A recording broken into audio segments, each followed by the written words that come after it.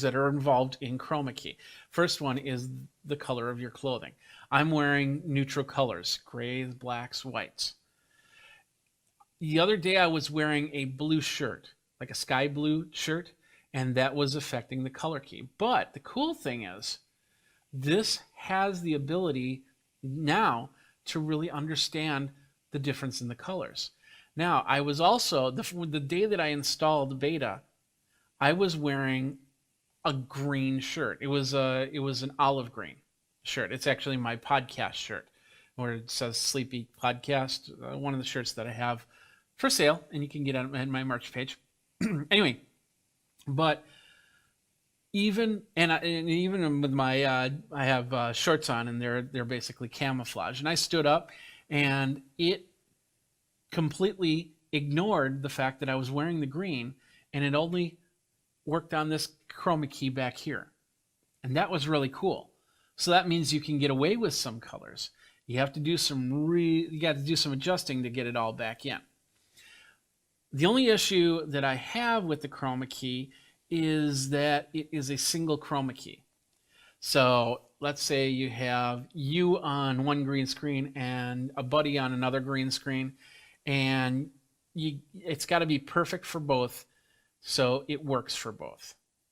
Because if you need to adjust slightly different for their chroma key as opposed to yours, then when you bounce back and forth, you'll have to adjust both of them. You can't adjust and then use it down the road. I don't know how to do that yet. And hopefully that's something that they'll work on for future releases, so you can do 2 or 3 scenes with 2 or 3 different chroma keys. Or if you're doing Unreal Engine, because lights go in different directions. I could go up and turn that light just a little bit to the left, and all of a sudden I'd have to redo everything. Now, the other cool thing about this is the bottom area. Right now we're seeing source, but watch this. I'm going to go alpha channel white and take a look at what happens here. Now, with alpha channel white, I don't know if that's probably dirt on screen. Yeah, it's dirt on screen. Now, this is actually going to show you where you have bad spots, where all of a sudden you'll see some of the granularness come through if we start moving this. So I'm going to move this a little bit. Let's see, probably not the right one. Let's do this side. Well, it's doing pretty good. Let's try this side. That's going to do the background, of course. And it's not doing what I want it to do, but oh, there we go. Let's do it that way. Okay, perfect. Let's bring this over a little bit. So now it's got that, and now we can see it washing out. But of course, now once we get to crisp lines, and it does a good job in moving at the same time, and I don't see any sparkly, like TV snow around the silhouette here. So I know that I've got a pretty decent chroma key to go into play with. Same thing with the alpha channel black. Now this is actually also pretty cool. So let's say you're doing something like you want to mask somebody's face or something like that. Look at that. I mean, you can't get any maskier than this. It shows their shape, but it's not the lighting effect that's doing this. This is the alpha mask. So now all I have to do is disguise my voice, and now you don't know who I am. That's a pretty cool little feature there, and works really well, as you can see. You can start doing the old Apple AirPod or iPod dances and stuff like that, or anything like that. So it's pretty cool. And I've just been really geeking out over these 3 options right here. But those 2 options are really to give you an idea how this chroma key is working. And so like I said, the first one, I would go to color key. And I, of course, would choose a color and then try and bring myself into this right here. There we are, where I'm in it. Now I know that this chroma key is not properly lit, so now I can make those fixes. I can go to Luma key and see the same thing. and what needs to be brightened up, and then I can go into chroma key, and then everything will work even better than it is right now, and that's pretty cool.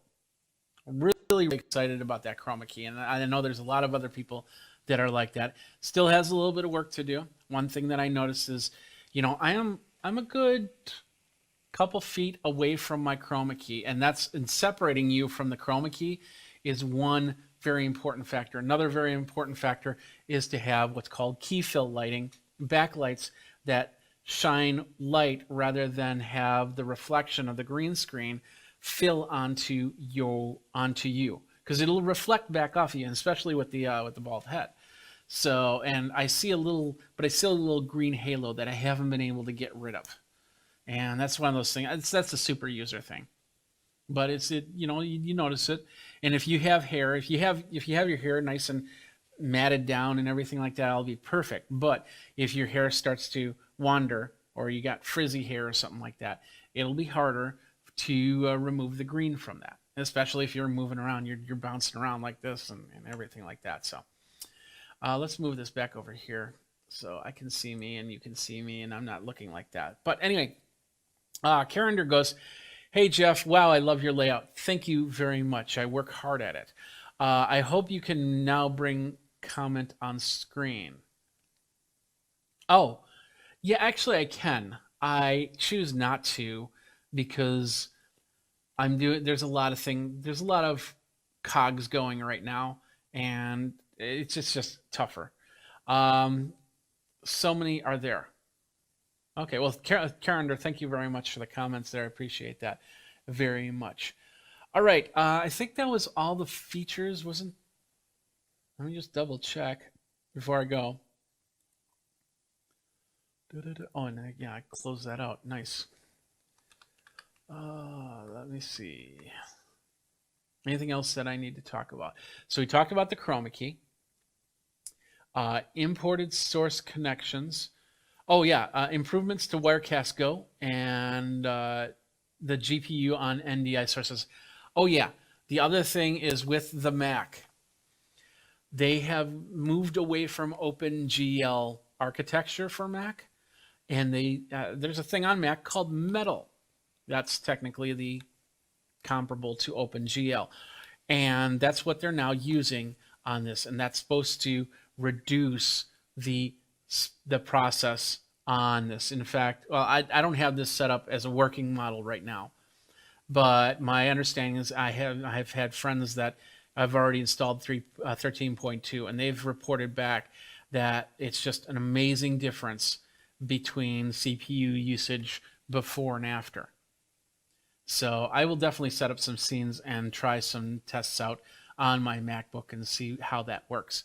But Metal is now what's helping with the graphics, helping with the process on this machine, and it's supposed to be a lot better. Let's see what else we got. Better connections. When you drop, once again, the transparency, it's still not working, but that's okay. And as you can see, the audio's on this, but on mine, for some reason, it disappeared on the PC. They updated NDI 4.5 and then switched from OpenGL to Metal on Mac OS.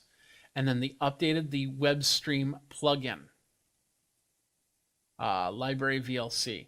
So, I still have to test that, the WebStream plugin. I didn't normally use the WebStream plugin.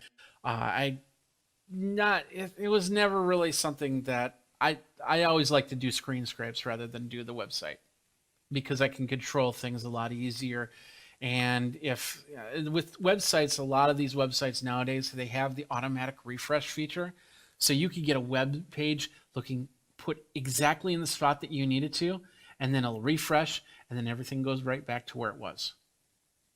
In those cases, if I need an exact screen, and this is great because it can also take out all the box ads by doing that. You basically do a screenshot, and then you go into something like Google Slides or PowerPoint or something like that, and then you paste that screen in there. You can take out all the ads and everything like that.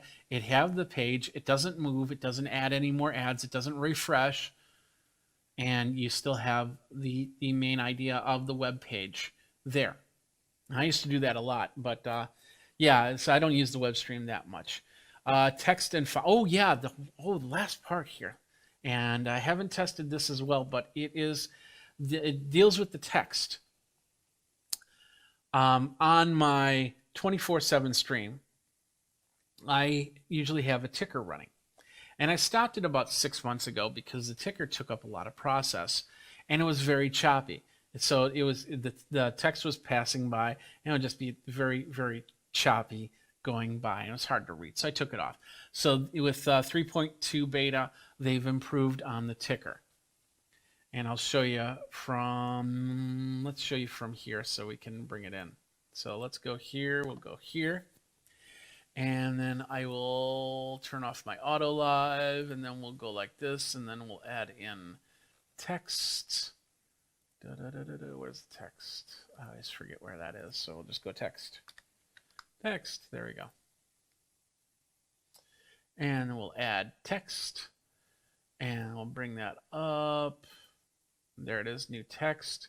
And with this, we can say, once upon a time, we were all using Wirecast 13.1.3. Then a update came out, and we were able to go to 13.2. Okay, there's my text. It's not moving right now, of course. So we'll bring that down to the bottom here. And then we can, there's better choice of fonts, is my understanding here. So I like the impact font, so we'll leave it at that. We can choose the regular, bold, italic, and all that. We can justify it, of course. But then we have the wrap, the word wrap, word break. We have the scroll feature, nonstop. And we can go bottom to top, top to bottom, right to left. We'll go right to left. And then we'll go a speed of 10. Now we'll bring that in. And that should be scrolling. And I'm seeing you see this, but it looks like there's some issues right there. So I don't know what's going on there, but apparently, as I think when I was adding text, that might have flipped around. But it should be showing text scrolling right there. Let's switch it to left to right. Let's see if that makes a difference.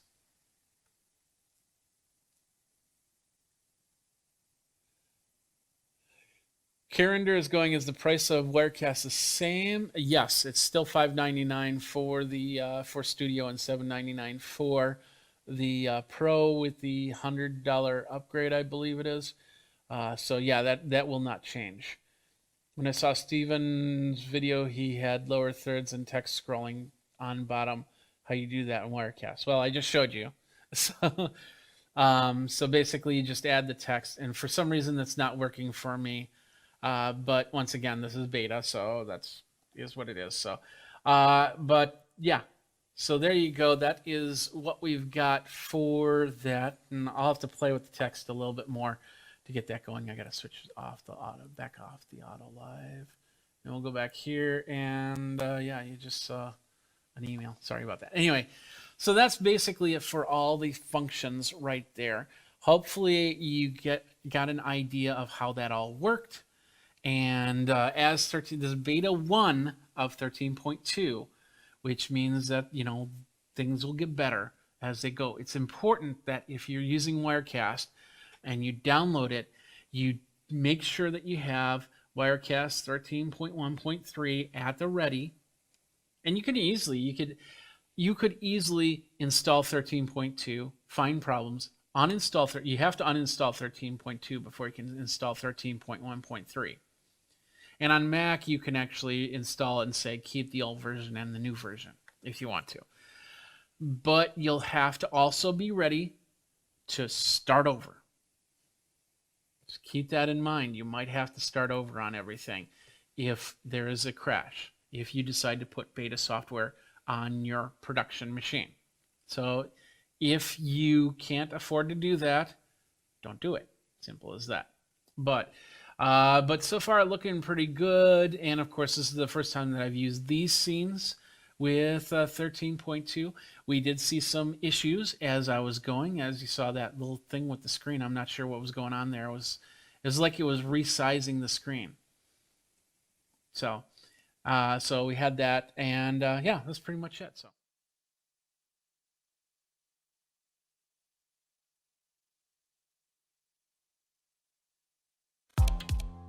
The other day, Apple made some major changes, and I'm not just talking about a new watch or a new iPad. One of the things that Apple reinforced was how we're starting to bring our watches into play just like our phones. You know, just like that iconic photo of the person surrounded by VCRs, cameras, landlines, electronics that end up being found in today's phone. The watch continuing to gobble up those functions to place on our wrists. If they could only do it with a 72-hour battery. The new Series 6 watch looks great, monitors your health, and could even help you find... Yeah, let's do that apart again. The new Series 6 watch looks great, monitors your health, and could even help you get rid of your old phone. Wait, what? Old phone? I don't... Welcome to a new series on Geekazine called The Focus. This is where we'll be looking at technology in a deeper dive. For this series, I'm keeping the focus on mobile devices for now. Apple Watch Series 6 was introduced at a virtual Apple event. I watched in a Zoom watch party, like many of you probably did, which made the experience a little bit better. We picked apart whether we should be getting upgraded to the new Apple products or not, and whether we're going to get an iPad, whether we're going to get a watch, whether we're going to get it, whatever. By the way, Apple did talk about a couple new iPads, and I'll be talking about those in a later video. But let's deep dive on this watch thing because it's coming out on the 18th, which is only tomorrow for if you're watching today, and of course if you're watching after tomorrow, it's in the past. And Apple Watch is in two versions, the Series 6 and the SE. SE is technically the Series 5 with a few extra features. And Series 6 will start at $399, while the SE will start at $299. Processor on the 6 is the S6, while the SE is the S5. Did you get that? Okay, perfect. And then that was the previous chip on the Apple Watch. Both chips are dual-core processors, with the S6 running about 20% faster from some people's findings. Both watches, along with the Series 5, the Series 4, and the Series 3, will run watchOS 7. Now, all of these watches are water resistant up to 50 meters, have LTE models available for a little bit more, built-in mic, speaker, Wi-Fi, GPS, and a battery of up to 18 hours. The Series 6, the Series 5, and the SE will have Bluetooth 5.0, wireless through the W3 chip, along with the compass, always-on OLED, and the Retina option, 32 gigabytes of RAM, and the 44 and 40 millimeter sizes. The things that set the Series 6 apart from all the others include the following. To start, the new watch will be basically usher in a cableless connection. You'll need a magnetic wireless charging cable for power, but you'll either need the iPhone, you'll need an iPad, you'll need a Mac, or use the cellular service, if your watch has it, to get any software updates, photos, notifications, or anything like that. Another new feature is the U1 ultra-wideband support, which adds spatial awareness. Now think of this as a ping and receive type service between two devices running ultra-wideband. You can find out how far you are from your phone or iPad, and AirDrop will actually be using the service to send and receive files, as it apparently does a better job than Bluetooth will. So music, messages, and more will transfer faster to your watch. The U1 chip is not in every Apple device, though. iPhone 11 seems to be the only other device that has this chip, even though the upcoming iPad Air is still without the U1, which is a little bit odd. Now, the Series 6 will add a lot of health features. Even Tim Cook stated during the event a lot of case examples of people's lives being saved simply because they wore their watches and the watches warned them. It'll be interesting to see comparison of Apple Health versus Google Health, which already has some of these features. Actually, even my bathroom scale has a few of these features. Do you have any other devices that also keep track of your health? Let me know by commenting below. Now, the watch will have a noise sensor. It'll have a heart rate monitor with irregular notifications like previous models, and the SOS feature, but it'll also add blood oxygen and electrocardiogram, otherwise known as ECG monitoring, all in an app. To put this into perspective, I actually used to test ECG devices many years ago. Now, whenever you see a video with someone in bed and a whole bunch of wires connected to them for a sleep study, that's usually the full ECG experience. Now we can do that all within a watch. Well, kind. Gen 6 will have the second generation optical heart sensor inside to monitor all these new functions, and with the upcoming iOS 14, we'll be able to give you a full readout of on your phone or iPad. Another new addition, which I'm guessing that your 5, your 4, and your 3 watch might be able to utilize, is the new types of bands. Included are bands that have no latches or hinges. Now, as a drummer, I would guess that I would need that latch, but you never know. If the band is easy to slip on and holds stiff to any size wrist, then it could be a great new addition and easy to take on and take off. Keep in mind that the sensor needs to be as close to that skin as possible at all times for a fully accurate readout. Fitness apps have also been updated. You can stay motivated even if you cannot go to the gym. The new fitness subscription model will let you have a personal trainer right on your wrist. But will you use it? Comment below and let me know. The SC Cellular has another function, a watch for your kids to keep in touch with, all controlled by just one phone. So you don't need to get your 8-year-old the brand new iPhone, whether it's going to be the 11 SE, the 11 Super Max, the 12, some city in California next to a coast, nice wind breeze, and anyway, you'll be able to parent your child through the watch. No cameras, but there will be audio ability. Control of what's on the watch will be done by the person with the iPhone. Now, I could see some other really cool uses for it, like employees, not have their phone nearby, and then it's connected to a main phone, communication hub that goes throughout maybe a warehouse or maybe, just on the road. If you've got drivers, if you've got whatnot, you can find out what they're doing and where they are at all times. Many different styles, many different colors, many different bands that are going to be available, and they're all going to be different prices, very expensive to super cheap. You'll probably find some stuff on Amazon as well. I like leather bands myself with the latch. It just feels like a watch to me.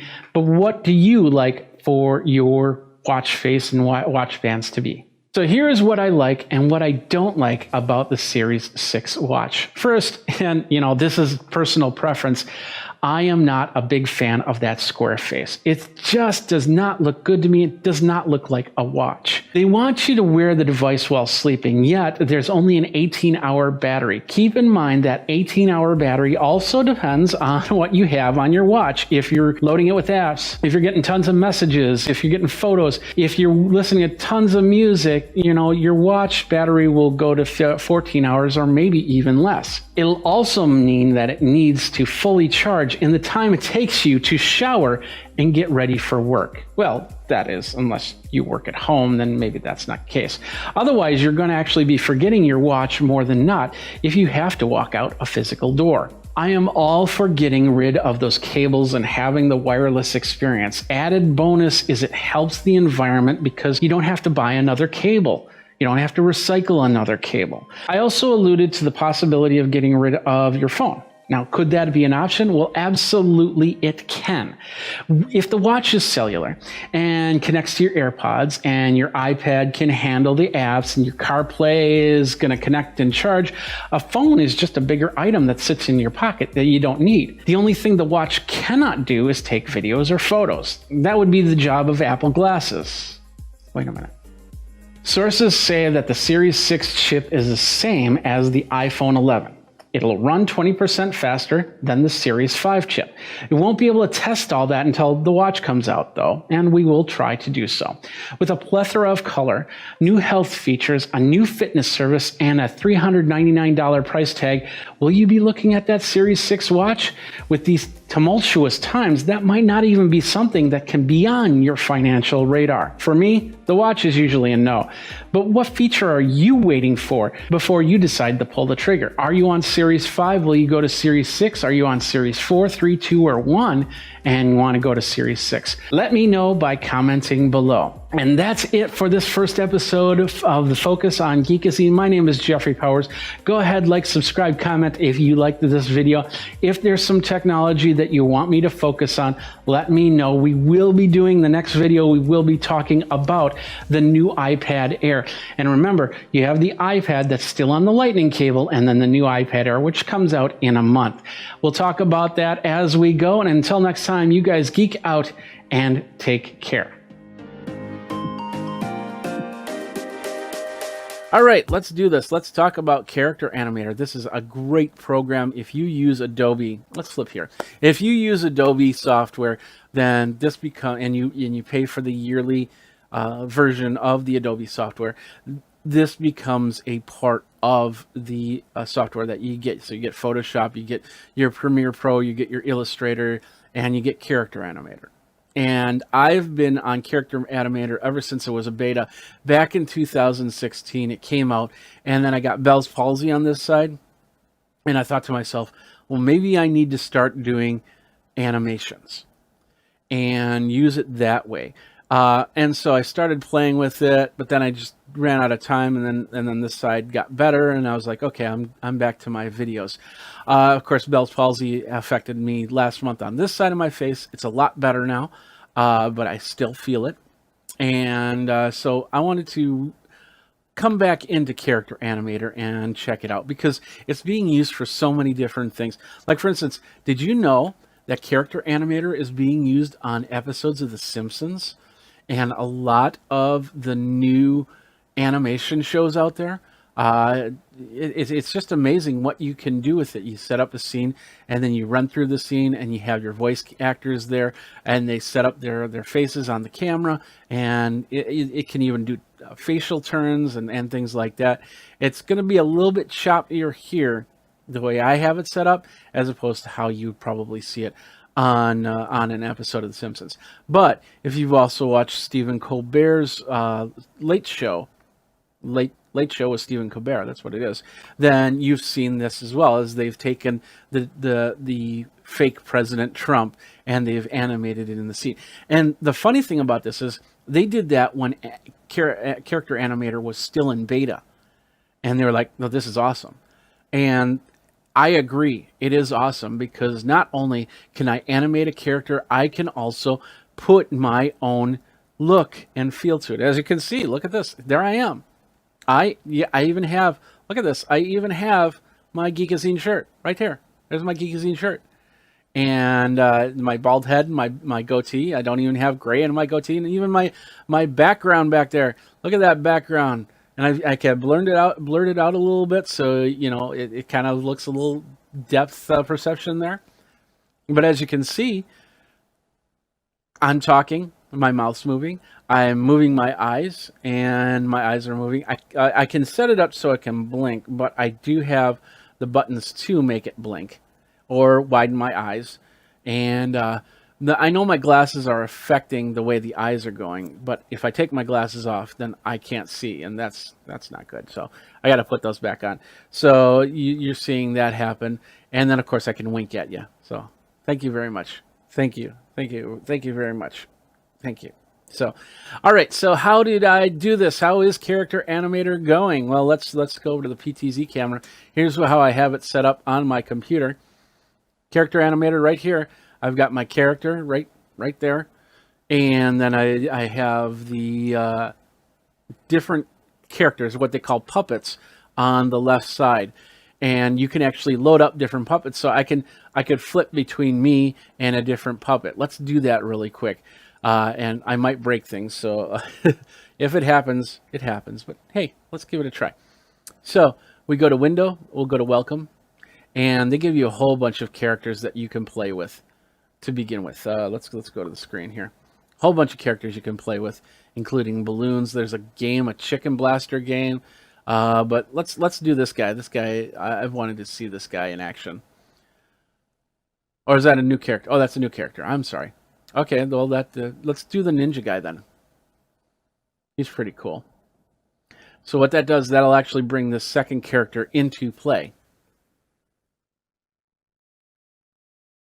And it's preparing it right now, because I'm using a lot of process to do all of this, and so now it's preparing the scene. Now, as you can see on this side right here, where I'm pointing, is my face. And you set up the face. You got to use a camera that attaches via USB port. I've tried my Blackmagic camera, and it doesn't work. It won't let me do that. But when I took a regular camera, I got one of my other Sonys, and I got it hooked up to the AverMedia card here, the 4K card, which connects up via USB, and now it controls my face. As you can see, there's little dots on my. You might not be able to see it too well, but there's little dots all around my face, and that's what controls it. Now, as you can see, I can take this character. Look at that! I'm moving the head completely around. So this is the ninja guy. I can take the arms and I can bring them up and I can bring them down. On this side over here, there is the ability to hotkey things, like they have a chop here. That's A. So if I go A, it's supposed to chop, but I already have something else that's. Oh, what happened to his hands?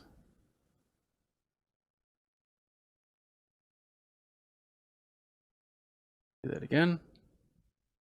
So with that is you saw that working because I was blinking my eyes and winking, but for some reason it's not allowing me to do the punches. Let's try it. Let's try another one. Let's go. Side chop is D. There's a side chop. F is side punch. Oh, I see. So it's just preparing the hands. So look at bringing the hands, but I got to control the hands myself.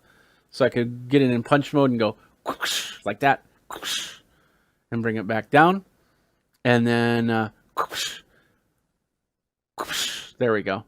And then, of course, if you bring it into Wirecast, as you can see, it completely replaced the character by me, and now I'm a ninja, and that's pretty sweet.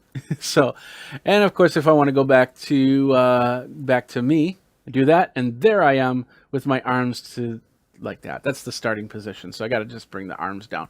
And there I am, and I'm talking again. So I could actually have a conversation and say, "Hey Ninja, how you doing?" "I'm doing very fine. How are you doing?" "I'm doing great. Thanks a lot for coming to the show." "I appreciate being here. I'm so stealth at these things." You get the idea. So, and of course, I'm using NDI to bring it in. Of course, you can bring it in via through an HDMI port, through the Blackmagic, or through another capture card type system. But NDI was super easy to do for me, so that's what I did, and I am really impressed on how this works. As you can see, there's a slight delay on the lips because of the NDI connection. But it does really well. Now, what they do in like The Simpsons and stuff like that is they record it straight from here. So they'll have a background, and they'll have the characters here, and they'll set up the camera and the voices, and they'll talk it, and then they'll have the simple buttons here. Like for instance, if I want to change to my pointer hand and bring that up, I can do that. But they have it set up with other programs to allow it to just instantly switch, so they don't have to think about those things. But as you can see, it's pretty straightforward, and we've got some pretty good characters. You can also get some characters that look like claymation. You can have some really odd characters. You could sit here and do a question and answer thing with your Wirecast. So, and once again, you don't need to be on. So if you have a really bad pimple day or something like that and don't want to show your face like this, you can show your face like this, and people go from there. Very straightforward to put it in. Setting up the character, that was a little bit tougher, but there are animations out there. There are programs or videos out there on how to create your character. And I created, I used the default character to create this guy right here. And they show you how to do it. You can do it in Photoshop or Illustrator, which if you have the plan, the Adobe plan, you get that as well, and you can make the changes. So I just took the default character, put Geekazine onto the shirt, and gave myself a beard and, of course, the skin color change because I think that he had a darker tone to him. And, of course, you can add hair, and you can have the hair do different things. Like, for instance, I could have my beard as a separate sprite, which then can move around as I'm talking. So if I had like my long beard like I used to have, then that could be moving around. Or I could put a head of hair on me, and then if I shake my head like this, it'll basically shake my hair as well, and it'll have its own movement to it, which is really cool. And then once I set up more of these triggers, I can do more better things like not only just point, but also not only just point, but also make it so it moves up and does stuff like this and then goes back down.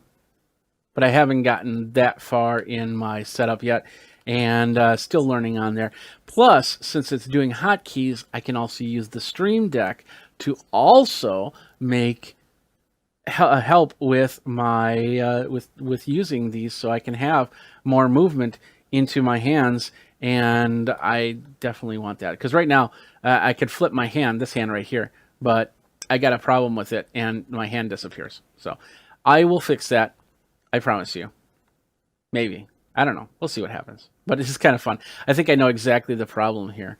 But it's still kind of fun to watch that go.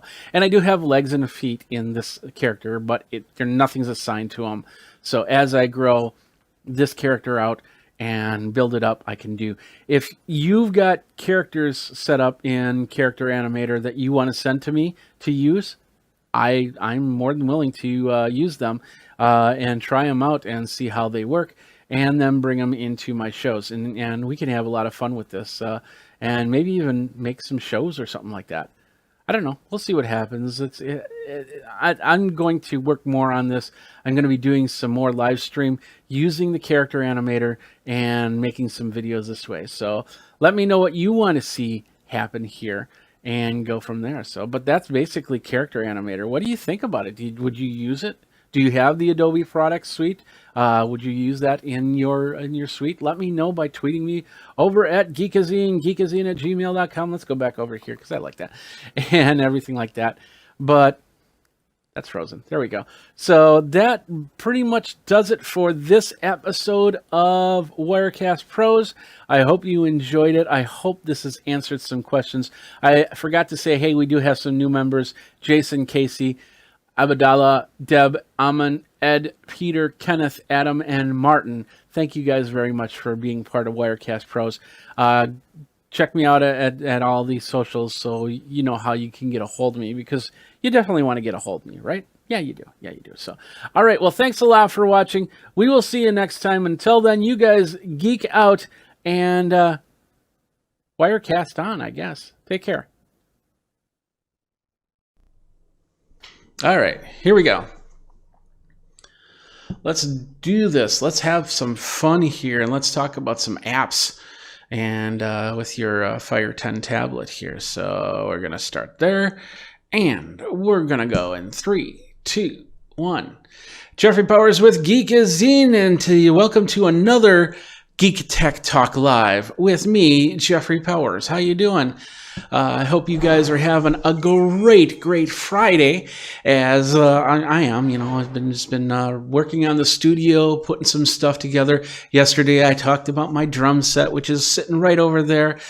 Can't wait to play it a little bit more. And after I watched that video, I got some ideas on how to work on that. So that's what I'm going to be doing a little bit later. But today, we're talking about things to kind of help you get over the doldrum of being here at home.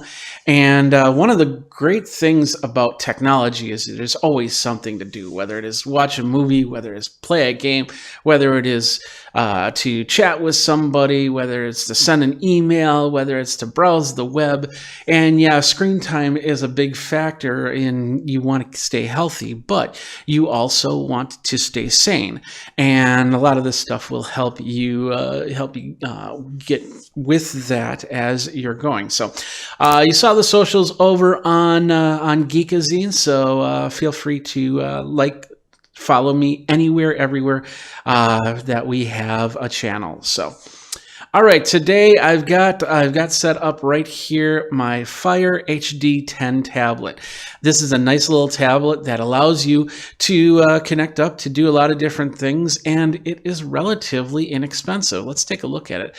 The all-new Fire HD 10, 1080p Full HD, so you'll be able to watch a lot of the video, a lot of the movies and TV shows that Amazon Prime has to offer, and even take some photos, do some video on your own. 32 gigabyte. It's only $149 for that 32 gigabyte. I've got the 64 without the special offers.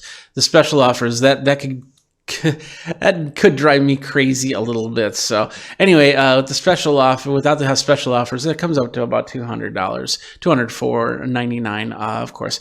And it's got a 10.1 inch screen. It's 30% faster than with the new 2.2 gigahertz octa-core processor and 2 gigabytes of RAM, 2 megapixel front and rear facing cameras. So you can do some video chats as well. So, and the best part is you can send this to a family member that might not have a tablet or has a broken tablet or an old tablet, and then you can do some connection with them, whether it be email or it be some sort of chat software or whatnot. Today we're going to talk about the games that you can play on this device, and we've got a few of them queued up here as we go. Now, unfortunately, one thing that the Fire HD 10 can't do is connect up to a big screen so you can see, but we have the camera set up here so you can see what I'm talking about when I am working on some of these games. So that's one thing. And then the other thing to keep in mind, this is not meant to be the super highest quality. I mean, it's enough to play the games and watch the videos. And for a lot of people, that's all they need. They don't want to hook it up to big screen TVs. They just want to, maybe their kids want to be doing something in their rooms, or you got the headphones in, you're just watching a video or something like that. That's what this tablet's for. And it's got a lot of great stuff in here. And like I said, with that octa-core processor, 2 gigahertz, you'll be able to play a lot of games, including this first one I'm going to talk about. And that is Clash of Clans. I use this, I play this game a lot. You're going to be seeing my second account with Clash of Clans. And by the way, this app is completely free. There are in-app purchases, so that means that when you are using, I'm going to turn this down just a touch. When you're using this game, you want to get gems or something like that. Like right here, you might have to pay for some of this stuff. But you don't have to. You can play this game completely free forever without paying anything. So this is my second castle. I don't use this too much. I thought I would, but I try to. I'm pretty much swamped for time, and just getting one clan going one camp going is tough. So, but as you can see, it's working on pretty good. My town hall is at level 9, and I've got a pretty good wall and everything set up. Every time I get a chance to upgrade, I will. So I do that. And of course, you can friend me on Geekazine, and Geekazine 2 is this one. So you can definitely friend me on the Clash of Clans socials. If you play, let me know what your gamer name is, and I'll follow you along with you. So, excuse me a second. All right. So with this, you can basically build, you can farm, you can do a lot of battles. You build up your troops. I have my troops set up. You can you can join a clan, ask your clan mates to give you troops, which is great. Then you can go through attacks, including you can find a match and of course practice. You can practice some of these things, like for instance, Giant Smash. Let's practice Giant Smash. So the idea is they're going to show you, they're going to give you some giants. They say deploy a giant to shield the wall breakers. So we'll choose that and we'll put down one giant there. And I'll say, hey, put down wall breakers to destroy the walls. So we'll put down 2 like it's telling you to. Or maybe 1 like it was telling you to. Then you watch and you kind of get an idea of how that works. So now it's asking for 12 giants and you broke the wall. So now we've got all the giants coming in right now. And they're attacking away. And then it says, use the, after the mortar is destroyed, use the goblins to help clean up. So where are the goblins going to go? Probably right here. Just all the goblins. And this is a great tutorial so that you can really learn how to play this game as you go. And we're just going to let this run out. It's at 20%. The golems are definitely beaten up on the big stuff while these goblins are taking care of the little things, the gold and stuff like that. They're going to go over to all the attacking devices. This is an archer stand right here, and they're attacking that right now. And then now they're going to go for the main town hall, and the goblins continue to attack the little spots. I don't see any defenses. There might be hidden bombs or that still haven't come out, but we'll see what happens here.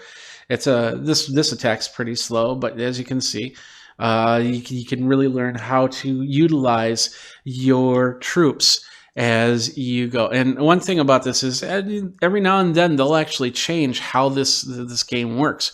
So you might have this plan of attack, but in 3 months, this plan of attack might change a little bit. So it might be a little bit harder to do it this way or a little bit easier to do it this way because they balance things out as they go. Now, we're almost done here. We got about 74%. And of course, you just watch the attacks and you just have some fun with it. You can also join your clans and go with your friends and do a lot of different types of attacks. Group attacks. There was a hidden trap there, so we lost a couple goblins in this attack, so making that just a touch bit slower. And then they're going to go after this one. There might be another. Nope, there was another trap right there. So now we have the giants going after the last parts. This is going to take a while, so we're just going to end this battle right here, and we'll return home. That's practice. You could do that anytime you wanted to. Getting back here, you could collect your gold, your elixir, and your dark elixir. I have gems that you could naturally collect. Sometimes by just uprooting like a trunk right here. So you have one of the builders come and uproot this. We might get a gem. We might get 2 gems. There's a chance we might get no gems. And we didn't get any gems in that one, so you can't see what it said. Let's take care of the second one here. They also initiated what's called clan games, which is really cool. We're in a clan war right now. So, and of course, let's go over to that. We're on the 7th battle here. And with our troop, we're doing pretty good. We actually are on War 7, and we've won the 6 previous ones. And I have a feeling we're gonna win the 7th one. There's also the what's called the Gold Pass challenges, and this month we get this really interesting steampunkish looking wizard kind of guy, and you get daily challenges like give out 15 troops, win one of your battles on the main what's that's called this is called the I'm blanking. I can't believe I'm blanking. So, and then of course you had the builder base and the versus battle versus the let's see, that's multiplayer. That's what it's called, multiplayer area. You can definitely you can definitely win a lot of these things. Now, if you do the gold pass, it's about $4.99 a month. If you don't do the gold pass, then anything on this top line you won't be able to achieve, but anything on the bottom line, like hero potion, power potion, builder elixir, builder gold, things like that, you'll be able to collect. And then of course you get perks in your season bank when you start unlocking a whole bunch of this stuff. So those are cool things, challenges, and of course it lasts the whole month. So you play a lot, and then you'll get to get all of those perks right there. So let's go over to my builder base. It's a little bit smaller here, and once again, it's set up for attacks. You can do every 11 hours. You can do a new attack, and let's just do an attack right now. So we're attacking, and let's see. This base looks pretty good, Mr. Almaz, and we're going to kind of utilize an idea that we saw in the other ones. I got 8 archers, 10 barbarians, and 6 giants in this case. So in this case, I'm going to kind of get rid of these big items here. And the archers are invisible until a certain point, and then I'll bring in the golems, or the giants, excuse me, as they clear out these quick ones. And then I'm going to bring in all my barbarians to attack this area. We're going to try and take out as much as possible so these 3 archers can come in and do a little bit more damage as we go. So as you can see, by doing that, we've funneled a little bit of the attack.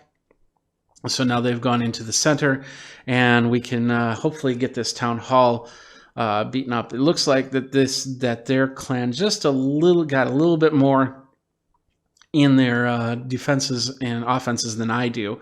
So hopefully we can get the remaining stuff cleared out here. And I have a feeling that we got 1 archer going after the town hall. These archers are going after this stone slammer, and hopefully it will not kill our giant here.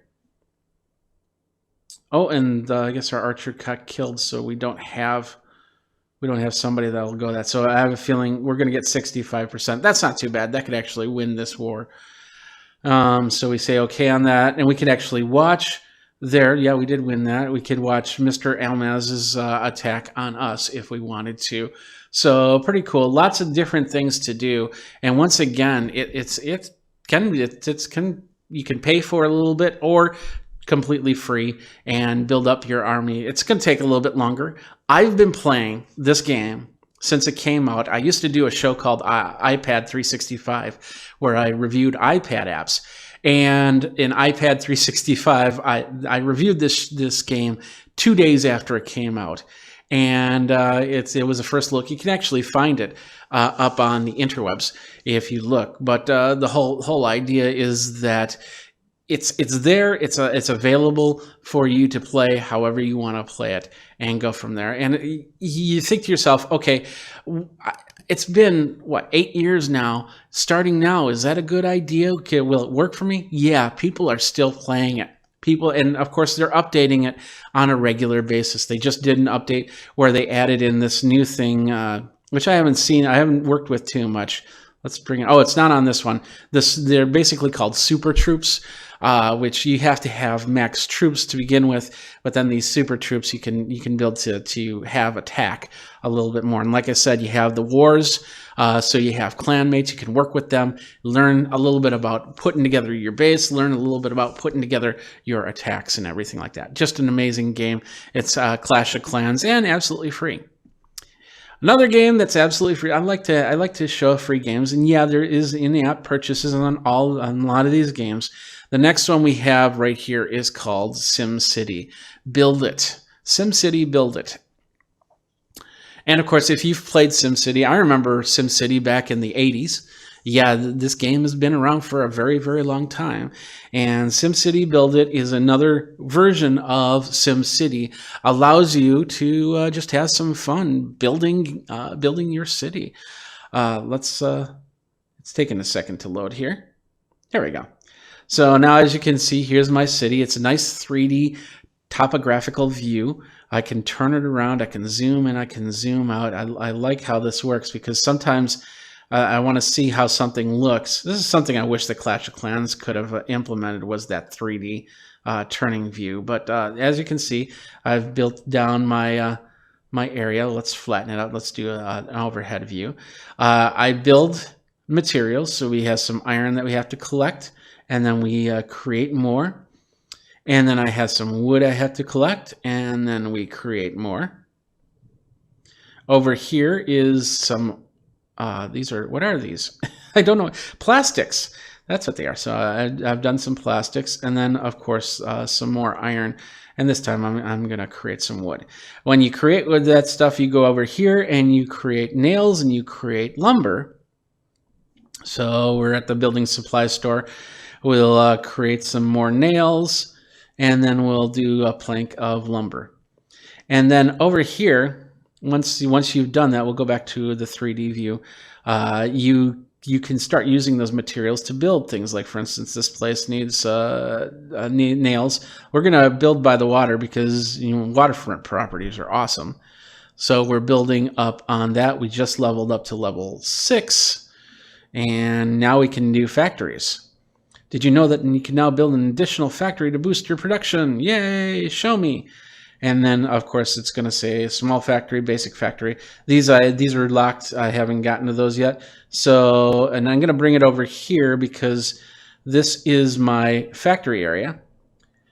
You want to be able to keep it far away, close by, but far away, so the neighbors don't complain.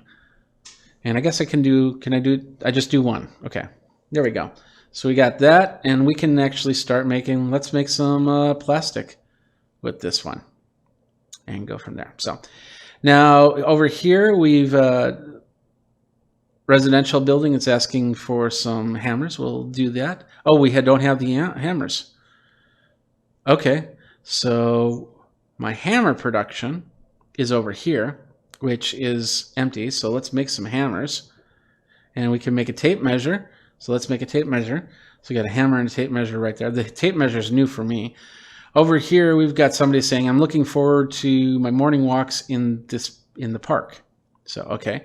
Then over here, let's think that's, and say times to build the mayor's mansion. We'll do a little bit later. We've got achievements. So we can create achievements, and we've got some check boxes we've got to fill out. We can build the mayor's mansion, complete an achievement, and claim the reward, and complete achievements and get rewards. So as you can see, it's now nighttime in my city, and I can collect my taxes. That's up here. And I've got these player bucks, which this is where you can buy more sim cash to build your cities a little bit better. And let's just close that out, and then we can buy simoleons, and you'll use simoleons to build buildings, as you can see. I knew it, Mayor. I knew it. Okay, this play, like right here, it's saying, hey, we need a fire station, and my neighbor's playing with matches. That's kind of crazy, but okay. And of course, you can continue to build and go from there. Lots of great things to do in SimCity, and it's a lot different than the days of SimCity that I remember. Crazy how it's going. Now it's raining, and you can see it's raining. So get yourself an umbrella. Important right there. All right, hold on a second. Sorry about that. All right, let's move on from here. Next game that I've been playing is Risk, and I remember playing this game as a kid by Hasbro. Hasbro has a lot of different games out there that you can play. I know Monopoly, I believe, is out there. Risk is out there, and all the old board games are also available and absolutely free. No, this one is $9.99. Excuse me. So you can play that. I must have used my coins. The thing about using your Amazon Fire HD is you can use coins that you've collected, or you can basically buy from the store. It's having a hard time connecting. I have a feeling, did I connect it up to the right wireless? Let me just double check here. I have a couple wireless couple wireless SSIDs here for which studio I'm in. So let me just check that really quick. Yeah, I'm on the wrong Wi-Fi. No wonder it's having a hard time connecting. Let's connect it up here. And this will only take a second.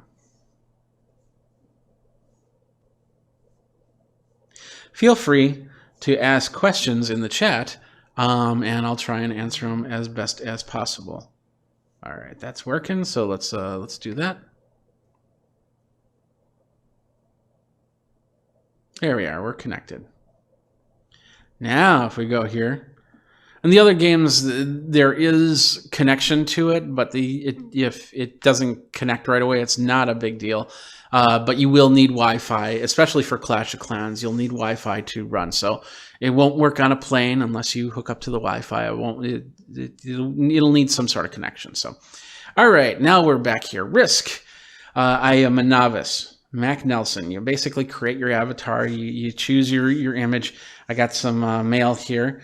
I can join the Risk community server, so I can start playing against other people, just different emails. I can play with friends. There's my profile. I can tap on it to see where I am. I've played one game on this version. Actually, I've played more than one game, but not on this profile.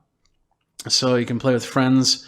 So as you can see, you build up your levels so you can do a lot more. You can change your settings, of course. And I always like to take out the sound effects and the music when I start playing a game, so I don't get too distracted on that. I also don't allow for notifications, because if I have to do other things with my phone, I just don't want these notifications popping up. But you might be a little bit different. We're just going to do single player, which you can definitely do. Get to grips with the basics of world domination in this guided tutorial, and then you can do a raid the city tutorial. So this one's pretty straightforward. We're gonna just pop in here and try it. It's very easy. Yes, it is very easy because I played it super easy. Welcome, Mac Nelson. Tap anywhere to start. So battle your way, blah, blah, blah, blah, blah, blah, blah, blah, blah. You can now deploy 17 troops. This gives you, if you've never played Risk before, this is a perfect way to get familiar on how Risk works. You're going for world or global domination. That's the key. So I've got to draft my soldiers and put them somewhere. So if I want to take over, let's say I want to take over the United States, I know that there's a lot of these other people that have 2 troops. So if I really bump up my troops right here, then I can go and do some major attacking. So my draft is over. Now it's time to go to the attack phase. So I will use my attack, and I will. So I'll basically go up here, and it shows that I can go to anywhere. Like for instance, I'll go to Alaska. Oops, I'll go to Alaska, and then I will blitz them, and I'll basically take over here. Move over some of the troops. So right here we'll do a nice even number of troops, and we'll go like this, and then we can continue to attack or go to the final stage. So let's do that. We'll just do one more attack here really quick. And my attack troops, their attack troops, we're going to blitz them. Boom. And now we've taken over the Northwest Territory, Alberta, Canada. Awesome. And then we're going to put down, let's see, we'll put down 4 troops. So we'll leave Alaska with the most troops here. So we're done attacking for now. We'll go to the next phase. And that is basically move around our troops to fortify areas. Like for instance, in South Africa here, we have 3 troops, 2 troops, 1 troop. So I could fortify this area. I could bring troops over here to fortify troops on. But oops. So let's do that. Let's fortify here, and we'll say let's bring over 1 troop. There we go, and we've gotten a card off of that. And that was the draft phase. And then Bertram's, and now they just went, And so now we're back to me. And of course, I can continue on and until this whole area is all red, and which is fairly quick to do, fairly quick to play. So you can definitely do that, and you can see all the moves where everybody is in during the battle log. So all right, so that is Risk and Risk Global Domination. And this is $9.99 in the App Store.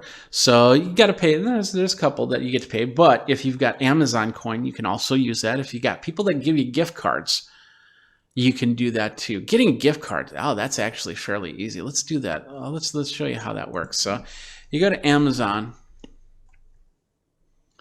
and I think that's Amazon gift card, right? Let's just go there and oh yeah, it's right there. So you go here and you go to gift cards right on that line there, and you can say, hey, gift cards, you want an e-gift, you want to print it at home, you want to mail it, maybe it's a birthday gift, maybe it's a thank you gift. Let's say a thank you gift. And then you can say, do we want to mail it? What kind of gift cards do we want? Let's do this one with the little corgi and the cactus. And then it comes in here, you put in an email address, you put the amount in, you put the text message email and stuff like that, and your name, and go from there. Let me just add this to the list here. See if I can.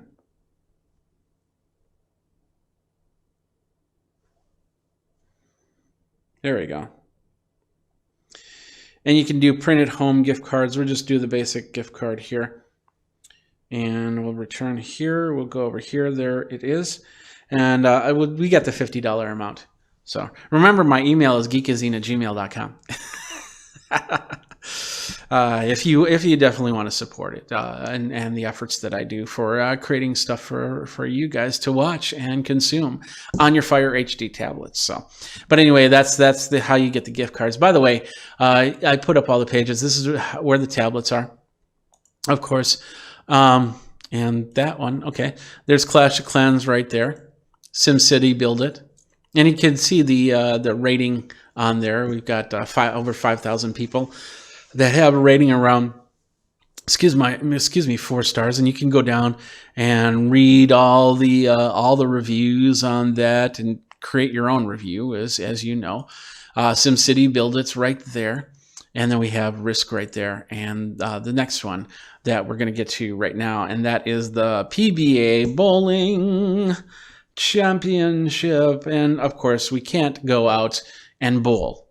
I'm from Wisconsin. We bowl, drink beer, eat brats, eat cheese, and bowl. We do more than that, but you get the idea. Anyway, so we got this fun little game called PBA Bowling, and it doesn't replace bowling by any means, but it definitely helps if you're trying to keep sane and keep going here. So once again, this is another absolutely free app. You can play, you can practice, and you can challenge other people. So you hit the play, you got the introduction, you can start a league and go into the premiere. Let's just do a game of open bowling here, and there are ads, it looks like, in there. So we are bowling. We got a payout, and you do get tickets. Convert pins into tickets. You got pins. Oops, let's close that out. Cancel. You got pins, which you can buy more pins if you wanted to, and convert if you want to.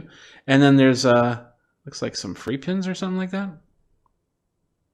Oh, you earn gold pins by basically doing the tasks in here. So, and some of this will cost money. So just watch what you're doing to make sure that you're not doing anything that's going to charge your account a lot of money, because you don't want that to happen. All right, so we'll go into open bowling. We'll hit play. And then playing is pretty straightforward. I splurged for the B ball, And so there's two ways you can do it. You can move the ball left and right. You can go forward to let it roll. And then there's two ways to do this. You can either tilt the tablet, or you can slide your fingers. I think I have slide on this to for curves. So we'll see what happens. Yeah, there it is right there. So there we got 6 pins off of that. And we'll do that again. And we'll do a curve. And we only got 2 pins. And we can continue to play. I can bring it over here like this, and I can go like this, and I can go, let's curve it this way. Oh, we got 9. That's not too bad. And then we'll bring it over here to try and go as straight as possible. We'll get a nice roll. There we go. Got that 10th pin. As you can see, there's a little lightning thing up here that I think that's telling you. I don't think can I click on it? There we go.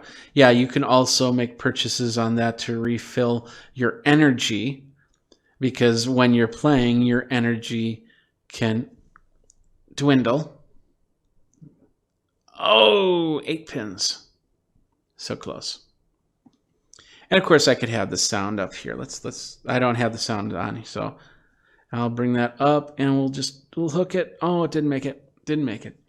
So you can play with friends, and we'll pause this right now. We can go back to here. We can change the oil on here. We want, and that's the oil on the lanes. So let's do that. Let's go back. There we go. Here we go. And this is the area of the settings that lets you go finger swipe or flick device. So you could go like that to roll the ball and turn device, but we've got screen controls for all of those. So let's go back into the game. Now we've got an oil slick. So that's to make it. There we go. There's a nice little strike for you. Yay! Strike! Do that again. We'll bring this over. Let's see if we can hook this. Oh, there's another strike. Awesome. Let's see if we can get a turkey. 2 strikes. 3 strikes and I'm out.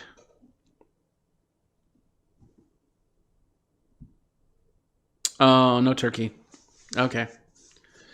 So as you can see, you can continue to play that. I got 7, so I might be able to get a spare off of this if I do this. And nope. Oh, I missed on that. Oh, well.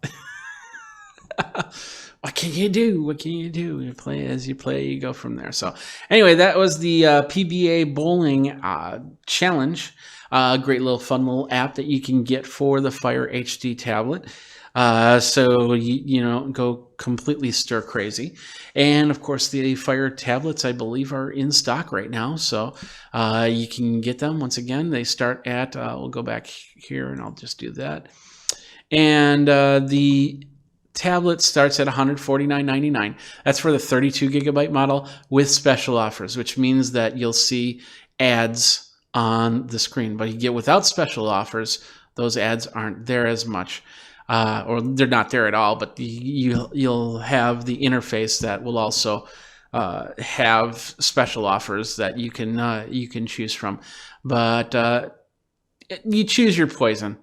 If this works with you, then go for it. It's nice and cheap, but getting the higher end one, you can definitely get that. And it looks like I can get mine by Monday. So if you're in an area like myself, you'll be able to get your tablet by next week.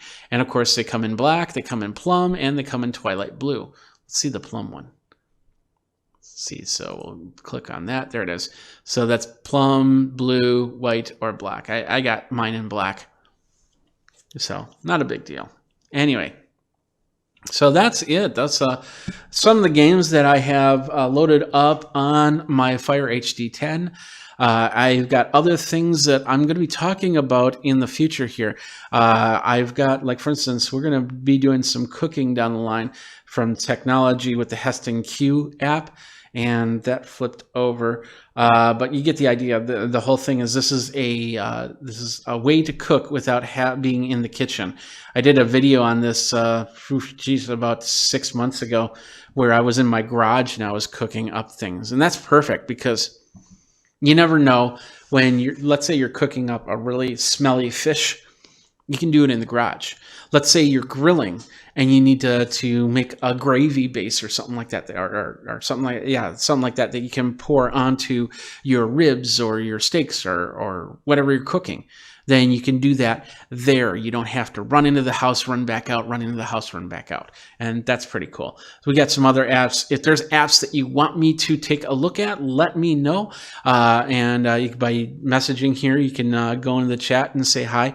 You can contact me in many different ways. And we can definitely take a look at everything that is out there for your viewing pleasure, your need, and go from there. So, and I'm always interested to see new apps that I haven't been able to find and see how they work. And the best part about this tablet also is if you've got the whole Amazon system, you can control all of your lights and your plugs and everything like that, and even have interact with the personal assistant on here that starts with an A. I don't want to activate it, so I'm not saying the name, but sounds very close to Alex. You get the idea. So anyway, thanks a lot for watching. This has been another episode of Geek Tech Talk Live with Jeffrey Powers. I hope you had fun. Let me know how you play these games and what you have out there, and we'll go from there. So thanks a lot for watching, and you guys geek out, and we'll see you next time. Take care.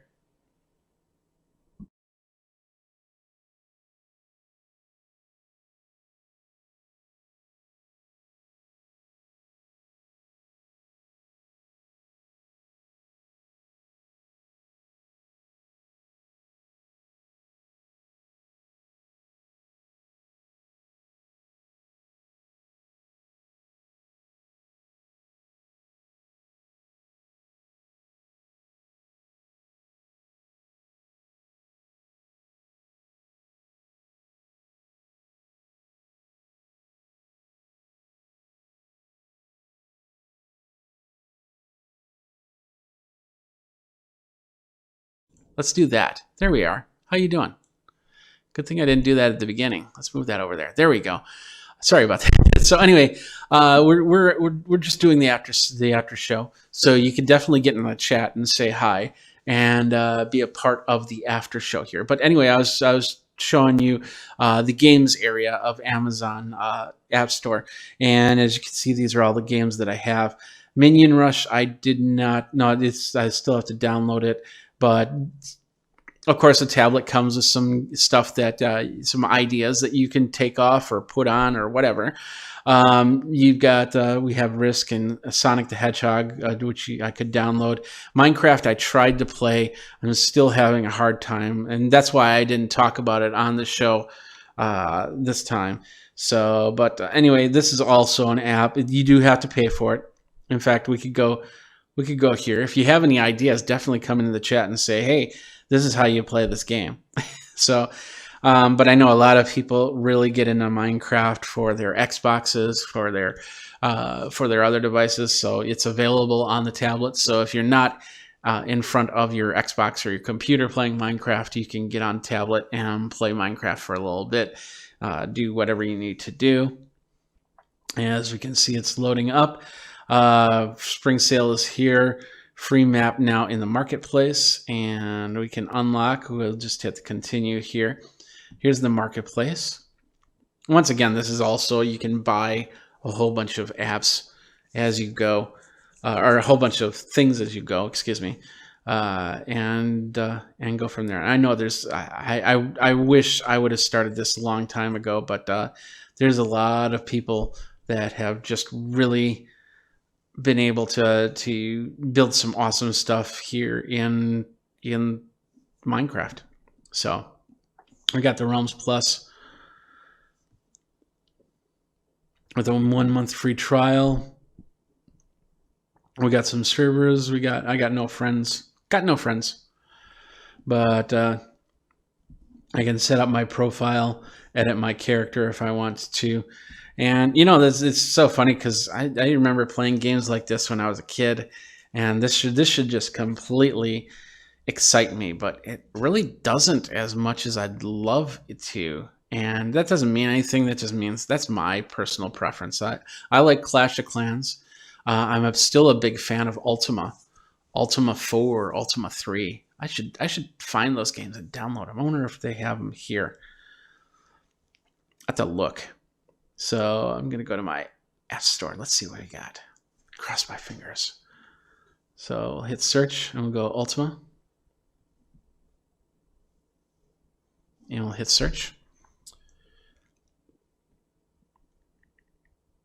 There's Ultima Flying Disc. I don't think that's the right Ultima. Las Ultima. Not sure what that is. But it doesn't look like Ultima. The game is on Amazon App Store. That's okay. That was a long shot, but lots of cool stuffs here. And of course, if you want to check out some of the games, you can. There we go. They'll have a lot of features up on top that allow you to find programs pretty easy. Candy Crush. I play a little bit of Candy Crush myself. Especially that's a great game that on a plane. And one thing that I've always thought to myself is this would be perfect if I was Candy Crush. It'd be nice, or it would be a good idea to talk to like the airlines and say, hey, you've got the onboard Wi-Fi. Excuse me. You got the onboard Wi-Fi.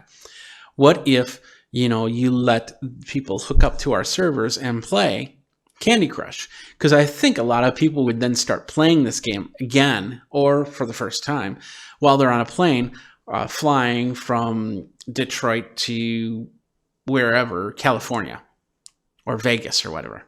When we start flying again, that is, and be able to play Candy Crush the whole time. Because the one thing about Candy Crush is you get like 5 lives, and once you use them, it takes 20 minutes for a life regeneration.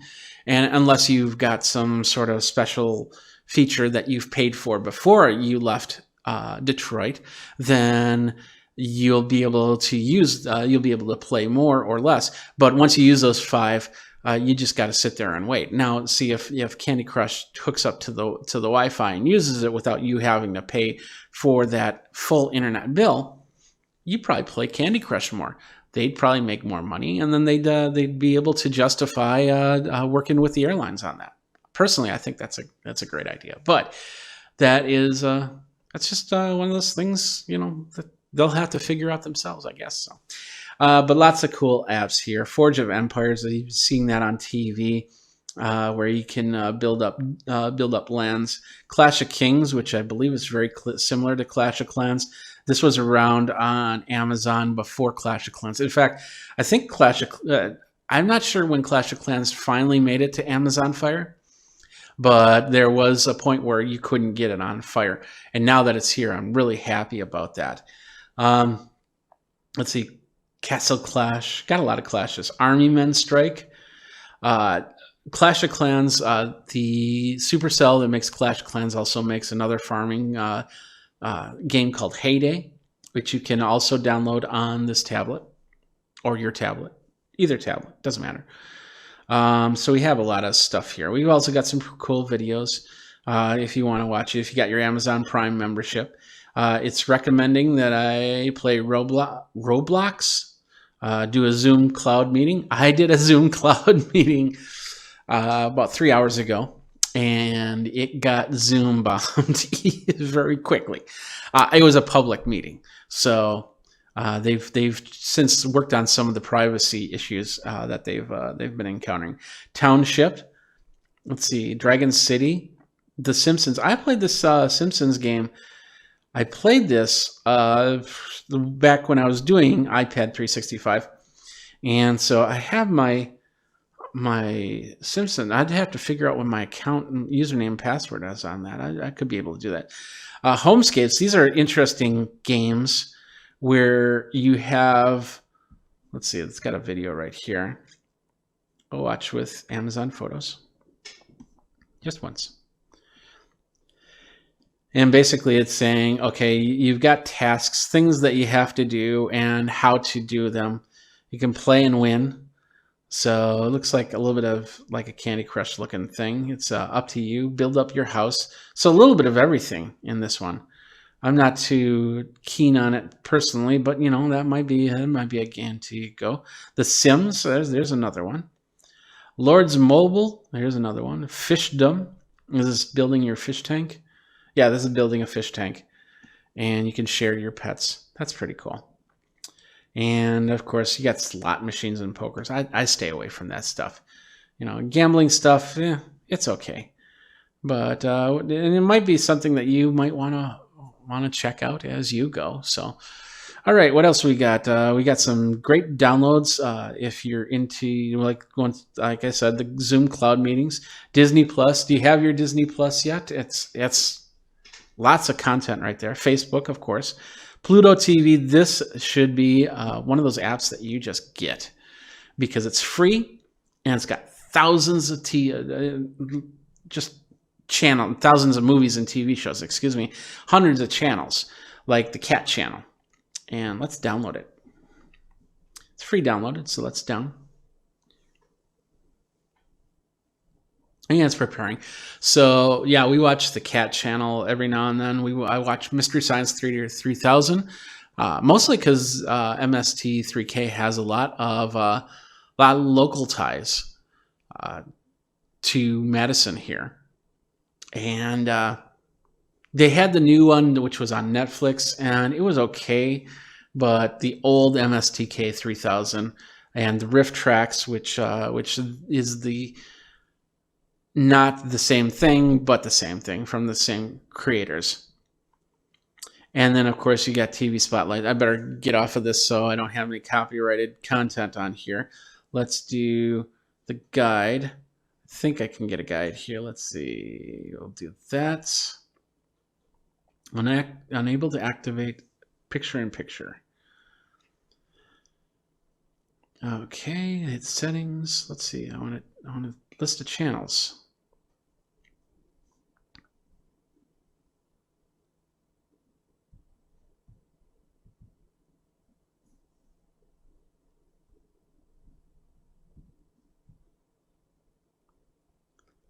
Got Pluto Reality. It looks like I'm not sure what this is playing. Find My First Love. Where are they now? Not sure. That must be a TV show. NBC News Now. We should be able to play this really quick. So they're talking about the coronavirus update, as we go here. Let's see what else we got. We got Lively Place. So lots of cool shows, lots of cool content that you can get on your from Pluto TV. As you can see, we got this one, and they just updated the logo, looking pretty nice here. What else we got? 007. We got Les Miserables. We got movies, Dirty Rotten Scoundrels. So you get the idea. Lots of cool movies, lots of cool stuff that you can just sit and watch. And we use Pluto. Like I said, we got the Cat Channel. I want to figure out how to get the guide. There's usually a guide that I can get. And I thought I could swipe left or right or something like that and get that, but I don't see it. Let's do that. Can't do picture-in-picture. I can do closed captioning if I wanted to. I can, so with the closed captioning right there, you can disable it or you can say English. So you can get that going as well. And I'll have to play with that a little bit more because I just downloaded it. But anyway, that's a great app to have onto your Amazon Fire HD 10 or HD 7. I actually have a 7 here, and it controls my mixing board, which is way over there now. So if I got my headset and microphone on, then I can control the mixer from the distance and go from there. So that's pretty cool. Let's see what else. I also have my Dropbox on here, which it allows me to pull files from one computer to another. I guess I haven't signed up with this just yet, but anyway, you can basically, it's a way for you to have some sort of cloud storage, and that's a great app to have. Let's see. I talked about the One Smart Piano, which is the learning piano. It's one of the other live events that I did, and that was you can get that on here as well, and you can learn how to play the piano. So this is the app right here. I don't have a piano hooked up to it, but you can definitely watch some of the tutorials and getting started videos and play some games once you do have the One keyboard hooked up to it. So that's a pretty cool app right there. I talked about the Eros Scale, I think it was last week, which is a Bluetooth connected scale, and you can put that app on there. Let's show you that. It's going to be sideways because let's see it. If I turn it, no, you won't be able to see it. Let's just leave it at that. But anyway, you can check your BMI, you can check your water, you can check your visceral fat, you can check your muscle mass, things like that. So you really have a good way to track everything. Whoops, that closed out.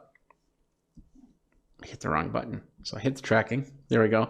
So you can kind of see how you're progressing with this app. I can set up my printers through the HP Smart app and print out some stuff here.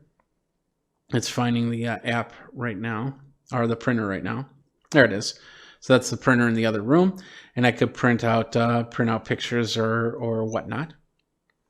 So lots of cool things you can do with this app, and then find more. So if you find anything that you want to see on here, just let me know, and I can definitely try it out and put it up there. So let's see what else. So let's just see how my Clash of Clans is progressing. And that's the one thing about Clash of Clans is you can continue to go back into the app and do some more. So let's see, it's loading up.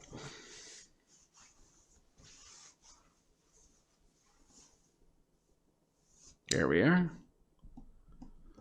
As you can see, I'm doing my farming. I've got 3 things I can upgrade.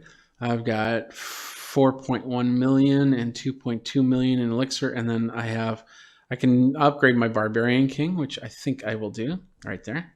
Upgrade them to the next level. Takes about 2 days, it says. Let's see what else can I upgrade. I can actually upgrade my Archer Queen as well. Let's do that. Takes 2 days for Archer Queen. There we go. We're upgrading. And then I'm going to leave 1 because if I need to do anything extra right away, I always like to leave 1 available. Over here on the builder base, let's see if there's any upgrades that we have here. Oh, it looks like we finished a challenge. Which challenge did we finish? Start 2 building upgrades. We cleared that out. Good for us. So now we can go into our area here and get a hero potion. It says we already have a hero potion. You want to sell it for 10 gems? Yeah, sure. So now I got 10 more gems, which I can use for whatever I need to. Let's see how the upgrades are going. Let's take a look at the research for our star laboratories. Let's research this, and we don't have enough elixir to do any upgrades of the troops, but we can go to our builder and we can find out, hey, we got an elixir collector, elixir storage, hidden Tesla that we can upgrade. Let's upgrade our hidden Tesla. So we got more power right there. There we go. And we have the ability to finish now. I'll just leave that for later. Might need it for something bigger. And we'll go back here. Just have some fun with this. This was Clash of Clans. We'll go over there. Anyway, so lots of cool farming here. I can upgrade, do some wall upgrade. Looks like I have an upgrade ring, so I can do it that way. Let's see if I can do it on this one. Yeah, I'm trying to upgrade these walls better or more. So let's upgrade some walls. That one gets upgraded. That one gets upgraded. That one gets, I don't know how many rings I have, so we'll just go until we don't have any rings left. How's that? Yeah.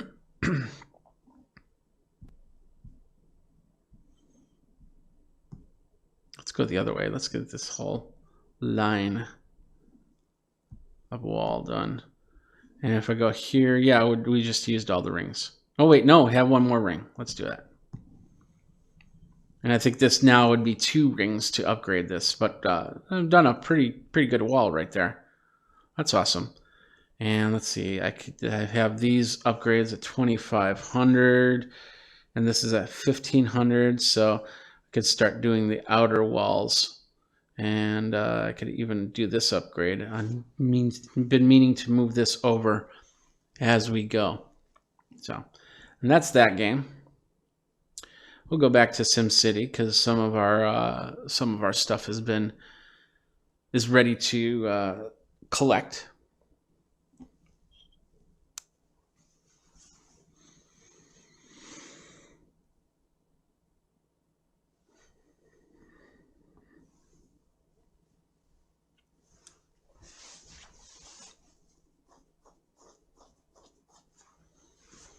There we go. Okay. So now we got hammers. Talked about hammers. And we got that tape measure. Castle offer. Not yet. Tape measure. So we'll bring that over there. We'll put in a new hammer, a new tape measure. Build that up. We've got this. What is this? Oh, this is our challenge. So let's get our nails and the wood. And then we'll do it again. So nail, wood. And then we'll go over here. Our plastic is ready. And over here, we're going to put in iron. Over here, we're going to put in wood. Over here, we'll put in another iron. And over here, we'll put in another wood. And then, because we now have this new factory, we'll put the plastic down there. And it looks like I have parks and fire that I have to think about. So let's start with parks. And it looks like a Casino City sign. Ooh, let's put that down. Put it right there. Not enough sim cash. Oops, okay. Well, we won't do that then. And it looks like we have, whoops. I worked a deal. Megacorps has agreed to buy the wood for 90 simoleons. So I'll say, I'll do it. Yeah, what the heck. We'll collect some taxes. They're abandoned building reason no fire safety. Oh, it looks like it's on fire. That's interesting. Let's get a fire station in there. Small fire station. Right in the corner. There we go. Now we've got fire safety isn't something to keep on the back burner. That is true. And we just collected something off of that. So hopefully that will clean that area up. Just click off of that. And we've got this. We got the hammer. Let's upgrade this in our tiny town. And that's going through an upgrade. I think that's we got some pretty good upgrades here. We got some more residential area that we could put in. So let's put in a residential area right there. Yeah. And then one more. Let's put one right here. There we go. There we go. We got some residential going. This is looking to upgrade, so let's do that. And then we can put down some road. We'll put it down right there. There we go. Now everybody wants something. What do we got here? It's handy that the hardware store is so close. Nice. Okay. And this is basically saying you need somewhere to live to. Oh yeah, that's the mayor mansion. We'll deal with that later. So, and we got the iron is ready to go, or the steel, or whatever it is. Is it steel? It's metal. It just says metal. The metal rocks. Yeah. And then we're gonna move this over to wood production. We'll do the first 2 metal, second 2 wood, and then plastics for the next one. And it looks like our new building looks pretty cool. It looks like we need water. So water. And we'll just put in a basic water tower right about there. Not enough simoleons. Okay, I'll have to get some more simoleons to do that. So anyway, I think that's pretty much it for now. So these are some of the games on my Fire HD 10. and I hope you enjoyed this.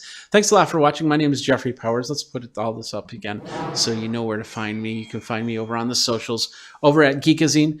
I think Magazine put in a geeky got me. So thanks a lot for watching and playing along with me. Until next time, you guys geek out and take care.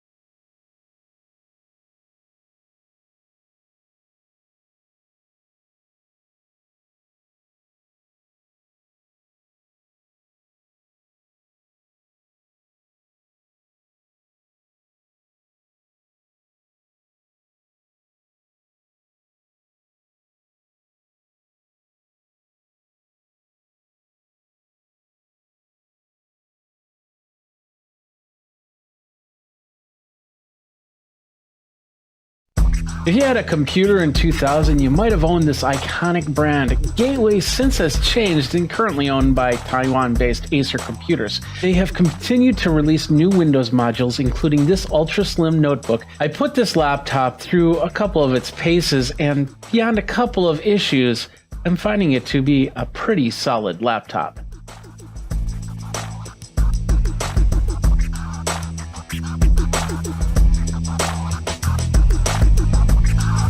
Thanks for watching this review. Go ahead, like, subscribe, and hit that comment bell for notification when the next video comes out. Here are the specs of the GWT-N1414BK, otherwise known as the Gateway Ultra Slim. I've also verified all hardware and specs using two programs, BellArc Advisor and PCMark 10. Inside the machine is an Intel Core i5-103 5G1 Ice Lake processor at 1.2 GHz, but can work up to a frequency of 3.6 GHz. It's a 4-core, 8-thread system with 6 MB of internal smart cache. The GPU is an integrated UHD graphics at 100 MHz. This should be able to handle the laptop with an external display at 1080p without issue. Both monitors at 1080p, by the way. This display is 14.1 inches and up to 1920 by 1080 resolution, 59.99 Hz. 16 gigabytes of RAM, which seems to be soldered right into the board. An M2 256 gigabyte SSD hard drive from a company called 4C, which is a product of Longsys with smart technology, and an empty M2 slot, which is behind a door on the bottom side of the machine, so you can update this with more storage at any time. Ports include an external HDMI 3.5mm headphone jack, two USB-A 3.0, and one USB-C, which is transfer only. It's not for charging. American Megatron's BIOS backend, and man, that display has not changed since the 90s. Bluetooth 5.1 and Wi-Fi 802.11 AC. The Ultra Slim model also has Realtek audio, but is also supporting THX sound. This is perfect for if you have a THX headset or 7.1 surround speakers. In initial tests, I found it to be perfect for late night movie watching or some simple game playing. With the right headset, the right speaker system, you can hear things moving around. This ultra thin laptop does have onboard security as well. The BIOS can be locked down and you can log into the machine with the simple finger swipe through the fingerprint reader, which is right on the top part of the touchpad. There's a 1 megapixel camera on this machine. It's nothing to write home about, but it does do the job if you need to get on a Zoom or Skype call. I did a Zoom connection test to see how the camera and built-in microphone works. This is what they're going to see in here if they call you on Zoom or Skype. I'd love to find out if you're going to be using this for Zoom or Skype calls. Let me know by commenting below. Now, there's been mention online that this model of Gateway was manufactured by a company called EVOO, EVOO. This is another brand laptop that you can actually find at Walmart. Now, it's not uncommon for this to happen. Gateway has also tasked EVOO to make their new line of tablets, their 2-in-1 computers as well. EVOO also has the license for installing THX into laptops, so that's an added bonus right there. Finally, EVOO makes smartphones. So I have to wonder, is a Gateway smartphone coming soon? Let's check out some pros and cons here. Now, although the screen side is aluminum, the rest of the machine is plastic. The case also can slightly bend if you pick it up, so I wouldn't suggest holding it in one hand walking around the house like this. Keyboard and trackpad are not problems at all. I was able to work on this machine on a table or in my lap. I actually put this show together using this laptop. The middle of the trackpad does do a weird double click when you press it, but it doesn't seem to affect anything, so it doesn't double click on the screen or anything like that. It just is a small annoyance. Opening up the device was not that difficult. Just a bunch of screws on the bottom. You might need to do that to clean out your fan every now and then, or maybe upgrade the primary SSD. And of course, that fan, it does ramp up from time to time. You'll hear it. It noisily spins about 20-30 seconds and then back down. Now, the power cord is a simple 3-foot into 1.3 millimeter coaxial power plug. The cord looks and feels a little cheap, and the power wart is actually attached to the plug. But this is also a 100 to 240 volt plug, so you can travel internationally without the issue. What I find interesting is this has a USB-C, but that's not a USB-C charge. If they would have just added the charge ability to it, this could have been a USB-C charging plug. There is a 10-hour battery inside, and charging is not an issue. I was impressed when I had to charge it up, charged pretty fast, but even more impressed when I put the machine to the side for a few days, came back to it, and found a 90% battery. Another thing I noticed when I opened up the case was there was a spot for a backlit keyboard. Now, it would have been nice if this laptop actually had that option. In fact, one of my criteria in looking at new laptops is if I have something to see the keys in a low light situation. Finally, the screen is not touch screen, so don't expect that. But a lot of laptops in this price range are pretty much the same. In all, the Gateway Ultra Slim does a great job for classwork, for surfing, for movie watching, and more. It's priced at under $500, and it competes with Dell, HP, and Surface equivalents using the Ice Lake processor. But what do you think? Are you looking for a computer for any type of classwork, any type of extra work, or anything like that? I've been looking at the different types. What do you see out there that's really sparking your interest? Let me know by commenting below. Don't forget to subscribe and hit that bell notification so you know when the next video comes out. My name is Jeffrey Powers. Thanks a lot for watching. Until next time, you guys geek out and take care. Hey everybody, Jeffrey Powers here from Geekazine. Today we're going to take a look at this right here. It is the MotoDrum drum modeler from IK Multimedia. It is a program that allows you to create drum sounds in your DAW, in whatever you need it to do, and a whole bunch more. Jeffrey Powers from Geekazine, Think Magazine, Put in the Geek. You got me. You can find me on all the socials, including Twitch and Twitter and TikTok and all that other good stuff. And today we're going to talk about the MotoDrum from IK Multimedia. Now, I've reviewed a lot of cool stuff from IK Multimedia in the past, and this is no different. It allows you to create drum beats. If you're not a drummer, you can create drum beats. If you are a drummer, you can create drum beats. You can attach it into your system, create MIDI, add these really specific great sounding drum sets, and continue on however you want to do it. First of all, we got to talk about this. I did get a copy of this software to review from IK Multimedia. They did not pay me for this review. They are not editing this review. And of course, all opinions are that of myself and Geekazine. You can go over to geekazine.com/review to find out more on that. Now let's get into this. Let's get in here. First of all, hey, you know, you can customize your sounds. You've got multiple kits and multiple drums that you can use. You can sync to multiple MIDI units if you want to. I got a couple MIDI units that I'm using, or going to be using today. You could do real-time sounds. You can do pre-made grooves and a whole bunch more. The price, $299.99. Now you might think to yourself, well, that might be a little bit too much, but for what you get, it really is not. It's just amazing. Now, I do have to tell you that I did get this software back when it did get released, and that was back in, I believe, September, August timeframe. The program was pretty solid. But when I was attaching MIDI devices to it, I wasn't getting the responses that I really wanted to see for this. They've since then not only have updates come out from Motodrum, but also from the MIDI providers, updating it using for Catalina and for the latest Windows 10, and things have gotten a lot better. This is the website over here, Motodrum. They have a full specs range, but we're going to take a look at the most important specs, and that is if you are a Mac user or a PC user, you can use this on either machine, and they work both great on either machine. For a Mac, you need a Core i5, support for AVX instructions, 8 gigabytes of RAM, 20 gigabytes of hard drive space, and it is a 64-bit plugin. So you'll need any program that uses a VS2 or VS3 or AAX. What we're going to use, we're going to keep it as simple as possible. We're going to use GarageBand. Just going to open it up in there. Of course, we're going to show you the interface first before we do that. Let's take a look at this a little bit more. For Windows, Core i5 also needs AVX instruction, 8 gigabytes of RAM, 20 gigabyte available hard disk space on Windows 7, Windows 8, or Windows 10.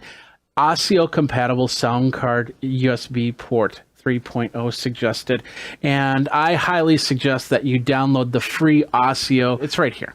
I'm gonna put that right there, and that's basically an ASIO driver that has the lowest latency that I've ever seen. Now, like I said, you need to have a program. If you want to use this for any program, you need to have a program that'll allow it to come in as a VST instrument. We're talking GarageBand, we're talking Reaper, we're talking Cubase, we're talking Ableton Live on there. There's a whole bunch of programs that are on that. You might want to look at your program first to make sure that it can accept a VST, an external third-party VST instrument.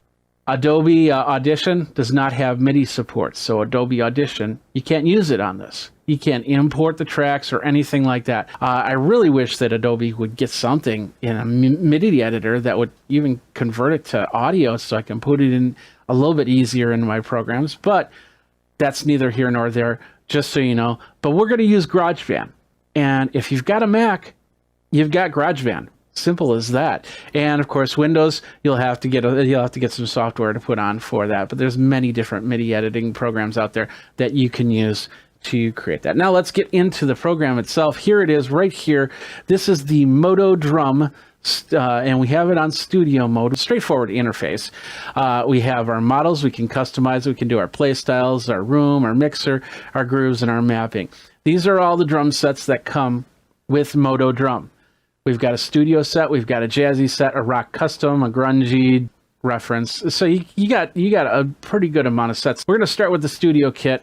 It just looks like a standard 5-piece drum set with a couple cymbals, hi-hat, and ride here.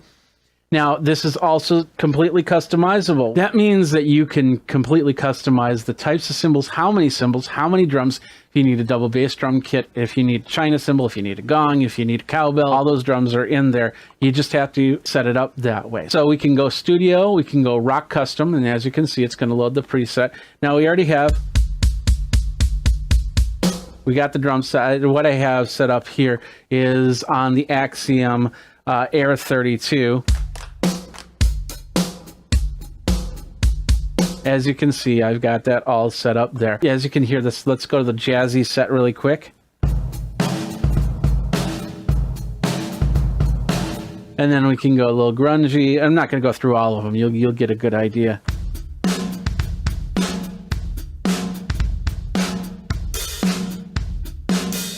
And then let's just do Plexi as one more, because we like Plexi. I like Plexi drums.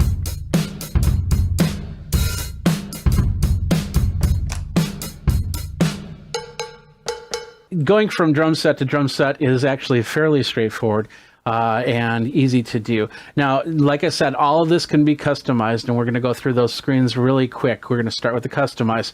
Here is the drum set. As you can see, you have all the drums. You have your snare, you got your bass drum. That's what's lighting up. We got some toms, and then the cymbals and the hi-hat.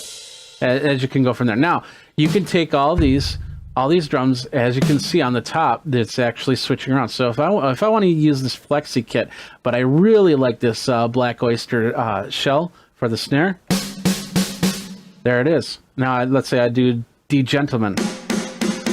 We got that. We can switch that out. We can switch these out. Same thing with the cymbals. We can go this type of crash. We can do this type of crash or this type of crash, vintage.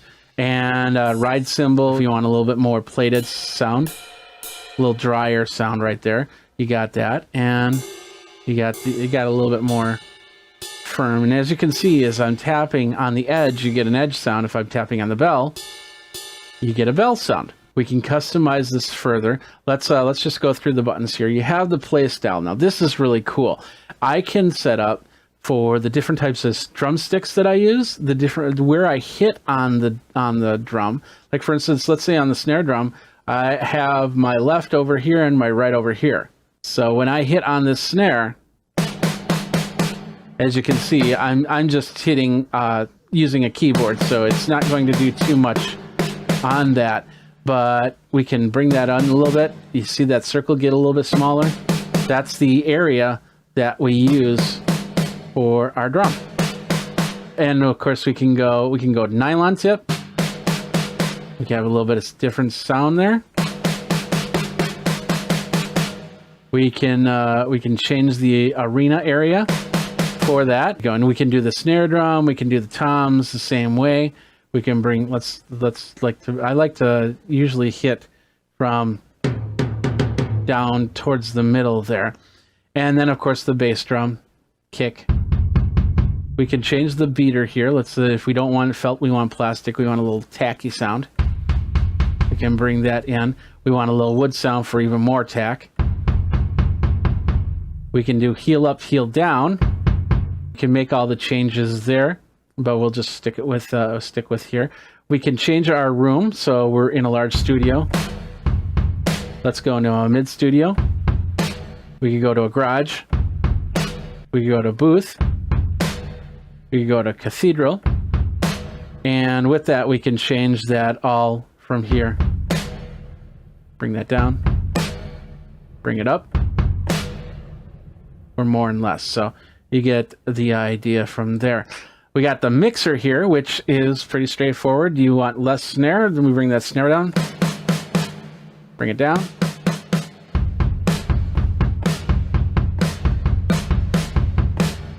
And then, of course, ultimately the main mix is right here. We can put in effects. Like, for instance, let's say with this one, we want to put in, let's do a crusher on this tom. And we can edit that. So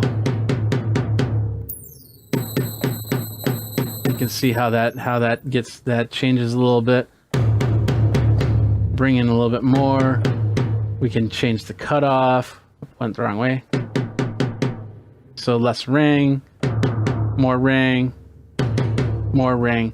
So you get the idea. And then when we're ready, we can just say, okay, I don't want that on anymore, so I'll just turn that off. And there we go. We can add.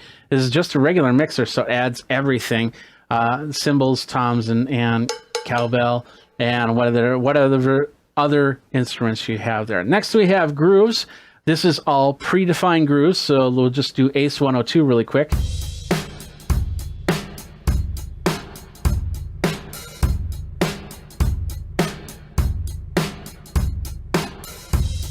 And so you get the idea on that, and you can change that up. And these are the grooves that you'll basically drag and drop into your DAW. So let's say you just want a straight up beat, you can just drag it into the DAW. I'll show you how to do that a little bit later. And then of course we have mapping. Now this is very important because not all MIDI devices are set up perfectly. So like for instance, I'm gonna grab a drumstick and I'm gonna hit the bass drum with on my DTX. Now I'm seeing that registered at the C1 level. I can go over here to kick and I say, but I want this to be something else. So first of all, I'm going to map it. So I hit this button right here and then I map it for the pad. And so basically I clicked on here where you see the little MIDI, and then I hit the pad and now it's mapped for that. And then I can change that. Let's bring it up a little bit. We'll say yes. Now it's not registering as anything, so we can bring it back down. There we go. Now in this interface, we can do a lot of different changes. Like we can do a velocity curve, basically drag and drop.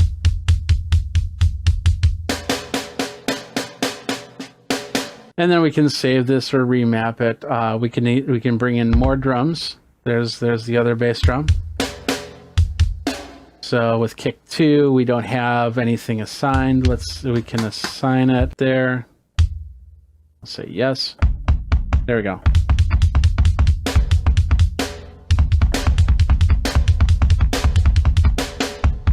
And with that, we bring this in. So now you see, if we go back to customize, we have this drum right here. There's also a way to bring in the drums over here, and we can change this out. So let's see, we want that as the Blue Oyster one. It's the edit kit. Now you're seeing all the drums, all the cymbals with that. So we can change this out. We can bring in this China. We can bring in this crash, a little splash. And now we've got a bigger drum kit that we can use, and we just basically have to go into the mapping and map those. So we'll go like that, and we'll go.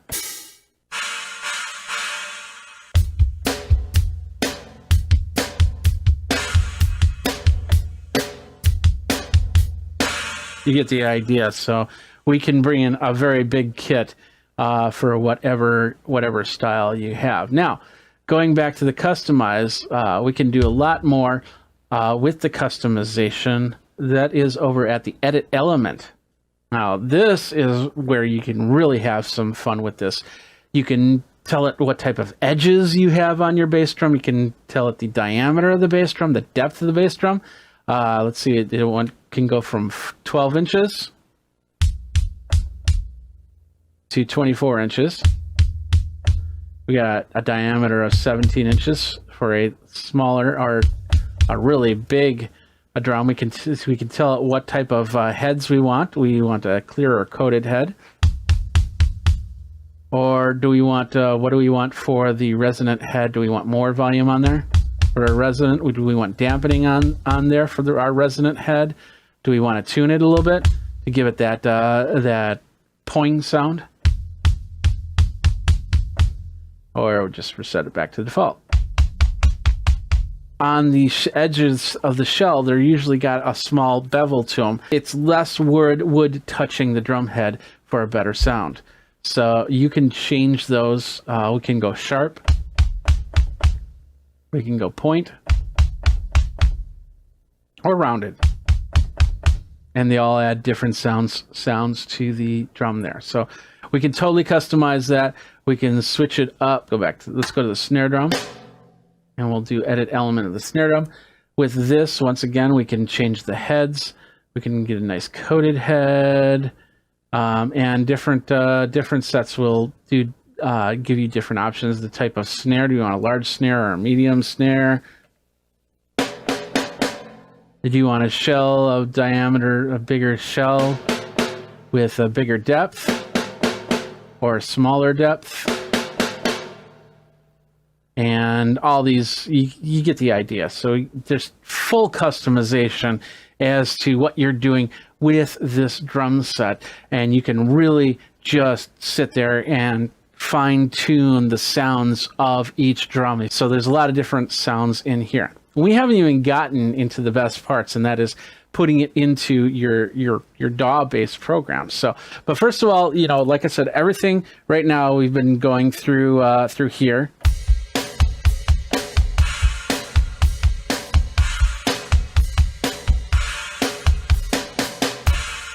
So as you can see, I have the DTX Multi-12 here from Yamaha, and I have it set up for MIDI, so I can use it.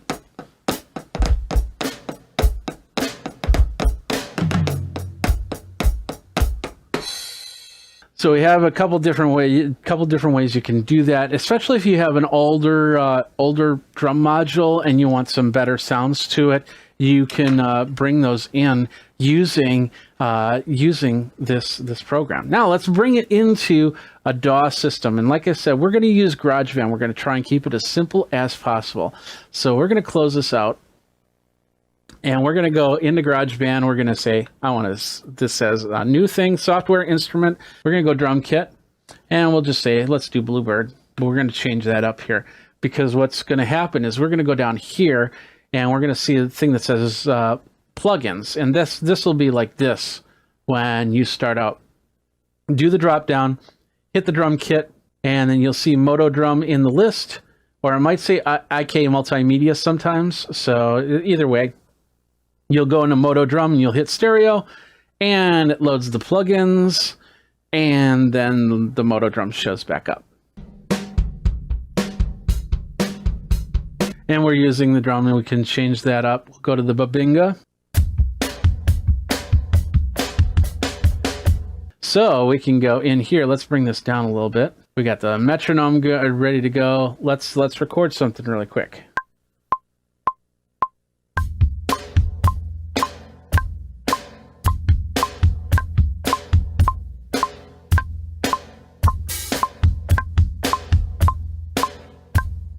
And with that, we'll bring it's all in here. So we're going to hit this. Oh, let's take that metronome out. So now.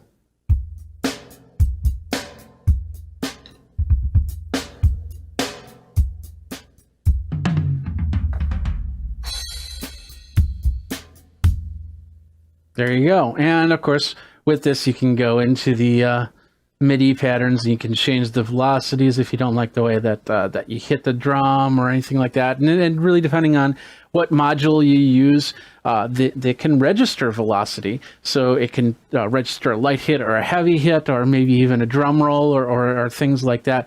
And you might have to go in and do some tweaking into your MIDI editor to get the sound you want. Maybe you're doing like little flams and things like that. You'll have to make the adjustments because not everything, it won't understand everything, and that's any program. So you'll have to go into the MIDI editor and make some adjustments here and there. So expect that to happen. It's not going to be 100% perfect. But the cool thing about this now is I can go in here, and with this drum beat that I do, and I'm going to loop this drum beat. Now I'm going to go to Rock Custom, and I've completely changed my drum set. Go to Jazzy.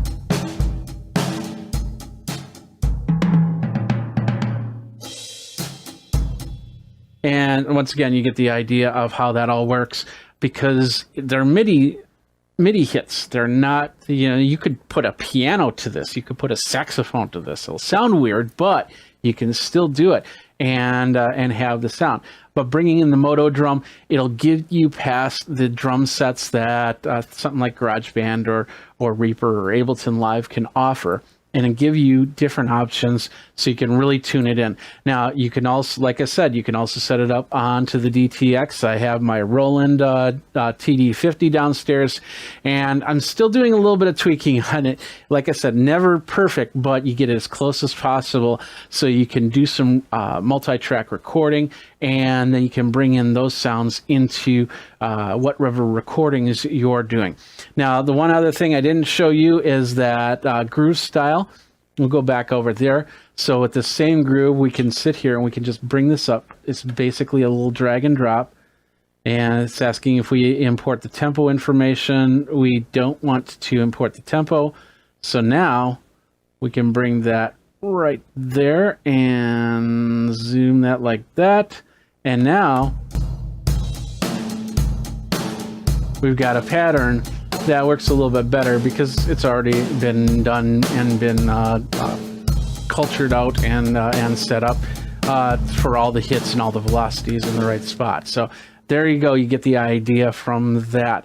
So that is Moto Drum in a nutshell, as best as we can in what we could do. We're doing at least 20 minutes here. Thank you guys for sticking around with me on this. We got a lot of great stuff here. If you want to check out more, I'll have the links in the show notes that you can get yourself your Moto Drum. And of course, if you go over to geekazine.com, you can get the Moto Drum information there as well. So you have been watching. We've been talking about the Moto Drum drum modeling. Really quick, what do I think about it? It is, like I said at the beginning, I was happy with the interface, but when importing MIDI devices into it, I had a hard time. There was a big set of latency, and this was on the Mac and the PC as well. That has been fixed with the newest version, and of course, as they continue, there'll be newer versions and updates coming through, and probably even more cool stuff that you can use to bring your drums into your music and make the sounds that you want to. That's it for this video. What do you think? Do you use Moto Drum? Do you have another program that you use that you really like? Let me know. Of course, check out all my other reviews of IK Multimedia software and hardware. YouTube, go ahead, like, subscribe, comment, and that little bell notification to let you know when the next video comes in. We do a lot of tech, consumer tech, a lot of music tech, and a whole bunch more, and some geekery too. So Jeffrey Powers here. Thanks a lot for watching. Until next time, you guys geek out and drum on.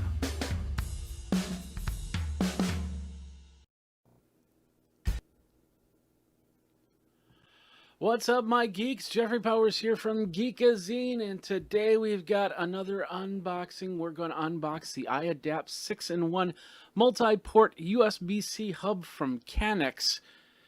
Canex being a company that does a lot more than just USB hubs.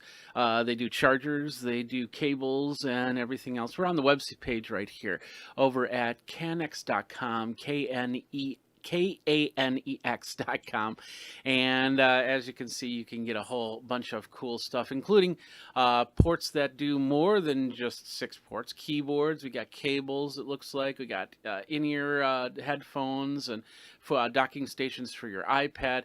But this is the one we're going to look at right here. This is the iAdapt 6-in-1 multi-port USB-C hub plus Ethernet. Let's go ahead and give this thing an unbox right now. So we can lift it up. First of all, just want to let you know it does USB-C.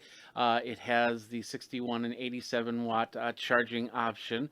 It does HDMI and 4K, and it does USB 3.0, 2 of those. So, and we'll look at that more. So let's go ahead and open this up. We're going to bring this up and just lift up the thing. We can see from the top here, it basically says what we've got. As you can see, it's a 2 plug port. So you'll either have your MacBook with 2 USB-C plugs or a PC that also has a dual USB-C right on the side there. So we're going to open this up right here, and you can see it right here. We're just going to get into it really quick. Let's rip it. Yeah, that's how we do it. We're going to rip it.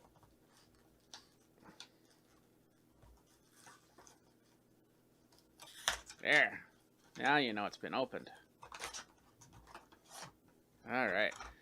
So there it is. I don't see any instructions or anything other than that in there. We have the device right here.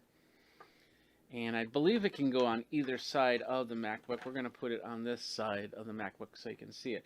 But what we have here, let's bring it up here. Let's zoom in a little bit on the camera. And as you can see, we've got USB-C right here. We've got HDMI port right here. 2 USB-A 3.0s right there. Over here we have the card reader. We've got a micro SD and an SD card reader.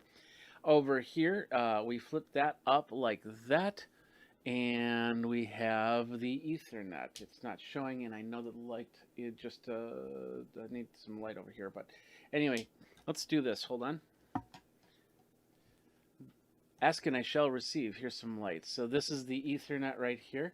We're going to bring that up, as you can see, and that's where you can plug in your Ethernet jack if you want to. Bring it back down. We have the dual USB-C plugins right here, and once again the SD card right there. And then we'll take a look at this side again. I got the USB-C, the USB-A. This is also for charging, and then the HDMI port right there. So with that said and that done, we just basically plug it right in. Got to zoom it back out so you can see it plugged in. There we go. We plug it right into the port right there. As you can see, it lines right up. And when you're ready to go, you can you just call up your laptop and log in and go from there. You can also do it on the other side. As you can see, just plug it right in. And as you can see, it's pretty slimline. So if you're on travel, you're not sitting there wondering what's going on with your, the cables everywhere and just trying to figure out, just doing cable management all over the place. So it's kind of small and easy to install, just like that. And when you're ready to go, you turn it on. I'm not sure how powered my MacBook is because I haven't used it in a while. But yeah, it looks pretty good from there. And when I want to read, let's just get a card here. I think I have an SD card close by. There we go. We will put it in. I'm gonna have to log into my computer, so we'll put in that SD card here. So let's do that.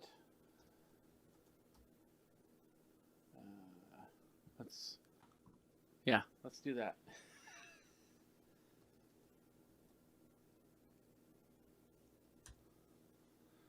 All right, there we go. So now we're logged into the PC, and I put the card in, and it should show up here in a second.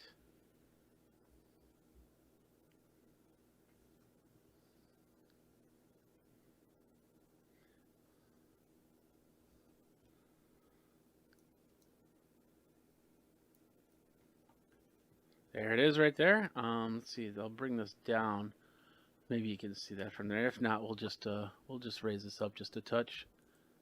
And we'll zoom it in. And as you can see right there, that basically says right here where it says Untitled, there's the card. It's one of my video cards, so it connected up and it looked right away. So that's pretty much it for that.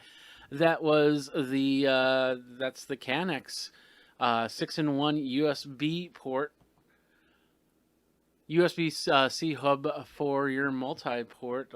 Simple unboxing right there. I hope you enjoyed it. It is about it's under $100 is my understanding. I think it's $99.99.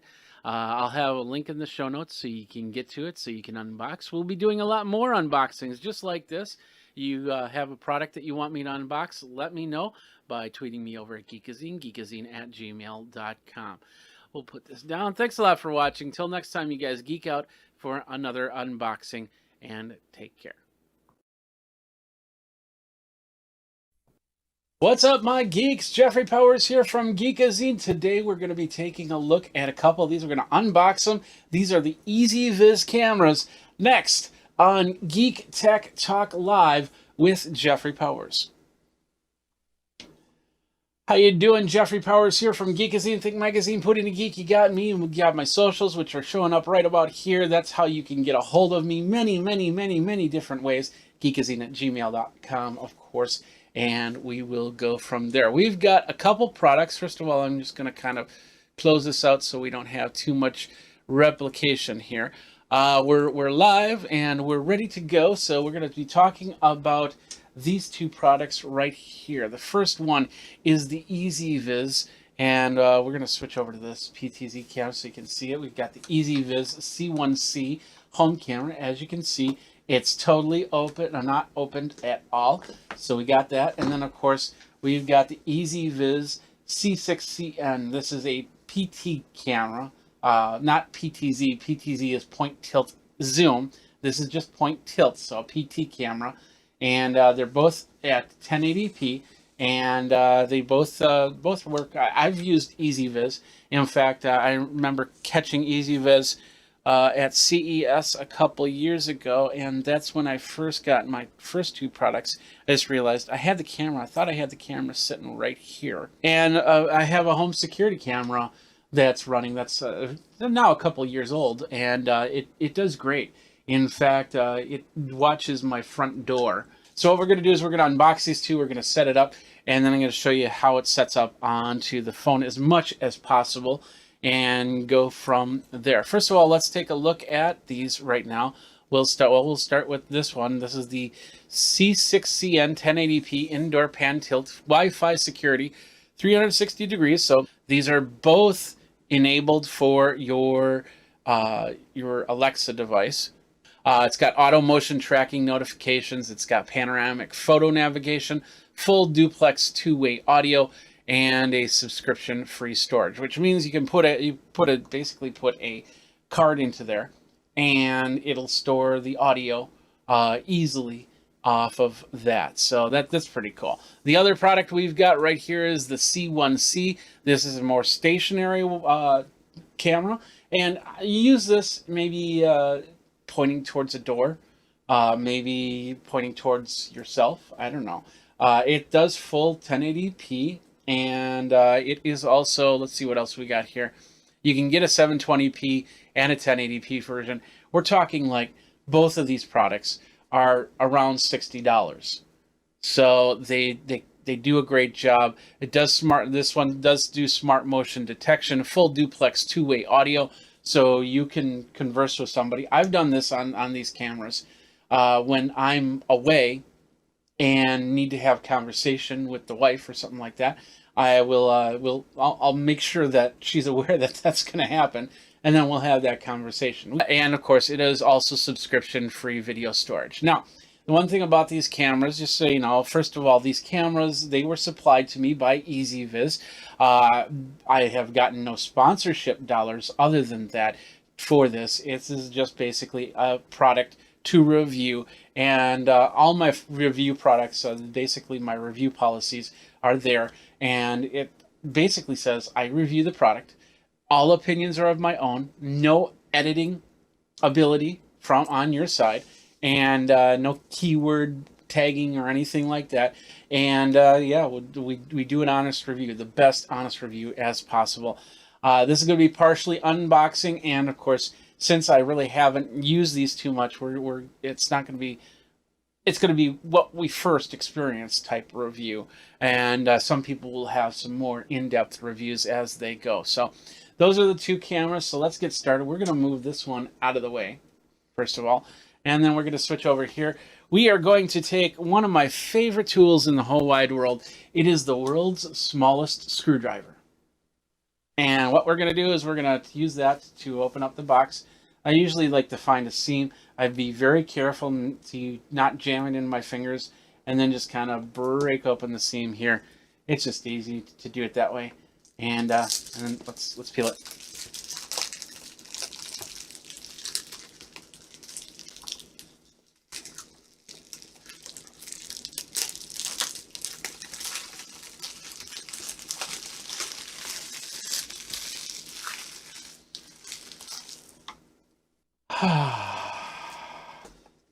Let's see, how does this open? Bottom, we got a top. So it looks like a flap. There it is right there. Go in here, and the first thing it says is, "Oh, thank you, thank you. Enjoy your EasyViz product. We enjoy the fact that you are using our product. Thank you, thank you, thank you."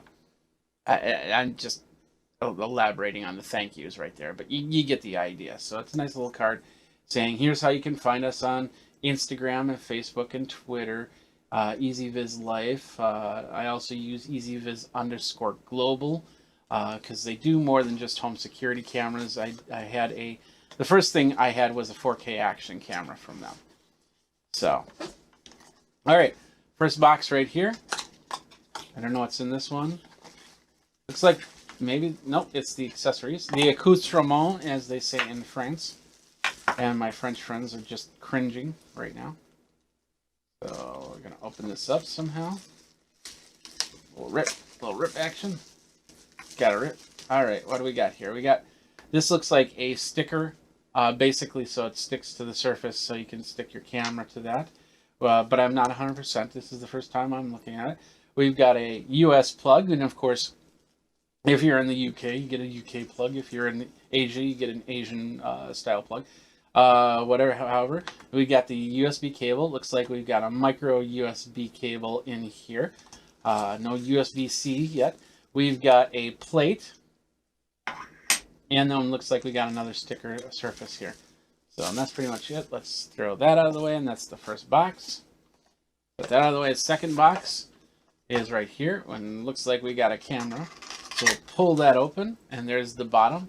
So we'll flip it around, and then we'll pull it open. There's the top, and there we are. We got the camera right there. Very straightforward. Get this out of the way. Let's get this out of the way. There we go. So now we've got the film that we got to take off. Ready? Here we go. There we go. Film is off. So let's zoom in a little bit more and let's take a look at what we got right here. So with the camera, and let me just hit this button so it doesn't unfocus. This is the camera right here. It looks like we have I'm guessing that's the microphone right there. So for the two-way communication. On the side here, this is where the SD card goes. And I'm guessing it's going to be an SD card up to 128, micro SD card, excuse me. Down here, we have the micro USB cable where you can put it in, and of course the power button. Power probably reset as well down here, and that's it. As you can see, you can definitely point this in a different way. This kind of reminds me of those chairs that, from the 70s. You could half eggshell chairs that you could kind of lounge into. And some now podcasters have these chairs that you can use for more solitude, which I've sat in before. So what this looks like to be is a plate, and it's got some indentions, but they didn't give you screws for it. So you would basically screw it to the surface like this, and then probably just sticker the bottom here, and then place it right there. Oh, magnetic! Oh, it's a strong magnet. So, yep, there we go. So, never mind. But you could probably stick this to a surface using these stick pads, is my guess. And we're not going to use them. So, but what we are going to do is we're going to plug it in, and we're going to see how it works. Plugged it in, turned it on, looks pretty good from there. Next up, what we do is we find the app, and I want to make sure there are instructions here, which I should pull out, with a quick start guide right here. And with this, I'm guessing that this has got it's got the serial number, it's got the all the stuff on here in the instructions, and it's going to tell us what app it's using. I'm guessing it's going to be the same app as before, my EasyViz app. So what we'll do is... Oh, all right, so now we'll call up there's the EasyViz app, which is right here, which I'm assuming is going to be that. We are going to add one, and by the way, here's my front door cam. And let's see how we can add one. We'll hit the add button, and it says scan QR code, and that's There's a QR code on the bottom here. There we go. And there it found the device. Okay. And so the device is powered. Let me zoom out a little bit so you can see this a little bit better. There we go. So it says that the device is powered on, and there it is. So we'll hit okay. So I checked that. Yeah, I have it powered on, so I'll hit next. Power on the device and wait till it starts up completing. And that's basically this flashing blue light. I don't know if you can see that or not. But then I say, yes, it is flashing. We'll hit next. And then it's creating the connection. It might ask me for my Wi-Fi information. And now it says it's configuring. And it says Wi-Fi connected. And platform registration successful. There we go. Yay! We've got. Configuration complete. So there we are. Welcome to EasyViz. Wow, this thing really wants to talk to me. Should we have a conversation? Now, we can hook this up to our Alexas, and that's through the EasyViz app, and I believe you have to turn on the device here. So we're viewing the device, and the Cloud Play will view the device here. So now, as you can see, it says I got a free trial. I'm not going to do that, though. So we have my front door, and now we have this one right here that shows me, and it's got the sound on. So we got the settings. We can turn the audio on, and we can turn the audio off. Let's see what else we got. We got status lights. I usually turn status lights off. IR lights. It depends on where I set this up. If I want the infrared on or off. Alarm notifications we're disabling for now. Time zone is correct. Daylight savings time. Date format. Wi-Fi is my Wi-Fi. Cloud storage is normal. We can change that to subscribe for recording. And then once I put in a card in, it's going to record for the length of the card and then just overlap the card. That's that one. Good. We got that all connected. Now let's move on. And let's switch over to this one. Let's go ahead and we're going to set this to the side. And we are now going to unbox this one right here, the C6CN. And let's take our world's smallest screwdriver and let's open this puppy up. Are you ready?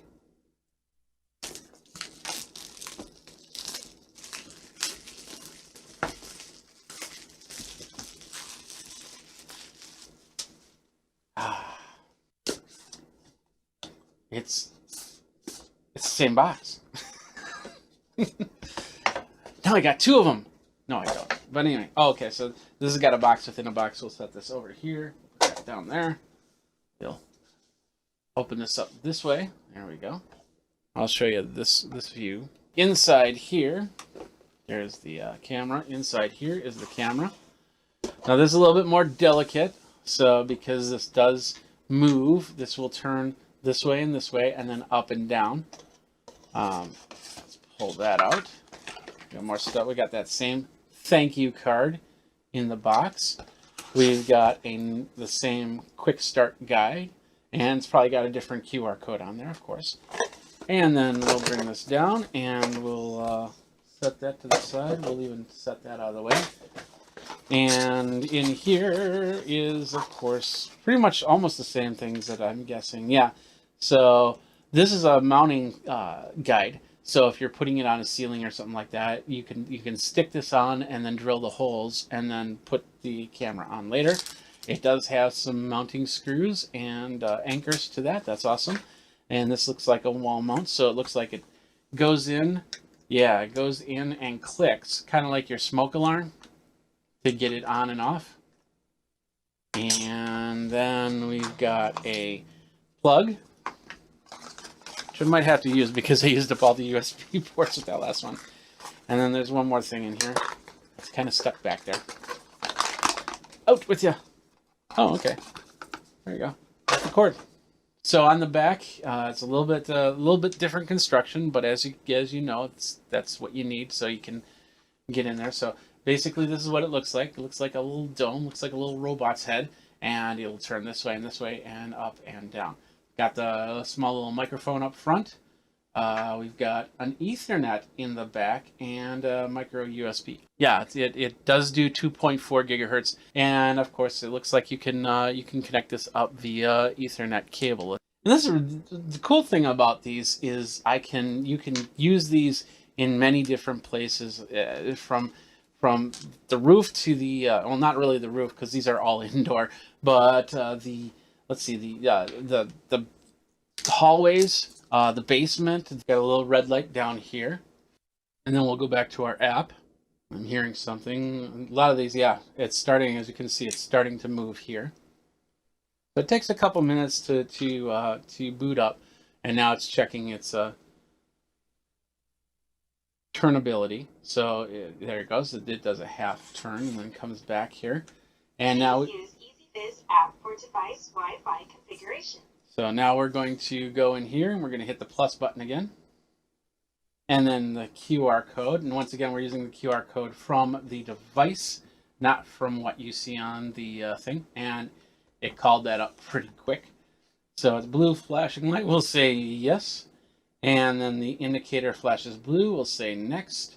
And then off screen so I can put in my Wi-Fi password. And it says, hey, we want to join the network. Yes, join that puppy up. And we'll set that like that. And now we're on the 2.4 gigahertz network. So it should connect up fine at this point. Wi-Fi connected. There we go. See that's how easy it should be. Platform registration successful. There we go. Yeah. Configuration complete. There we go. Welcome to EasyViz. There we go. We have the camera. And we can say, let's view the device. And that's this device right here. And we can do the adjustment on the PTZ. And I'm not sure, let's just do pan. There we go. So now we have the pan tilt option. So now we can move this over the other way. And move it up. And there I am. Yay!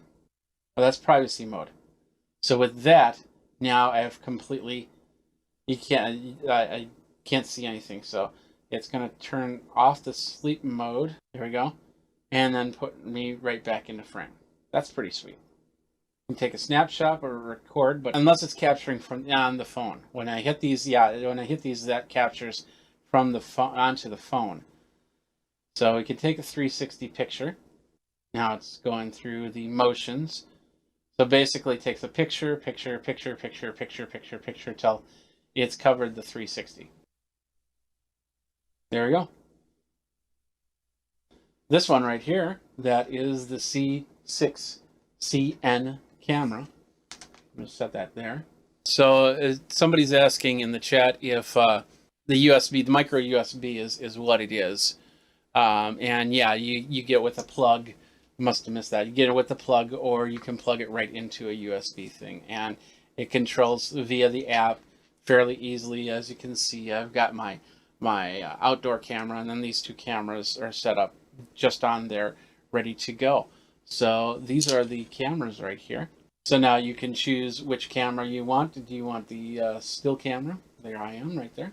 That's this camera right here. Do I want to do a little PTZ action, which is this camera right here? And as you can see, I have a pretty good network in here, so it's passing by really quick. So I like the response time on here. Of course, once I put in a card, I'll be able to test the functionality of things like capturing events and things like that. So where was the device version is here? Let's see, maybe there might be an update. Yeah, there is an upgrade here. So we'll do a quick upgrade, and while that's upgrading, we'll switch over to the other one. So it's pretty much the same type of information here in the settings. The only difference is this one has a little bit extra functionality with the PT and the ability to take a 360 photo. All right, somebody is asking me in the chat, 1080p, yes, 1080p. Can you switch back and forth? Yeah, I do not see anything that says that I can go from 1080p to 720p and back, So you'll want to make sure that your network can handle that. And keep in mind, when you start putting more cameras onto your network, that can take up some of the bandwidth. Now, this is just recording via the card. So every time I access the app, that's when it's starting to talk over the network. If I plug this in and set this up for a security box, the security box will be recording the events. But the cameras do, a lot of these security cameras do have emergency functionality. When you turn that on, if it starts seeing alerts, it can tell you where to go. It might even text you and say, "Hey, there's a security alert going on right now."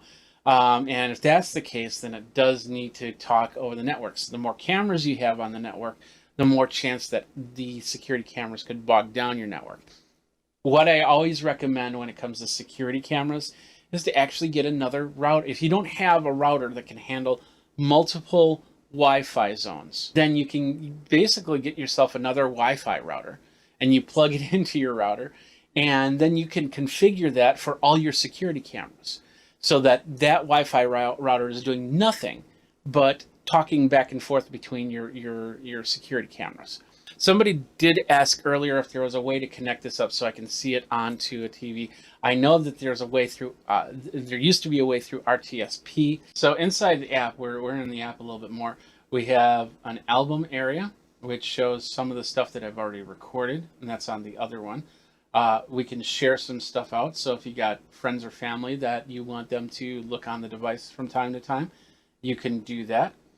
We've got security setup, function settings, so go with security, so we can do Face ID login if we wanted to. Function, that's for the app, by the way, so you don't have to put in a password every time. Device auto upgrade, and then we have that disabled. Wi-Fi configuration. We can change the Wi-Fi on this if we want to.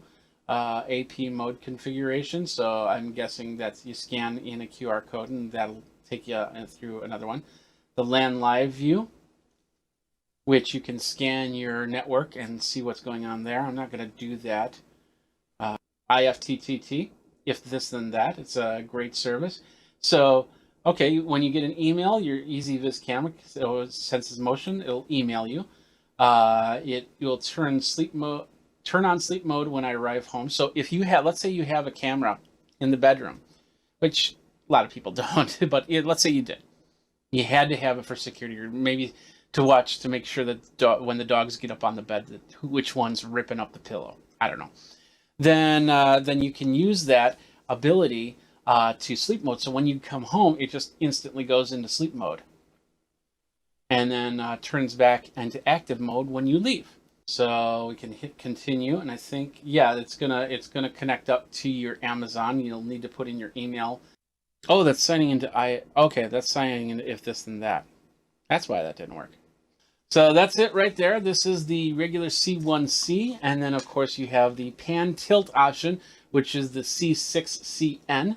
Both have the ability to record up to 1080p, and you can put it in multiple places, infrared lighting in there. So far looking pretty good. We'll put some SD cards in there and put them into probably one in the studio and one in a spot in the house, so I can check to see what's going on as I go. But that's pretty much it. What are your questions? Do you have any questions? Remember, you can always go over and check with me at Geekazine, Think Magazine, put in a geek, all my socials right there. So you can contact me there, or geekazine@gmail.com. If you have technical issues, I highly suggest that you talk to EasyViz on those technical issues first. I am not a technical support agent there. I do not work for EasyViz. Therefore, I don't know all the nuances for this, but I know what EasyViz cameras can do, so I'm expecting the same functionality to that. But you just watch my Twitter feed, and if I see any problems, I'll let you know there, and just ask me, hey, how's that EasyViz camera treating you? All right, well, once again, I'd like to thank the folks over at EasyViz for these device reviews, so I can show you how this works, how to set these up. We've got a lot more products that we're going to do, and I'm going to talk about on the live channel. Of course, geekazine.com is where I do all my blogging from, and we can go from there. So until next time, you guys geek out. You've been watching Geek Tech Talk Live with Jeffrey Powers.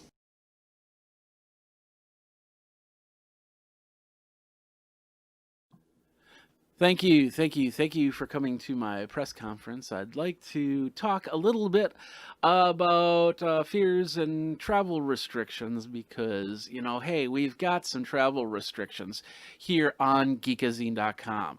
Today we're going to talk about podium mics for conference calls. Basically, you're probably going to have to worry a little bit about what's going to happen with your job, and some of you do a lot of travel. I do a lot of travel when it comes to going places and meeting people, because that's what I do. That's how it works. But with a lot of conferences canceling and a lot of companies now putting on what are called travel restrictions, so you are very restricted in your travel for your job, to make sure that you stay safe and the company can make sure that you're safe and everything like that.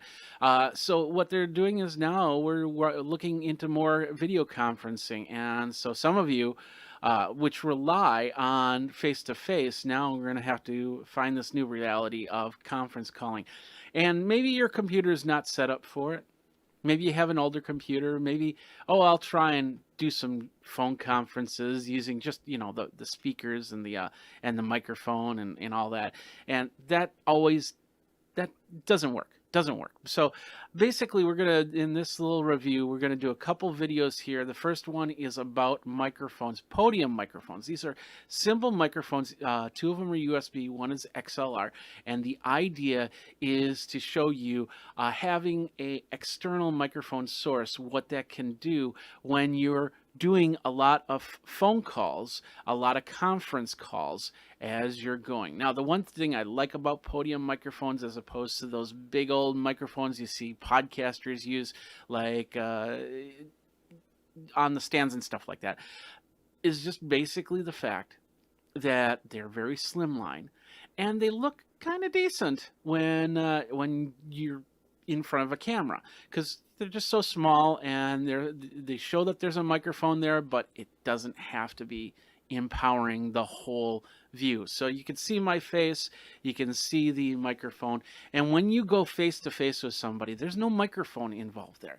If there is, it's so small you just don't see it. So that's the same idea. So you can look at a camera and look at the person you're talking to.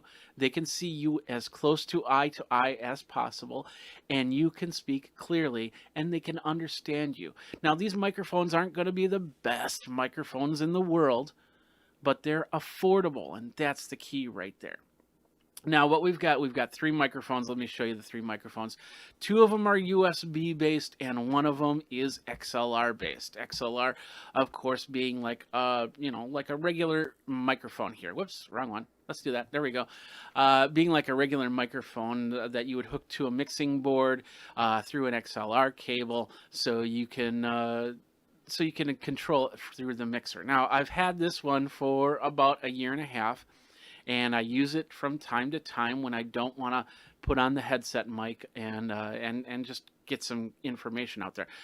These two I just picked up on Amazon, and I do want to tell you that first of all, with my review process, all of these microphones I purchased with my own money. If you have any questions, I want to know more about that, go over to geekazine.com/review, and I'll lay out all the rules and regulations, what I do for reviews. So no money has come through. All opinions are of Geekazine as always. So we're going to start with the pile, since I do know it best, and we are talking through it.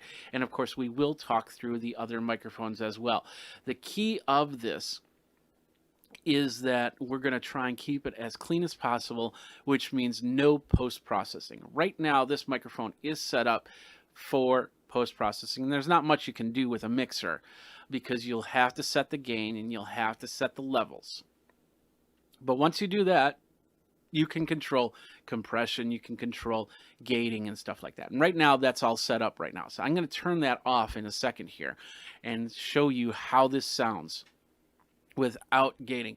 And I'm tapping on the table and I'm getting kind of close so you can hear the plosives. Peter Piper picked a peck of pickled peppers. You hear the pops. You know, that's not much you can do on certain microphones. You just have to figure out how to deal with it. That's why a lot of people have windscreens.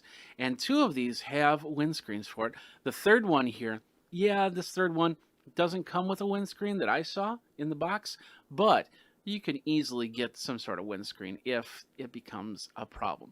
Now, a lot of you are just going to be doing conference calls. It's still important to be able to have your voice heard and reduce the room echo. And that's a key right there. Now, my room here has a little bit of sound control to it, so it doesn't echo like, you know, a lot of rooms that you would get into, a conference room or something like that.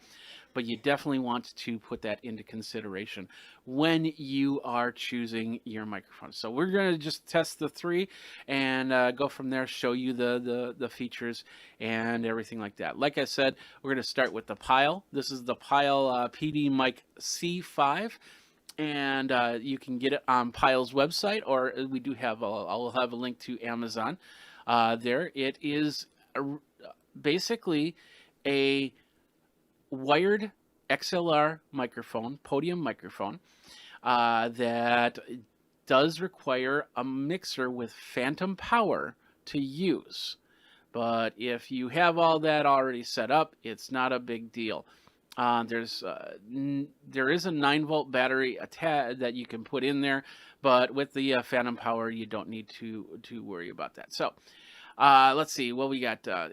We got the PD Mic C5, and it's got I had the range right here, which is something like 20 hertz to 14 kilohertz. No, 40 hertz. There we go. 40 hertz to 16 kilohertz with a 200 ohm output impedance and a sensitivity of minus 40 dB to 2 dB. Now, you might not know all that information, what that information means.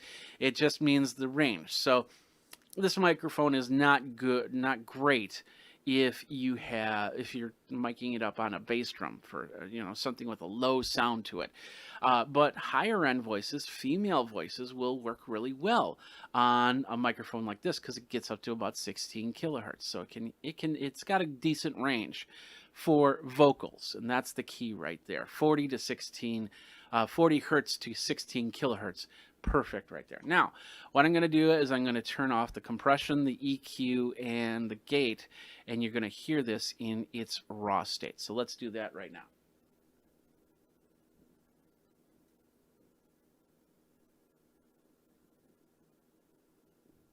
All right, there we go.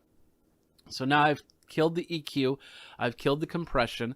I'll do a Peter Piper picked a peck of pickled peppers and Sally sells seashells by the seashore, so you hear what this microphone sounds like as we go. So I'm going to turn those back on as we move to the other microphones.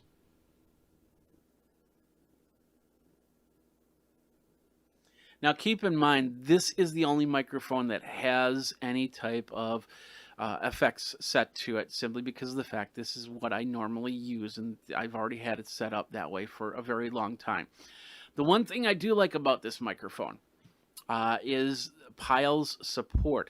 Now, this is not the first one I had in the line. The first one I had actually died, and so I called up their support. They have 1-year support on it. They sent me another one without question. And they basically said, well, keep the other one. I threw it away because it was broken anyway. But the support they got within 30 days, I got a replacement microphone. So that's pretty cool on there. The price on this is about $33. And of course, that depends on when you purchase the microphone. It could go up, it could go down, you don't know. But the idea is that this is the microphone right here that will hook up to a mixing board. So if you don't have a mixing board with phantom power, you'll need to add that, and of course figuring out how to bring it into the computer. So that's the Pyle PD Mic C5. Let's move on from there. Let's go over to the CM Tech. That's the one over here, the smallest one. We're going to move this slightly over. Hopefully you don't hear that too much. All 3 of these microphones will have noise. So if you tap the table and things like that, it's going to pick it up. But, you know, there are ways around that. You can put these microphones onto like a towel or something like that, maybe a small box, you know, raise it up so it reduces that type of noise. But the cool thing is, and things that people don't realize, is when they're talking on a laptop microphone, they start typing on the keyboard, and all of a sudden everybody else hears that in abundance, and it's just annoying. The other thing, of course, is echo, and that's because the microphone is so close to the speakers and you're not wearing headphones, then all of a sudden you have this feedback, and everybody hates that feedback. But the originator doesn't hear that feedback a lot of the time, so therefore they don't know how to fix it. And then somebody's saying somebody's microphone's going crazy, and then they spend 5 minutes trying to get that figured out. And so that's one of the great reasons of having an external microphone. And in a podium microphone, you can be a little bit freer, so you can sit back a little bit or come closer to the microphone if they can't hear you, and really express your ideas and things like that. So going to the CM Tech, we're also going to move this microphone over. CM Tech will go over to the PTZ. This is the CM Tech right here. It's not on yet. Some of the key features right here is it does have a mute button up here. It is USB based, so that means that it's you can just plug it right into your laptop and go from there. And it does have some electronics in there to do a little bit of noise cancellation, to do a little bit of control. And the other thing is it's got a fully adjustable gooseneck arm. So you can bring it up to you, you can lift it up a little bit, get it away from you, bring it back if you need to, and then go from there. This is the smallest of the 3 microphones, although these two are pretty comparable in size. So it's tall enough to get as close to your mouth as possible, but it's small enough where you could actually put it into a bag. Now, I'm going to flip over to the CM Tech, so this might be a little pop here. And now, oh yeah, you can hear you. Why? I should probably mute that. Now you are hearing it from the CM Tech microphone. As you can see, when you're talking, the light is blinking right there, the green light. Now the mute button's up here, so if I hit the mute button, this will turn red, and then you won't hear my voice. I'll count to 10. 1, 2, 8, 9, 10. Simple enough, right? So you can see that it's plugged in with these nice blue lights. So if you don't have the lights on full, if you're not doing a video conference call or a podcast for that matter, then you know that this is on. Of course, you know that it's working because of the green light. And then if you're in mute, this turns just like that.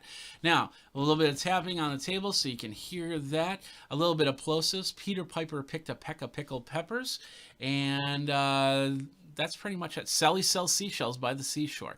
Now, once again, this is without any extra setup or anything like that. You can get some apps depending on if you're using a Mac, if you're using a PC.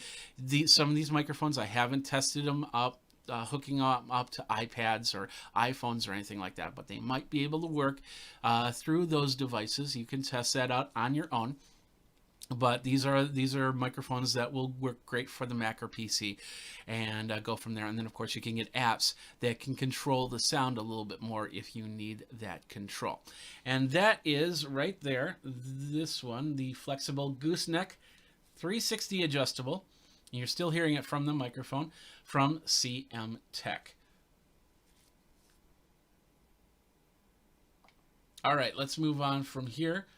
We are going to flip back here to the main one, which is the pile. There we go. Check, check, 1, 2. Yeah, there we are. So now we're going to move this microphone out of the way, and we're going to flip it over to this microphone, which is the Fifine, F-I-F-I-N-E, podium microphone. Now, keep in mind, some of these, I found these on Amazon. They've got some interesting names to them. All 3 of these have their own company web pages to them, and I found them on those as opposed to an Amazon page, as you're seeing right now. So when I go to search for lower end microphones like this one, I try to see if they have a website, and that's very important because there's some companies that will buy stock of a certain device, and then they'll slap their name on it, and then they'll send it out and saying that's theirs. They still do that here, but at least they have some sort of accountability, some sort of way to get a hold of them. And these companies do more than just this microphone. Like, for instance, as you can see with the Fifine, they have wireless systems, they have USB microphones, they have recording and video conferencing, gaming stuff, live performance stuff through that. Going back to the CM Tech, they have desktop microphones, gaming microphones, vocal microphones. So they have, and of course, Pyle does a lot of audio visual, not only podium microphones, but wireless microphones, but speaker systems, mixing consoles, and all that other good stuff. So with this, that was the kind of the criteria on getting these microphones. Now we've got the Fifine, and let's take a look. This is one I'm impressed because it's got one other feature that the others don't have, and that can really help. And that is it's got a volume feature. Now with the Pyle, you don't need to have a volume feature because that's what the mixing board is for, to improve the sound by pumping up the volume a little bit more. With the Fifine, this is a USB microphone, so the volume is right here. Of course, it's got the mute button, just like with the other one. And then it's got what's called a double gooseneck. So there's a small gooseneck down here to bring it up and down here, and then an upper gooseneck to tilt it like that. So we'll get close to the voice.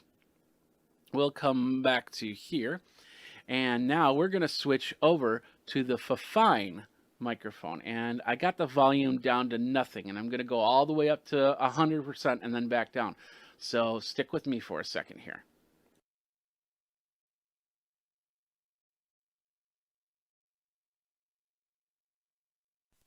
One, two, three, 4, 5, 6, 7, 8, 9, 10. Okay, let's get it at a decent level here so we're not blowing out your ears from the other ones. It had the mute on when I started, so let's turn the mute. Let's do the mute again. 1, 2, 3, 8, 9, 10. So it's got the ability to mute the microphone. It's got the ability to change the level, so you can go into like a Skype or something like that, and you can adjust the level right from there, and then you'll have a microphone ready to go. So the Fifine microphone, it's actually the smallest of the three, although with the gooseneck, that doesn't make it the most portable. The CM Tech one can be moved around. As you can see, I can adjust it, so I could put it into a bag, but this one will basically lay down and then back up. So this might be perfect for not as much travel as, you know, something that you have on your desktop ready to do any type of talking that you go. This one, like I said, you could put it in a bag. This one I believe is also working for gamers, and it's got a cool look to it for your gaming, your vlogging experience on whatever, Twitch and things like that, and go from there. So this is the Fifine. Once again, no extra stuff to it. It's what you're hearing is what I'm saying. Let's do a little tapping. So you hear that. And then, of course, Peter Piper picked a peck of pickled peppers. Sally sells seashells by the seashore. Now, with that said, these are the three microphones. I'm going to switch back to the Pyle here for a second. All right, we are back to this microphone. So I don't know how these sounded because I wasn't listening to it as I was speaking. So these might go completely crazy. These might go not too bad. I'll talk about it in the show notes, how I felt that they sounded. And then, but you've got a good idea of how they sound for a voice like mine. If you've got a voice similar to mine, then it's perfect. If you decide that, you know, if you have something on your voice that's higher or a voice that's lower, then you might want to check out the different specs of each of these microphones. But these are the microphones that really work, and they'll just connect up. If you got a Windows or a Mac machine, there shouldn't be a problem in them connecting up. They both connected up to both Windows and Mac easily. All three of them, technically.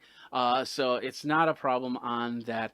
Of course, if you have a Mac and you got a newer Mac, you'll have to get the USB to USB-C connector But once you get it connected up, there is no problem with using these microphones in any situation. So these are 3 of many you'll definitely find on Amazon. In fact, if I go to Amazon right now and go podium microphone,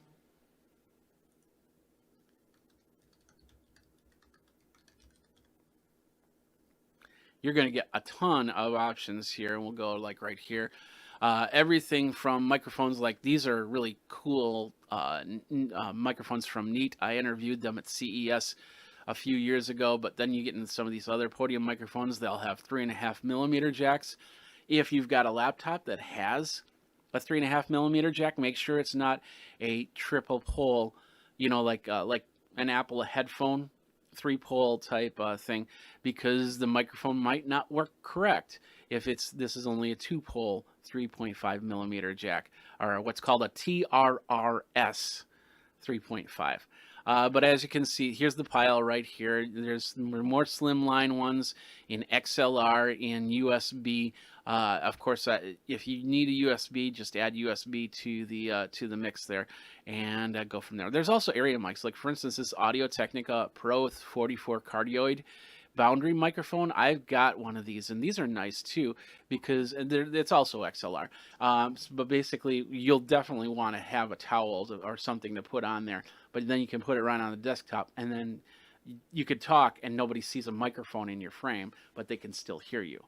So that's nice. And they have USB versions of that microphone as well. So as you can see, there are many different options, starting at around $12, $13 all the way up. And then of course, if you do have the standard podcast microphones, you can definitely use them if that's what works best for you. So that's it. That's our gamut. That's what we're looking at when it comes to podium microphones for conference calls. What do you think? What do you use? Let me know. You can tweet me over at geekazine@gmail.com, all that other good stuff. It's right here as we talk about that. Definitely want to hear your thoughts on what you're going to use for microphones. If you have to do more conference calls, if you have any questions on that, I'm actually going to be putting out a video on some strategies to make yourself more presentable inside of a conference call, especially if you're doing podcasting and you want to get yourself in front of that webcam on the top of your laptop. You can definitely do that, and a whole bunch more. So thanks a lot for watching. You guys have a great day. Geek out, and we will see you next time. Take care.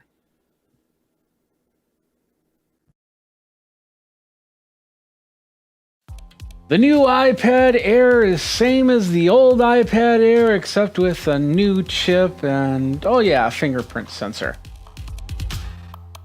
Last week's Apple announcement gave us a new watch with fitness and health apps. I talked about it on last week's episode in the first focus.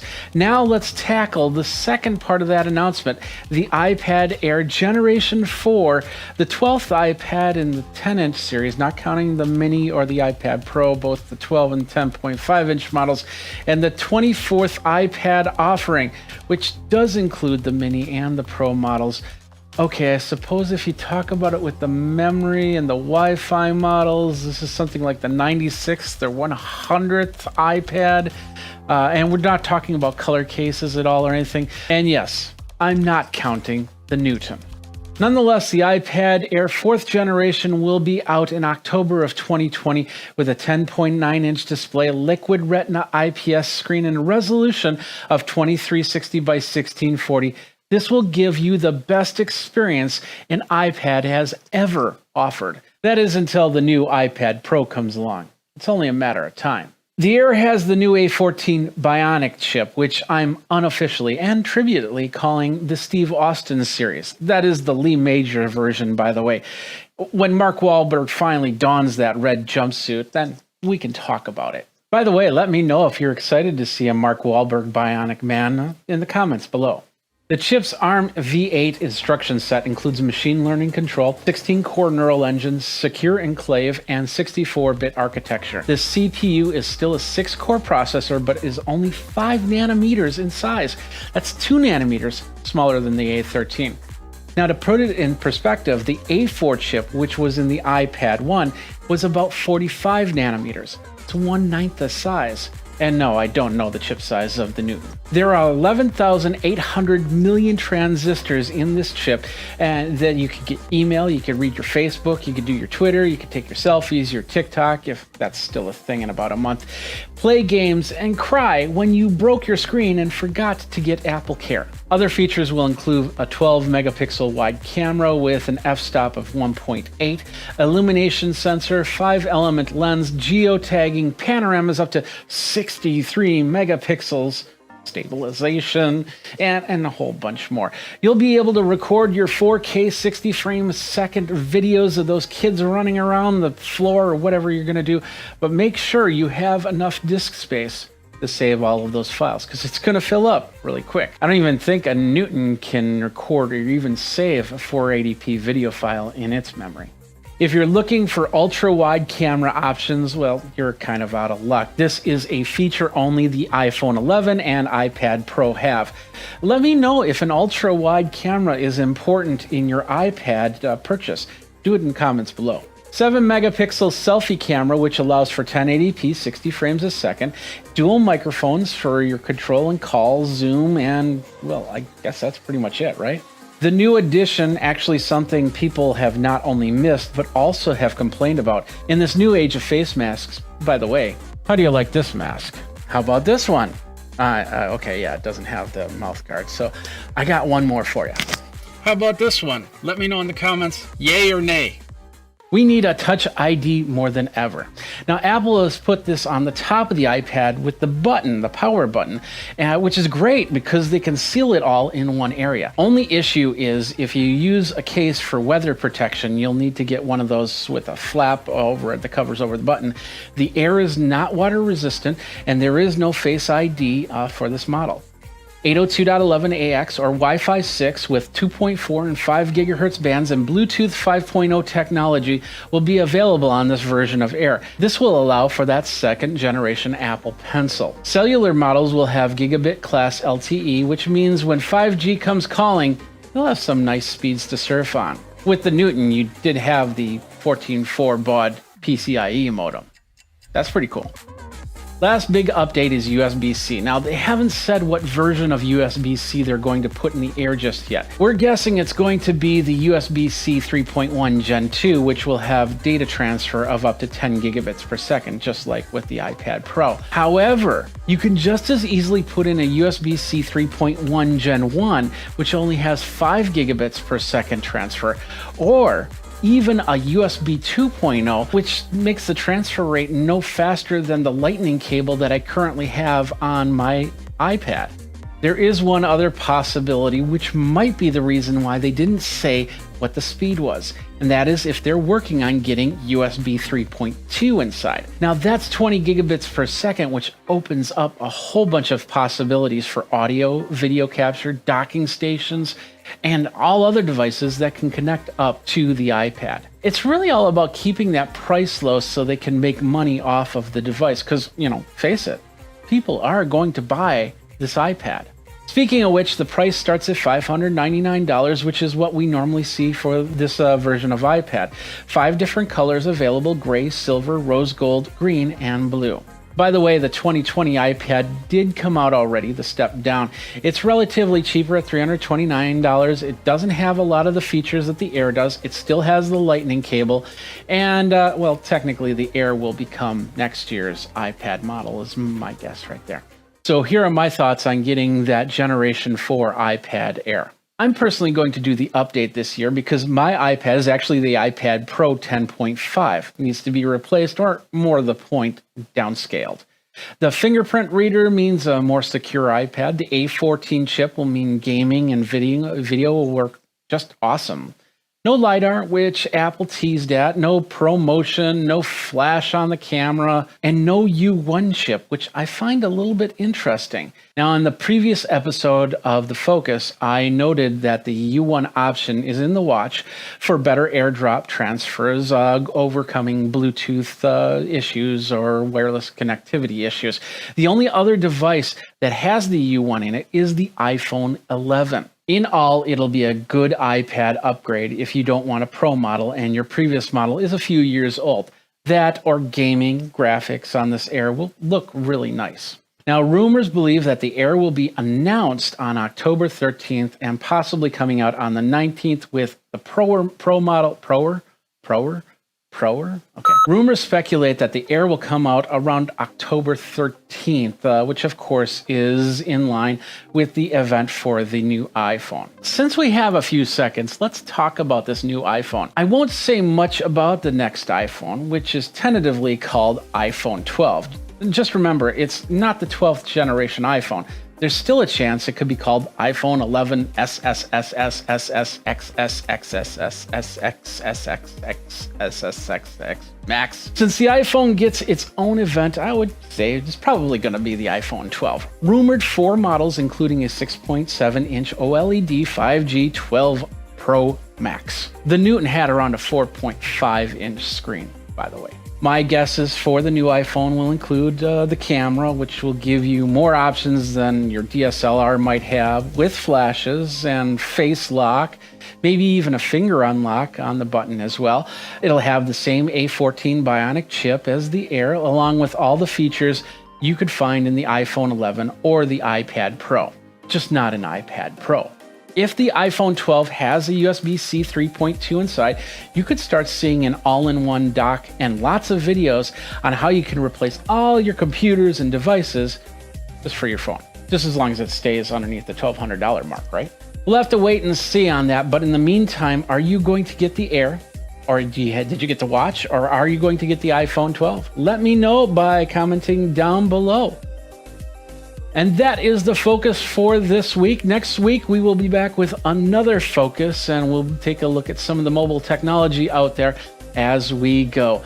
Of course, please go ahead and subscribe, like, comment, and ring that bell so you know when the next video comes out. Geekazine does a lot of reviews and interviews and a whole bunch more. If you've got an idea for the focus, please let me know.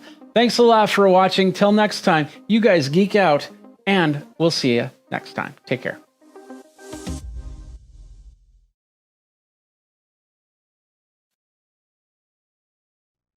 What's up, my geeks? Jeffrey Powers here from Geekazine. Today, I'm going to take a look at something here that I've been doing a little bit of searching on because I always search and look for Geekazine. I think it's a very important part when you're building a brand to make sure that nobody else is building their brand around your brand.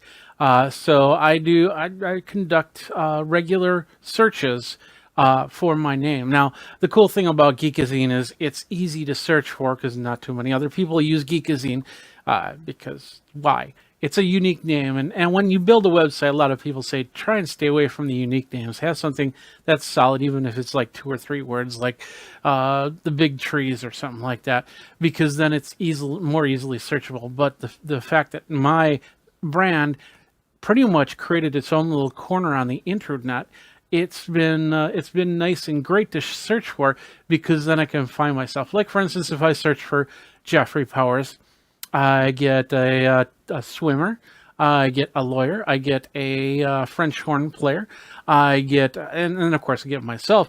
But as you can see, the water's a little bit murky in specific search results. However, when I search for Geekazine, it's pretty much bare. I mean, you get the random stuff, and I definitely see websites out there that have used Geekazine's content, and that's the best part, is they're using the content, and I love that.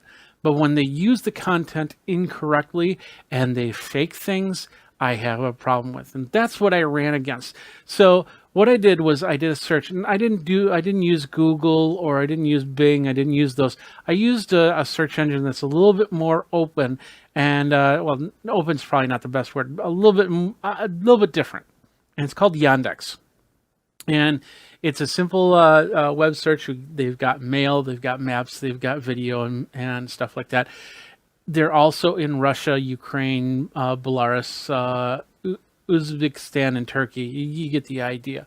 So I decided, okay, I'm going to do a search of Geekazine and see what shows up here as opposed to something like Google. Because you got to remember that sometimes when you get bad sites, Google decides, okay, we're gonna knock that out, and so it doesn't show in their search results, and rightfully so. But in this case, I want to see those sites. I want to see this content. And I also create Google alerts for myself. So when new content shows up, it'll pop onto Google alerts. And I've seen these things before. And a lot of times, they're fly by night. They come and they go. And it's not a big deal. But this one doesn't seem to be come and go here. So I did search, as you can see, and it's got, Geekazine's the first top result, which should be geekazine.com. And then my YouTube page, which makes perfect sense. And then so they show some of the images that you can get from Yandex, which is the same images you can see on Google or Bing. Perfect, no problems. My Facebook page, my Twitter profile, Soundboard. I must have signed up for Soundboard at one time. It looks on the up and up, so no problems there. My Twitch channel. See, and then of course some of the videos that they've indexed on Yandex. So that's all well and good. We get to about the third page. We're going to skip the second page. We get to the third page, and this is where we're going to see some really interesting things.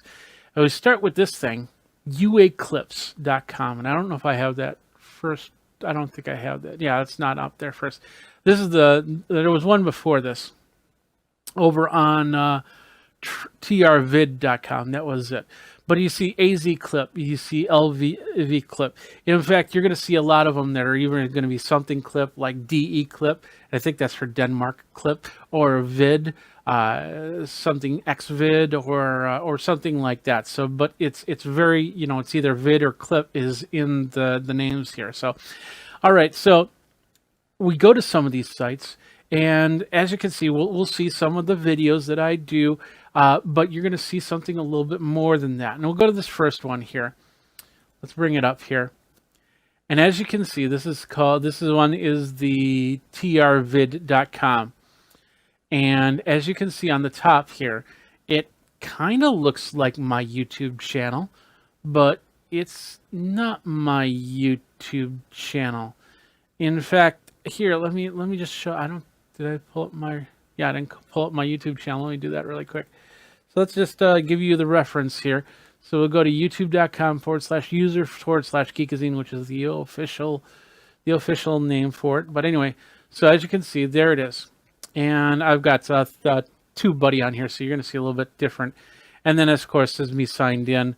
So let's do it from an incognito window over here. So we'll bring that in, and I'll bring that up, and I'll bring this over here.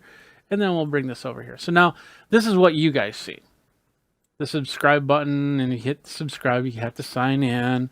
The videos, the home button will let you see that I have a live video going on now. But as you can see, my videos are going up here. Now, let's go back over to here. You can see my videos. In fact, you're seeing the latest video. Now, that was 3 days ago that I posted this video, configuring a Stream Deck for Wirecast. But as you can see up here, it has my description. In fact, if you go over here, and I think it's in the About area, there's that description right here. And of course, it's all set up so people can index me, find me, and go from there. So it's all set up like this is Geekazine. Now here's some of the big differences. And this one right here, there's no sidebar on this one, but we'll show you some sidebars in a second. And of course, they have a unique logo here, which is great, but everything else, if you want to subscribe, this abone of, which is technically subscribe. Let's try on Slate. Yep, see, subscribe. You hit that button and it just says subscribed. You remember what happened when we did it on the other one? It basically said, hey, you got to sign in first to subscribe. So, but everything here, it'll say that I have 1,812 videos, which is probably right. I got 1,812 public videos, 6,100,000 views, which is probably right. And then looks like 100 comments, but I don't know if that's right or not because I have a lot more than 100.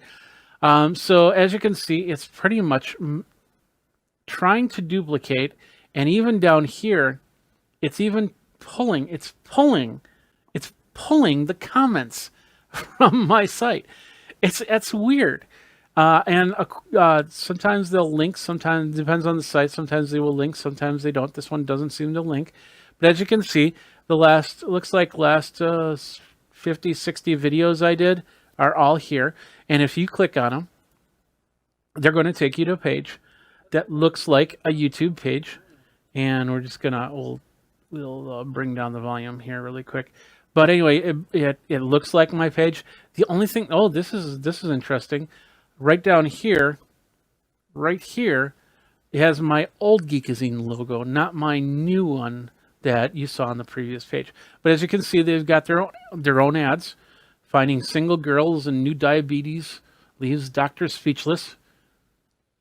But down here, this is where I have the problems here. First of all, the description exactly the same, except they're not linked. So I have down here, check out the gear I use over at geekazine.com/about or /gears-i-use. They can't click on there to get there. Whereas on my channel, you can click on that to find out the gear that I use to create these videos. The other thing is this one right here. This one has an interesting sidebar. So this is the let's translate that. We can share it, and it's going to share to trvid.com. It's not going to share to YouTube.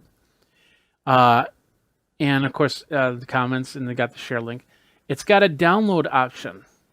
It can download HD 720. Now, you can get a third-party piece of software to download your videos.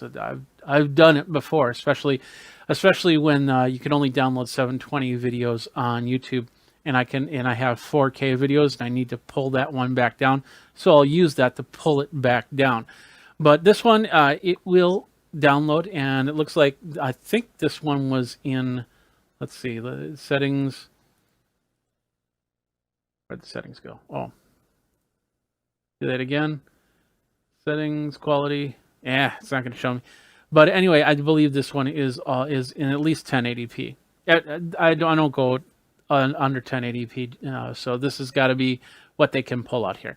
And then they have this ad here, so this looks like a watch list of some sort, or a remember to play. And then of course, there's no log on here. Up here we can favor the video, we can watch later, we can post, we can put the My Place subscriptions and trends. Now we'll hit trends, and that goes to trend videos. So not my video right here. So as you can see, it looks exactly like my video, my channel. The only saving grace to this is the fact if I click on the YouTube right there on the video itself, it'll actually take me to my YouTube channel. And as you can see with my YouTube channel, we'll show more. There's all those links I was talking about. So if you want to find out the gear, you click on there, and that goes to geekazine.com/about/the gear I use, which I need to update. So as you can see, that's doing exactly what it needs to do. So that's the only saving grace, is you can then get to YouTube and then continue on with the videos. But in this case, you're watching videos and it's looking like this is my channel. And then it's taking likes and comments, because you can, in some of these, you can actually sign in. And then when you sign in, you're allowed to comment, you're allowed to like. And all of a sudden, those likes, those comments, they don't show up on YouTube. They show up on their site. So now I have no idea. They might be talking about things. Somebody might be asking questions about this video. I have no way to answer them because they're commenting over there. Some of them have a Facebook Connect. So you'll get somewhere they're connected to Facebook, and those comments are somewhere on Facebook. And in a couple of those cases, I haven't found out where the page is, because it doesn't, for some reason, it doesn't link to the page, which is really weird. So, so there's different ways that they can create the comments, bring the comments over, and stuff like that. It's really weird. But the thing about this is this one right here, I'm showing you this one first because this doesn't look like the other ones that I've run across. So this was the trvid.com. Very unique. Now let's get to something that looks a little bit more like YouTube, and that's this one right here. And that's uaclips.us. And in fact, if you go over here, you go to azclips.us, lvclip, declips, the xvid. You see that? So, and as you can see, my banners, this banner, I put this banner up 2-3 days ago. Actually, I updated it to put in a little bit more on the graphics. And I did that. I think I did that yesterday. As you can see, it's up there. In fact, I see anything about 12 hours. There's a 12-hour delay on that. And here, let me show you. This is the perfect example to show you. We'll go over it. This is NBC Nightly News, and we'll refresh it just in case they added anything new. And as you can see, their latest video is this one. These two right here. Swimmer Lewis Pugh to take frigid Antarctica plunge, and the NBC Nightly News for January 1st. Now we'll go over here. And as you can see with the videos, there 4 hours ago. 4 hours ago, this Antarctic plunge was posted, and it's already been ripped and moved over here. And if you go over here, we'll click on both of them. And think about this. This is the other thing is this is in incognito mode. So we're going to get ads on this, but we're not going to get ads on this because it's an embedded video. Now, embedded videos do have ads to them, and that's good. But for somehow they're finding a way to forego the ads. And I'm not sure how that happens. There's probably some sort of programming trick you can do to make sure that the ads don't play on here. I know at one point there were some embed videos where it wouldn't play ads at all. But in this case, none of these channels, none of these websites play ads. So now, if you're using this for your ad revenue, you're getting the views. You're not going to get the subscribers. You're not going to get the likes. And you're definitely not going to get the ad revenue because it's not showing up here. For some reason, they can block these ads. And it looks exactly the same. And this is, once again, this is not just Geekazine. This is everything. This is, like I said, this is NBC Nightly News. We find the most recent. We'll go here, and we'll go to this drop down, and we'll go to, I believe this is trending. It's in Russian. So let's just translate it really quick. They have it as popular. So that's their popular videos right now. So we'll go to YouTube and we'll go to trending. And as you can see, there's a little bit difference between them. But 2 days ago, these videos came up 2 days ago. And even the live channels, Geekazine goes, we're live 24/7. Over at youtube.com/Geekazine. So you can watch all the same live channels there. And once again, if you click on any of these live channels, hopefully we're not going to click on anything questionable. It goes straight into the video, and you can get to YouTube by clicking on YouTube, and it'll switch you back over there. And there's ads playing. So as you can see, you lose on that. And then they gain because they've got their Russian princesses that you can click on. There's probably more ads down here. I won't get into too much. But doesn't this look exactly like a YouTube experience? Not a totally, but it's definitely got something close to it. In fact, let's go to live stuff. There's a live link here. They've just, in the last couple of weeks, they've just changed this interface. So, of course, you'll see this looks more like the older interface of YouTube. And then they switch this stuff around a little bit. So I don't think we're going to find the exact same video that we do here. Let's just see if we can find something close. I don't think we can. Okay, we won't get into it too much. But as you can see, anything live that's on YouTube is on here. Now let's move on. Let's keep going here because once again, here's the other thing. Let's go to one of these videos. This is on the xvid.us. And we'll pause it. No ads. All links. Here's another thing that I want to show you. When Geekazine shows up here, it is linked, but it will link back to the xvid, UA clips, FR clips, whatever the websites are. None of my links work. They pull my comments. Those don't even link back. And in fact, they're even doing the verified marks too. So it looks exactly like a YouTube page.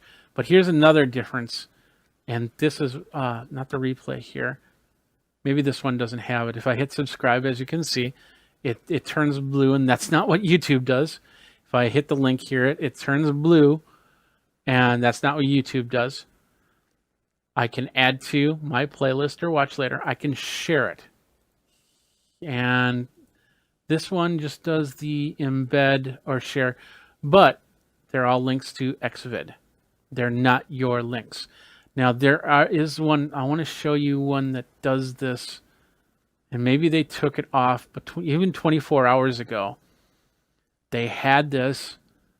Here we go. Let's hit that translate button. Download this video right here. You click on that, you got an MP4, you got a WebM, you got an MP4. Medium, I'm guessing, is 480, but the most you can do is 720. So now somebody can natively download your videos and then put them wherever they feel is necessary. And that's a problem right there.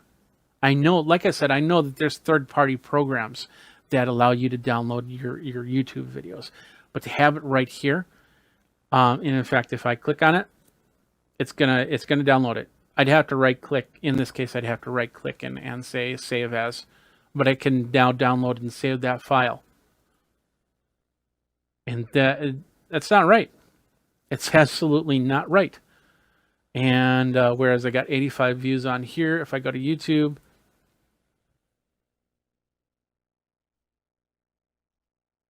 I got 85 views. But I don't see, I think what they do is they find out how many views I have here, and then they port it over. But then when you watch it, those views aren't going back to YouTube. Well, in that case, they are going back to YouTube, but I bet you that they're even counting in there. They got a way to count them. And when you those likes aren't going back to YouTube. They're staying right here. Any comments, they're probably not going back to YouTube. They're staying right there at DE Clips, at LV Clip, at AZ Clip, at UA Clips. I don't have a problem with a website pulling my embed videos. And in all reality, I even don't have a problem with the ads not playing on the embed videos.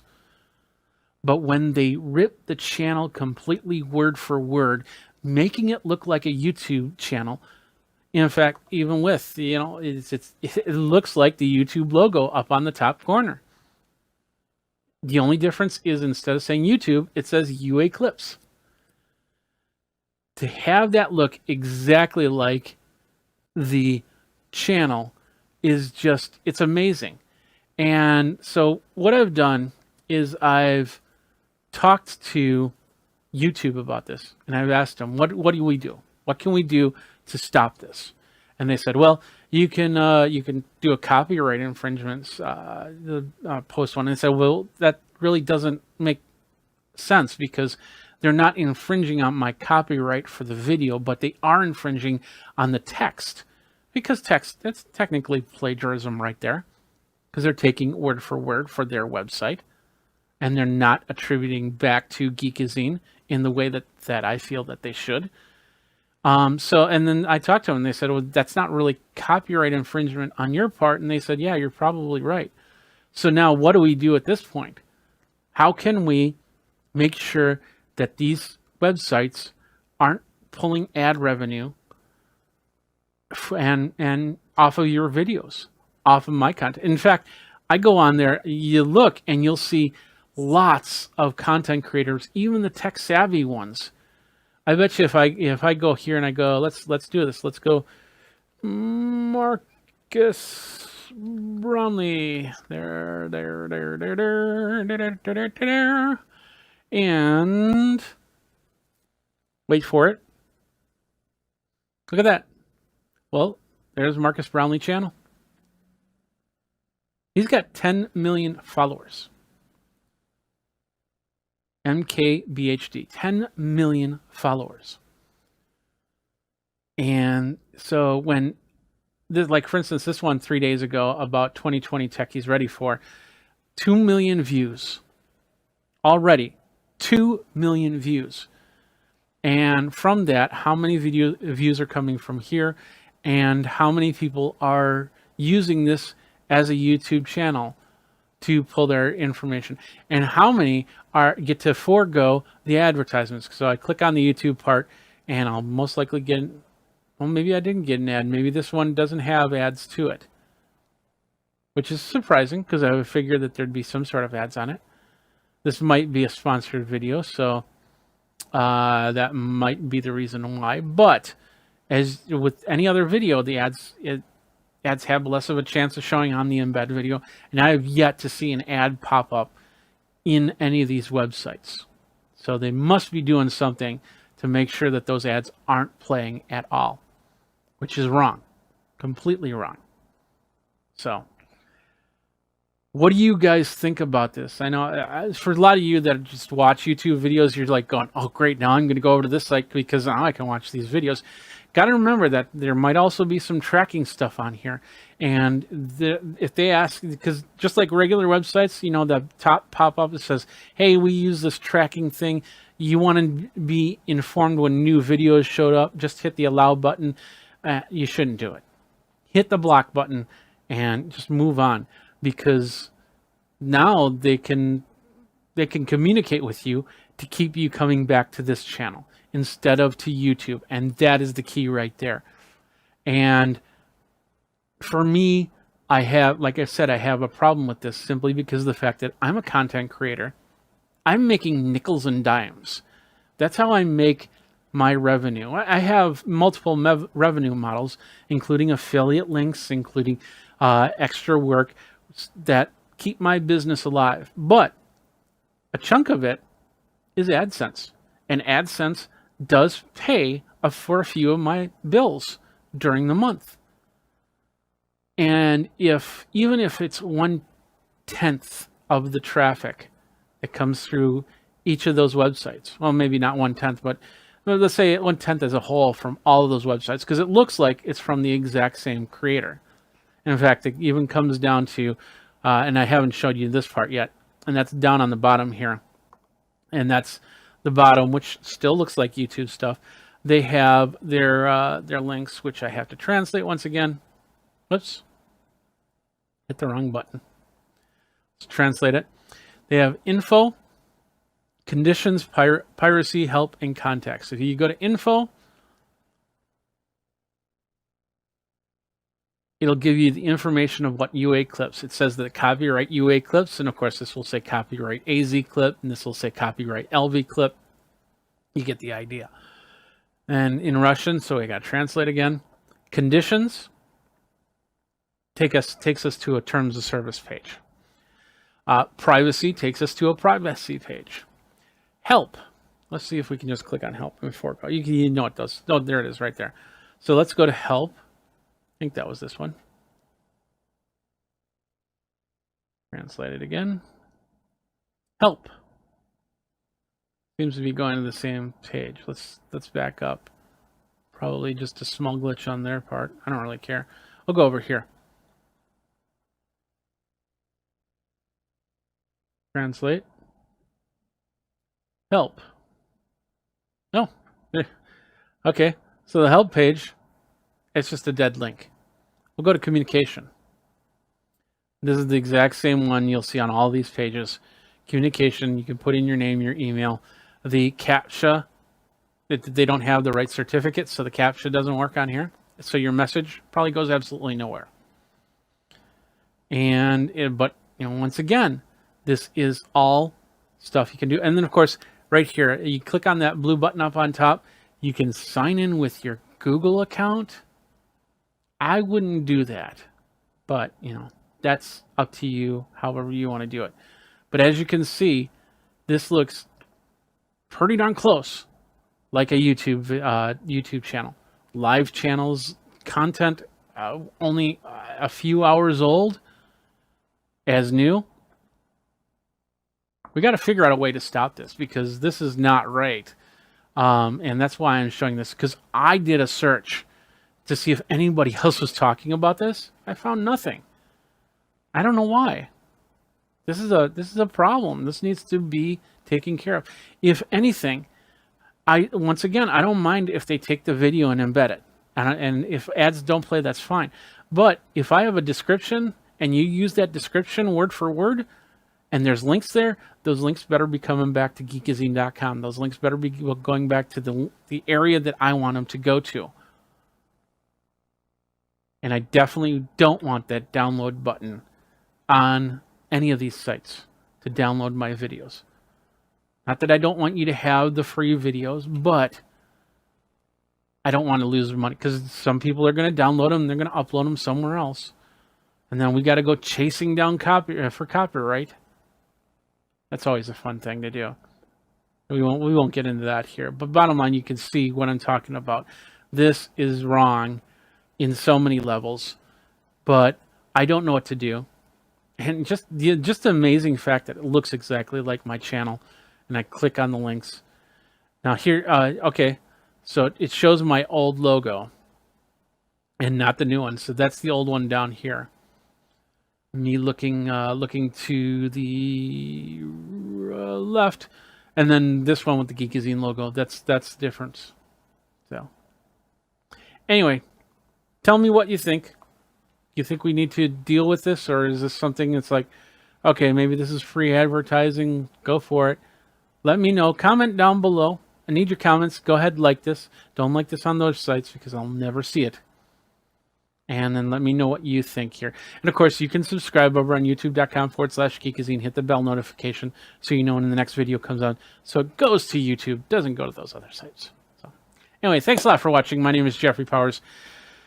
I hope this has opened your eyes to doing searches on your content to make sure that your content isn't being monetized by somebody else. I hope this opened your eyes on that. So thanks a lot for watching. You guys geek out and take care.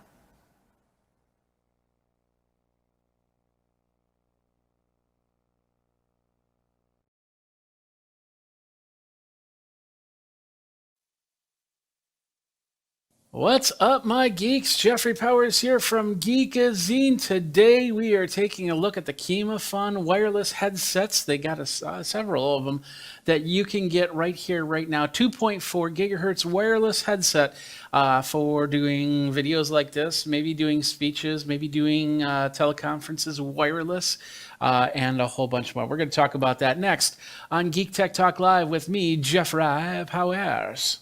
In French, oui. Hey everybody, Jeffrey Powers from Geekazine, Think Magazine, Put Any Geek You Got Me, and we are here talking about this little product right here. Follow me on the socials right there. I'm on all of them as Geekazine. First of all, I want to let you guys know that I do review products, and I did get this product for review. They have no say in what I say and how I say it. All opinions are of my own. You go over to geekazine.com for more information, and we'll go from there. Let's check this out really quick. This is the KimaFun wireless microphone. So it's a headset microphone, and I asked them, they have several different ones. In fact, if we go over to the page here, there we are, you can see all the different ones from wireless headsets to a lot more. There's even a handheld unit. There's a karaoke unit. There's a this one right here. I think this goes onto a flute. So you got a lot of instruments. There's a saxophone one. Let's go to the second page here. There's guitar, and yeah, they got a few different ones. But this is the one we're talking about right here. It's got the headset, it's got the lavalier, and it attaches to this this dongle looking thing. So I'm guessing that I'll be able to actually connect up other things, maybe even put in instruments to it. I don't know. Let's see what we've got on the box. They showed a lot of the boxes here. 2.4 gigahertz wireless, so it's got it runs on a wireless spectrum. So just watch to see what type of wireless spectrum you have running through the area that you're going to use this on, because you could possibly get some interference if there's a lot of devices running 2.4 gigahertz, and that's lower than what it used to be. So this is basically the unit that's a cable, USB cable to charge it, and it does a charge time of 3 to 4 hours with a use time of 6 to 8 hours, and it's a USB micro.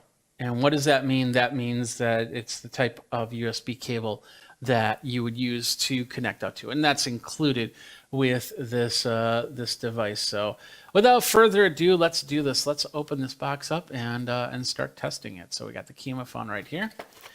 I'm gonna open it up. It's gonna be pretty straightforward on the connection here. All right, here we go. So we opened it up, and to begin with, we get a little card right here that basically says, "Dear customer, thanks for the purchase of the KimaPhone product. We strive to endure blah blah blah. If you have any problems, this is the email address you should contact. Thank you very much. Blah blah blah." Little instruction manual and probably multiple languages, and it's looking right now. It's looking English. So we're just gonna look through it really quick. Yeah, it's exactly what we just saw on the Amazon page. Everything right there. How to place the lavalier mic as opposed to the headset mic. I'm wondering if it uses the same microphone, and the headset's just a casing for that same microphone. But we'll see. We'll find out in a second here. We can do it with smartphone and tablet, and we can do it with desktop and laptop with the included cables. Frequency band, 2400 to 2483 megahertz. So that's not too bad. Pairing method it'll pair automatically. Charging time is 3 to 4 hours. Transmitter working time is about 6 to 8 hours. Receiver continuous working time is about 10 to 12 hours. So it also tells me that capsule dimension, it's a unidirectional condenser microphone. So it will pick up a lot of the area, and it's unidirectional, which means that it will try to cancel anything coming out that way. Its frequency response is 20 hertz to 20 kilohertz, so it's a pretty good range. We'll see. We'll test that out and see how that works. The impedance is 680 ohms, and it's about 1.5 volts. Maximum input sound level is 120 decibels. You don't need it louder than that. So that's basically the instruction manual. Let's push this up just a skosh so you can see things better. All right, so we got a couple in this bag right here. We've got a couple foams, and it looks like we've got a jack to plug in. Next up, this is, I believe it might be the lavalier. Yeah, it looks like the lavalier. So yeah, these are two separate items, and that's pretty cool because let's say you're running the headset and the cable's starting, it's an older unit and the cable's starting to go. You can switch to the lav and continue on. It's pretty big, and it's got a nice little clip on there. So can't wait to give that a try. And then what do we got next? Let's pull out the other cables. This is the adapter cable they were talking about, and this is for an iPhone or any other phone that does 3-pole items. So that's basically the stereo. So one of these is the headset, and the other one is the microphone.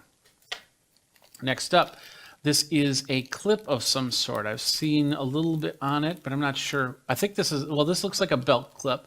So I'm guessing that one of these items fits on the belt clip. I'm guessing the receiver to the headphones or headset. And then let's pull this out. We've got the headset right here. That looks pretty nice. It's got a little gooseneck right there and very adjustable for that, but definitely fits on the head. Now I've got my other headset on, so let's see how well we can knock this around. And then this is a little gooseneck, so you can bring it like that. So you can have some conversation, and they can hear you. Definitely.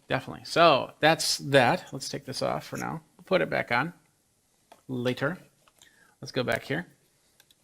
Next up in the box, we have another cable. This looks like the USB micro cable, and this looks like a split cable. So what this means is when you charge the units, you'll charge it using the same cable. And that does change the charge time. So if you need to charge faster, you might want to get separate cables for that. I'm not a big fan of these split cables and usually just throw them out because you never know what damage they can do to any device at all. All right, we have two units here that send the receiver and the capture device. This is the receiver. This is what you'll plug into your phone or your PC or anything like that.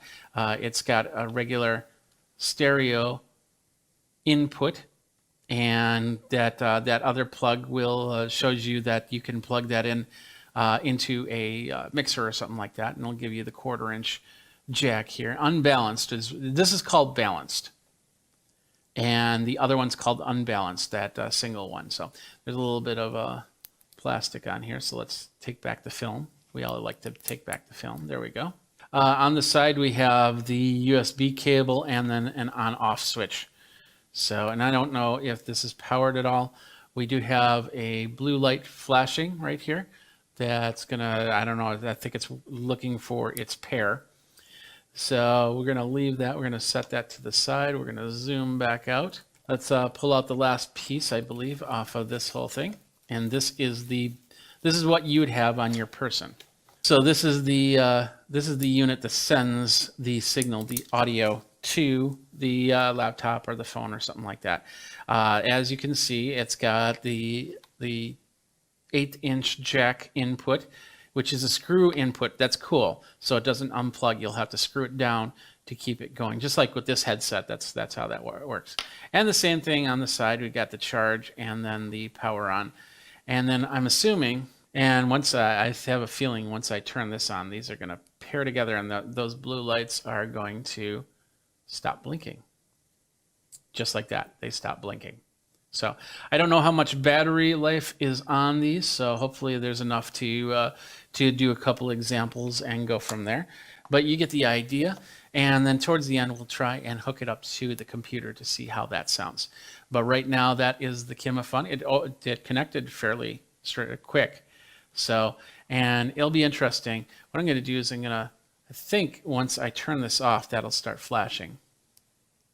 Yeah, I'll start blinking. So I'm going to turn this back on. I'm going to do a quick walk to the other side. We'll see if that starts blinking. I won't be able to tell as I'm walking away, and we'll do this so you don't see the green screen on there. So I'm going to walk out, and I'm going to close a couple doors, and then you're going to see with this first door, it might just start blinking. No, it's still doing good, so we'll keep going. It says about 100 feet. And now I'm going out to the garage. I'm going to open up another door. I'm going to close that door. There we go. Now you probably see some blinking. You might even hear some static on my end. So, 2 rooms to connect. That's not too bad. You definitely, and that, like I said, even my headset probably went in and out for a second there as I closed doors, walking from place 1 to place 2, because like this one did. That was my indicator. It was when this started blinking. I'm assuming that this started blinking as well. So right there, that's the KimaFun headset, and it's connected. It looks pretty connected. So now, what the next step is to actually just try it out. Anyway, let's go back over here. So as you can see, it's a plug with a twist on it, with a little threaded nut on it. So we'll push that in, and then we'll turn this down to lock it in place. There we go. And now what I'll do is first of all, I'll see if there's a way to test if there's any lights that come on. 1, 2, 3, 4, 5. I'll come really close to the microphone. So no, I don't see any indicator or anything like that. I'm going to take this, and the belt clip we can just basically clip to the unit. Plug it right there. And now we can put it onto our belt.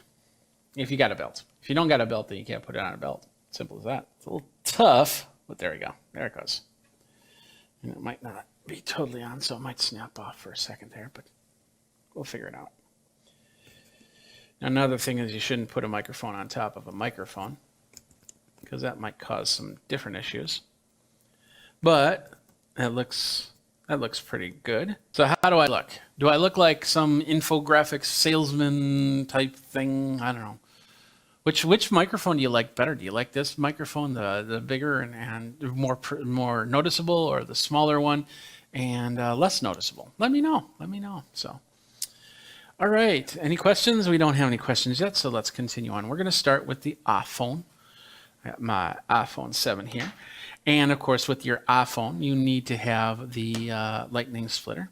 So I got that. And then we need this cable right here, which is basically what determines your microphone from your headphones. So you can plug in a set of headphones. And all these have these little plastic caps on it. That's just protective. So you could probably just throw those away. But if you want to keep them, that's fine. That's up to you. So let's see. We have one that's going to say microphone and one that's going to say headset. There we go. So we're going to plug this into the microphone side.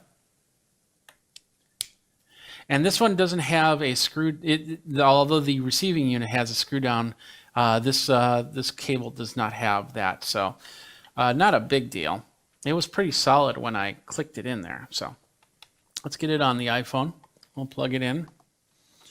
And there it is right there. So we'll hit the home button. It's going to ask for my passcode. You can't see my passcode. There we go. And we'll bring it in here. And what we're going to do is, I guess we'll just come up into the voice memos. And then we're going to record something. So let's go ahead and do it. Everything is on. We got blue lights right here. Blue lights, blue lights are showing. Blue lights. You can see it on the table too. So here we go. Mary had a little lamb whose fleece was white as snow, and everywhere that Mary went, that lamb was sure to follow. Mary had a little lamb whose fleece was white as snow, and everywhere that Mary went, that lamb was sure to follow. So that's not too bad. It's definitely got a different sound than what I have on this microphone. I think I hear a little crackling. I'm not sure if it's recording this or not. So what we're going to do is we're going to take this, and I'm going to hit the record button, and then I'm going to set it underneath the desk like I normally do. And I'll go, Mary had a little lamb whose fleece was white as snow, and everywhere that Mary went, that lamb was sure to follow. All right, so is it coming from the microphone or is it coming from the phone? So let's find out here. Button, and then I'm going to set it underneath the desk like I normally do. And I'll go, Mary had a little lamb. As you can tell, what I just did there is as I was saying that, I was putting it under the desk. If this would have been from this microphone, you would have heard it actually lose sound and sound a lot more muffled. But that's coming straight from this headset. I'm not sure how great that is, how not so great that is, because there are absolutely, I'll leave that unplugged.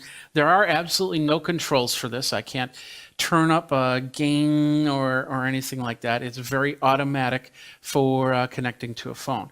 So now what we're going to do is we're going to connect it up. I'm going to connect it up, see if I can connect it up to my PC. And hopefully we don't kill everything doing that. So let's do that. I'm calling an audible because I can use one of these other adapters. So now what I'm going to do is I'm going to take out this 1/4-inch adapter. And Michael's going, mixer would be best. And so that's what we're going to do. We're going to plug this in. It looks like you turn the whole unit. It's not independent from the plug there. But that's once it's turned in, it's in there. So now, like I said, this is not meant for guitar. This is meant for microphone. But we could probably try and plug in an instrument or something like that. But it probably will cause issue. So let me turn on the... We'll plug it in, and I want to hear it before I come over there. My headset's over here. I was using it for something else. Ha! Gotta love it. This is going to be mono because I have my headset in the other thing. So let's get this down to 0. If it clicks, there we go. So now I'm going to turn down this microphone, and hopefully I don't think you'll be able to hear the other one. So this microphone should be down. I'm going to even mute it. I should have just muted it. There, I muted that microphone. And now you should be hearing from the other microphone. And you might be hearing from one side. Let me make sure that it's running in stereo. That's the streaming program that I'm using. I just need to change the properties on that. Oh, no, you should be hearing it from the center. So now I am running from this microphone. It's got absolutely no effects, no compression, no room noise cancellation on it or anything like that. So I just want to hear it from here.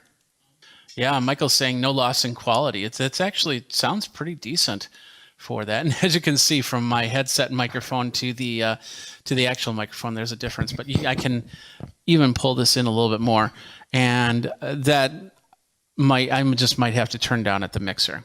So we won't do that too much. But let's do this. Mary had a little lamb whose fleece was white as snow, and everywhere that Mary went, the lamb was sure to have some lunch. I don't know. Anyway, I was going to try and say something funny, but I guess I don't say stuff that's funny. I don't know. So anyway, so that's the sound of the microphone. It sounds pretty good. And as Michael's noticing that there's no loss in quality, it does have, like I said, it does have the range of 20 hertz to 220 kilohertz. So, I could literally put this on the bass drum of my drum set and get a bass sound off of it, or the high end hi-hat or cymbal, and it should be able to register that. So I'm not saying that you should use these microphones for miking up your drums, but you could in a pinch, and that's not too bad. One more time. There we go. Put that in. There we go. So now the high end, this is the high end all the way down. Let's go all the way up. That's the high end with a little bit of hiss, a little bit of room noise, as they call it. And then back down to unity. I'll bring that there. So that's the sounds from the mixer there. And come back. Say hi. Hello. How you doing? What'd you think? Yeah, he's a little bit of just a little bit of low end, which makes it brought out the low presence in your voice. Oh, thank you. So, that is basically the mix of all three. So I guess with a little bit of tweaking, I could really mix this up. Now let's pull out the lavalier, and I will turn off the sound when I flip it. All right, so now we should be back. Yeah, I heard when I unplugged it from the dongle here, I heard through my headphones way over there the click. So I'm glad that I unplugged it so you could hear it from there. So, but this is how the lav looks, and I probably would put it underneath my shirt and then attach this to the belt pack. I wouldn't be surprised if you could get other microphones for it, so you could technically have a real high-end microphone that, for like my Sony the headset microphone that I have right now. In fact, let's do that. Let's have some fun. We are now on this headset mic with the KimaFun. And you can get a skin-colored lavalier headset microphone that is one of the units that you can get with KimaFun. But this is the headset that I have right here. Please don't ask what it is, because I don't remember. It was it's a few years old. So, but this is what it sounds like with that. Let's take off all the extra effects again. So now you're just hearing straight from the microphone right here. All right, so this is the KimaFun headset. You can get it. It's on Amazon right now. Here's the link to it.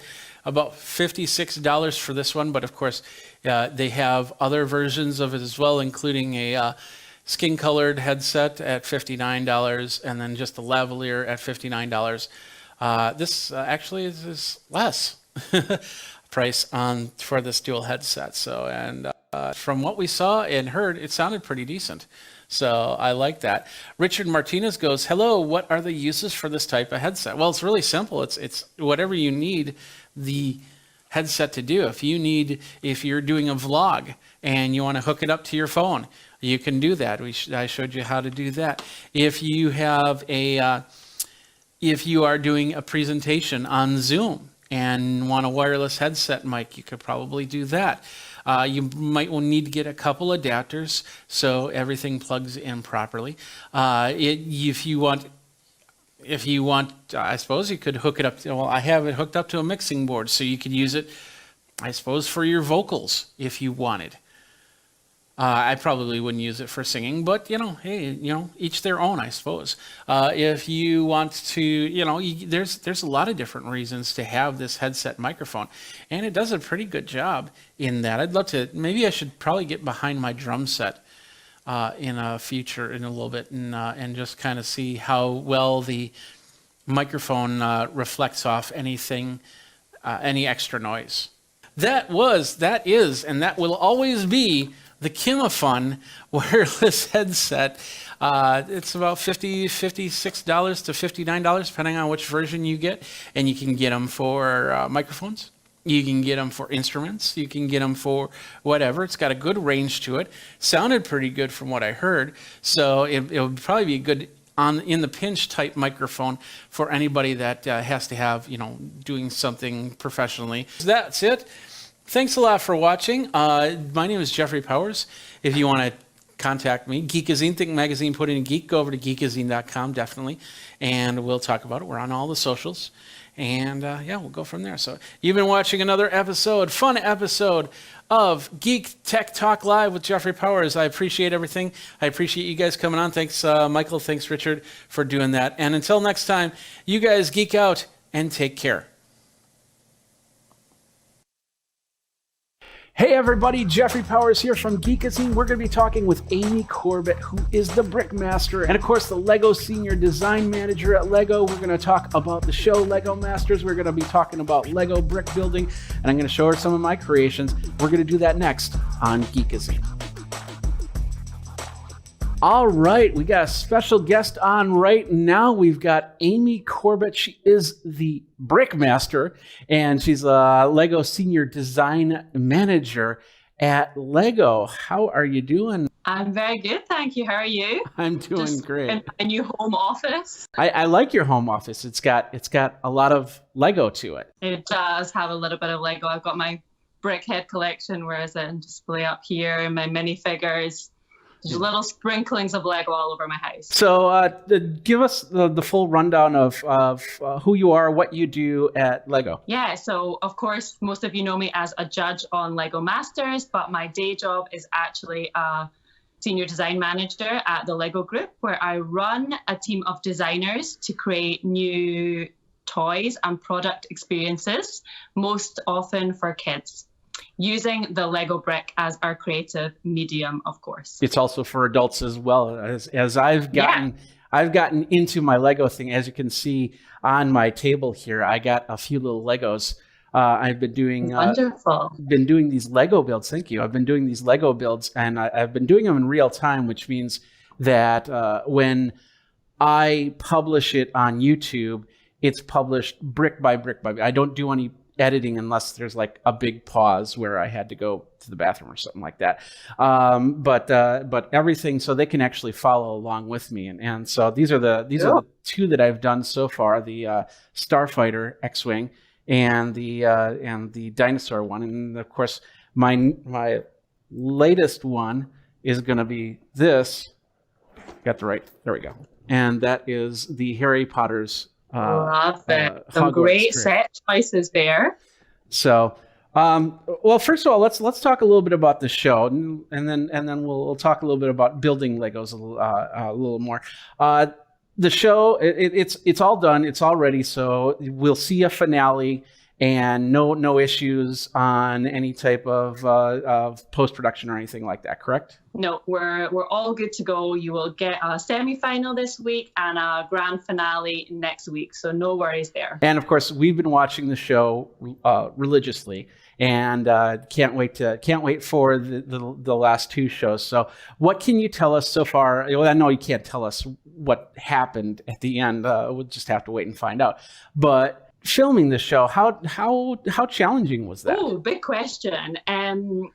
I think for me personally, it was being a judge on a show like LEGO Masters was a much bigger challenge than I ever thought it would be. When you sit at home on the sofa and you're watching judges on different reality shows, it seems really easy. But when you're actually there, seeing the builds live, seeing the passion and energy that all of the teams put into what they're making, then it's much tougher to make the decisions, and it comes down to the tiny little details on the day of who does best in every challenge. So I think being a judge was really difficult because the builders exceeded our expectations every time with the builds they created. Yeah, I've been amazed at what the builders are doing. Especially, I've been more amazed at the fact of how they've grown. The first couple episodes, somebody like Tyler and Amy were kind of not in sync, and then they grew, and now they are who they are. I think that was one of the most amazing things for me to see as a judge and as a coach on the show, because of course we also checked in with the teams all the time and gave them tips and tricks and pushed them to how they could be better builders. And the growth that some of the teams have shown in the competition is absolutely incredible. I think we're so proud of how they all grew every week and what they accomplished. Yeah, when they're doing these builds, do they have like a day to prepare? Are you telling them, okay, this week we're doing this type of build, or is it just like the next day they're right back into it? That would be really nice, wouldn't it, for them? But no, it was back-to-back challenges and building. And they didn't have any pre-warning or preparation. So when you see them being told this week's challenge is build the story created by these kids, that was when they found out. And then the same goes with the twist. There was no pre-preparation. So the speed at which they came up with ideas every time always amazed me, because they of course had to think of what they were going to build before they could start with the bricks. So what happens to these Lego creations after? Are they, well, of course, what was it, week 2 they all got destroyed, but are they going to be displayed anywhere that you know of? We had 3.5 million bricks there all the time for the builders to use, but of course they use a lot of bricks in every creation, and every Lego brick is designed to be in lots and lots of wonderful builds. So we reuse the bricks as much as possible. So after every challenge, we take amazing photographs, we film all the builds, and then actually there's a team that take them apart, so we can reuse the bricks to make even more wonderful creations.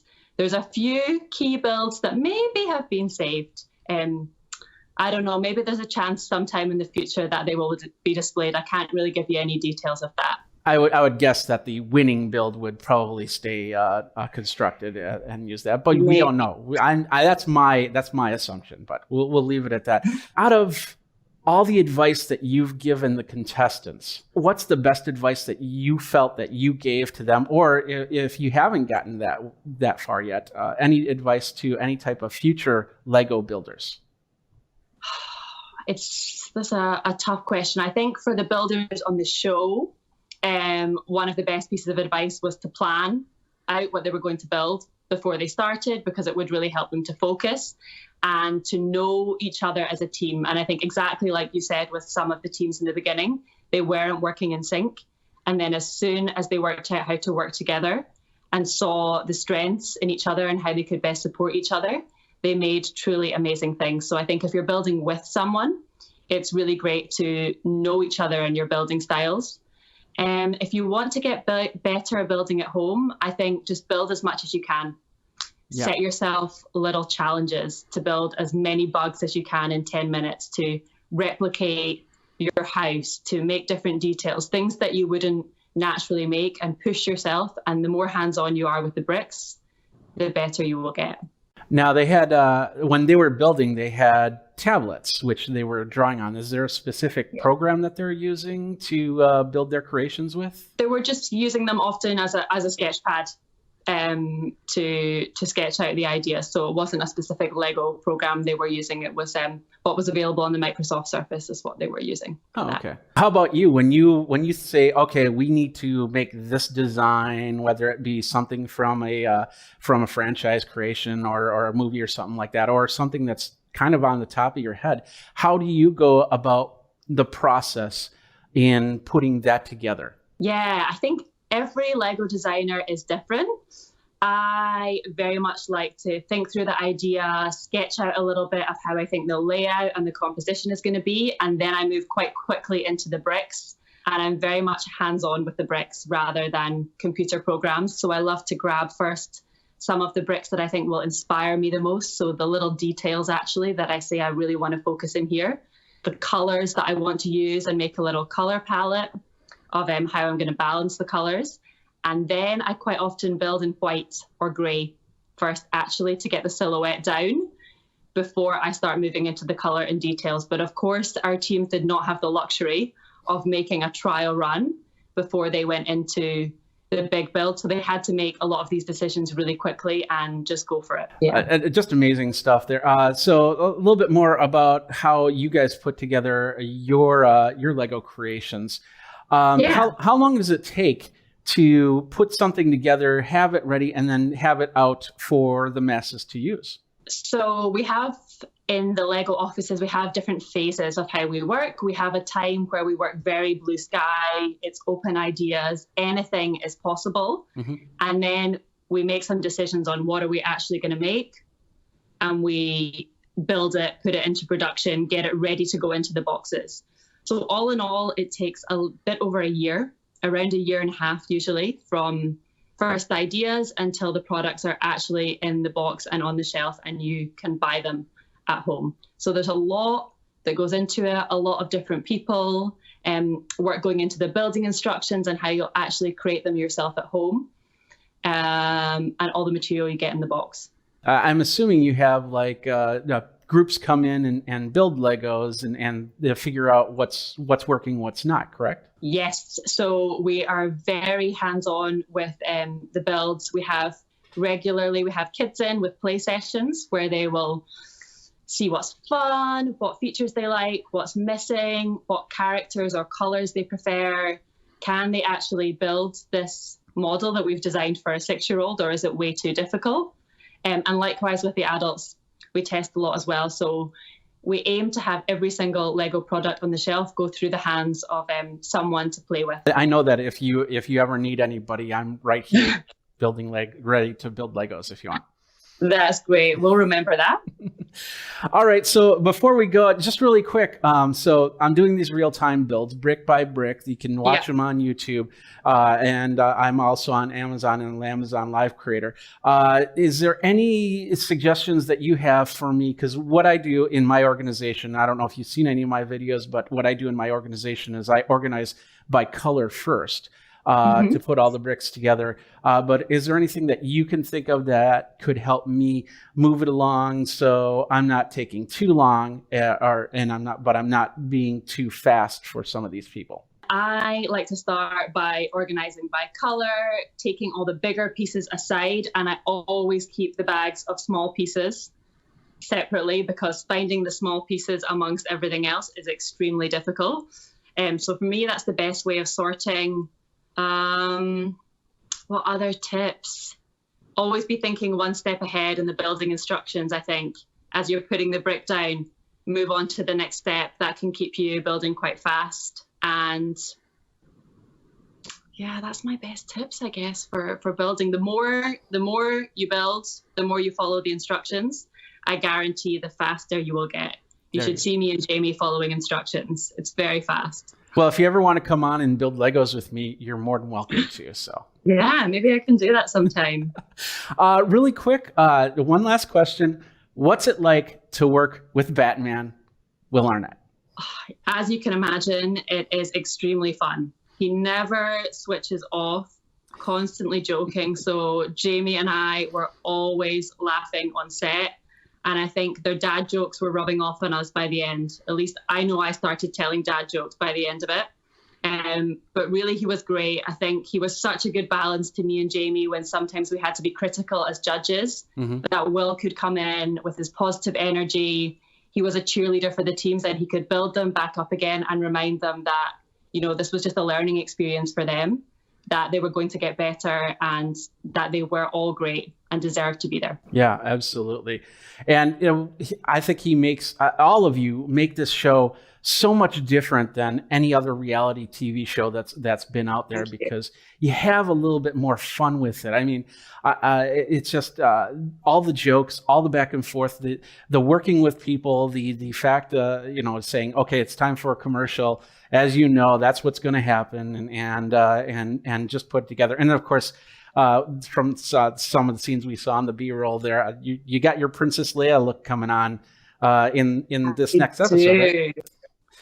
I do have the Princess Leia look coming on in the next episode. That's a little bit of a surprise. I don't think there's been very much about it so far, but it was really fun little nod to that classic Star Wars look that I had throughout the episodes. And I definitely preferred that look than the Emmett outfit that I was in episode 5, I think it was. The Leia one was a lot more fun. Yeah, that was a pretty interesting outfit. There, so, but I can't wait for the I'm a big fan of Star Wars, of course, being a geek. So I can't wait for the Star Wars episode to air, and then I can't wait for the finals. Jennifer and I will be sitting, watching, and waiting. So, Amy, thank you very much for your time. No, thanks for having me. It's been great fun. All right, well, there you go. Check it out, Lego Masters on Fox, of course. If you're watching after the fact, you could probably get it on any of the streaming services, including the Fox streaming service, and be able to watch it from there. I'll just say bye. Bye. Hey, don't forget to follow me on the socials. Follow me, subscribe to my content wherever you follow me. And of course, like, I'd appreciate that. Give the love.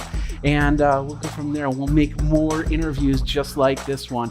Can't wait for Lego Masters to come out, and can't wait for that finale. So Jeffrey Powers with Geekazine. Thanks a lot for watching. You guys geek out and take care.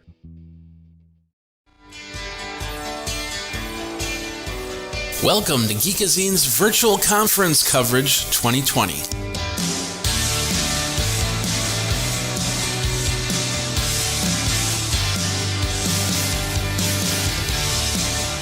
Today we have Stephen Tellamy. He's from EditShare, and we're going to be talking about, these times, these unprecedented times, as the commercials say. And he's got some great information with his company, EditShare. So let's bring you in. How you doing, Stephen? I'm doing very well. Well, as you say, within these weird times that we're in, doing good. All right, and of course, you're with EditShare. Why don't you tell people about what EditShare is all about? Yeah, so EditShare, we kind of do, I guess, 2.5 things.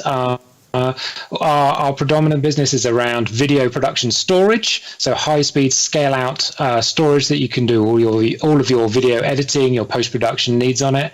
We also have media asset management in our Flow product, and the half a thing is also what we would say is APIs. So we're very much about being an open ecosystem that allow people to plug in to our systems, to extend our storage platform, to extend our media asset management platform, and sort of glue those things together. So those are all of our kind of main points, and I think we can talk a bit about how those we're using each of those things within this kind of time where people are working from home and trying to produce their content from weird remote production environments that they've not had to work in before. Absolutely. Like the production that's going on behind you. Are those shoes and a microphone? What's that? Yes, this is my home studio. So I actually also, as well as being CTO here at EditShare, I'm also a media composer. So I write music for film and stuff. The shoes are actually our swag.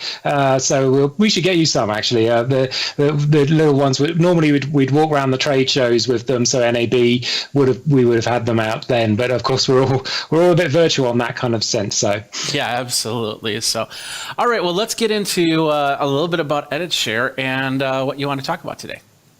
Yeah, absolutely. So I think something that's very exciting that we've just launched is our EFSV product. And this is an entire cloud-based product that allows you to get, working remotely, or actually as your mainline work very, very quickly. So we've been working on cloud environments for quite some time to extend beyond what we've been providing on-prem.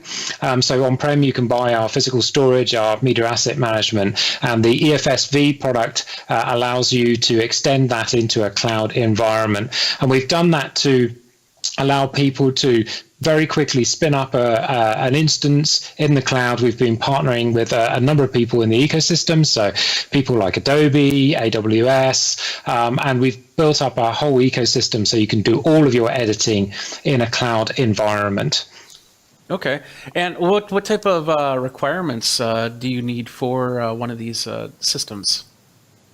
So the requirements are you basically would access the system using a technology called Teradigi. So they're a remote desktop technology. It gives you very high bandwidth, low latency editing experience. And so when you're using that experience, it just feels like it's a local environment. You're connecting to a remote desktop, a Windows workstation that's running in that cloud environment. It's got all the GPU power. So all of those requirements are taken care for. You can actually be running on a very low specification machine locally because you're connecting to something very powerful in the cloud with GPU, CPU, memory, and that's where you'd run your editing software like Adobe Premiere, or you could be running DaVinci Resolve, or you could be running Avid Media Composer. You can be running those on that remote desktop, and so locally your resources are not too bad actually. You do need some bandwidth, of course, to run that. Connection into the cloud, so you need the back and forth to have that really nice responsive thing. But other than that,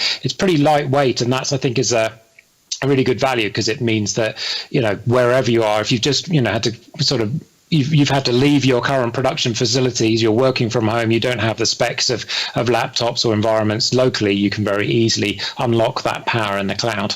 Yeah, and you mentioned the bandwidth, and that's probably the key, because something like that I would use while I'm on the road, and in something like a Las Vegas setting, I'm getting video done.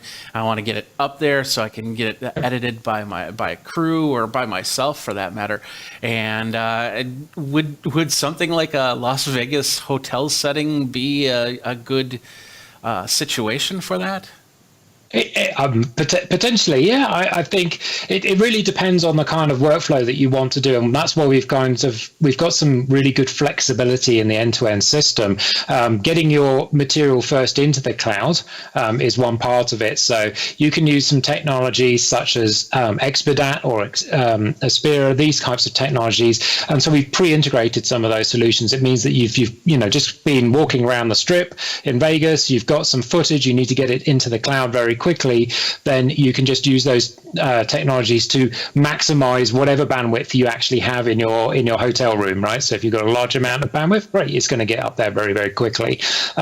So using those types of tools gets your media into the cloud very quick. Once it's up in the cloud, we can scan it with our asset manager, and that will then generate both, it will generate the proxy resolution versions of those. So then there'll be a lower resolution proxy that's actually very accessible and very easy. So actually, if you didn't have the connection to run a Teradigi, I think Teradigi's sweet spot is around 20 megabits per second. Okay.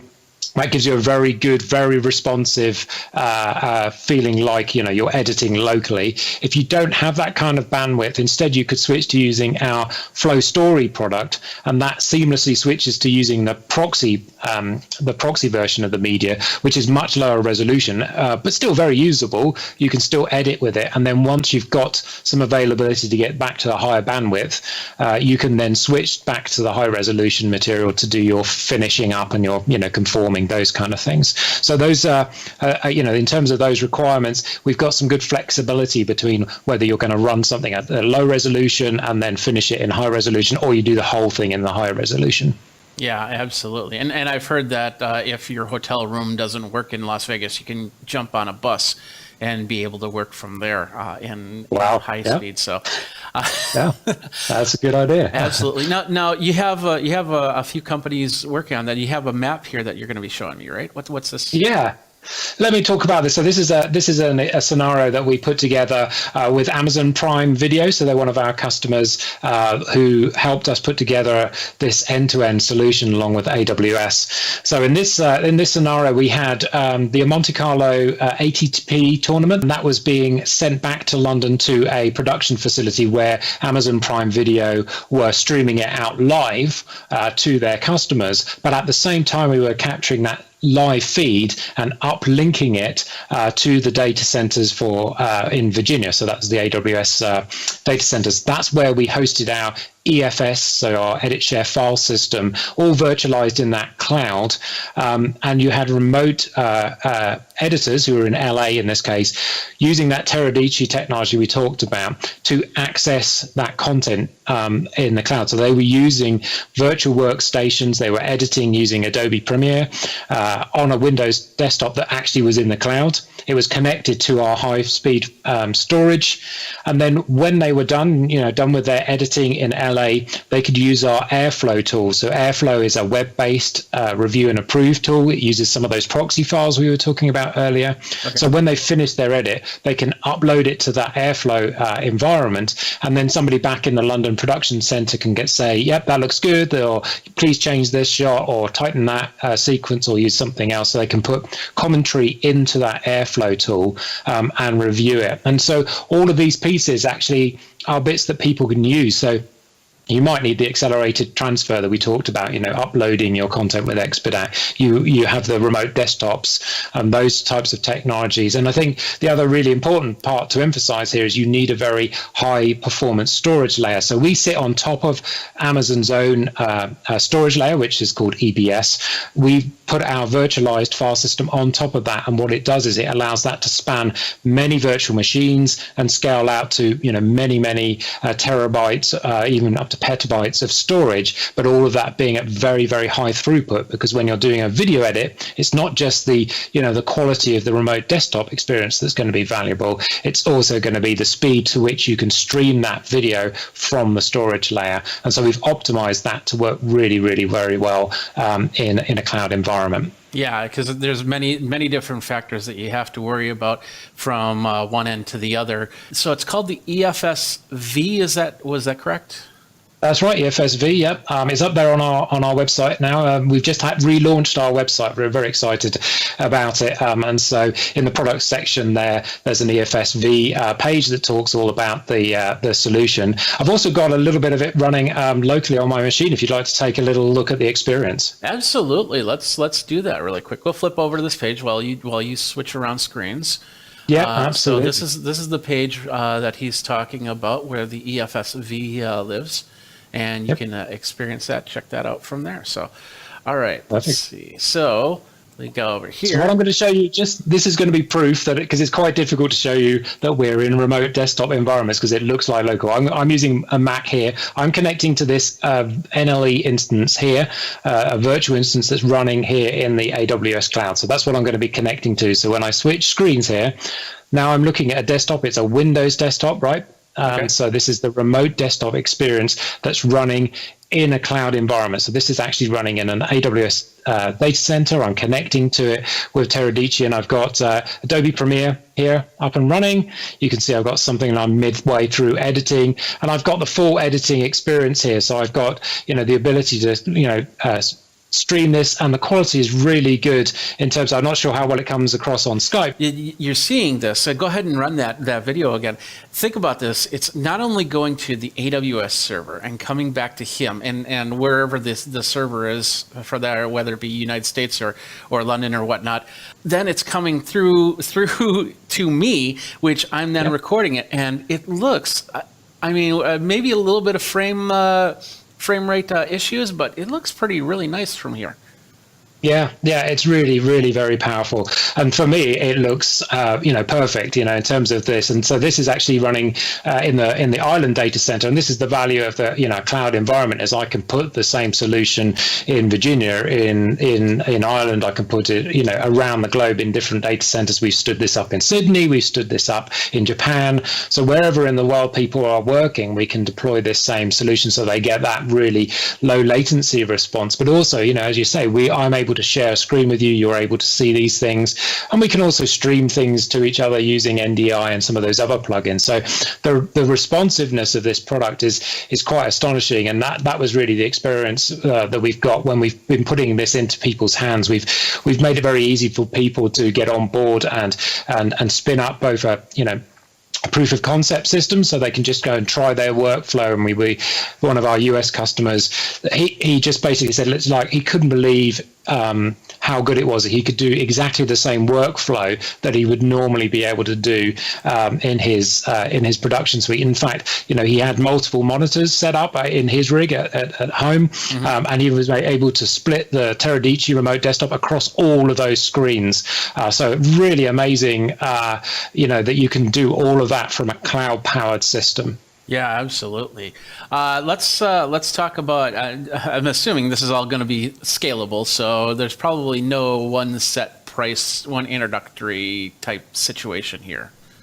Sure, yeah. So we can the price can go from one point to another. So in terms of our kind of cloud offering, it starts at around $480 per month, plus then the AWS cost. If you combine the two, it comes to about $750 per month, and that gives you a starting system. But you can then obviously scale that up. So, depending on how much footage you want to be putting, how much editing, how many workstations you want to be running as well. So the great thing about a cloud environment is you can just spin them up and use them as you need them. So if you've just got an editor who needs to start working on a system, and they just need to do 2 hours of editing and then they're done, you can just spin up the workstation for that period of time and then shut it down, and you stop paying for it, which is a really good, powerful way of cost saving. So there's a lot of cost savings things you can do in terms of the overall system to give you a real flexibility of tailoring the system to the way you would like it to work. Wouldn't mind talking to you a little bit about our Flow product as well, because our Flow product is our media asset manager, and that Media Asset Manager is really helpful in terms of these remote production types of scenarios.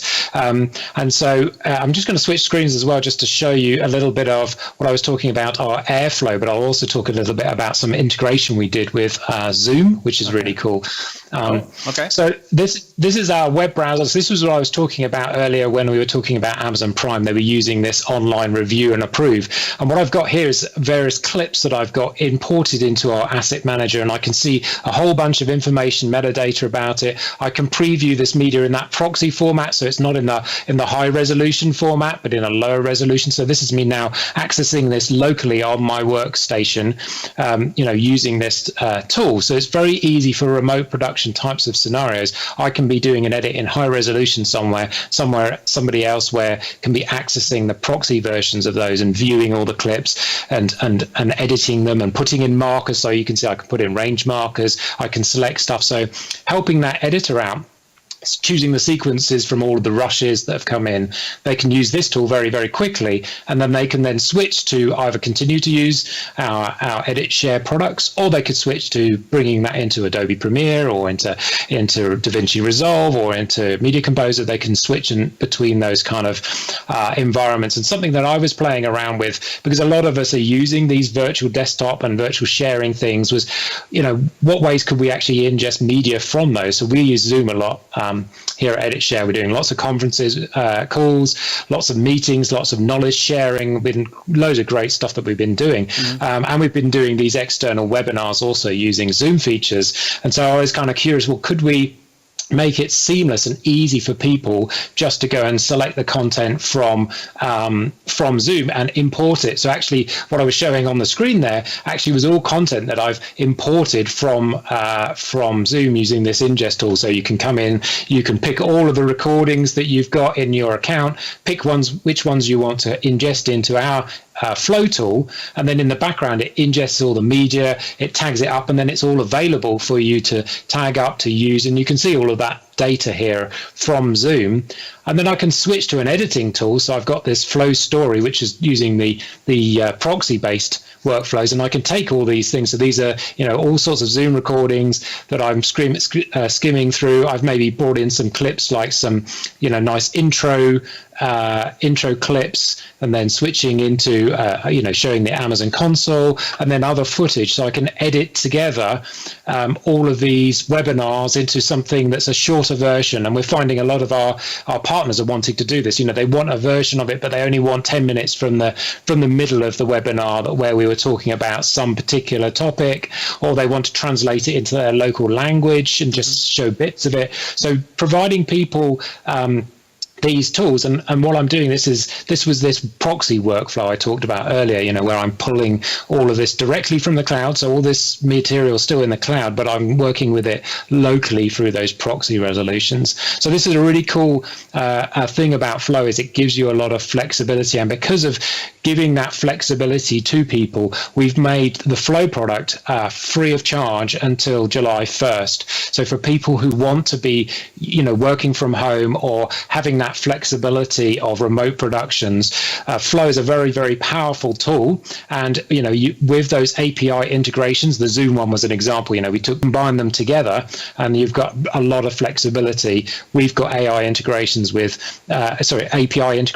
AI services, so they can do translation and transcription and object detection. So if you're looking for a cut or a scene that has got a bicycle in it, we can have already pre-indexed that, and you can go and find those in the Media Asset Manager. So there's a lot of power in that tool, and we're really pleased to be able to offer it for free during this time when people are trying to adapt to a different way of working.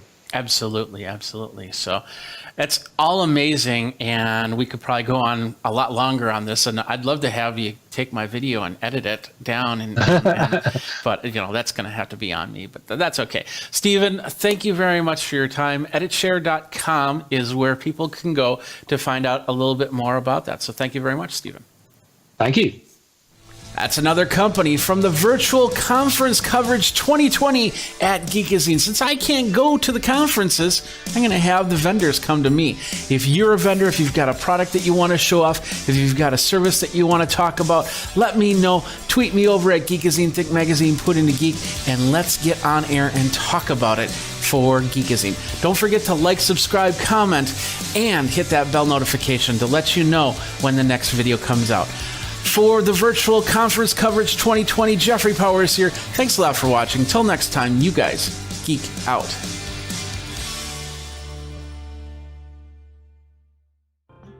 All right, let's talk about music. Let's talk about bringing in music into your live streams, and let's talk about music that you can use without somebody coming up to you and say, hey, I want some money for that. You're using my song. What you're hearing right now is a song I actually created on my iPad. Whenever I fly, I like to pull it, and I have the phone or the iPad available. I pull it out and I tinker on it. I get ideas, and then of course as a musician, I use those ideas when I create songs. Now, not everybody's a musician, and that's okay.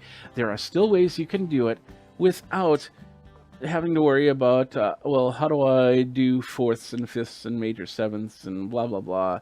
Like, for instance, I could bring in a hip hop beat. And I can use this beat, and I can actually control it if I want to by little bits and pieces. So you get an idea that there's change to it. And then, of course, I can stop it altogether. So there are different ways to do this. And once again, these ways so far, there have been no copyright to it. Nobody's going to come to you and say, hey, you got a copyright strike because you're using our music. Hey, it's just not going to happen. And if it does happen, you can say, no, this is my original music. So go away. Now, keep in mind, you can't just take like a Billie Eilish song and then create it using one of these programs and then think that you can use that.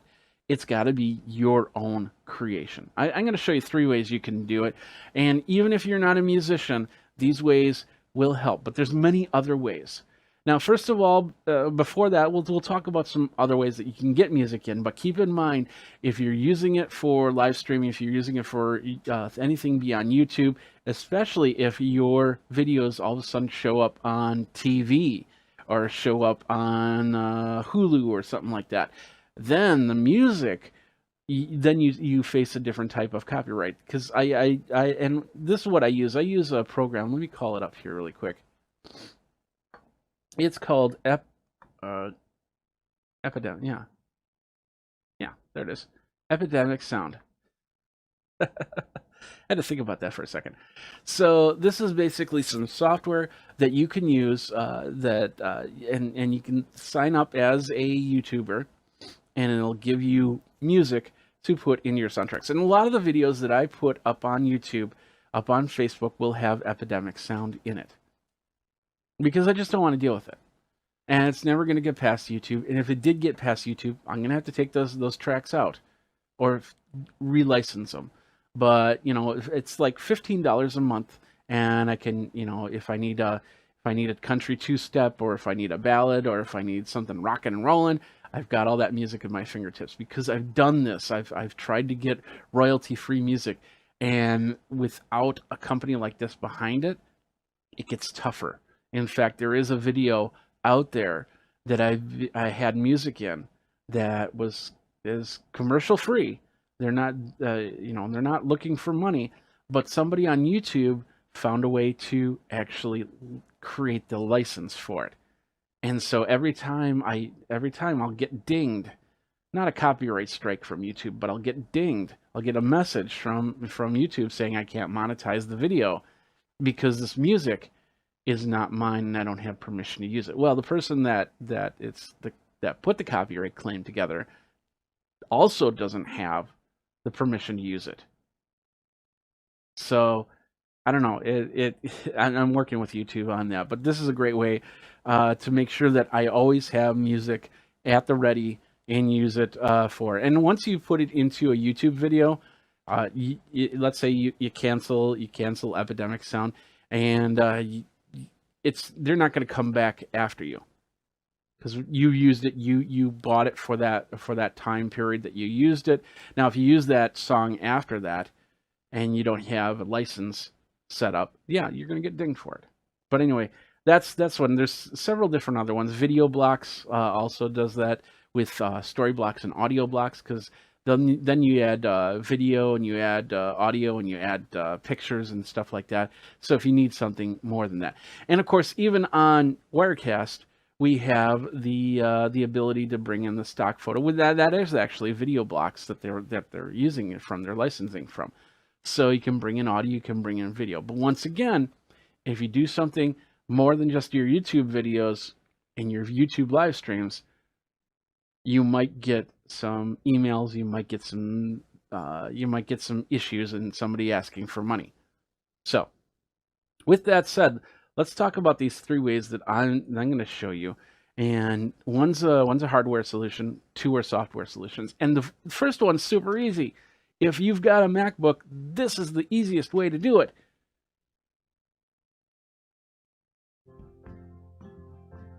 That's it, right here. Let me show you. This is it. This is GarageBand. It's a fairly straightforward program to use. And the cool thing about this is you can use your iPhone to create the music and then bring it over to the iPad, to the MacBook, or the iMac, or whatever you're using. You can mix it down to an MP3 file if you're using Wirecast or whatever streaming system on a PC or a different type of machine. But right now I have it to go 16 bars and then loop. So it's just playing the same 16 bars again and again. And with this, I can change it up a little bit. Like, for instance, I can take out the piano. I can take out the guitar. And some extra drums, and then house drums. Or I can bring them back all in. I can say, yeah, I just want the house drums. Or I want this, which is just basically accent drums. You get it, maybe some grand piano.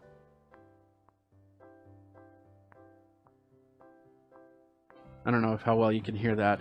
But you get the idea is that you can bring it in. Let's just bring up the volume just a little bit. So now, like I said, let's just do the main line. Take out the metronome. A little bit of acoustic guitar.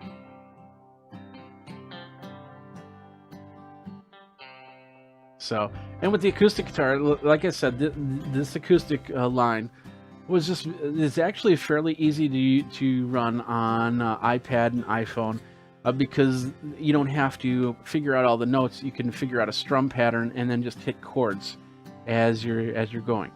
So if you have a basic understanding of music, and you know how to do a CFG, you could create some stuff and have some fun with it. So if you're a little creative, that's one way to do that. So that is just GarageBand. And here, let me show you really quick. Let's just let's go over here. We'll go over here. There we go. So we're going to create a new file. And let's not save this. We'll bring in an empty project. And then we're going to go over here. We're going to say add a drummer, create. There, you've just created your first thing. There's Maurice.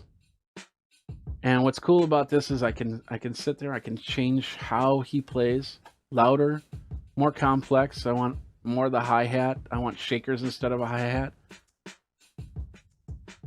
I want some percussion in there. Add some fills. Or I don't like this. Let's go to Boutique 808. There we go. Let's do some electro bump.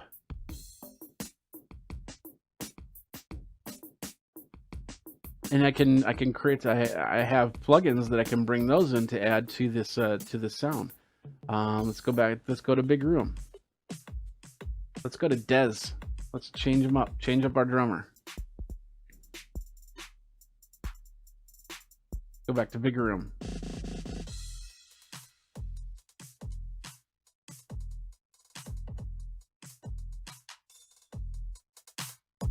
There we go. So you get the idea there. It's lots of different ways that you can bring in a drummer and you can bring in a sound. If you just want a drummer, that's one way to do it. Another way to do it is by going over to, let me bring it up here. Another program that I use is called Band in a Box. This is going to cost a little bit more, but it's got some great features to it. And right now I've got a song in here, and these are just the bass songs that you can load up, and you can use them. They're copyright free. And then I can change things a little bit if I wanted to. Like, for instance, we'll just go to the basic song here.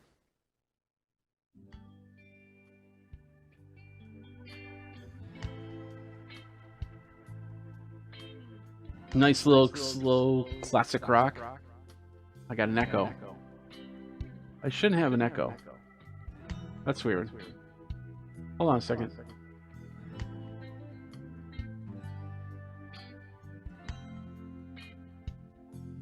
There. Okay, there we go. I had a button on. So anyway, the idea, yeah, as you can see, now I can talk and I have this music playing behind me, and this is actually absolutely copyright free. And if I wanted to, I can say, okay, I want this to be an F instead of an G. So now it's gonna sound a little weird, but because I didn't think about it too much, but that's not too bad. And then I can bring this to G, and then now I've got a different song if I wanted to. It is, as you can see, fairly straightforward. And to create the styles, you can go from the list, and you can use the base list, or you can buy whatever add-ons they have, because you can get tons of more songs if you need something a little bit more specific to what you're doing. But as you can see, there you are. You've now got a song. You've got music behind you that you're not going to get in trouble for using because of the fact that it's copyright free. And what's cool about this is you can use this for things like when you're planning to do a live stream and you have to go silent. Let's say you're doing overhead cameras just showing the crowd or something like that. You can have this music playing in the background. I've done this several times for events. So they have something audio-based to listen to while they're waiting for the stream to come back up. It's pretty cool. So we have that option. Let's bring that down. Let's stop that. And there's a third option. Now this is a pretty cool option.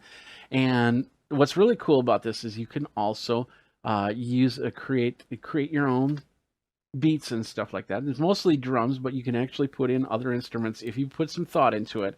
And it's this thing right here. And why didn't that switch over? Let's do that. Did it not? Oh. Well, that's interesting. Let's move it over then. Hold on a second. Oh, stop being difficult. There we are. This is the Beat Buddy. This is a product I got about a year ago, and I've done some stuff on this before. And this is really cool because with this, you can just put some straight up drum beats down. Now, here's how it sounds. Let me switch over here. Is it ready? Okay. So now if I hit this button, it's doing a straight up hip hop beat.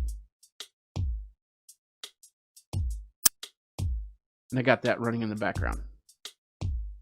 So now I can talk. I got this hip hop beat going on, and I can alter it a little bit. Let's say I'm going to go from one segment to the other. I'll just press it down. Now I've got a little bit of skip in there, a little bit of feel like it's not just going to be a straight beat through the whole thing. I can do multiple fills, and then I can go to a different type of beat. And then when I'm done, I'll just double click on it and I'll do an outro fill and it's done. I can go in here. I can go down to hip hop 2 and I can change the volume. I can change the tempo. Oops. Oh, that's the drum set. I'm sorry. Tempo is over here.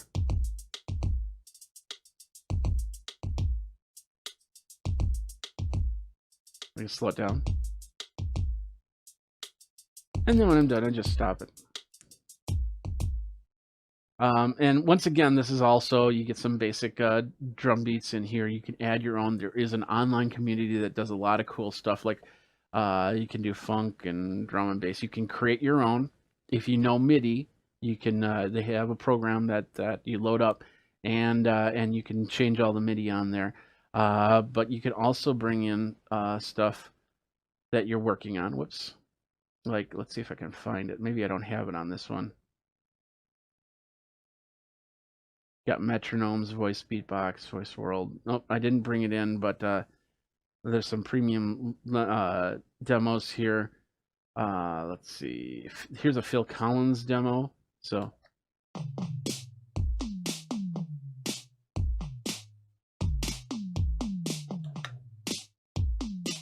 you get the idea.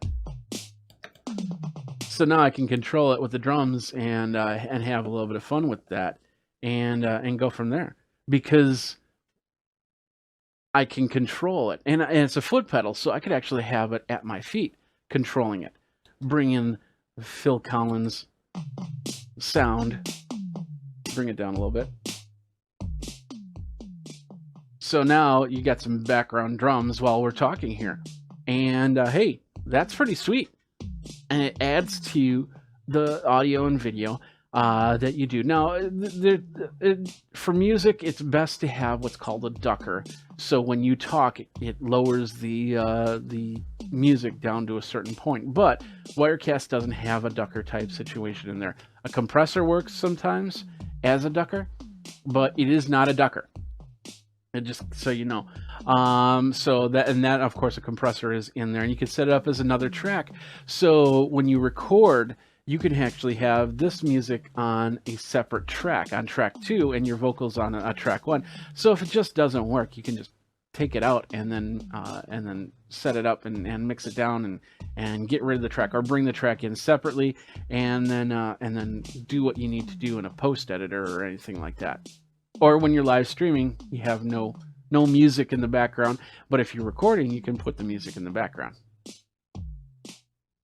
So lots of different ways to do it, but as you can see, that is the easiest. Those are the 3 things that you can do to bring it in. One's free.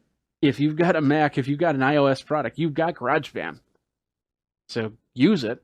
One, and then the other 2 you do have to pay. I think this is this pedal is something like $200, $250. There are other pedals out there, just like the Beat Buddy, that also do drum and bass sounds. And they're meant, so when I'm playing guitar, I can put a drum beat behind it. And there's other ways to do it. There's other programs, MIDI programs that you can use to create music. And all of these ways, you just pay the fee, how much it costs for the program, And then the music that you create is what you use. And it doesn't have to be complex. In fact, you can also work with some of your buddies, and maybe your buddies like, oh yeah, I got that program. I got 5 songs that I wrote here. I'll give them to you. You can use them on your show. And the next thing you know, you got music for your show. And you got it from your buddies. So I went a little bit long on that, but you get the idea. Is these are 3 great ways for you to create music and put it in as your back live stream and have a little bit more as you're going from there.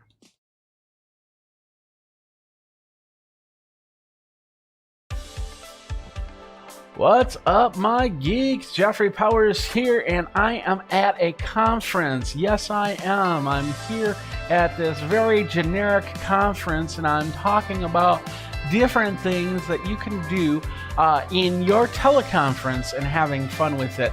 And welcome to another Geek Tech Talk Live with Jeffrey Powers. That is me. How you doing? So we're here at this conference, and we're having a lot of fun. And oh wait a minute. Let's do this. Boom. Hi, how's it going? Jeffrey Powers from Geekazine, Tech Magazine, Put in Geek. There's the socials right there. And today we're going to be taking a look at a piece of software that lets you do this. Hi, I'm at a conference and I'm talking, and all of a sudden I'm floating this way. Wait, what? Something's wrong. Okay, I'm back. This is called Character Animator, and yeah, what I have set up was my first ever puppet, and it's not perfect. But I'm going to show you some puppets that you can use. There's ways you can create your own puppets and do a lot more. And you can have a lot of fun with it. For those of you that are doing online conferences, teleconferencing calls and stuff like that through whatever software that you use, you can take this software and you can use this inside as long as it accepts the video in through Adobe. You can go and follow me. You don't need to do it, but if you want to check out when I have more, because I have a lot of cool stuff, you should check out the Lego builds that are over here on the Amazon Live channel. You should check out the technology that I review. And then, of course, all of these Adobe how-tos are definitely going to be part of this whole thing. Now, first of all, I want to let you know, I did get a product. Adobe did get me a copy of the software to review and use, but all opinions are of my own. You can go over to my review page to find out more. And I've played with this software for a few years now. And now that we're in this area of everybody's doing online meetings, they're doing weird things for these online meetings. I've heard of stories of people that are they're starting with the backgrounds. The backgrounds were super easy. They don't need the green screen, what's called chroma key, and they can put in a background as long as they're well lit.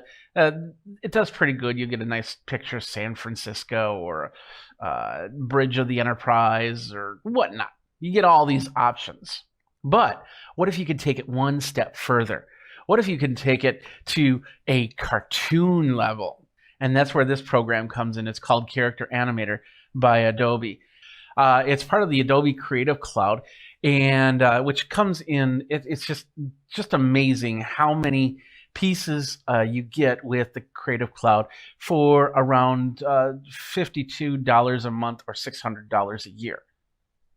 You get Photoshop, you get Premiere Pro, you get Rush, you get AI, you get 100 gigabytes of storage. You get all of it here, and just tons of programs. And I've showed you the programs. If you saw my previous videos, I showed you how I use Premiere Pro in creating my videos. I showed you how to use Photoshop in creating my thumbnails. And now I'm going to show you how to impress your friends on your online conferences with this piece of software that does come with the Adobe Creative Cloud. Now let's pull up my Creative Cloud here really quick. So this is the Creative Cloud right here, and it comes with all of these. These are the ones that are installed on my PC and Mac. You also have mobile devices, and you also have web devices. So if you go to the mobile device, you can do Photoshop on your mobile device. You can do Premiere Rush, you've got Fresco, you've got Illustrator Draw. So you can get Spark Video. You can create compelling videos in minutes. I should probably use Spark Video. I don't use Spark Video on my phone. And just a whole bunch of cool stuff. You have web-enabled apps as well, like Mixamo, which is a 3D modeling software. Adobe Color, you got Spark, which creates graphics mobilely. So you can go up there and then create your graphics and then put it down. Because there's a lot of times where I'm not by my computer, and something like that would really, really help me, whether it be on mobile or desktop or web. So, but these are the programs that I have installed. These are the programs I don't have installed. So as you can see, Dreamweaver makes web pages. Dimension is 3D design. Lightroom does photo touch editing. Animate you can do something similar to Character Animator, and it's very possible the Character Animator and Animate will eventually merge together. I wouldn't be surprised on that, but for right now, these are two separate programs. Prelude is metadata ingest of Fuse, which is it's a beta. And you can get beta software and play with the beta software for 3D characters in Photoshop projects. So, and I'll have to show you how to do some Photoshop 3D creations, because I've made some logos already in 3D, and you can do a lot more with that. It's pretty cool. It's pretty cool. So, but anyway, we're talking about Character Animator. And let's just go to Character Animator's webpage here. Let's go back here. So this is basically it. This allows you to create characters, or what they call puppets. And and you could actually create yourself as a puppet, like I did right there. That was a very crude version of me. I made a later version, but I just don't know what happened to it. And I had to reload my PC, so I probably wiped it out in that. But, you know, a lot of people have been using Character Animator. In fact, at the beginning, while it was still in beta mode, CBS was using this on Stephen Colbert's show to make President Trump. And that's the program that they used, this one right here, to make that character. And he was sitting on the chair, and it's easy to do. You can bring it in. I could actually have my character standing right here. I've got him in a background right now. It's a conference background, but you can do a whole bunch more with that. And I'll show you how that all works as we go. So, and if you have any questions, feel free. There's a comment section right over here. Go ahead and ask questions, then I'll try and answer them as best as possible. Let's see. We also have, if we go to the page, there's like puppets and puppets galore. And I know that you can also get puppets. If you just don't want to spend the time to figure out how the puppet's created, you can actually have people make puppets for you. And you could also go and get pre-made puppets if you want to do like a simple video on how to do something, you know, like a little professor with a little yardstick or something like that. And then you have all that going. And you can bring it in scenes. You can actually even make a whole 30-minute, 1 hour, 2 hour, 5 hour, 20-hour video using Character Animator. And so you bring your creations out. It depends on how you really want to use it. Like I said, I've been using it on and off for the last couple of years now. It's amazing. And now with all these conferences, I used it today in a social teleconference call, where, you know, everybody, they're checking up on your well-being. We got a VIP section that, you know, meets every now and then, and with the VIPs, we sit there and say hi. So I came in as a unicorn in that same conference room setting right there, and I just had some fun with it. And you can too. And you don't have to buy a llama to bring to future teleconference calls. You can make the llama and show it right there. So let's get into this. Let's take a look at Adobe Character Animator version 2020, and it's right here. And it basically is using my face movements. Now, if you see on the top right-hand corner, you're going to actually see my face, and I'm going to be talking. Now, with this face, you're going to see some red dots around my face.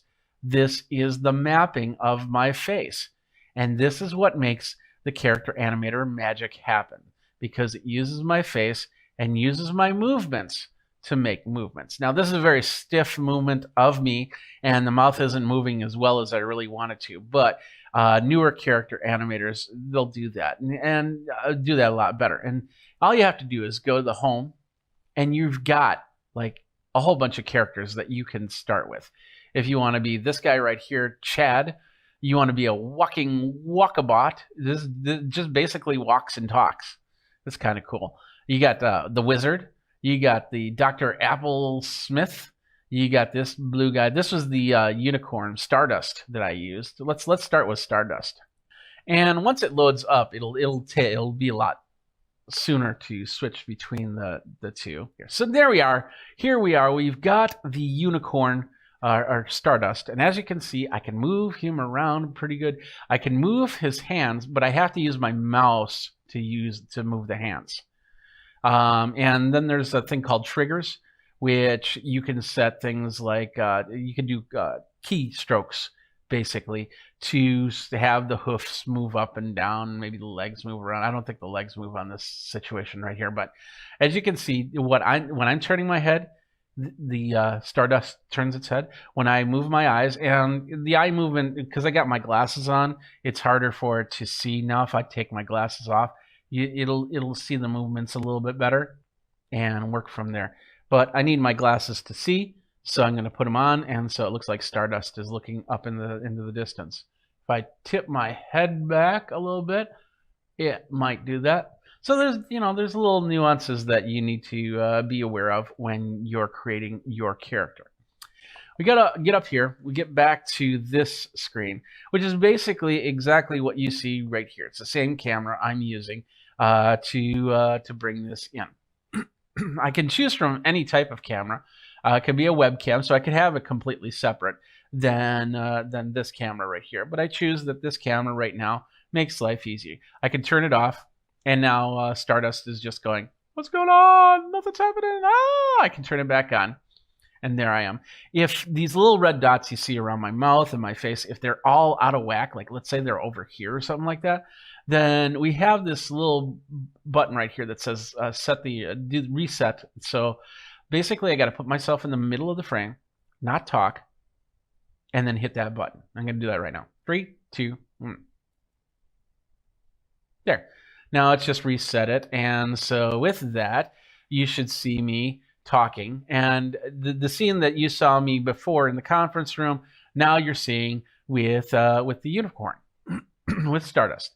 And I can move around. I can dance a little bit. I can move my arms and wave my arms. I can do this and this and this. If you notice, they have a really cool option that in some characters it will allow you to elasticize the arms. So if I was to stretch it out like that, you could go all the way to the top right-hand side of the screen. But in this case, these have bones.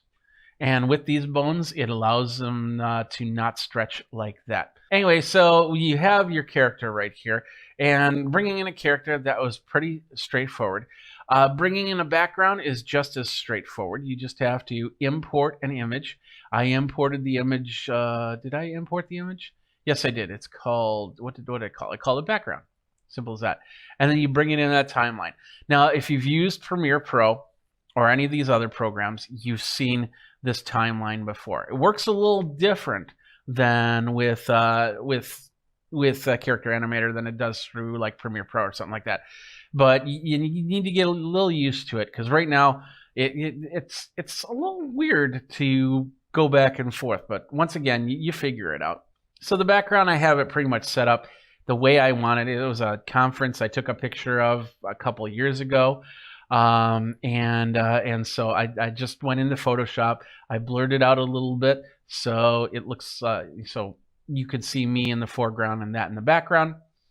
And now I can bring in this guy right here and start him up. Now Stardust is not moving because I do not have Stardust in action. So if I click on Stardust, it's now going to prepare it, and now Stardust is available to talk and move, and just like I'm doing. If you're seeing me in the top corner, I'm going to wave like this. You got a unicorn right here. It's me. I'm a unicorn. I'm Stardust. Yep. You get it. Okay.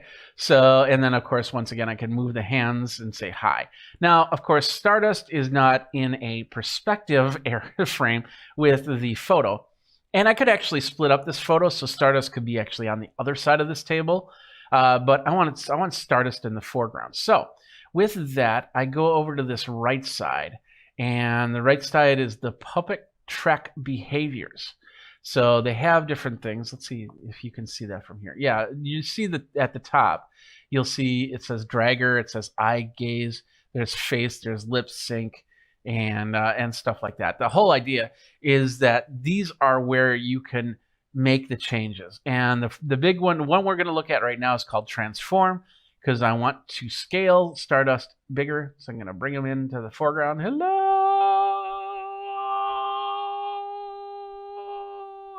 Back up. Oh, he's upside down. Oh. So this is Stardust. We're going to make him a nice, about there. Now we got to reposition him because he's kind of up there. So let's reposition him. So that's the position Y. Bring him down a little bit, or her down. I don't know. It's up to you what you would call him or her.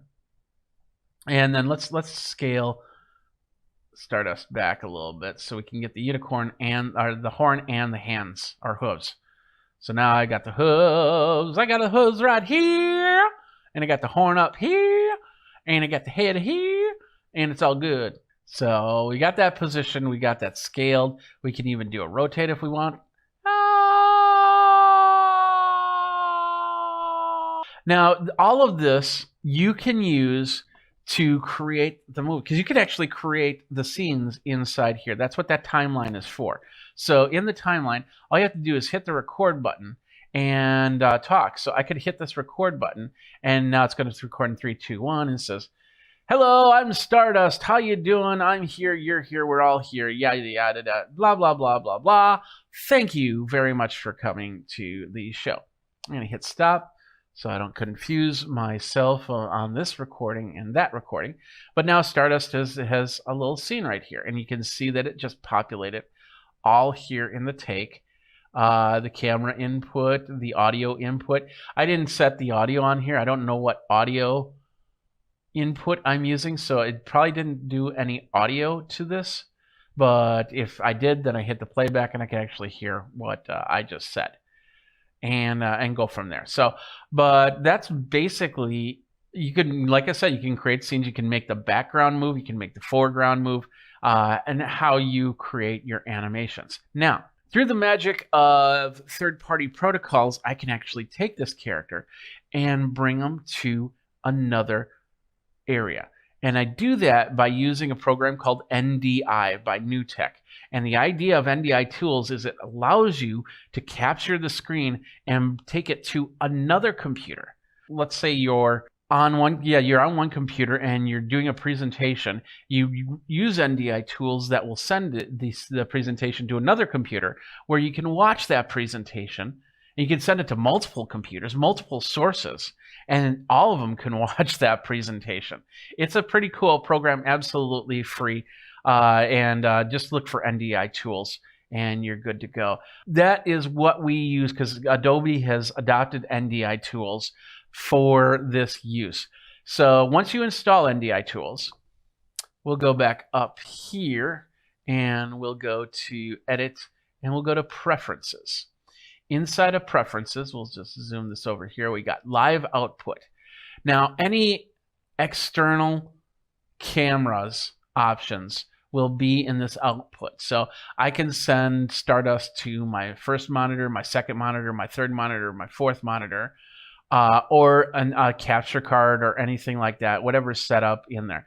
NDI output is where I'm going, and I hit the setup here, and that's going to take me to the NDI page. That's not what I wanted to do. So let's just bring that back for a second here. So I have that box checked. And when I have that checked, now that can bring this over to the other program. In order to do that, I have to run one of the NDI tools, and the NDI tool is called the virtual input. It's down in It's on Mac and it's on PC. It's the virtual input, and you just basically have to say, "Hey, I wanted to use the Adobe Character Animator." Simple as that. And then it comes into other programs. And definitely, if your teleconference program allows you to do NDI video in, then you'll be able to do this. You can actually do this in other ways.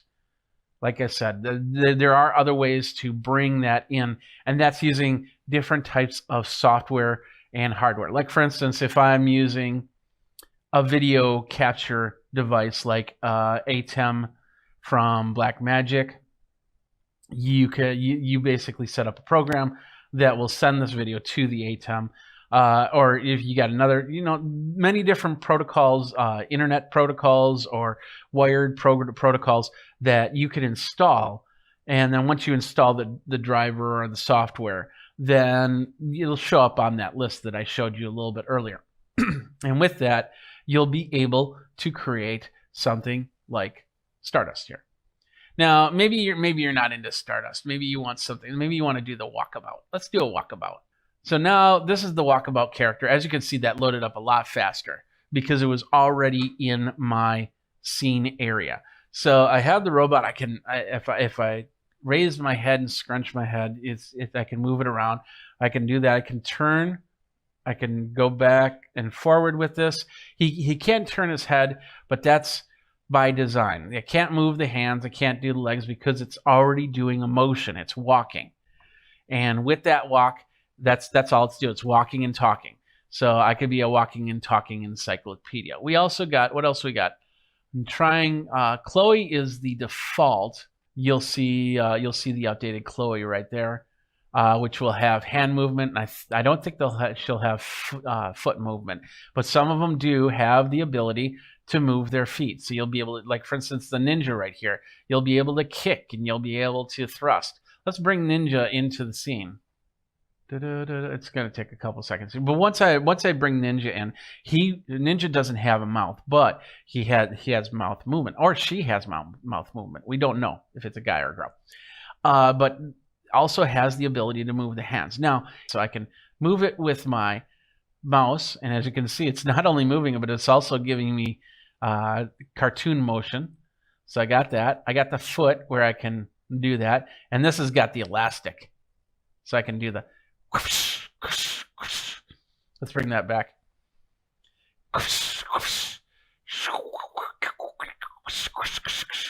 And it comes right back. And the same with the hand. I slap you. But there's also a thing called triggers. Oh, where is it? They moved this around a little bit. Here we go. Here's the super kick. Let's replay the super kick. Like that. And there it is. So they've made part of this. They obsolete things every now and then. That's Adobe will to improve things. So anyway, down here we have these replays where we have the side punch. I'm doing the sound effects for that, but you get the idea. The super kick, side punch, and you can record some of these. So if you want to do a hand gesture, you want to do a wave or something like that, then you can record that and create that as a replay. So you can just hit a key, and these are all, they can all be hotkeyed. So you can hit a button, and then all of a sudden I'm punching you. Ha ha ha. Now I can take that background and can put that background back in here. Let's put it in. There we go. Now I've got my conference room background and my Ninja. Of course, my Ninja needs to be rescaled. So I'm going to rescale him or her and bring him or her down. There we go. And now I am ready to kick this conference into high gear. And when I was back here, down here, you see a lot of red dots, and then some of them aren't red. They're kind of blurred out or something like that. So that basically, when the walk was grayed out, and so I couldn't walk. But when I made it happen, and now I start using the left arrow, Ninja starts walking left, right arrow, Ninja starts walking right. And I can change the speed. I can change the step phase. Let's change the step phase a little bit more. So you can see it looks a little bit more jumpy. And you get the idea right there. So now I can go, there's one thing called the motion lines, and I can click on that for motion lines, and now I have that. That's the frontal motion lines. We got arm movements, we got head turns. Let's see if we can bring that in. Let's bring that down, see what we got. Okay, this just shows sensitivity for that, and we can change the sensitivity for the head move, so it moves a little bit slower or it moves a little bit faster. What else we got? And some of this stuff is just putting together the input of the parts, the moving parts inside the character, the puppet as they call it. So as you can see, I can change the sensitivity on those eyebrow tilts and bring it back to where I need it to go. Same thing with lip sync. Is I can go in there and I can say I want the jaw movement. Oh, I think this is what I was playing with. The jaw movement to be a lot, or a little, And we'll bring that back to there. And now it's just regular jaw movement as we go. So now we have our conference ninja ready to attack the men and win the battle. Hata!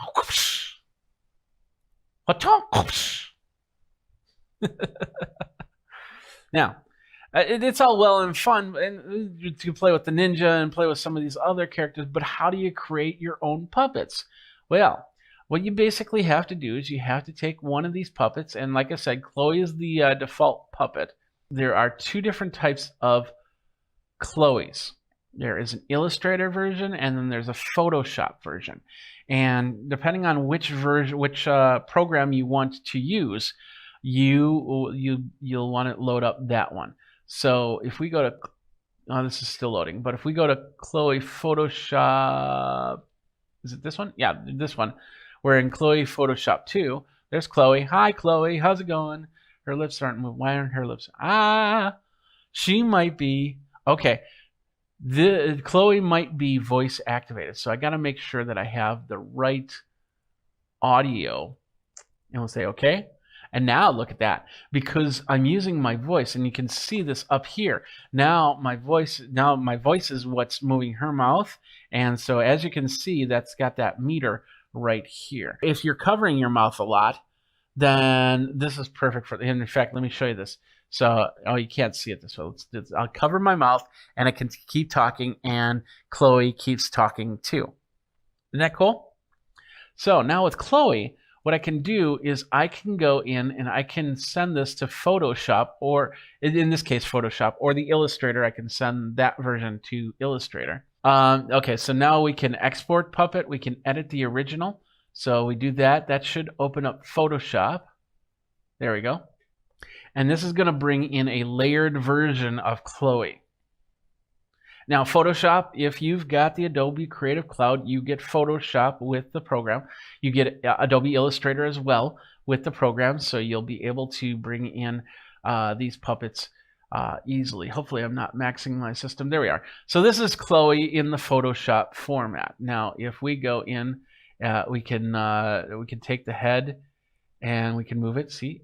That's her head. That's one sprite or layer of the character. We can do the same thing with the hand and the arm. Since Chloe's got a little bit of movement in her arms, she's also got the elastic movement, which means that there's a way to bring in what's called bones into your work. So if you wanted this arm to bend at the elbow joint, you can set up bones to make that happen.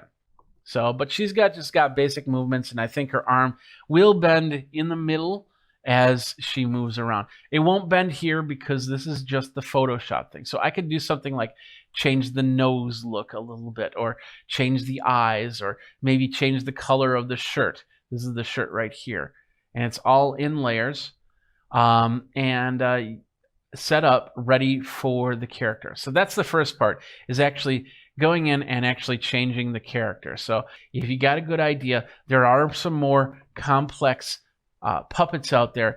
Just look on the internet and you'll be able to find some stuff there. I think there's some free characters, puppets that you can use to bring it in and create your own models. There's online communities out there with puppets that you can go and get. And then, of course, there are puppets that, you know, you'll have to pay for, but then you'll be able to use those puppets in your work and however you do it.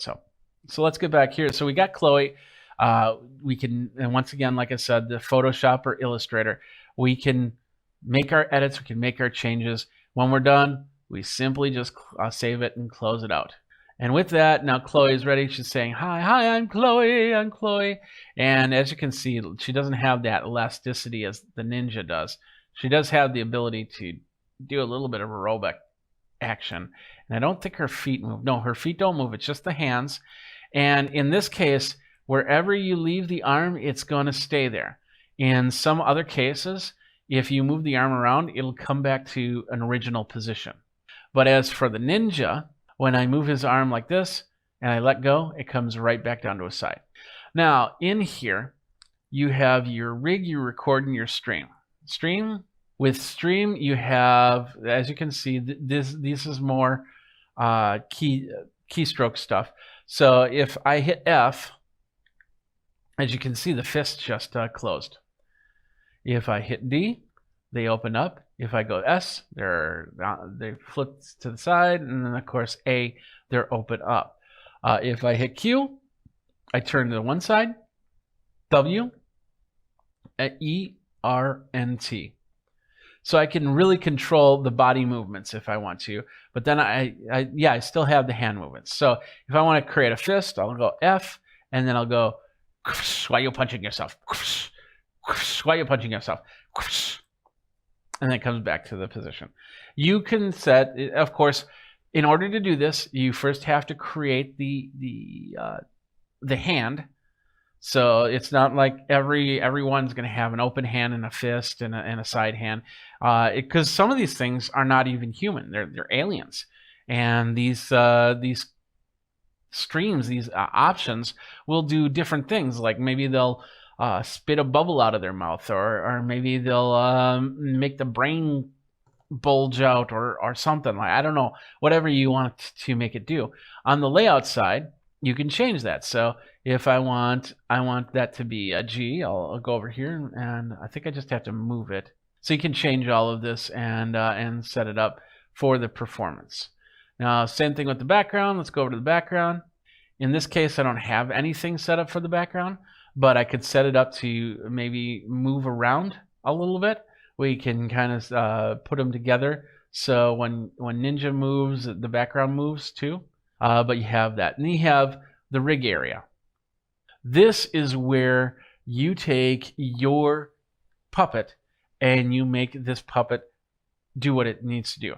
If you look, if you can see, I don't know if, let me see if I, no, it's back to the last frame.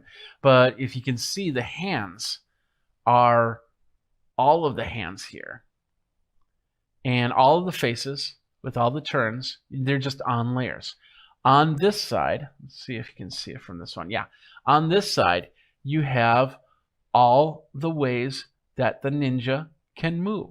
So you have the left quarter with the head, and it's highlighting the area of the head when I click on that. And then I'll drop that down, and I can say frontal head, and I can say hair. There's the hair, highlights the hair. And I can make changes to the hair. On the right side here, you have the ability to move things. So we're moving the hair a little bit. Just put that back to where it was. We can change its opacity. So we can have kind of see-through hair.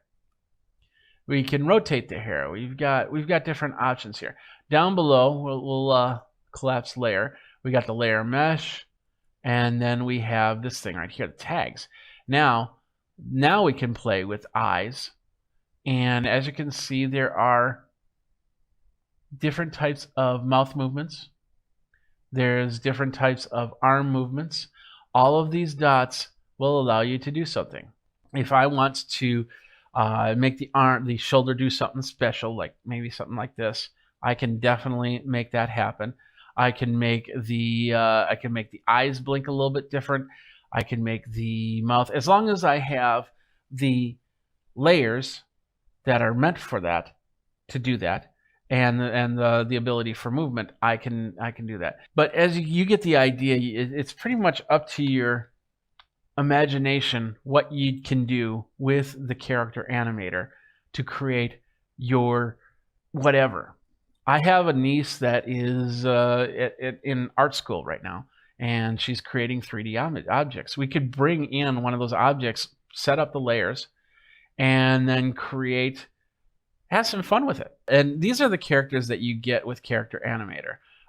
So you can use Chad, you can use Chloe, you can use the Walkabout, you can use Red Monster, you can use Tull. This guy right here. This is what's cool about Thorn is they've now added a background to Thorn. So when he comes up, he's going to have really nice animated background that you can use in your videos if you want to. So you don't have to do any extra stuff. You just bring them in and boom, and there you go. And he's taking a little time to prepare, but he's coming in. There he is. You see, that's a really nice background. So if I go here, now I'm this big monster guy, but as you can see, his hands, he has jointed arms. So they joint at the elbow and they joint at the hand. So he can bring that like that, or bring this down and bring it down the ground and like be in like a knuckle dragger right there. Pairing scene. There we go. Now as you can see, Heather's got, this is perfect for anybody that wants to do a vlog or something like that. I don't think her hands move.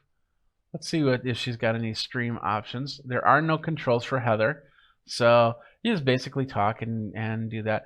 But I could probably figure out, there's probably a way. Let's go to the rig and see what Heather looks like. So her hands are just there. That's it. So it's basically Heather talking. None of this stuff in the background moves, so I can't move the crystal ball. I can't move anything like that. I'm trying to click on the screen. I don't see anything that's triggering. It would have been nice to have that candle move or something like that. But you could set that up. You could recreate this puppet and then have it so you hit G and all of a sudden the candle flickers. So that's Heather. Let's see what else we got. And once again, you can use these right out of the box. I've never tried this one.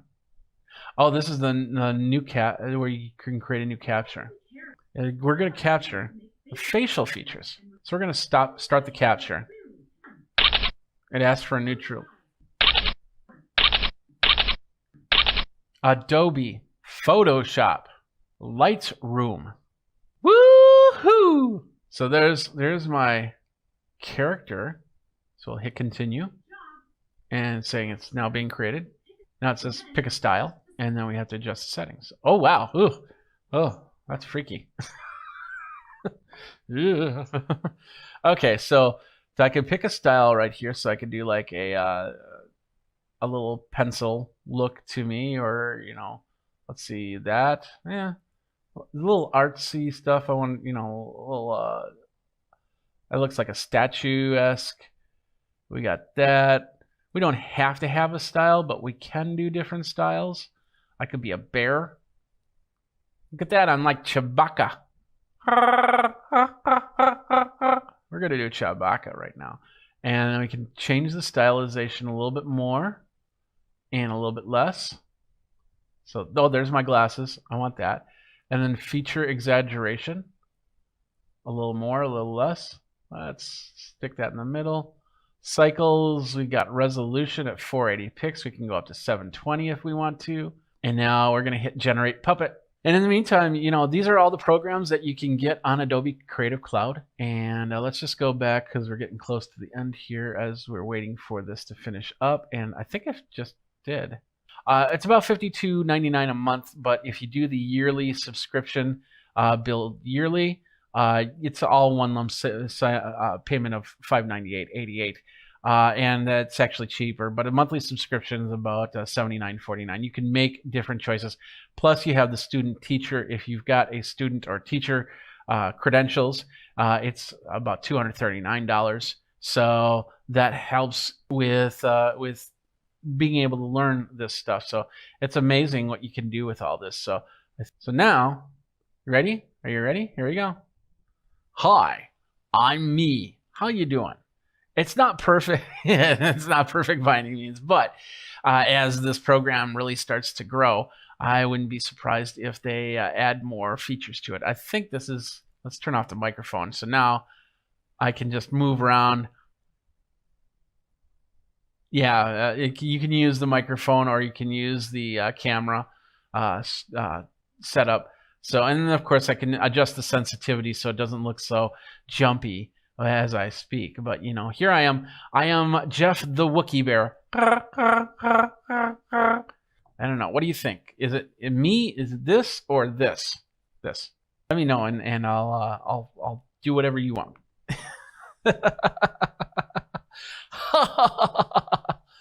So, all right. Well, that's gonna do it for this. Let's get back to this guy right here.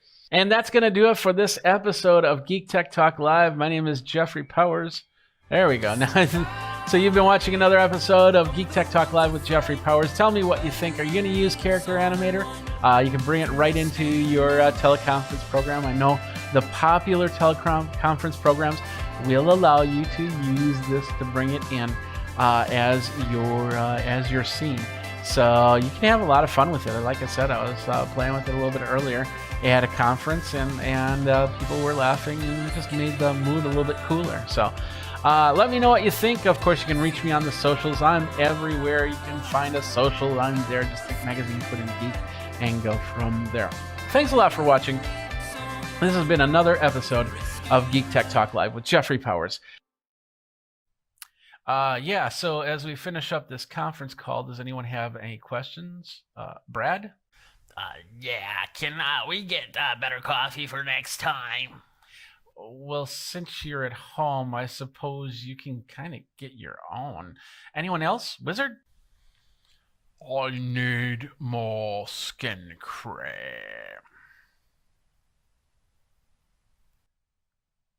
Okay, that's something that's on Amazon, I suppose. Yeah, Stardust, do you have a question?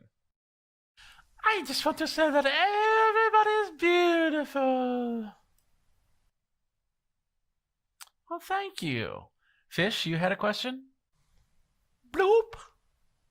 Yeah, we can do that. I think that's it for this call. See you guys next week.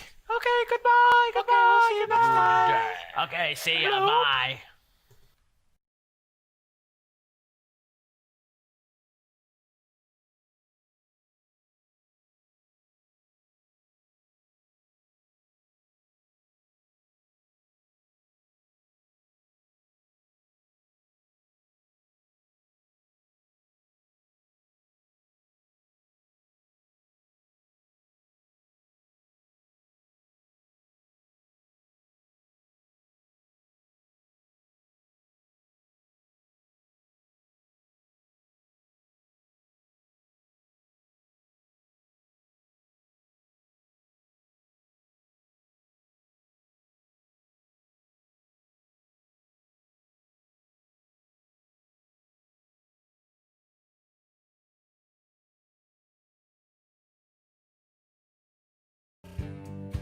What's up, my geeks? Jeffrey Powers here from Geekazine, and today I'm going to show you a really cool thing that you can do on Facebook. I've talked about 3D photos before, but now we're going to talk about how you can make yourself a custom Facebook 3D photo.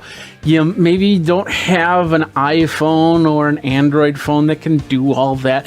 Maybe you want to take some of your old photos before this whole depth and 3D photo thing happen, and make them into 3D photos. You can do that. I've even done it with this screenshot from here, and I'm going to show you how to do it. First of all, Jeffrey Powers with Geekazine. Think Magazine, put in the geek. You got me. I am here just for you. Thank you guys very much for coming to the show. I'm adding a little bit of more how-to stuff here, so if there's anything you want me to look at how-to wise in technology, let me know by tweeting me over at Geekazine. Well, this is where it all started. I decided, hey, I'm going to test this out. I knew that there was a way to actually make Facebook photos, but I want to have a little bit of fun with this. So I made my first one, and it just was not that great. But then I made this one right here, and I was really impressed with how this works.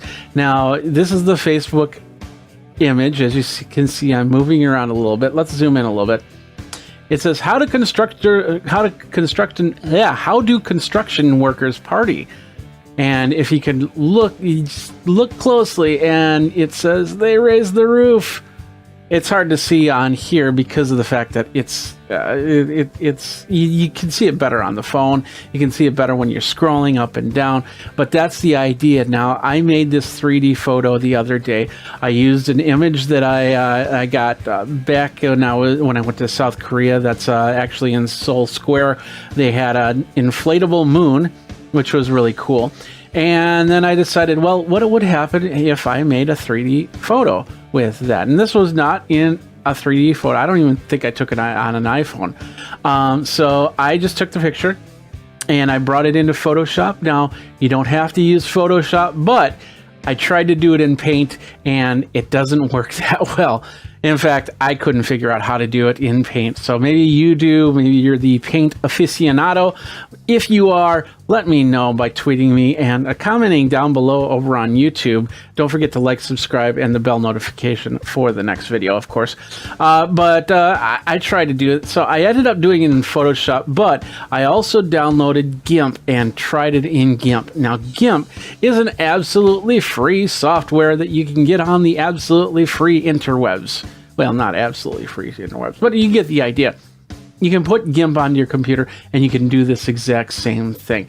All you need is a program. And if you're on Mac, you have Mac programs, but all you need is a program that can invert image, basically create black and white photos and darken out certain areas and lighten out certain areas and all that stuff. I'm going to show you how to do it in a second here. So I'm going to do it in GIMP. I'm going to do it in Photoshop, and then I'm going to show you how it works. So let's first of all, let's go over to my first thing. We'll go back to the How to Construction Workers Party. This one was actually fairly straightforward. It took a couple times to actually get it to work, but the idea, it's actually really simple. All you have to do is create two files. One is the JPEG of the image, in this case the moon, with the text, How to Construction Workers Party, and they raise the roof. I'll show you how that all works. And then you have to create a second photo, and it kind of looks like a negative of the photo, and it's really not. And here it is right here. So you have the background, you have the mid-row, which is the moon, you have they raise the roof, and they were both they raise the roof right there.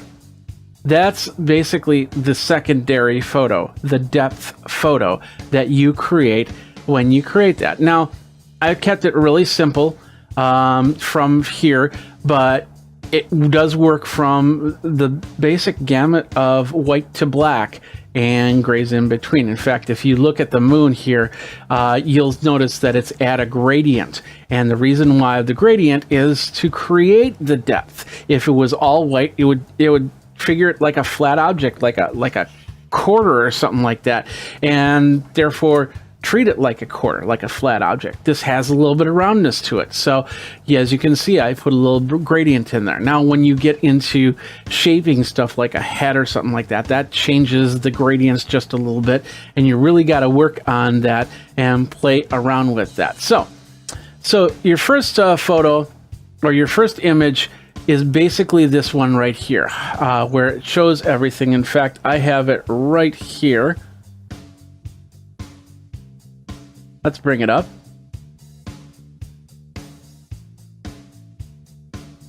That's the first photo right there, and that's what you and you get that. You know, I called this construction1.jpg. You can do a JPEG or you can do a PNG. It does not matter. Those are the two main. I don't think you can do bitmaps.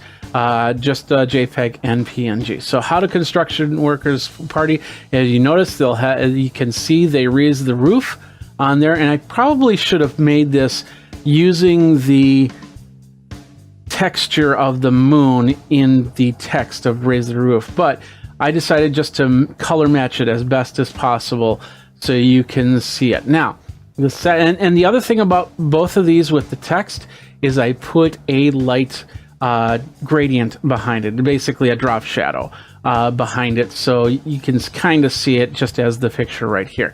The second photo is right there. As you can see, it's got the moon, it's got they raised the roof, and that's it. And they raised the roof is in just straight up white, because that's going to be what's in the front of the picture. So if you think of it 3D, black is in the back, white is in the front, and gradients go all the way from back to front. So, and you know, as in darker objects to lighter objects to the front.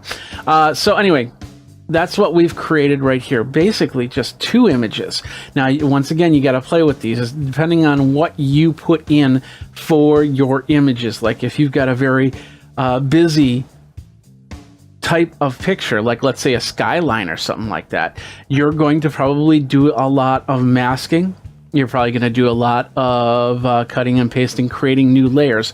Like for instance, if I did a skyline of Madison, I would have the clouds, and that clouded area would probably be all black, and then we'd have the skyline, which would be probably a gray, and in this case, it wouldn't be gradients here and there. It'd just basically be a gray and a black, and that would be the 2 background and middle ground, creating the layer. And then let's say there's a little ship sailing, because Madison's on 2 lakes, and our skyline, we can get a really nice shot with a nice lake in front of it.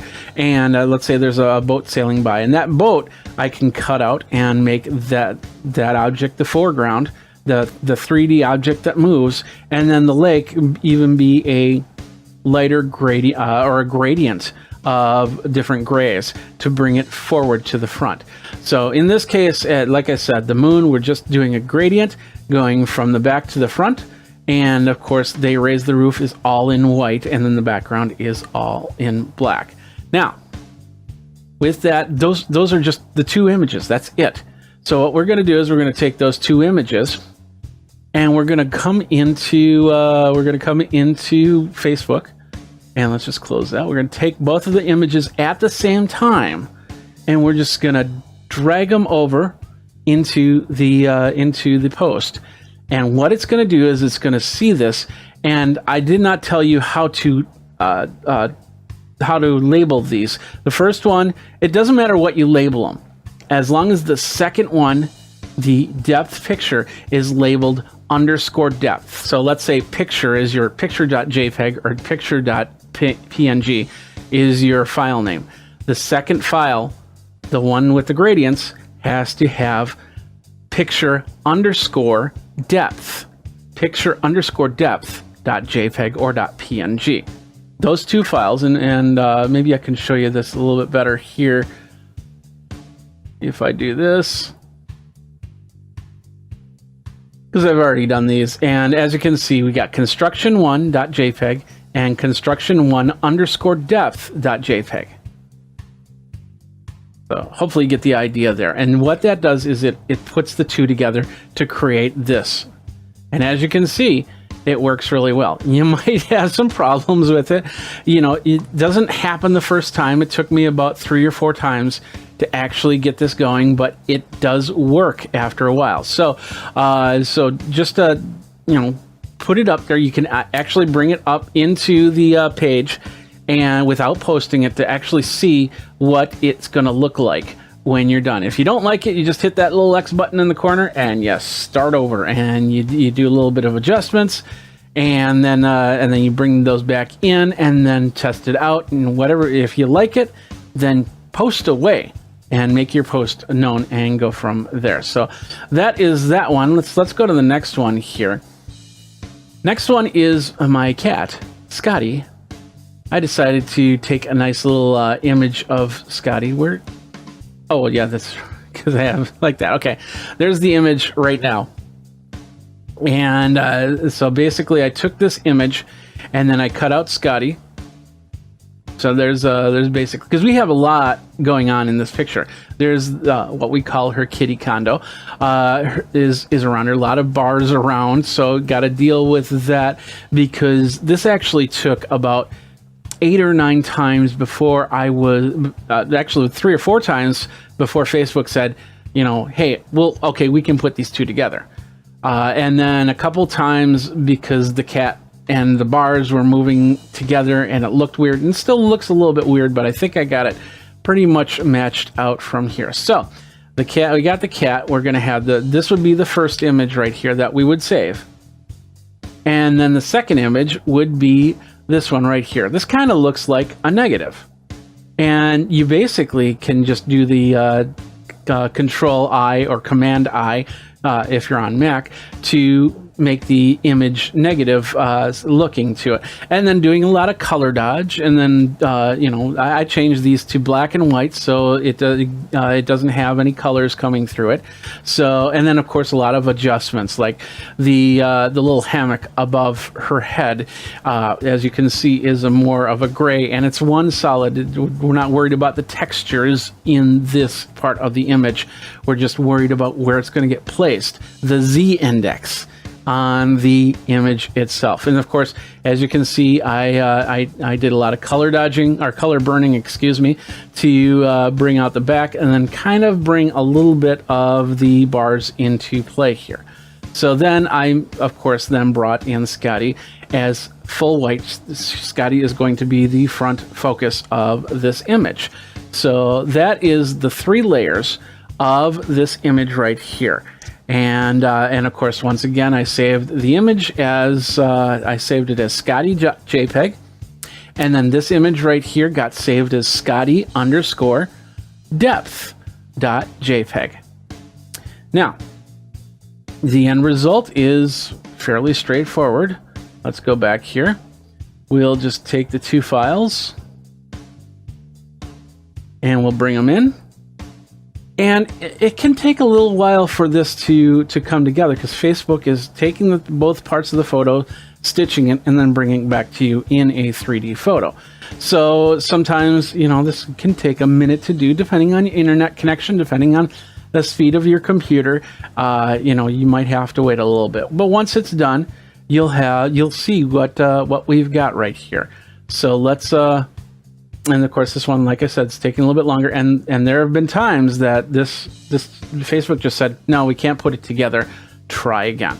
And they give you all these instructions on how to do it. And so this is the end result. As you can see, the bars are separating, moving around too much. So I would probably have to do a little bit more shading to get that going, but I wanted to definitely get a feeling that there were bars around, so you could see the different textures. So it's not going to be easy in some cases, and if you can get a picture that actually has all the layers put out, and you can make the shades from there, that, you know, that helps out a lot. So once again, not the greatest photo, but this was not a live photo, one that captures depth, or that's portrait mode, that's it. So we could take the photo and turn it into something really cool. Now, like I said, you don't need to use Photoshop. I did bring in GIMP here, and you'll have to forgive me because I don't know. I haven't used GIMP in a very long time, so it took a little bit of learning curve for me, and I tried to keep it as basic as possible. So once again, what we have are the 3 layers. The first photo is a photo of me, and this is just basically a screenshot of me on my view of my video here.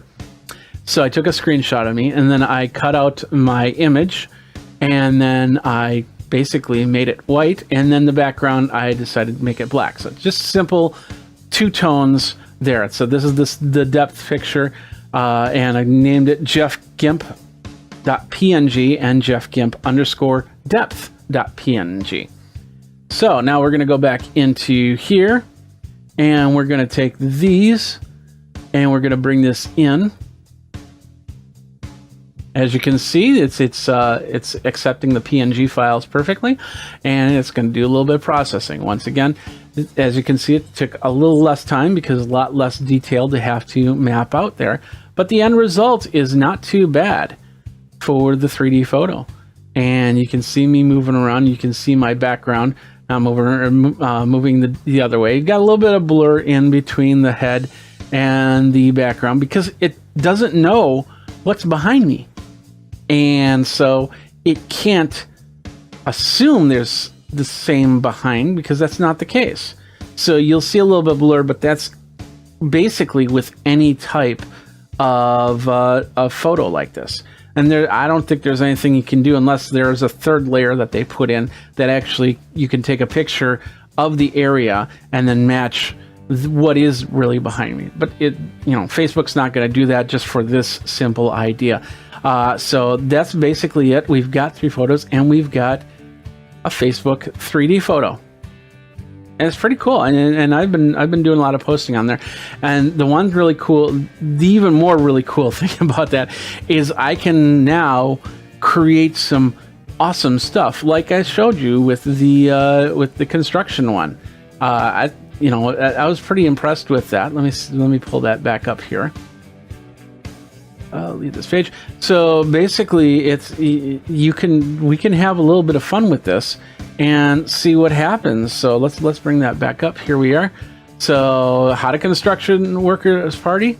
They raise the roof. And I'm going to play with this a little bit more with different images, trying to keep the background image as simple as possible. With this moon, it made it great because once again the gradients were there. If you noticed also, when I had the moon, it was never completely white in the middle. It was always a gradient to a slight gray. That way, it doesn't compete too much with the actual text that you are seeing move around when it says they raise the roof. And of course, the how do construction workers party, that worked very. Before this was my first one. My best friend Bob nominated me for the 10-day photo challenge. Day 1, I unfriended Bob.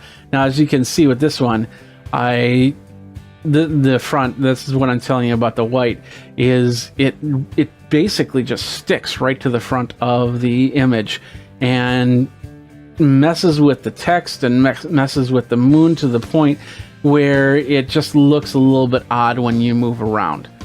But once I changed that with the moon, the text all came in line. And I already posted this, so I wasn't going to repost it, but it looks a lot better on the second time around. And then, of course, the third time around being this one. And I think this came out really well. And you can check it out over on my Facebook page. That would be facebook.com/Jeffrey Powers. But you get the idea. And I'll post a couple onto Geekazine, including this one right here that I'm going to be working on very soon. Let's bring this up. I'll show you this one really quick. This is an upcoming video that I had at CES, and it is for the Nreal mixed reality glasses. So I thought, hey, why not make a depth photo out of that, 3D photo out of that, and go from there. So it's going to create it, and there we are. So there is it's going to be the 3D photo when I post the article, and then I post it on Facebook. You will see this image, which will be the 3D photo moving around. And I think it turned out pretty well for what I had there. So, and of course, if you go over to geekazine.com, you'll actually see the flat image. They won't have the in-depth movement to it. But you get the idea. You can have a lot of fun with this in many different ways. So let me know what you guys do to create some really awesome content by simply going over to Geekazine. You can find me over at geekazine.com. Think Magazine, put in a geek, you got me. Twitter, Facebook, TikTok, Instagram, all these. Geekazine is where you're going to find me. We're on Twitch, we're on YouTube. Don't forget to like, subscribe, comment, hit that bell notification so you know when the next video comes out. And hey, you can also join the Patreon movement. You can also tip me. There's a lot of great ways. It'll show you in the show notes there. Thanks a lot for watching. Jeffrey Powers here from Geekazine. Until next time, you guys geek out and create more cool Facebook 3D photos. So take care. Hey everybody, Jeffrey Powers here from Geekazine. Today we're going to take a look at a very cool product from our friends over at IK Multimedia. It's the iRig Pro Duo IO. It's an amazing thing for some of you musicians, podcasters out there to do 2-channel recording on the fly. And we're going to talk about that next. Geek Tech Talk Live with Jeffrey Powers. Hey everybody, Jeffrey Powers here from Geekazine. Think Magazine, put in a geek. And you got me. And here we are. We're here in Studio B. It's been fun trying to get this all put together. Socials are right here, by the way, if you have any questions. I wanted to get this out to you today so you can see what this is, the iRig Pro Duo. It's an amazing product from our friends over at IK Multimedia. Now, first of all, before we start, I do have to say IK Multimedia gave me product to show off. They have not paid any sponsorship fees or anything like that. All opinions are of Geekazine, and we do have the review policies over here that you can check out if you have any questions. Technical support, I'll try and help a little bit, but your technical support should be done by IK Multimedia. These guys are awesome. They'll respond to any problem they have. And of course, they have a ton of stuff for the musician, whether you're doing keyboards or you're doing vocals or you're doing guitar. I was introduced to them first of all when I started playing guitar, and they had this app called Amplitude, which allows you to create the perfect pedal board and set up from there.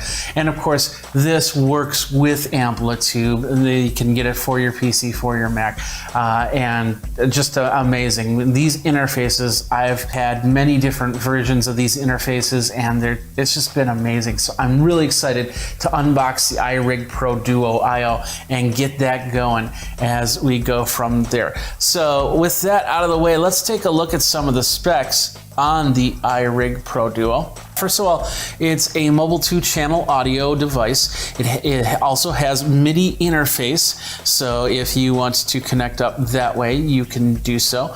You can connect to any recorded device. It does have phantom power. It's 20 hertz to 20 kilohertz. And it costs you only $199. And here it is right here. This is the iRig Pro Duo IO.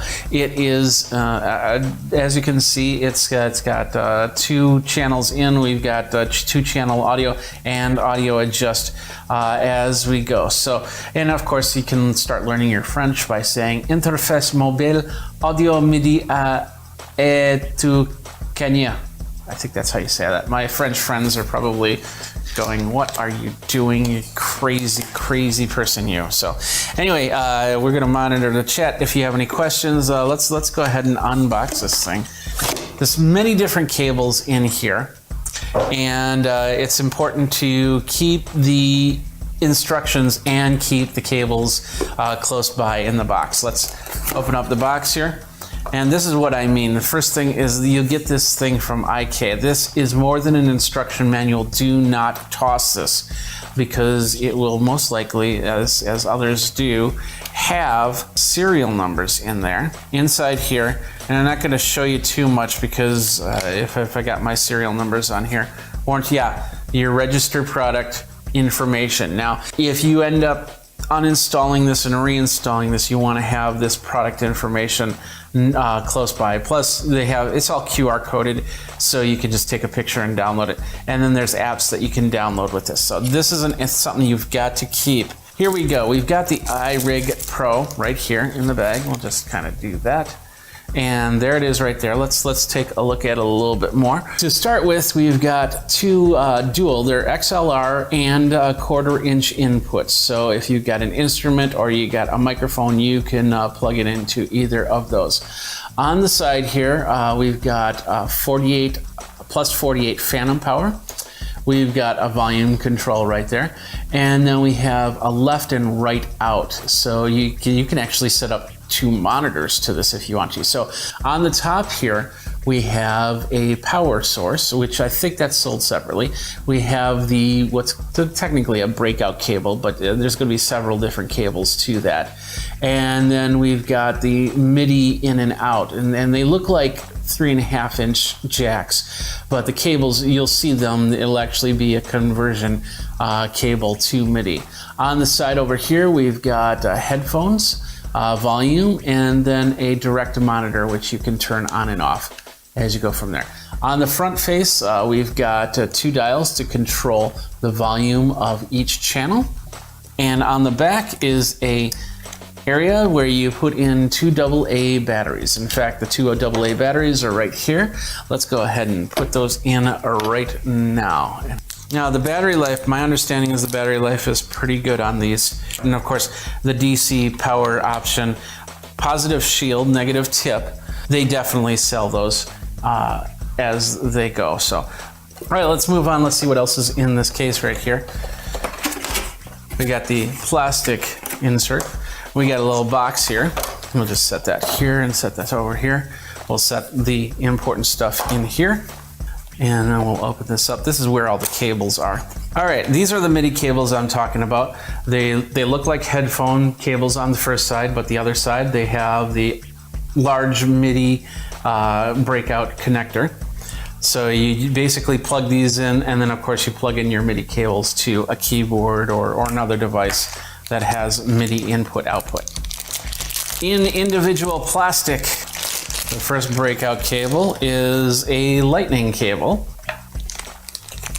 Second breakout cable is a USB-C cable. And this, they've had previous versions that had older versions of USB cables, so you could probably even get a 30-pin, but I don't know if you have the old 30-pin iPad. I'm not sure if it'll work or not. You can definitely try it out and see if your older iPads will work for that. This is just a regular USB. This will connect, you can then connect this to a Mac or a PC. These are all the cables right here. Basically, we're not going to be hooking up anything MIDI. What we're going to do is we're going to hook up a guitar and a microphone. And I've got the guitar and microphone over there.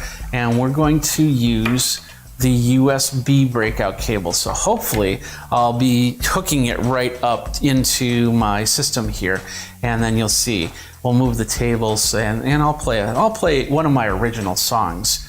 Down here in the breakout cable, you have, it's basically, it looks like an old mouse or a keyboard connector like you have on the back of some computer PCs. So you just have to align it. There you go, simple as that, and then we can hook that up to the PC. On the bottom, like I said, we have the XLR and the 1/4-inch jack input. So we will put the vocals in one. We're plugging in the 1/4-inch jack, and this will go into the guitar.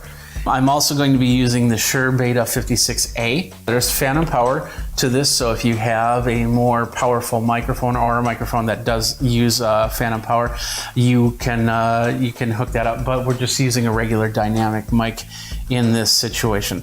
Now, and of course I showed you the IK Multimedia iRig on its own, but you know, there is a bundle there with microphone if you want to start doing some podcasting. Of course, in this day and age, we're all just trying to figure it all out. I'm gonna move this table, I'm gonna hook this up into the computer, and hopefully we'll get some sound. Hopefully we won't crash the system while we're doing this, and I'll play you a song.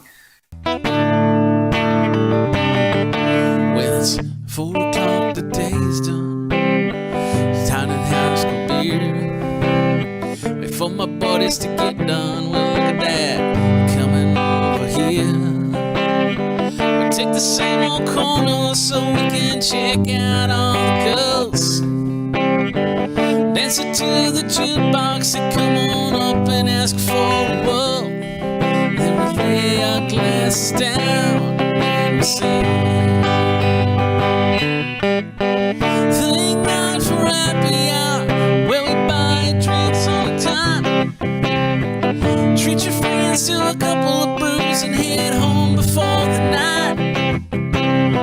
Enjoy a story, a song or two before you hand to fly. Thank God for the happy hour. If I didn't have that I die.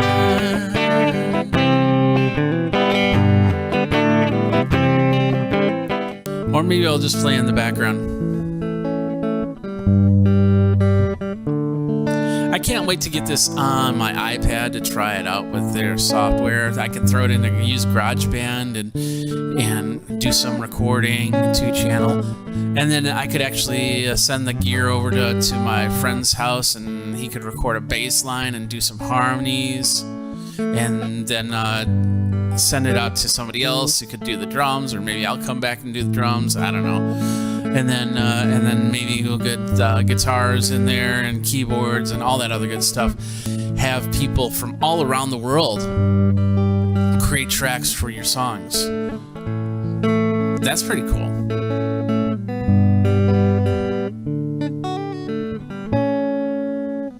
So anyway, that is the iRig Pro Duo IO. It's a nice little product. I'm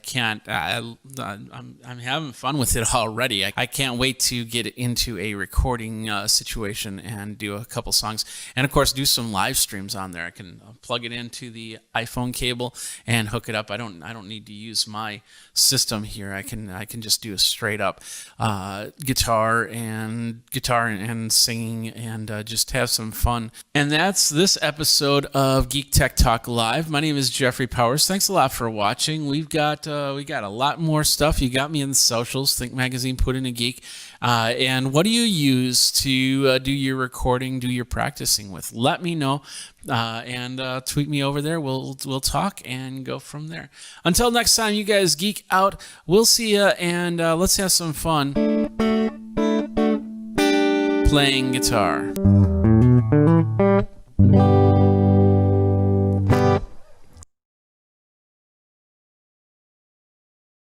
We have so many others. We'll just leave it at that. But I want to get to this Telestrator software now, because this is awesome, and I've been playing with this for a little while, and it's great because I have the ability now to draw on the screen and see what's on the screen. And it's a company that is called Panimation. And the software itself is not that expensive, where you can create your drawings, and you can actually do more than that. You can actually build together different features. Like, for instance, okay, let's say you've pre-recorded some content and you wanted to have a little Telestrator to it. So I could be talking like this, and then all of a sudden a little box draws. Let's say I'm talking about somebody's enterprise IT infrastructure. And then I say, well, it all starts with a server. And then all of a sudden a box draws up here that has a little server, or a picture of a server for that matter. And then lines drawing to that go to the different boxes that go to the computers. And then it draws all up on the screen. And I don't even have a pen in my hand. I'm just doing this. So you can actually record stuff on here and then telestrate it later, and then break it down and then bring it into your video as a pre-recorded video. So that's an option there. But you can use it as a Telestrator. The whole John Menn, well, you get this person right here, and he's going this way, and that guy's going that way, and we're all going all these ways, and here's a plane behind me. Ho! So that's the type of Telestrator that I want to talk about, because this is if you're doing a lot of live stuff, even pre-recorded stuff, this can help you in many different ways. So let's talk about how we can integrate it into Wirecast. It's actually not that difficult. There's 2 ways you can do it, and I'll show you one of the 2 ways. So first of all, this is the Panimation software. The website's called MNDI. So just do Panimation Telestrator and it'll call up there. So you can do a lot with this software. There's 2 versions of the software, Globalcaster, Panimation. And as you can see, you can do graphics on this. So I could actually do my lower thirds from this thing too. You have the Panimation software, and then you have Panimation Pro. And for $295, that's not a bad price. Whereas I know the NDI Telestrator from NewTek is $495. So, And that's just the software. It's not the computer. The computer, by the way, the computer I have here is an HP Elite X2. I got this 4 or 5 years ago. This is not a new computer by any means. I got this this machine basically because of the fact, and I had a review up on Geekazine somewhere. I got this and I use this whenever I have presentations. So you have a presenter and you have a bunch of bloggers or something like that around a table. So they would use this as the PowerPoint presentation because I could take off the keyboard and throw it away or whatever. And it has a Wacom pen. The Wacom pen doesn't have, I don't have the battery. It's like a AAA battery. So the pen's not working right now, but I have my Mix 2 pen, which is also a touch screen pen, and it works perfect. So I can use that, and that's what I've been using today for that. But anyway, this laptop is using a Core M5 processor in it, which is not the latest, and it wasn't the top of the line even back then. This is a mobile processor, the M5 processor. So, and it's on the Sandy Bridge chipset, so it can do a lot that the Core i5 could do at the time. So it has a lot of the functionality. And as you can see, I've got NDI hooked up to it. You're seeing my PTZ camera, which is this camera right here, go to this screen and use it as a screen. I have this set up as the Telestrator right now. But if we do close it, let's close it out. And then we go into the Panimation software. You have there's 3 pieces of software that you get: the 1080 window, the 768 window, and then Panimation Monitor 2. That's what you use, is the Panimation Monitor 2. And then I haven't put my license information in here yet. Just got it. And it comes up like this. This is a recording window area.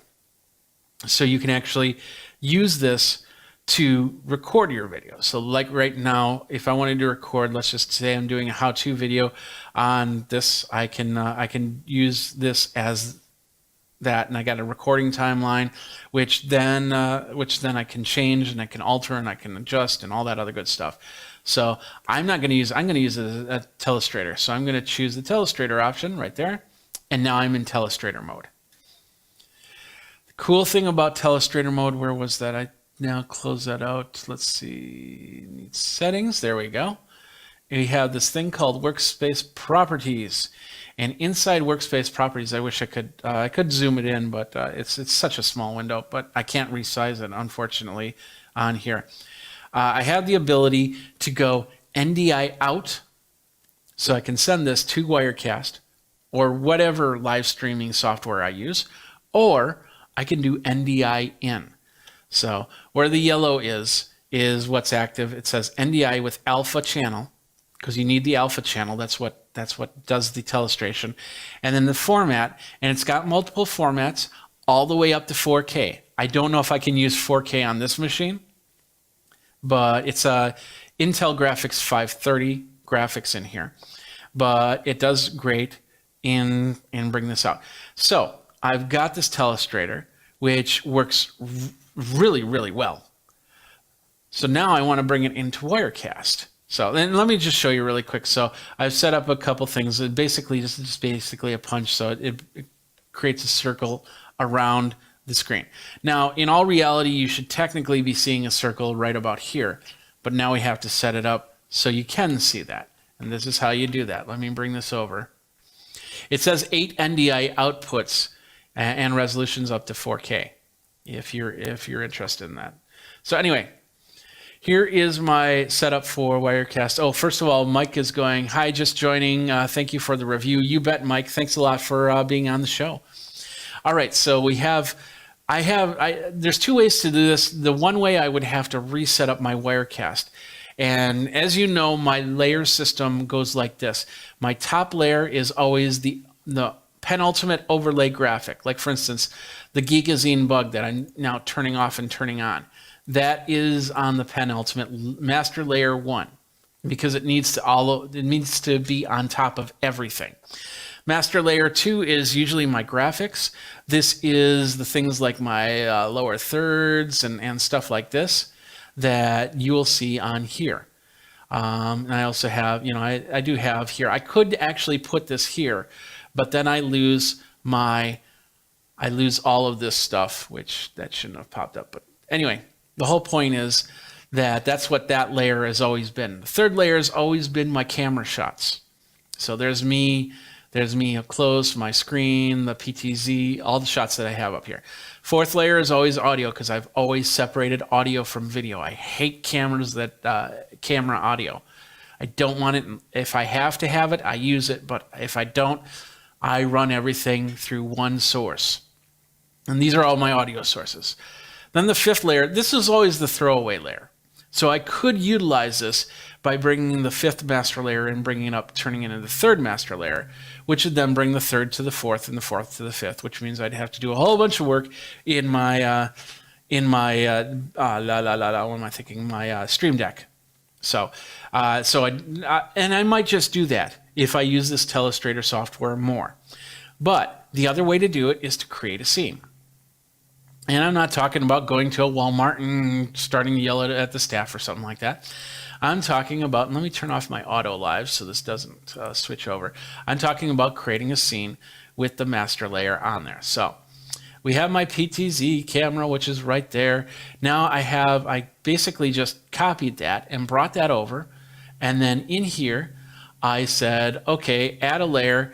And now basically it's an NDI layer. And in that NDI layer, I said I want that PC. And on the machine, I have NDI Tools 4.5 installed, and I'm using the scan converter. I think is it the scan converter? I always forget. It's the yellow one. And then I set it to the screen. So now it sends out an NDI signal of the screen. But this also, and I don't even need to do that now I'm thinking about it, because this has NDI inside the software. And so scratch that last part. Inside if you turn on the NDI in here, it will send it out. They'll send the video out to this machine. So now with this setup and everything's active, I just have to go to the scene. And now if I hit that circle stamp and hit here, it's now going to show up with a circle right here that's overlaid. So it's over my hand, as you can see, whereas this one is not. And then I clear it. And now I can do this writing, and I can go, I'm talking about this and bringing this over here and la, la, la, la, la. And you've now got a telestration right on the screen. Let me switch back so you can see this in its full glory. And we'll just do it like this. There we go. I think I've got this set up right. Let's bring this back to where I need it to. Okay, so now this is on the PTZ screen. Don't watch this screen because this is not going to be perfect. And as you can see, it's doing the inception thing as we're talking. But it's a great way to start. So if you want to draw on it, you can see yourself as you're drawing. I set up another scene. There's no plane behind me now. This is my Telestrator scene. And I can't see it on here because I haven't, have I? No, I did. I haven't set it up yet. Actually, I have set it up, but I've turned on the NDI. And that's basically going into your output and output, NDI output, and start. Now in here, let's go back here. We need to go out of the PTZ camera, and we need to, it should show up my Wirecast Live output. It's small, so I'm not hitting the button. There we go. And now, if I switch to this, boom, hello, no plane, remember? Now I have it down here, and you can't, unfortunately, you can't see it unless I do this split screen again. But I'm seeing myself not in real time, It's actually a small delay. And I suppose if I had a better graphics processor in here, it would be more real time. So now I can talk about my enterprise computer system, and I can say, okay, so I have, let me do this, bring that up. So I have my computer, and it's got my camera that's pointed at me, blah, blah, and that's wired. And then I have a camera in the cloud on my network, basically, that's pointed at me, blah, blah. But then this is going to another computer that's handling another camera, and then it's sending NDI back to this computer. Now, both of these computers are going to my router. There we go. And then that's going to another machine, which is handling all of my graphics.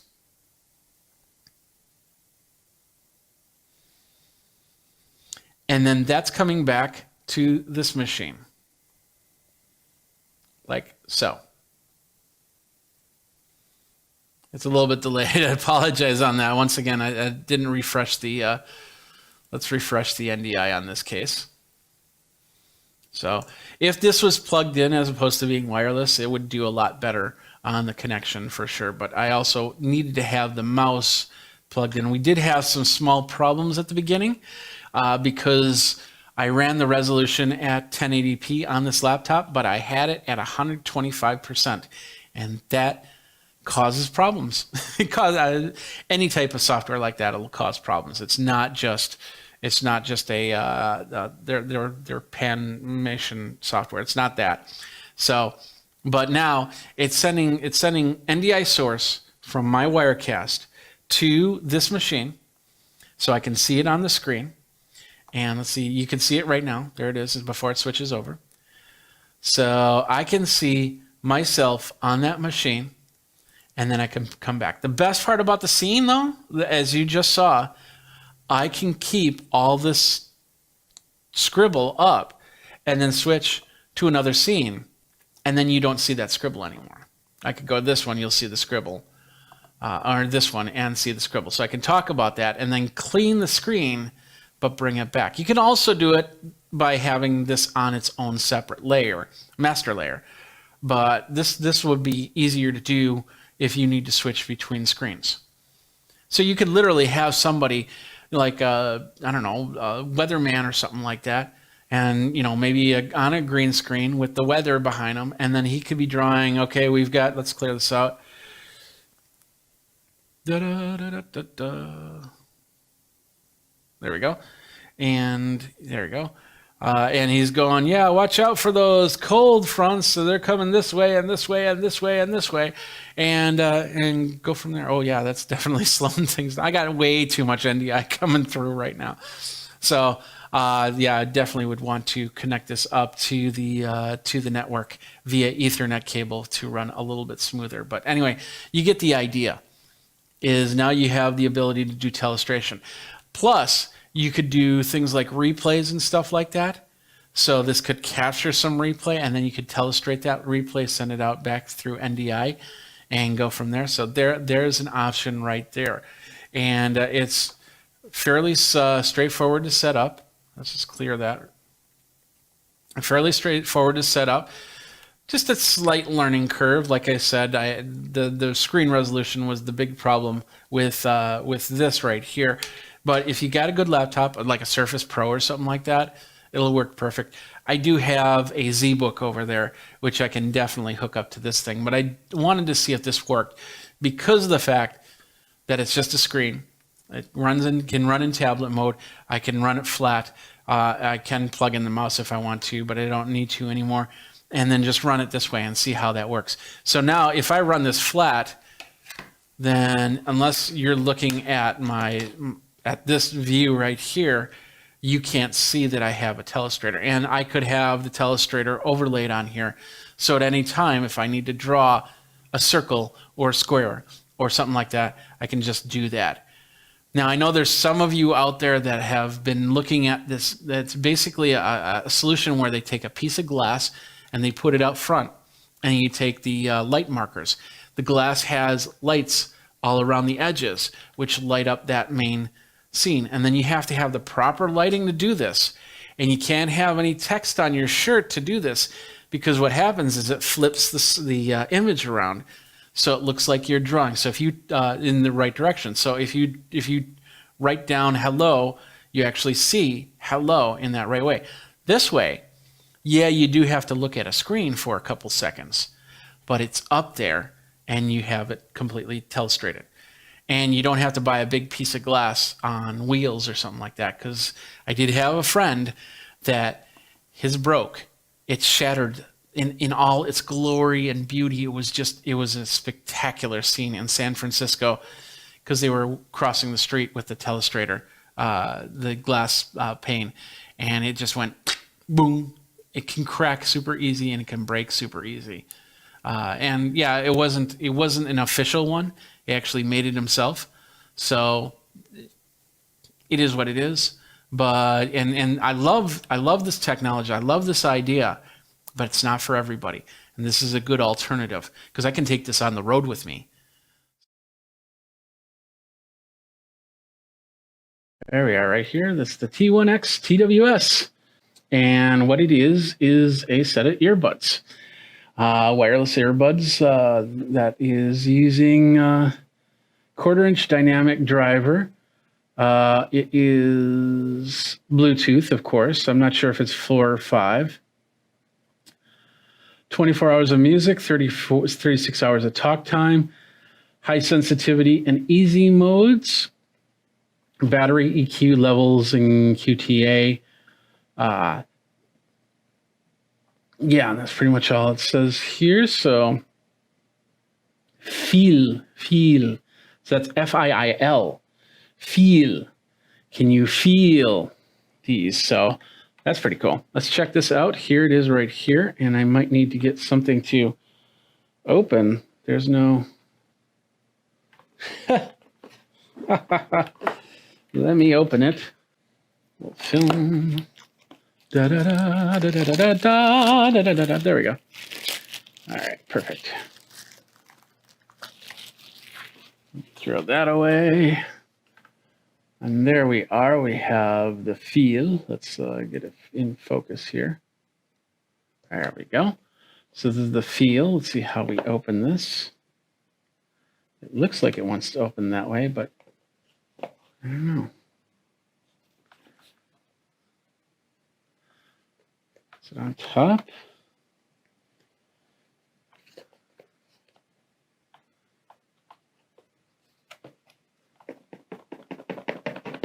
There we go. When in doubt, shake it. There we go. So here we pop that open. Oops. Set that to the side. We'll set this to the side too. What do we got here? What popped out is the Art of Audio, earbuds activation, and they do not make it easy to read. That's what it looks like. So anyway, it's just basically open up the case and charge the batteries and connect to the device and blah, blah, blah, blah, blah. There's an earbud sync option, so do that. So what do we got in here? Well, it looks like we got earbuds and the case. Now, here's the case. We'll pop this out. And it's got a little film on it. And so the film, you'll just slide it out like that. There we go. Throw that away. And then we have the 2 earbuds. Let's pull out the foam. I like to keep this foam because you never know when you use it for something, because it's a nice solid foam. I can use this for different projects. So even though the box might not stay, the foam will definitely stay. That's a really nice foam. And plus it makes it like a little French face or something like that. Hi, how you doing, folks? I'm the foam. Anyway, feel. Open it up. And we've got the 2 earbuds. On the earbuds, they have like little handles or something. I'm wondering if you could actually put on a tether hook or something like that. Let me zoom in so you can see that. Like that. So as you can see, there's like a little holder I'm not sure why I don't see any type of tethers yet, just yet, because we haven't pulled it all out of the box. So anyway, we put that in there, and we put this in there. It doesn't really snap like a AirPods Pro, but that's the case. And as you can see, it's charging already. Let's show you the size. We got an AirPods Pro right here. So this is the size differences. So this is a little bit longer in case, and yeah, definitely thicker. So it won't fit in your pocket as well as an AirPods Pro, but you know, hey, this isn't an AirPods Pro. This is a Feel. And on here, as you can see, we got the indicator, charging indicator lights. On the back, looks like we have USB-C connection for charging. So we'll set that to the side. What else we got in here? Let's zoom back out a little bit. So there we go. Feel, true wireless earbuds. Looks like, oh wow, they have a little tab on the end so you can pull this thing out. So it gives you all the instructions. This is a better one. I'll probably read from this rather than from that little sheet that was at the top.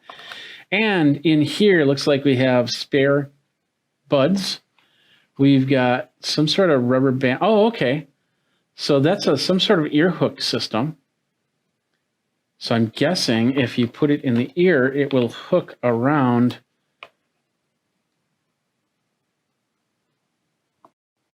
There it is right here. Yeah, it hooks up there, and it's trying to pair up. And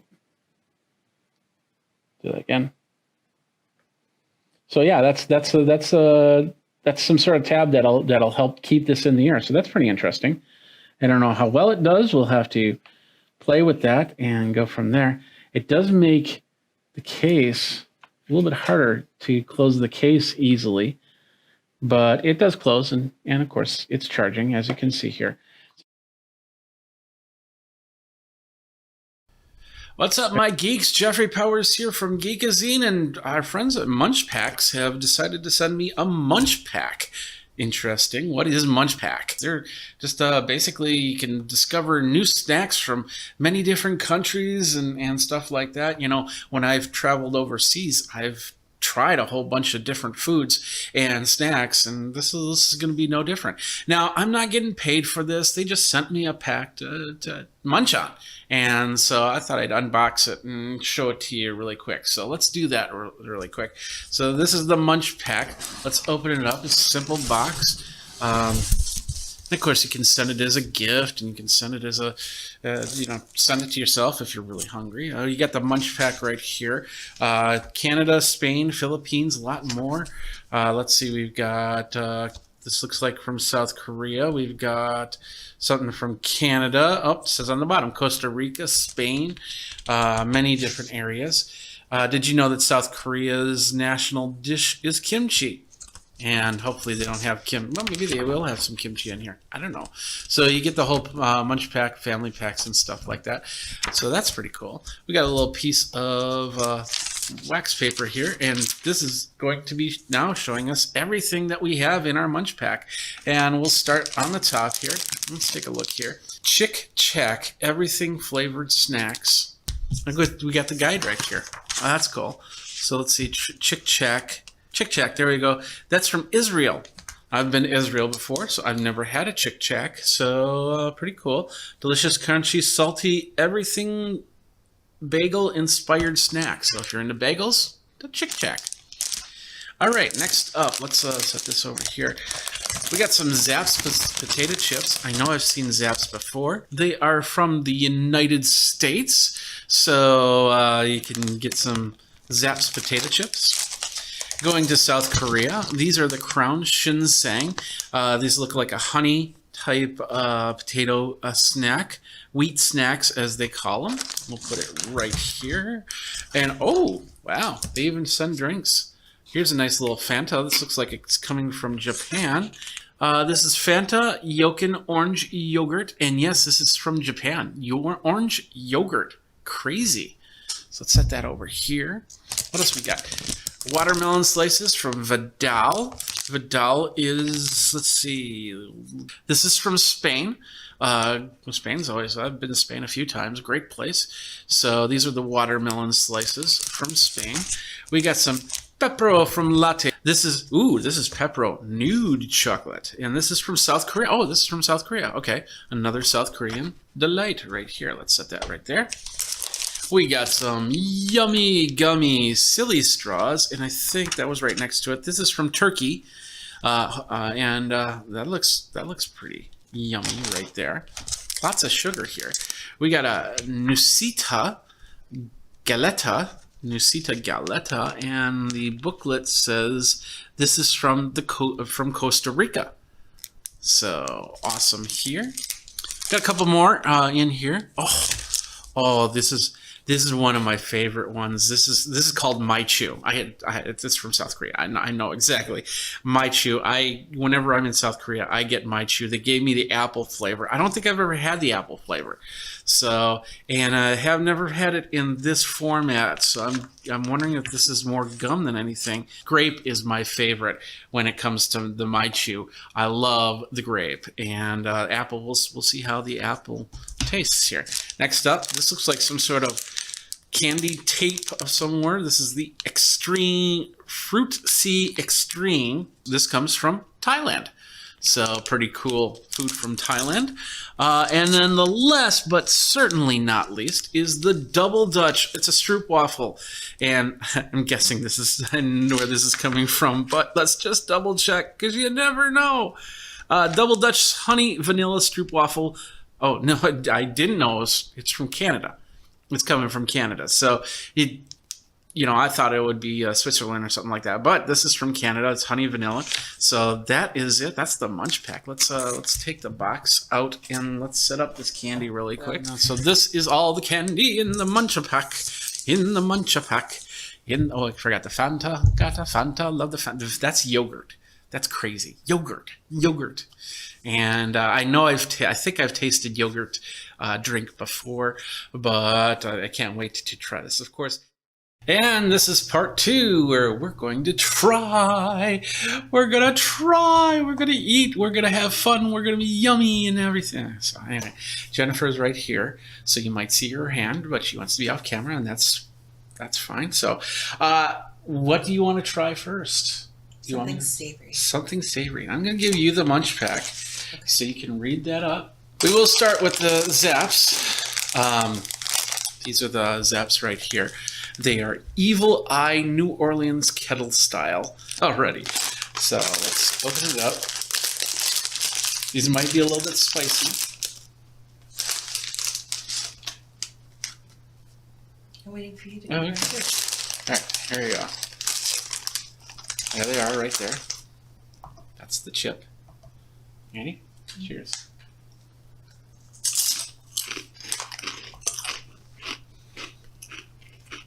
Crunchy. There's no vitamin D, or no, there's 2% of vitamin D in here. 22 milligrams of calcium and a little bit of iron. 320 milligrams of sodium and 2 grams of sugar with 32 grams of carbohydrates. And that was Zapp's potato chips. And there is a post kick coming through. Yeah, pretty back of the throat. Yeah, very much so. And really not until just now for me. Yeah. All right, next up, let's do this. This is the Chick Shack, is the name of it, by Oppenheimer.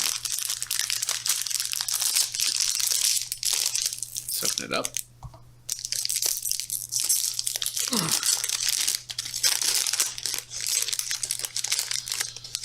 Little swirly looking items right here.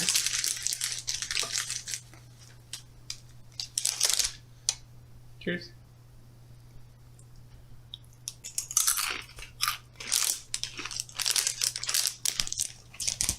That has an interesting taste to it. What do you think? I like it. Okay. It's kind of reminiscent of they're the big wavy square chips. Oh, like Sun Chips? Well, You're pretty close to spot on because this is made with wheat flour Okay. and maltodextrin and palm oil and natural cooking spices, flavor enhancement. And that's Chick Chack. Where is this Chick Chack from? It's from Israel, Israel, that's right. and it's a bagel and everything bagel inspired snack. Mm. So there's probably a bit of rye to it as well. Yeah. Yeah. Yeah. You'll have the Chick Chacks. Mm-hmm. I'll sit that there. Take a small sip of water. That'll be good with some yogurt. Oh, I like when we were in Tel Aviv. yeah. If we're going to do yogurt, then we're going to do the Fanta. Yogurt flavored Fanta. Yes. Can you guess where this is from? Is it Korean? No. No. Is that Japan? All right. So this is from Japan. Ooh. A little pop. I'll let you have for a sip.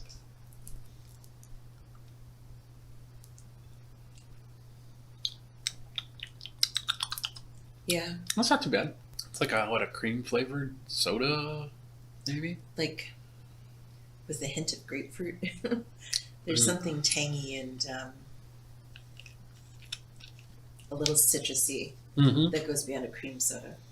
Water, high fructose starch syrup, sugar, dextrohyslagalogen, lactic acid, carbonated acid, potassium, sucralose, and ascorbic acid. Lyokin, orange, is like orange, not orange.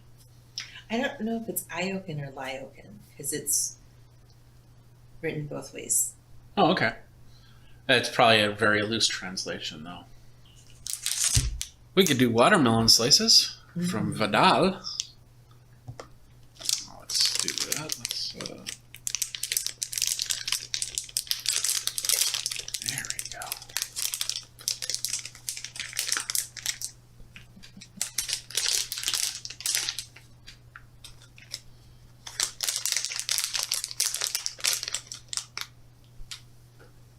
Yours makes.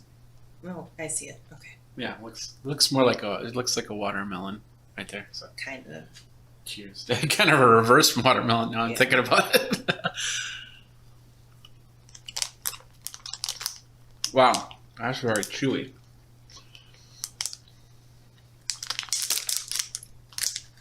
It's like I'm chewing into rubber because you can't really bite into it that much, but it's got a sour flavor coming out of it.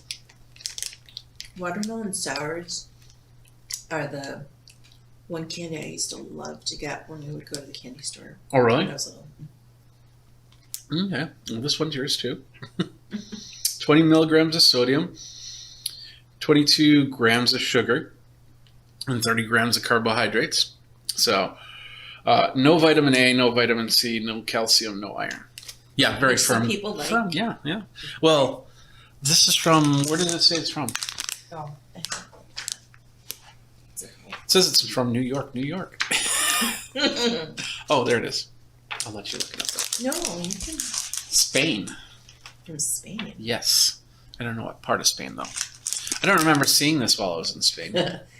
These marvelous sugar-coated gummy watermelon slices look and taste surprisingly just like the real thing. These sweet gummies will be sure to satisfy your sweet tooth. Spain. Spain. I definitely think there's a sourness to them. Yeah, which definitely. It doesn't really say on here. Yes. And again, I like watermelon sours. I prefer that to just straight watermelon. But Okay. It's just really firm. Yeah, very firm. Yeah, absolutely. All right. What shall we try next? Something salty. Salty. So we're going to go back to South Korea. And I don't know if I had these while I was in South Korea. Can you read this? Mm. Jennifer's been working on her Korean. I'm just looking to see if it's written in a better font anywhere. Yeah. Because Yeah, that's the problem with some of the Korean food is they create this really outrageous looking font, and so sometimes it kind of looks odd. All right, well, it looks like a little guy right there, and then another dude right there, and I know that this works as in consonant, vowel, consonant. Mos, Mar, by noon, Okay. which doesn't make sense to me. Yeah, that's okay. You did a good Yeah. job. You tried. You can do better than I tried. can. So. That's debatable. And on the top here, I can tell you that this in small print right here is called Crown because it's the name of the company who makes these. You can definitely smell it. There it is right there. Interesting. It's very barrelish. So here we go. Ready?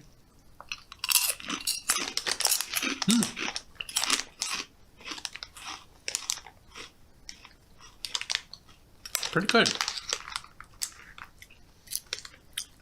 Light, airy, crispy. Yeah.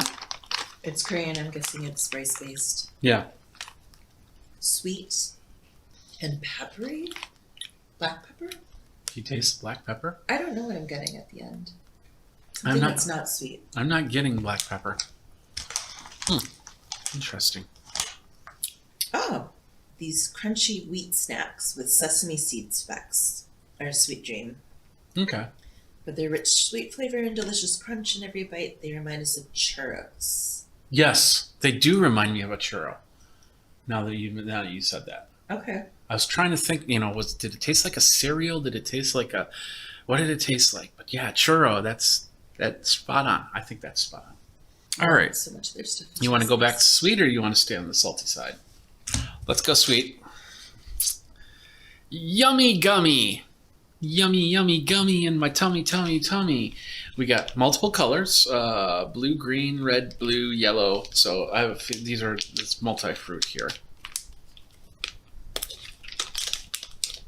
So let's open it up. Do you prefer a color? As a general rule, red. Okay.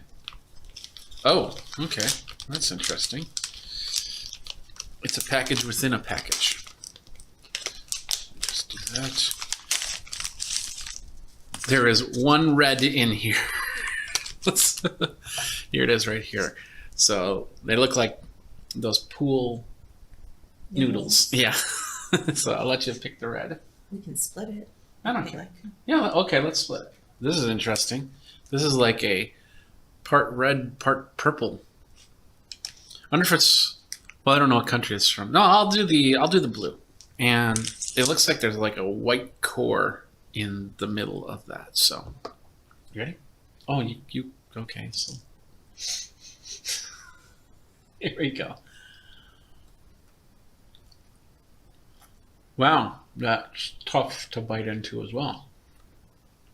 Mm. I thought that was a lot easier than the other gummy. Oh yeah, absolutely, but The Nuts gummy almost I wouldn't be surprised if the white core were marshmallow texture wise. that's probably true. It's either strawberry or raspberry. Okay. Those are the two reds on here. Is I my guess it's guess. strawberry because raspberry would be traditionally blue. Yeah. No vitamin A, no vitamin C, no calcium, no iron. But 21 grams of sugars and 27 grams of carbohydrates, 3 milligrams of sodium. It is egg free and fish free It's from Turkey. from Turkey. It's peanut free, totally nut allergy free, shellfish free, sesame free. So, and they had just like a little label on the back here with all of the what it's free of. So that might be a label that they have to put on their bags there. So not too bad. That was yummy gummy. All right, let's go to Pepero chocolate sticks, and I'll give you a clue. I've had these before. So was Lottie British? Do you want me to tell you? Sure. South Korean. Oh. Okay. But I think there is a Lottie in. No, Lottie is the grocery stores in South Korea. That's where I know the name. Yeah. Okay. So, and we've visited the well, they're not really grocery stores. They're like a full service department, grocery and stuff like that. So Thank you. these are the Pepero Choco filled chocolate. I see we're having fun.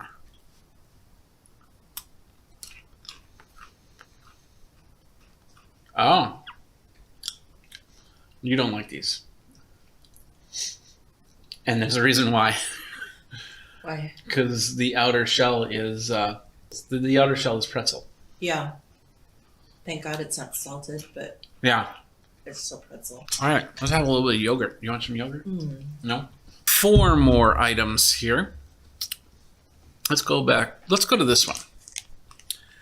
Nusita Galetta.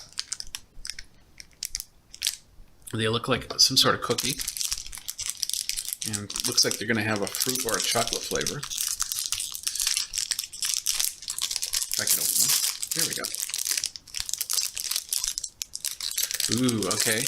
So do you want the fruit one or are these these are like Neapolitan. So they're the cookie with some sort of red filling in the middle. With a face. The little face. It looks like at first it looks like a Ninja Turtle face. Is it a dinosaur? I don't know. There we go. Right there. And oh, there's on the vanilla side. There's one too. So, cheers. Need some milk, maybe.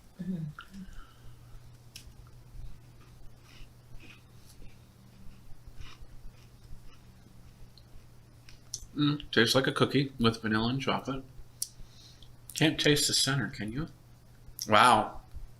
There's not much in there. Just like a light smattering. Half stuff instead of double stuff. Yeah. Not bad.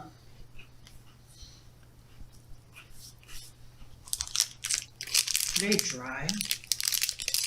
Crumbly. I'm wondering if this is not flour based. Oh. Very dunkable. Yeah. Wheat flour, yeah. Oh, from Costa Rica. Costa Rica. Nice. Vanilla and chocolate cookie sandwich. A delicious strawberry cream. All right. That leaves 3 items. One we've had already. Is that our favorite? That's yeah. So let's go with this. This is like a blue tape. It's called Fruit C Extreme Z. So this is perfect for Sesame Street because it's got 2 letters in it. No numbers though. There we go. I got it. She's smiling over here. There we go. It's a fruit tape. Can I blue? They'll probably make your tongue blue. What? Do you think it will? Probably. Well, not this small amount, but if you eat the whole thing, I bet you it'll be blue. Once again, a tougher texture. Still softer than that. Yeah, still softer than the watermelons, yeah. I'm guessing it's a blue raspberry. Sour. Yeah, with a post-sour taste to it. You're getting more sour than I am, apparently. Okay, we'll try a little bit more. Yeah, I'm seeing them blue on your tongue. Okay. Great.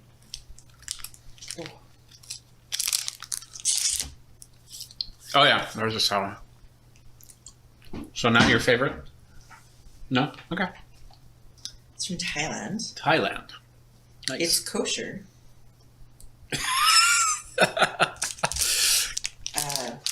Blue raspberry. Give your taste buds a delicious sweet and sour kick. 12 grams of sugar, 18 grams of carbs, 10 milligrams of sodium, 1 gram of fat. And yeah, it does say on this label, it says kosher parv special production. So I learned something new today. I didn't realize that there was a kosher need in Thailand. I guess, yeah. All right, let's go to the stroopwafel. Hmm. Where do you guess this is from? I'm sorry, what? Where are you guessing this is from? I don't know where stroopwafel is from. Okay. I just know that I like them over my tea. There we go. Double Dutch, honey vanilla.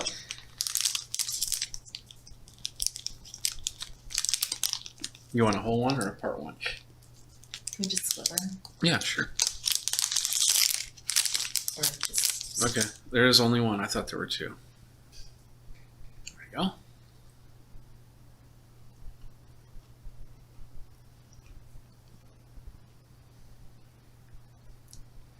stroopwafel. Mm-hmm. Yeah. I definitely noticed the honey tones. Yeah. So I think if you like stroopwafel if you like your coffee or tea with honey, you're gonna prefer it to a caramel flavor. Yeah, that's true. We're just enjoying the stroop. When was the first time you had a stroopwafel? You brought one home for me. Probably the first time you traveled internationally. Yeah, I think so. Yeah, I was going through Amsterdam, and they had stroopwafels there. Was that your first Barcelona trip? Yes, so many years ago. It's crazy. Mm-hmm. This is going to be the first year that I don't travel outside the country. You don't know that. Yeah. No, that's true. That's true. That's true. So, all right.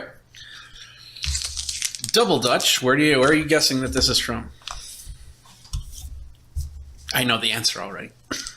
Does it say on the side? Yeah. No. I read it before.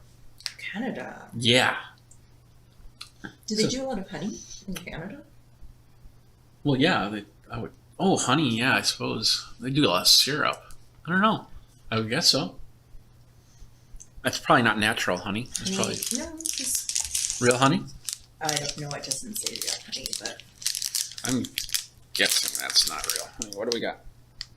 10 grams of sugar, 23 grams of carbohydrates, 75 milligrams of sodium, and 6 grams of total fat, including 3 grams of saturated.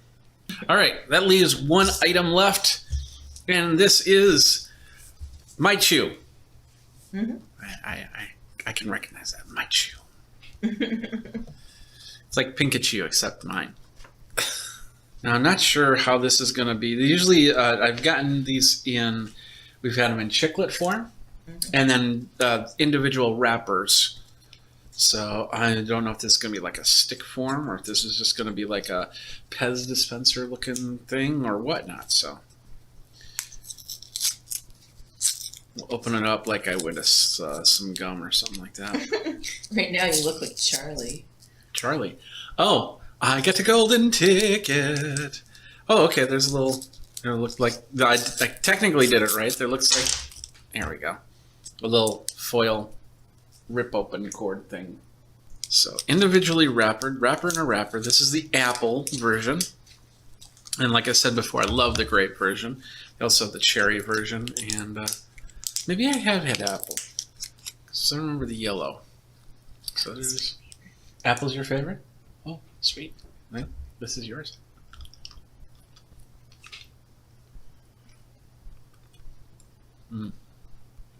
Very good. Mm-hmm. That's yours. It's like Laffy Taffy, Mm-hmm. but with the texture of a Fannie Mae caramel. Like Really? there's just something lighter, and once it warms up to mouth feel or mouth temperature, the mouth feels amazing. Mm-hmm. Yeah. And like any of the flavors, the apple's my favorite. But Yeah.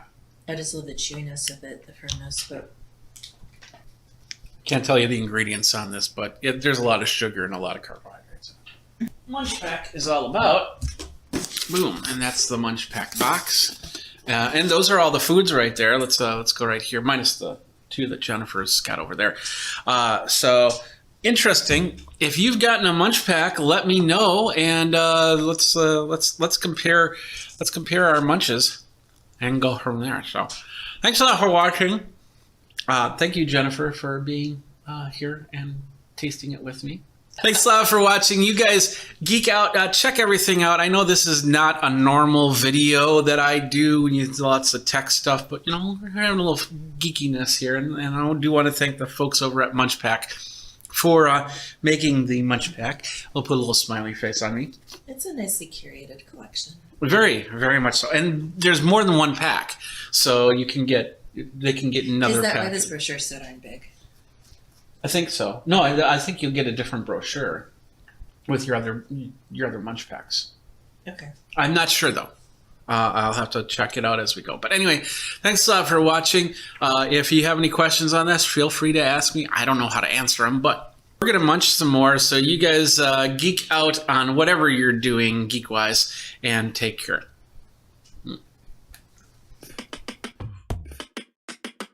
What up, my geeks? Here we are. We've got this thing from Singular Sound. It's the Beat Buddy. We're gonna rock now. You're gonna see, and I'm just not a good beatbox rapper there. Jeffrey Powers from Geekazine, and we are looking at the Beat Buddy by Singular Sound.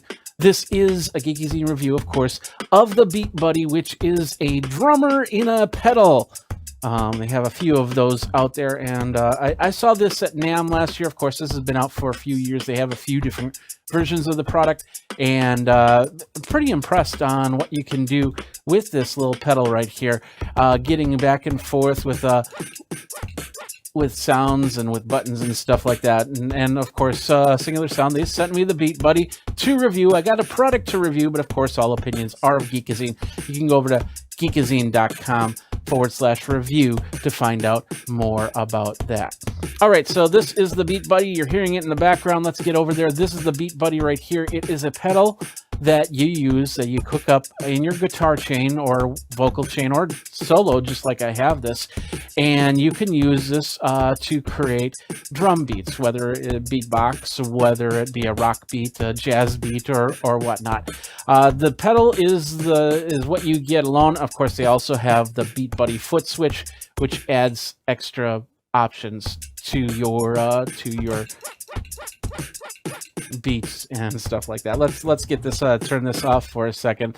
Let's take a look at this thing really quick. So what it is a simple pedal that you can do different beats on. Let's zoom in on this this pedal really quick, and we'll show you everything that it's got. First of all, it's got a really nice LCD display right at the front that's going to tell you everything that you need, what you have on your Beat Buddy, what drum beat is playing right now, what kind of drum set you have, your volume, your beats per minute. We have the volume right here, which turns that up and down. We've got the drum set, so we can actually change the drum set. We can do, we got a voice, but we could actually change that to Latin, and then all of a sudden beatbox with Latin.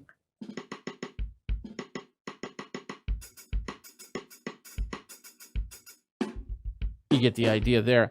So we have the drum set, and of course we have the tempo, so you can change the tempo from there. Let's bring the volume back up to a good sound. There we go. And as you can see, I'm pressing this pedal to get this intro started and outro started. We've got 4 buttons right here that will get us into the interface that'll tell us which drum set or whatnot we're into. On the back here, we have the SD card. This is where all the drums and all the beats are stored. If you don't have the SD card in here, you got no sound, and that's simple as that. So it does run on power. It does not run on batteries, unfortunately, so you will need a 9-volt power supply. But of course, if you put this into your pedal board, you'll have that with your USB connection. We'll talk about that in a minute with the software. Over here, let's just unplug the drums here for a couple seconds here. We have a MIDI sync, which is this cable that you get. It's a small mini cable to 2 regular MIDI hookups, so you can actually connect it up to a keyboard. You can connect it up to drum pads or anything like that, any type of MIDI device that you have. So you can add to the button system. So if you want to start, if you're a drummer and you want to start by hitting a pad or something like that, you can do that. They also have the MIDI Maestro, so you can you'll have multiple buttons from there. We have 2 output systems, so you can go straight into a board and then to your guitar amp, or maybe your guitar amp and another amp for the drums. I don't know. We got a headphone jack, so you can hear the drums straight up for practice if you wanted to. Over here, we'll unplug this for a second. We have a headphone volume, which also controls the main volume. So you have to watch if you got this volume and this volume going, you might have to do some adjustments to get sound out. We have 2 inputs, a mono input and of course a stereo input, and then the foot switch, which I just had plugged in. So we'll plug that back in. So now we have the Beat Buddy ready to go. And like I said, we can put the guitar, and I'll show you some. I'll play a couple songs in a few minutes here, showing you all the things that you can do. All right, let's look at some of the beats that you have from the card. And you can also get another card which has a lot more beats to it, and there's a whole group, a community that are making songs, making beats, because you can use a MIDI editor to create songs and put this in here. So what you have is an intro and an outro. You have the main beat. You could have multiple beat variations for each song. So if you've got a very complex song that goes from 4/4 to 5/4, if you've got a song that does a hand percussion to a drum set to a drum set with cymbals to a drum set with all crash cymbals in the sound, you can do a lot. It'll also have some transitions in there. So, and of course there'll be a few different transitions, so it doesn't sound the same type sound every time you want to transition or put in a drum fill. So lots of cool stuff here. So let's go in here. Oh, and the middle button right here is also the ability to tap the tempo. So if you don't know the exact tempo, you can tap it to get there. So we go in here, and so we hit the left button to get into the menu. We'll hit the right button to get to the main folder. So left and right, and then we can go up in the different folders, or in this case, genres. So we can start with blues. We hit here, and we got blues 1. We bring it in. You're going to see if it needs to load the drum set, you'll see a blue line come through here. But in this case, it's still got the Latin drum set, so we're gonna go back to the blues. We'll go rock drum set. Now see, it's bringing that blue line, saying that it's loading the drum set. So we got to wait for that to come in, so we get all the sounds. And these are all actual wave sounds. All the drums, from the snare to the bass to the cymbals. And so you can actually put in wave sounds yourself of your drum kit or your drummer's drum kit or whatnot to give it that more authentic sound. And so they have this, we have it now set up for Blues 1. Now I'm going to hit the button and it will go through an intro. And as you can see, it's keeping time. We've got a good tempo. Let's bring it up a little bit to about 110. Here we go.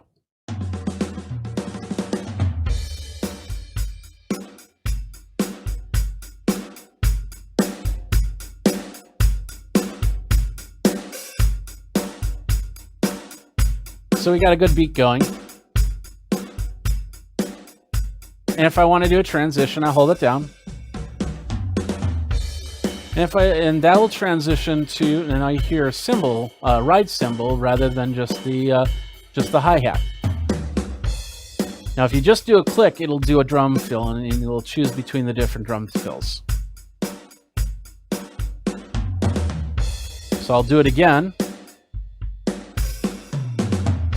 And there's a third one.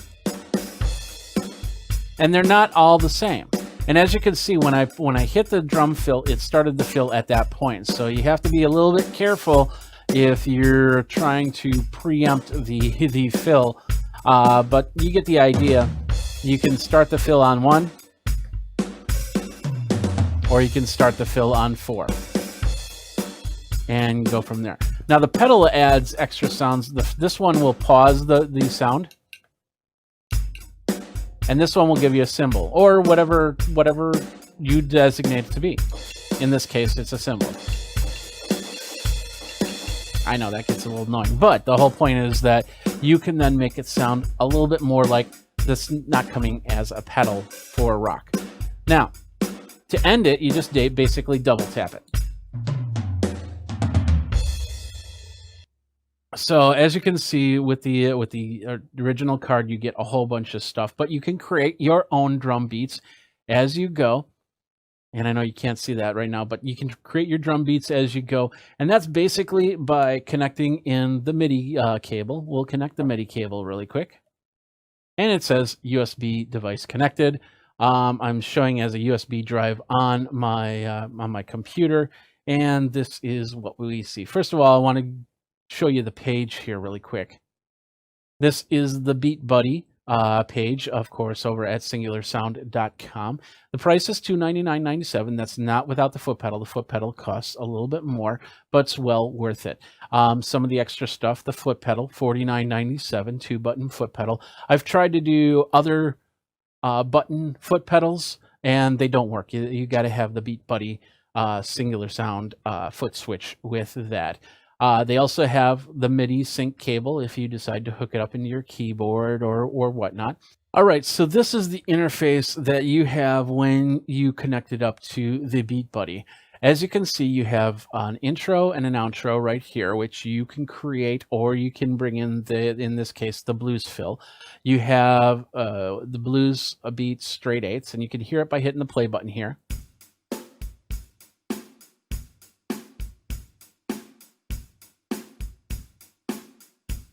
Or you can use the button up here to get, you know, the Beat Buddy like it's an actual Beat Buddy.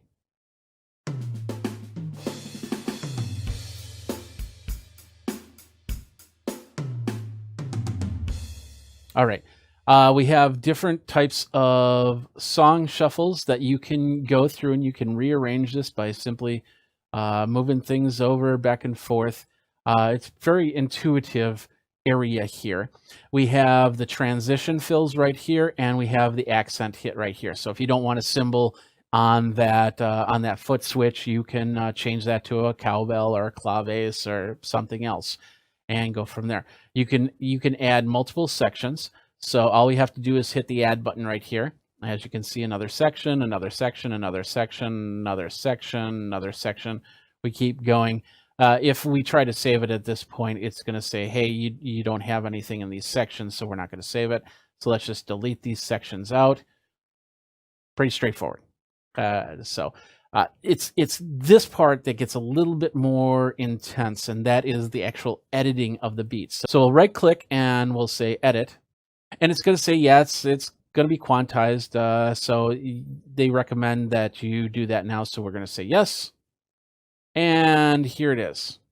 You're going, well, where's the drums? Well, you have a lot of drums here, so we're going to bring it down to where the beat is.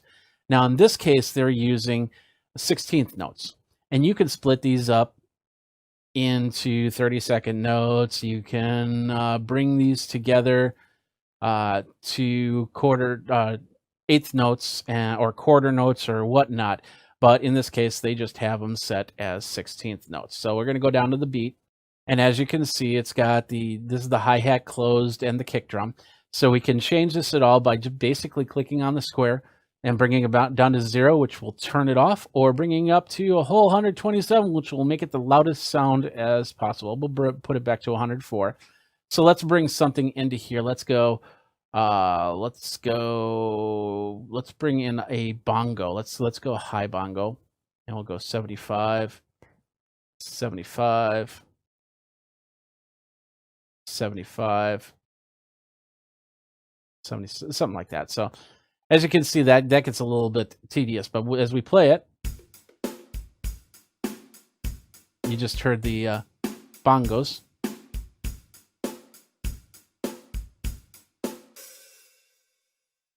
And we'll do it again in a slower tempo. As you can see, I changed the tempo on the top here, so we could go fast.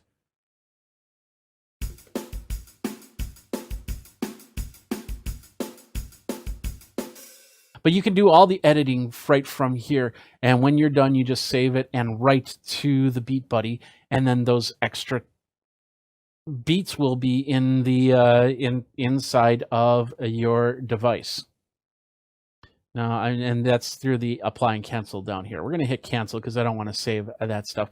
But you can basically create a song right from here if you have a little bit of time and effort. But you can also use one of your favorite MIDI editors to create a drum loop, or go down in your studio with your drum set, your MIDI drum set, and drum out some beats, record it to a MIDI editor, import it in here, and go from there. And that's what a lot of people did with their songs. Now, the pedal's really cool because you can use it with practice. You can use it if you're doing an acoustic solo or acoustic duo, or you could actually put it with your band. As a drummer, you know, it'd be nice to actually have something else keep the beat, and then I don't have to sit there and play. I could actually bring out some more. Like, for instance, songs that have alternate percussion in it, like anything from Santana or anything from, you know, big bands, Brian Setzer Orchestra or John Cougar Mellencamp, where they just have all these drums playing, and you're just one drummer, you're trying to do it all.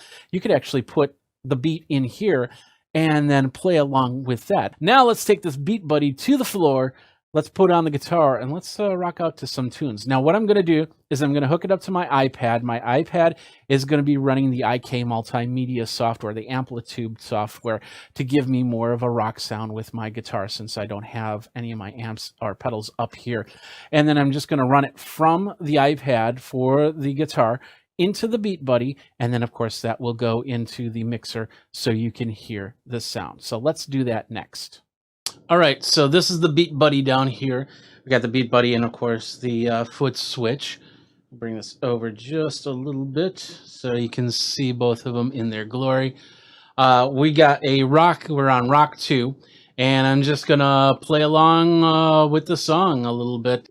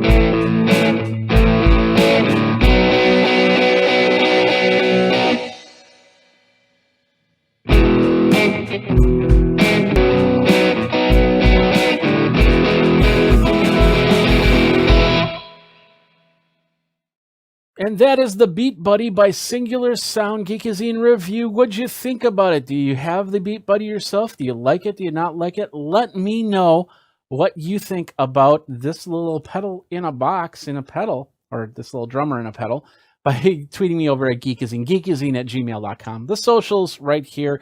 And of course, go over to YouTube. Go ahead, like, subscribe, comment there. Hit the bell notifications for the next cool video coming out from Geekazine, because we do a lot of consumer tech, a lot of music tech, and a lot more. So, and of course, we're over on Twitch live, twitch.tv/Geekazine, to watch all these videos as well. Thanks a lot for watching. Till next time, you guys geek out, and hey, rock on. What's up, my geeks? Jeffrey Powers here, and we got an unboxing for you coming up next. How you doing, everybody? Jeffrey Powers from Geekazine Think Magazine, Put in a Geek, and today we are going to be taking a look at the Amazon Fire HD 10 tablet. This is the 2019 model, otherwise known as Gen 9, and we're going to be unboxing it and taking a look at it. You can find me over at Geekazine Think Magazine, Put in a Geek. If you got any questions, you can always go over and talk to me on any of the socials, and of course on YouTube. Go ahead, like, subscribe, comment, hit the bell, or don't. However you do it, that would be great. So, I got the Fire HD 10, and there's a reason why, and that is because of a new show that's coming out that I can't kind of talk about. I can kind of, but can't talk about just yet. But when I make the announcement next week, it'll be awesome, and we'll be doing some great stuff, and we'll be using the Fire HD 10 tablet with this. So, but for now, we're just going to unbox it and open it up, get it ready, and do a first look and see what we can do from there. So let's get into it. First of all, I want to let you guys know, hey, this is a review process, and of course, I purchased this all on my own. Nobody paid for it. Nobody's paying any sponsorship fees or anything like that. So this is on my own. All opinions are of Geekazine. You can go over to geekazine.com/review for all my policies and procedures when it comes to looking at items, unboxing items, and everything like that. So let's get into here. Let's check out the specs of the Fire HD 10.1 9th generation tablet. It's a 10.1 inch display, 1920 by 1200. Now that means that it's a 16 by 10, whereas a regular TV screen is 16 by 9, which is also wider angled, so wide angle ultra screen. It's an octa-core processor with 2 gigahertz and 2 gigabytes of RAM. Dual band AC Wi-Fi, so it'll use your older devices if you've got a B, G, or N, but of course it'll do AC for a wider band for your Wi-Fi, so you can get whatever movie you're downloading and whatever game you're playing. Front and rear cameras are both at 2 megapixels, so it's not going to be the greatest camera in the world, but it'll definitely take some pictures if the cat's doing something funny. It's got Dolby Atmos sound. And it's USB-C, but only USB-C 2, which it means that you can't really, you don't have high speed transferring files in here, but you have many different ways to put files on wirelessly. The AC will help you with that, and of course there is an SD card slot in there, so you can do more. Let's take a look at the page really quick. This is the Fire HD 10, where you can get it on Amazon, of course. 64 gigabytes of storage. There it is. Of course, you can get it with the case, you can get it with ads, you can get it without ads. The price is very dependent on what version, 32 or 64, or with special offers or without special offers. It goes up to $204.99, and the lowest price is $149.99. And of course, you can get different colors from black to plum to twilight blue to white, which is pretty cool. And there's also a 15-watt charger and a case that you can get with that. Lots of different things right there. So, but you're here to see me unbox this thing, so we're gonna do that right now. So let's get over here. We got the HD 10. This is the tablet. So I got the 64 gigabyte model, and it looks pretty straightforward. Looking at the package right here, it just tells you some things that you can do. So let's go ahead and get this opened up here.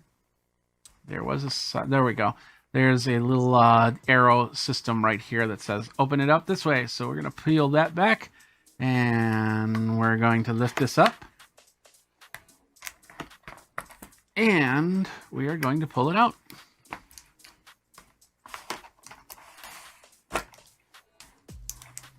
Pull it out this way. Nothing else in this box. We will set this to the side. And here is the tablet. It's in a little cardboard thing, so the little box down here, which has probably the cable and the plug. That's I think a 5-watt charger, and of course you can get a 15-watt fast charge. This is the tablet. It's pretty wide. In fact, I have the Fire 7 tablet right here. Let's do that. Let's do the comparison really quick. So there's the 7, there's the 10. As you can see, it's a bit of a difference in size. We'll just set that right here. We'll peel back some of the plastic. Are you guys ready for this? Let's get ready for the peeling of the plastic. So, yeah, that's it. That's it right there. All right, there we go. That was the peeling back of the plastic. That's pretty cool. So anyway, this is the tablet right here. Like I said, is bigger. It's a little bit heavier, of course, than the 7. But yeah, it goes from there. Let's just turn it on and see what it looks like when we turn it on. Maybe. There we go. We got a little welcome type sound, and trying not to get the light in on this. So there's the Fire tablet. Excuse me. And while that's doing that, it goes to the next part. So, all right, let's zoom in just a touch and take a look at some of this right here. So it's saying, welcome. What language would you like? Would you like large font? That's down here. So I can adjust the font right away, which is cool. I'm going to say United States English and hit the next button. Even though I sometimes wonder if I actually do United States English, but anyway. And it says, hey, it's installing certain updates, so we're going to let that happen. We're going to set that there. And of course, yeah, it's going just a sec right now. So let's open up the rest of this really quick. Oh, it's already ready. So we'll hold off on that. I want to get through this really quick. So it says, hi, Jeffrey Powers. This device has been connected to my Wi-Fi and using the credentials of previously saved to Amazon. So it knows me already. And that's one of the cool things about having an Amazon device is how it connects up. If you said, I'm ordering this for me, they're going to connect it up for you. If you say, I'm ordering this for Joe Schmo, and this is their email address, they're going to connect it up and set it up for them.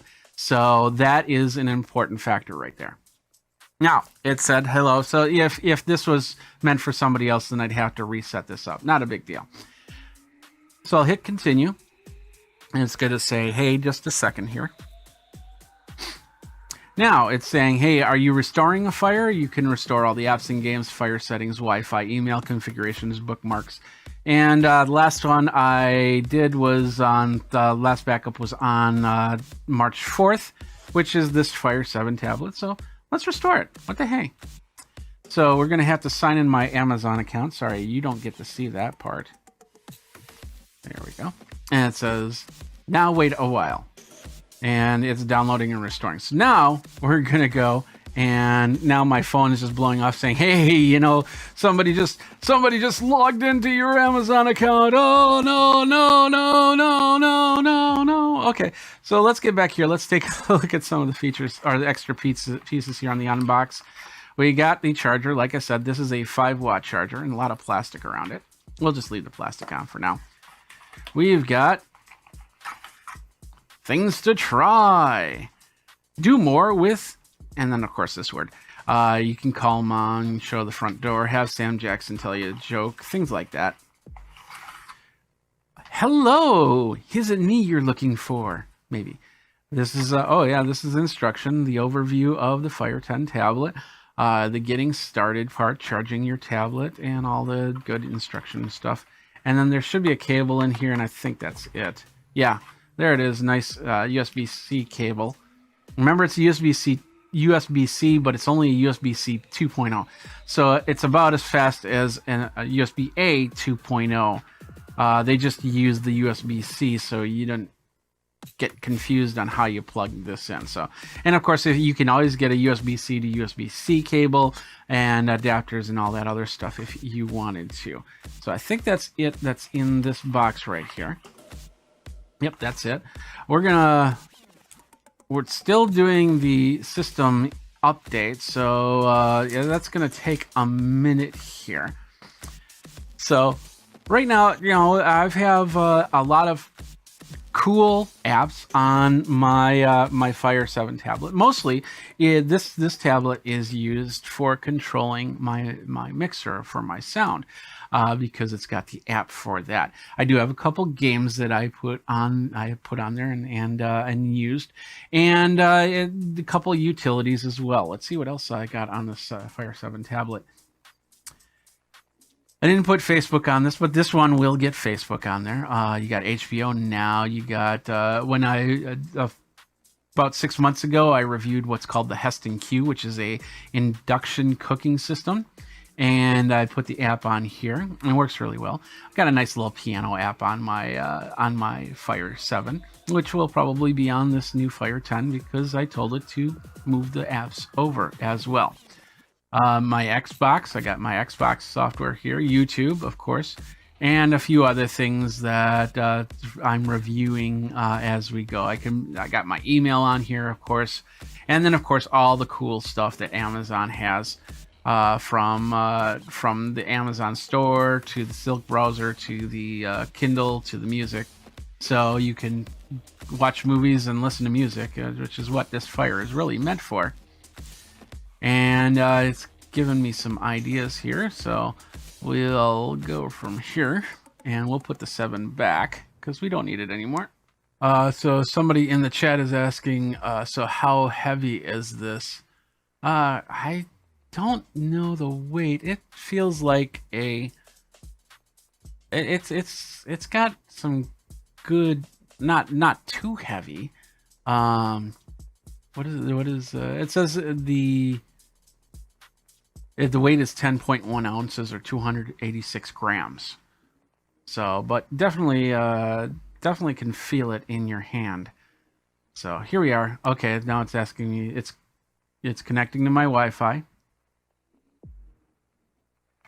And it says, just a second here while it's still configuring. Please wait while your Fire tablet is updating the latest software, Fire settings, Wi-Fi, and email configurations. So it's continuing to download. So this is not a quick process, but it definitely will have everything that you need when you're ready to play games and do other stuff. We can go back to this one, take a look at the Amazon App Store, since we do have to wait. All right, where are we? So this is the App Store right here. It looks like Clash of Clans. Now this is interesting because Clash of Clans was not in the Fire tablet this when I reviewed this last year. So they must have just changed that, and that's awesome. So you have your different categories. We got the home, we got the videos that you can download the apps or download actual videos. Family stuff. Here's some apps for the family. We got bestsellers. We got For You, and we've got Amazon coins. And I think this is going away. I'm not 100% on that, so don't quote me. But my understanding is this was going away with this, but I could be wrong. Could be wrong. That's for sure. But anyway, you've got that's the basic app store that we're gonna see. So the next step is, do we want to enable location services to allow maps, weather, and other apps? We're going to say yes. Do we want to auto save our photos and videos to the Amazon Cloud Drive? We're going to say yes. Save Wi-Fi passwords to Amazon. Yeah, we'll leave that on for now. My Wi-Fi password I give to almost anybody that needs it. And it says, hey, meet your Fire tablet. So little music, little video here. We'll do this. Bring this volume down. There we go.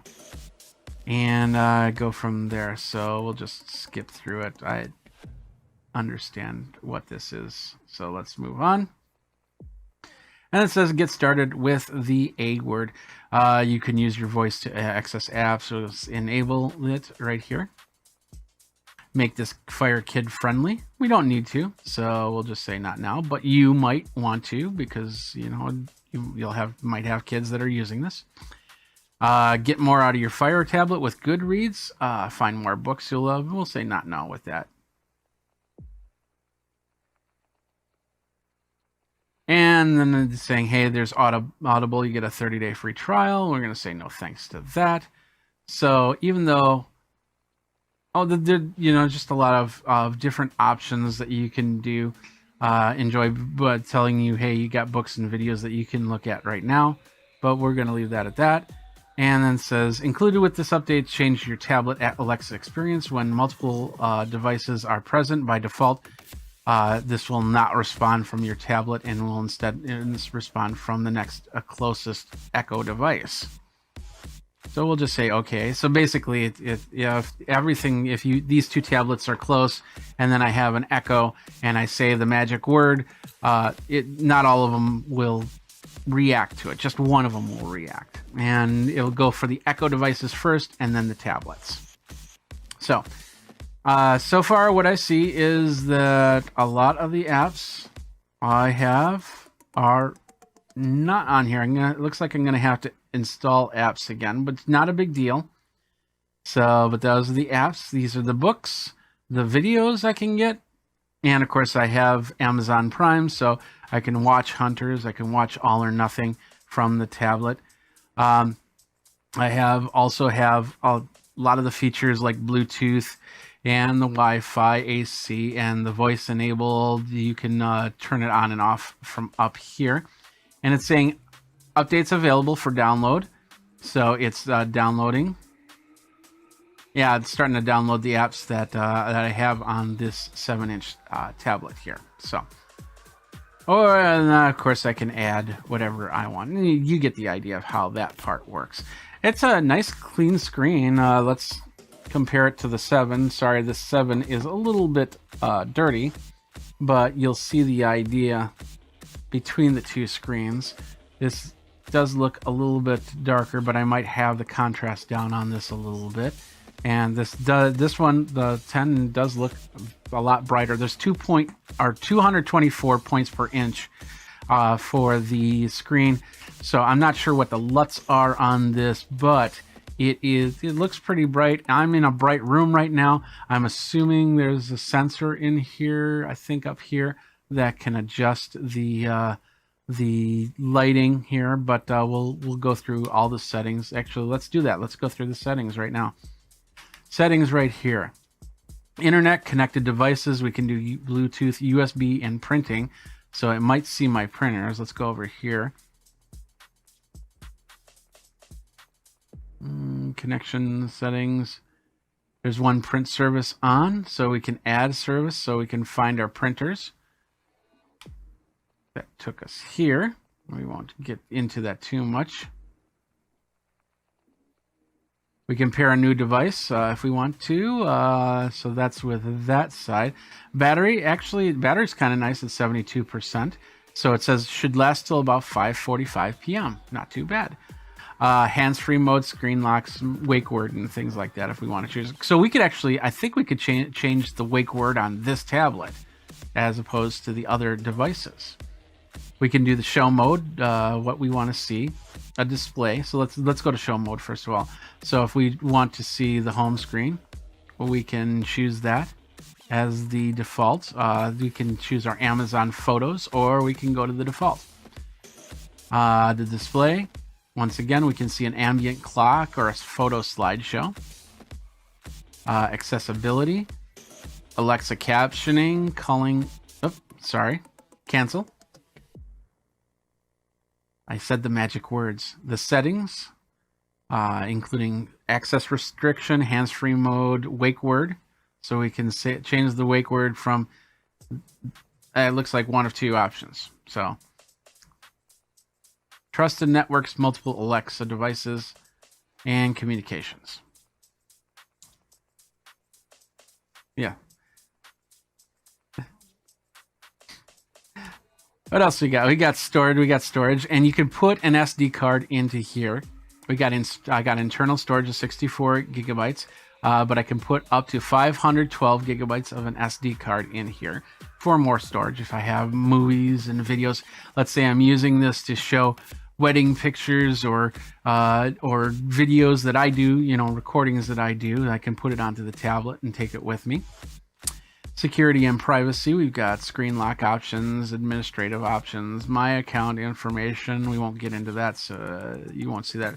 Profiles, so if you've got many people here, you can set that. You can also set the parental controls. Accessibility, if you can't see it or if you can't hear it, you can do that all here. High contrast text. And it's saying some videos might not look properly, so work properly, excuse me. So that's high contrast. As you noticed, the yellow was all gone. It's all black and white. And of course, color correction is off. And we can, and yeah, it's saying that the videos might look a little bit weird. Audio descriptions, closed captioning. So you get that. You can go through all that. The help here, which I like the help because sometimes it does a video help, tutorials, phone and email help, feedback help, all right there. So, and legal and compliance. So that's all the settings right there. And you also have the help right here up on top. And some of my apps, this one is my Ultimate Guitar app, which I can use to get tabs and chord structures for certain songs so I can play them, which is cool. So I might use this as opposed to my iPad because I can set this into a stand and put this onto my microphone stand or something like that. So that's pretty cool. And then have one tablet dedicated to my mixing board and one tablet dedicated to the lyrics and the songs. So I got a little drum machine here. It's really starting to load all the apps here. All right. And of course the volume's down. And so that's pretty much it. It's loading it up. Looks like it's loading it up perfectly. I just switched to landscape mode, and as you can see, pretty usable right there.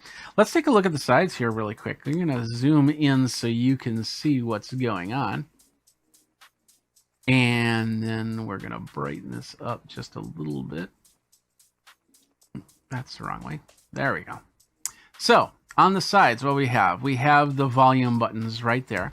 We have a 3.5 millimeter jack. I think this is a TRS, not a TRRS, but I'm not 100% on that, which means that this might be a TRS. If you have headphones with microphone to use like Skype, so it's got to have it in there. So it's probably a TRRS. It's got TRRS, so that's a 3-pole for your microphone.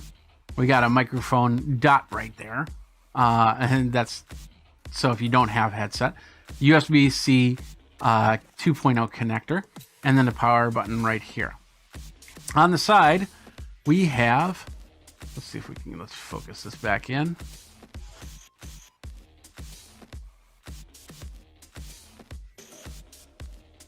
All right, on the side right here, we have the opening for your SD card. So basically just open that up like that, put in your SD card and close that up, and then you have more storage. Nothing on the bottom right here, but we have the speakers. Now the speakers are in landscape mode. So we have one speaker on the right and one speaker on the left right here. So it's like a 6-dot configuration. So, and that's pretty much it for that. Let's zoom this back out here a little bit. There we go. And that's pretty much it. And it just said, hey, updates available for download. So I'm guessing it needs my permission. Oh, download additional voices. So if you want, if you don't want the standard voice for the personal assistant. You can say, hey, I want Amy from the United Kingdom, and it'll download that, or Brian from the United Kingdom, or Chantel from Canada, French Canada, and much more. So you have a pretty good amount of voices. I don't see Samuel Jackson. Where's Samuel Jackson? Alexa, have Sam Jackson tell me a joke.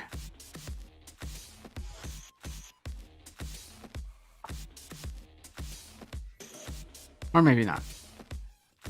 Okay, so he's not going to do that, but that's okay. So that's it. It's set up. Now, within this time, and we're talking like a 30-minute time period, depending on what you have on your previous Amazon Fire. It didn't take too long, and of course the bandwidth, how long it takes, what type of internet speed you have. It doesn't take too long to load this up and get this ready. And of course, it came from Amazon, so it knew exactly who it was going for. Yeah, it set it up. Looks good. Of course, individual apps you'll probably have to log in from after that. But we're ready to go. We're ready to use this Fire 10 tablet for whatever we need. And I'm definitely going to be using it for this new show that I can't talk about just yet. But if just next week we'll talk about it, or just watch over at Geekazine. Geekazine Twitter, Geekazine Facebook, Geekazine Think Magazine, put in a geek, and you got me. That's it. That's the unboxing and first look at the Amazon HD Fire 10. 10.1, the 9th generation tablet from Amazon. I can't wait to use it for this future endeavor. And if you want to get it, we have a link down in the show notes. Please go ahead and use that link, because it supports Geekazine and all the efforts I do for that. If you got any questions, let me know, and I'll try to answer them best I can. But the better person to answer the questions is over on the Amazon page, because if you ask a question there, you get a bunch of people that answer that right away. So that's it. So that is the Amazon Fire HD 10 tablet unboxing. Thanks a lot for watching. And until next time, you guys, hey, geek out and take care.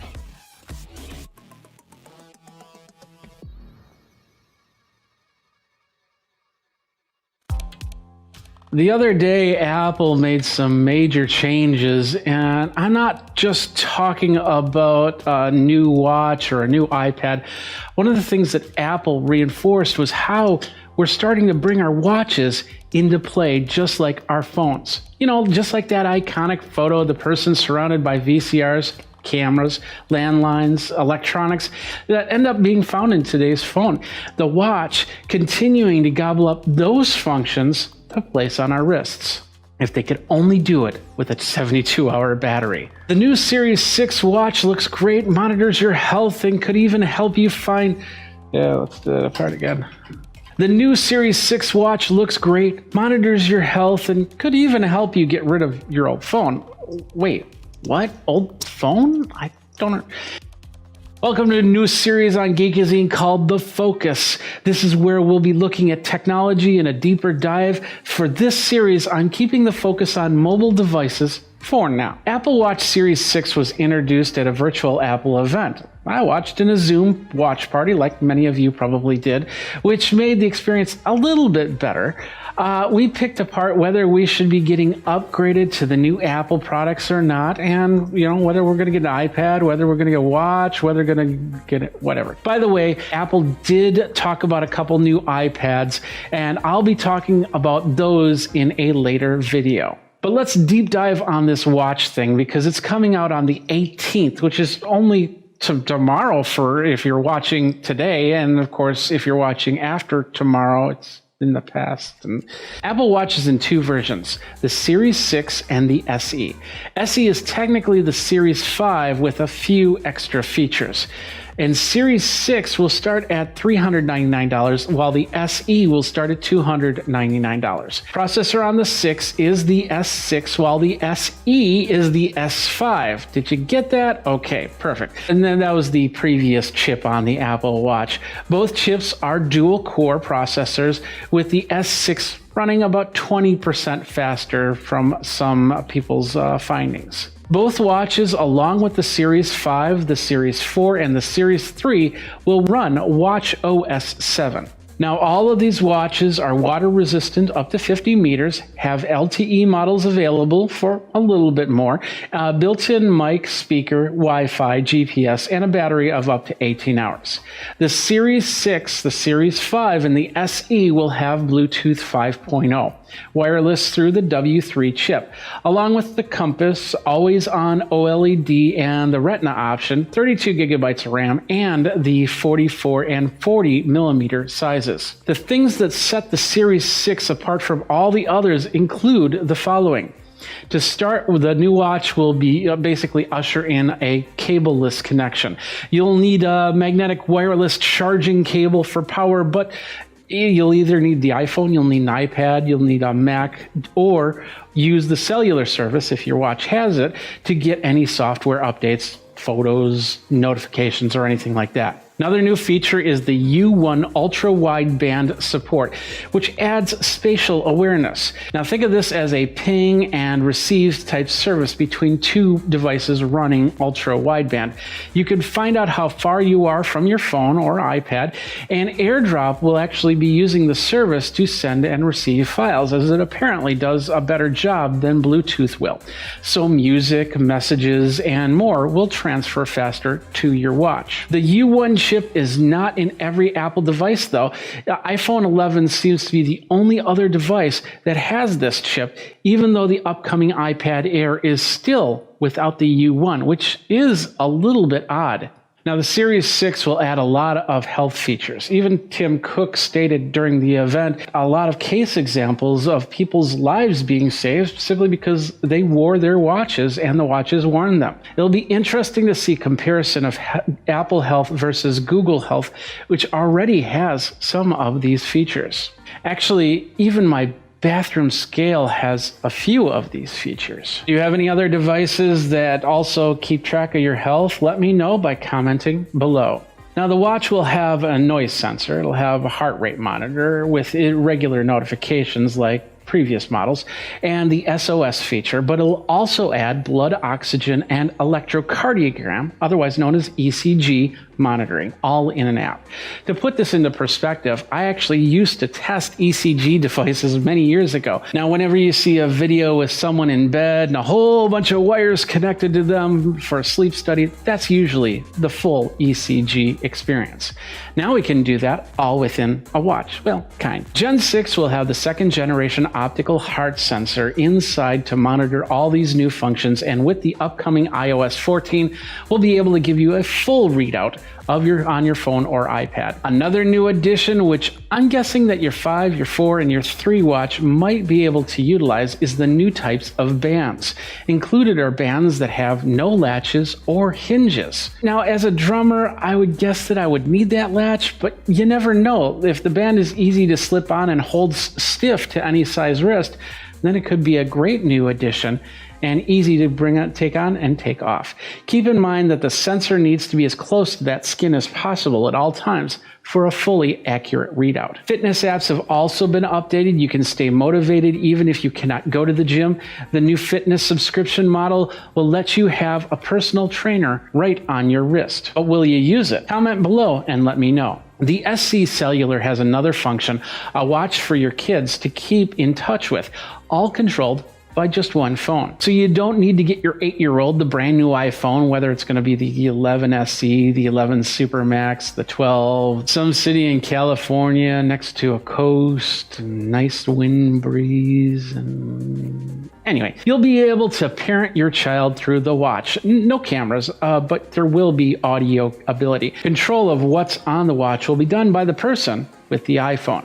Now, I could see some other really cool uses for it, like employees, not have their phone nearby, and then it's connected to a main phone communication hub that goes throughout maybe a warehouse or maybe, just on the road If you've got drivers, if you've got whatnot, you can find out what they're doing and where they are at all times. Many different styles, many different colors, many different bands that are going to be available, and they're all going to be different prices, very expensive to super cheap. You'll probably find some stuff on Amazon as well. I like leather bands myself with the latch. It just feels like a watch to me.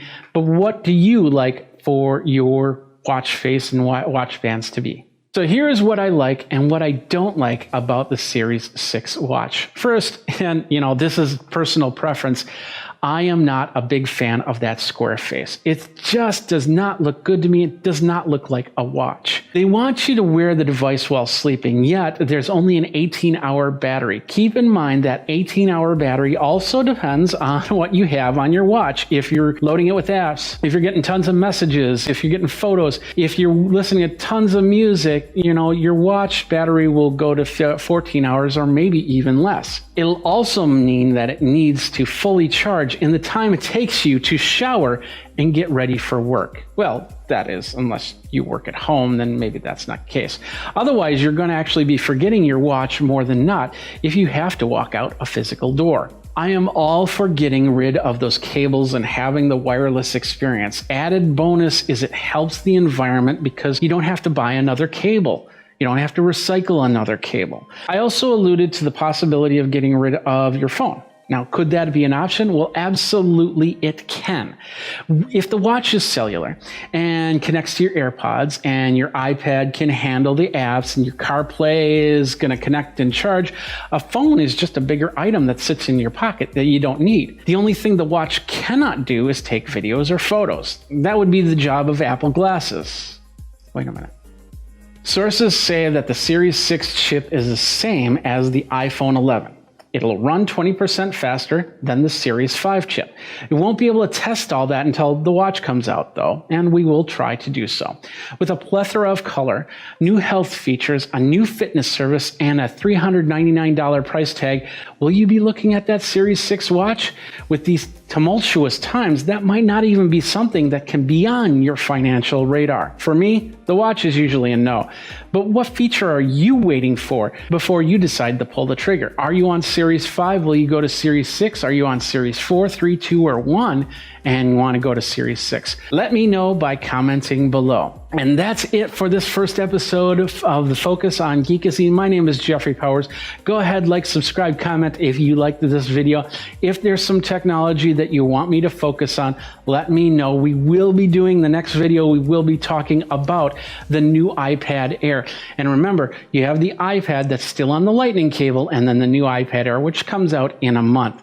We'll talk about that as we go. And until next time, you guys geek out and take care.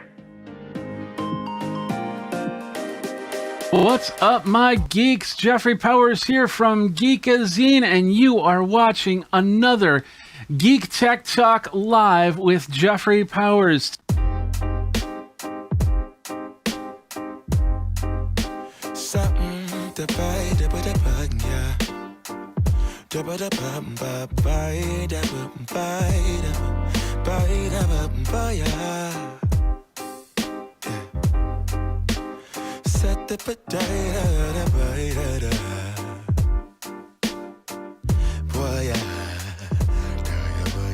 The HP Neverstop 1202W is a loaner model. I do have to send it back, but nobody's editing this video or this my posts on Geekazine.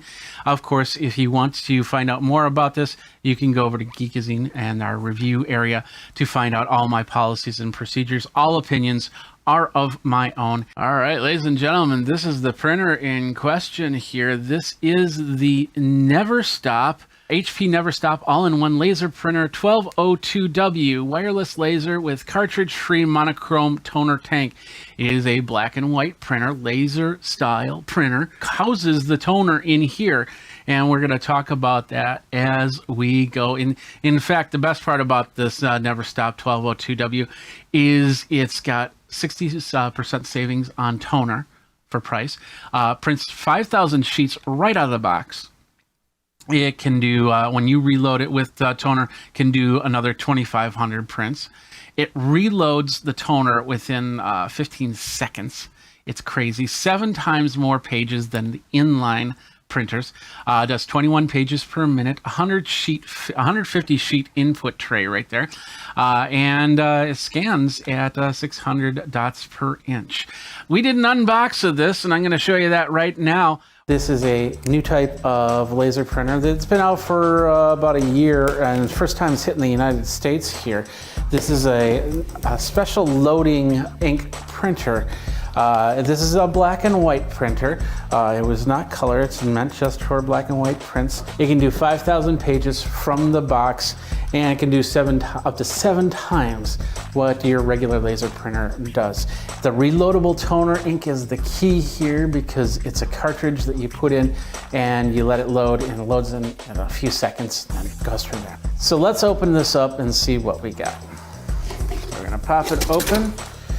What do we got here? So inside we get a couple plastic trays that will go into the printer. Looks like we got a USB cable right there. We've got the power cord, which is a standard 3-prong plug cord. And we got cardboard, and then of course the printer. This is a lighter printer, but you definitely want to watch out how you unload the printer from the box so you don't hurt your back. We got some instructions here that show you all the places. They're usually marked with orange tape, so it's easy to determine what you need to pull out. So let's go ahead and do that. There's some styrofoam on the top. I think this is one unit here, so it can pull up right so. So you can try and pull it up. What I like to do is I like to set printers on their sides and then slide them out that way. It's usually the easiest thing to do when you're doing it all by yourself.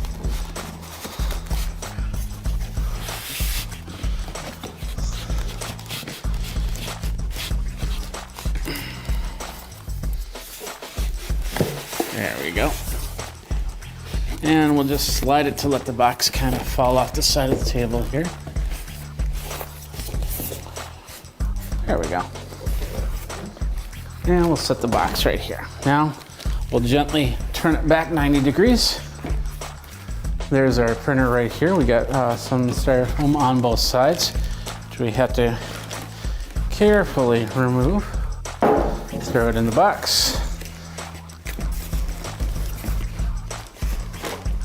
Throw it in the box. And here we got the printer right here. So let's go ahead, pull the plastic. It looks like it comes from the top down. But this is a review model, so it might be a little bit packaged differently than what you would get if you were to actually buy it outright. All right, there we go. Put the plastic in the box. All right. So the instruction manual, let's get that again. Like I said, tells us where all the tape is, but we have the orange tape that'll tell us as well. So we'll hit the orange tape right here and right here to begin with. And we'll cautiously set this on the box because we are going to be returning this model. We got a little plastic film, we'll leave that be. Okay, that flips open. So there's a little scanner right there, pretty cool. We will turn it to its side, and there's a lot of tape right here, which we will pull off. I think this comes up, so we can pull out the tape here and here. Put that on the box. We open up the printer. Oh, we got another piece of tape right there that holds this door open. We got the door open right there. Guess where this tape's going? On the box. All right, there we go. And let's see, we got another piece of tape that holds this orange piece right here. And there's a piece of white right there. And pull this up. And this looks like to be a lot of stuff here. There we go. Some plastic and some I'm guessing this is so the toner doesn't go everywhere. We got the tray over there. So we're just gonna open up the instructions and make sure we've got all the tape because you don't want tape hiding anywhere. So it said to take the tape off, lift this up, take the tape off there and pull that piece out. Next up, what we're gonna do is we got these two pieces over here. We'll set this down for a second. So we have these two pieces right here. We got the tray insert and the USB cable coming back over there. We got another part of the tray insert, slightly different than other HP printers. So we got this insert right here in the box. We got this insert right here. Right there. So this is the page insert. I'm not exactly sure how that goes, so we got to go to the instructions here. So it basically says take this piece, this is the tray piece, and we insert it like so. The tray insert will actually clip right there. So now we put the paper into here, which I have to go get. I'll be right back. All right, so basically we're gonna set to the paper setting, and then I guess we're gonna put it right in there. There we go. And then next is this cover tray, which goes right in like that. And there, we're good to go. So the first print takes around 20 to 25 seconds to warm up, and that's after the printer's turned on. But after that, I was making prints easily, pretty quick. Like I said, it does about 21 pages per minute. Let's take a look at the printer a little bit closer here. What we've got here, we've got the little LCD panel right here, and of course all the buttons from the power button to the, I can't see it from this angle, but they'll turn on when we activate it. We got a little scanner area, so if you need to scan some documents, you can do that. We got the scanner part. We can pull up the second area here, and that gives us where we're going to capture the prints at. We've got our feeder area right here, and then this is our level. This tells us how much toner we have here. So if we open this up, this is where we put the toner in. Now they didn't give me a toner to use, it's basically we got a screenshot of it right here. This is the toner cartridge, which inserts into the printer right here. It's a plunger system that allows you to put the toner into it. It's supposed to be mess-free, and it takes about 15 seconds. Now, like I said, I don't have the plunger, so I can't tell you how that works. But once this comes down to almost nothing, you can then put it in and go from there. Out of the box, it does 5,000 pages. So straight up 5,000, you're done. It's all good. In the back, like I said on the unboxing, you have two cables. You have the plug, the power cable, and then you have the USB cable for the connection to your device. This prints, we got a tray here that does, I think 150 pages per tray, and of course you can go from letter to legal. I don't think you can go anything beyond 8.5 inches. So you can do 8.5 by 11, 8.5 by 14, and those types of sizes, and maybe even letters, but I'm not sure. There's no insert tray that I know of. You can't put paper on top to have it automatically feed. There's also no duplexer on this, so don't expect it to do any type of duplexing. And the only scanner, of course, is the single sheet scanner, so you'll have to take it out and put it back in, and of course it won't flip and duplex or anything like that. It is about 24.4 pounds. It's Ecolabel certified, and it runs off of the Smart app, which does a whole bunch. So this is the app right here, and as you can see, you have the HP Smart app allows you to hook up to all your printers. I have it set up for this one, but if I hit the plus button, I could probably find my PageWide Pro easily. These are all tiled, so you can change out the tiles. So if you don't need to the camera scan, you can take that out. If you don't need the help and support, you can take that out. And then of course the Instant Inkjet supplies, they have the monthly plans, which you can get your supplies. It takes you right to the web page, and you can find your ink toner cartridges including this for the replacement plunger system here. What we're going to do is we're going to do a quick print. So we're going to do just basically a camera scan. We're going to bring up a picture. We'll full screen size it, and we'll hit next. It's going to crop. It's going to say, is this the picture you want to print? And it's going to say, yes, it is. I'll hit the print button there, and it says you need to install the print services, which I will do right now. And so now it's going to show me the print in black and white. It's going to say the default. It's going to ask me how I want all the options. It looks good. I think we hit over here, and it's going to send the printer to the printer. Let's go back over here.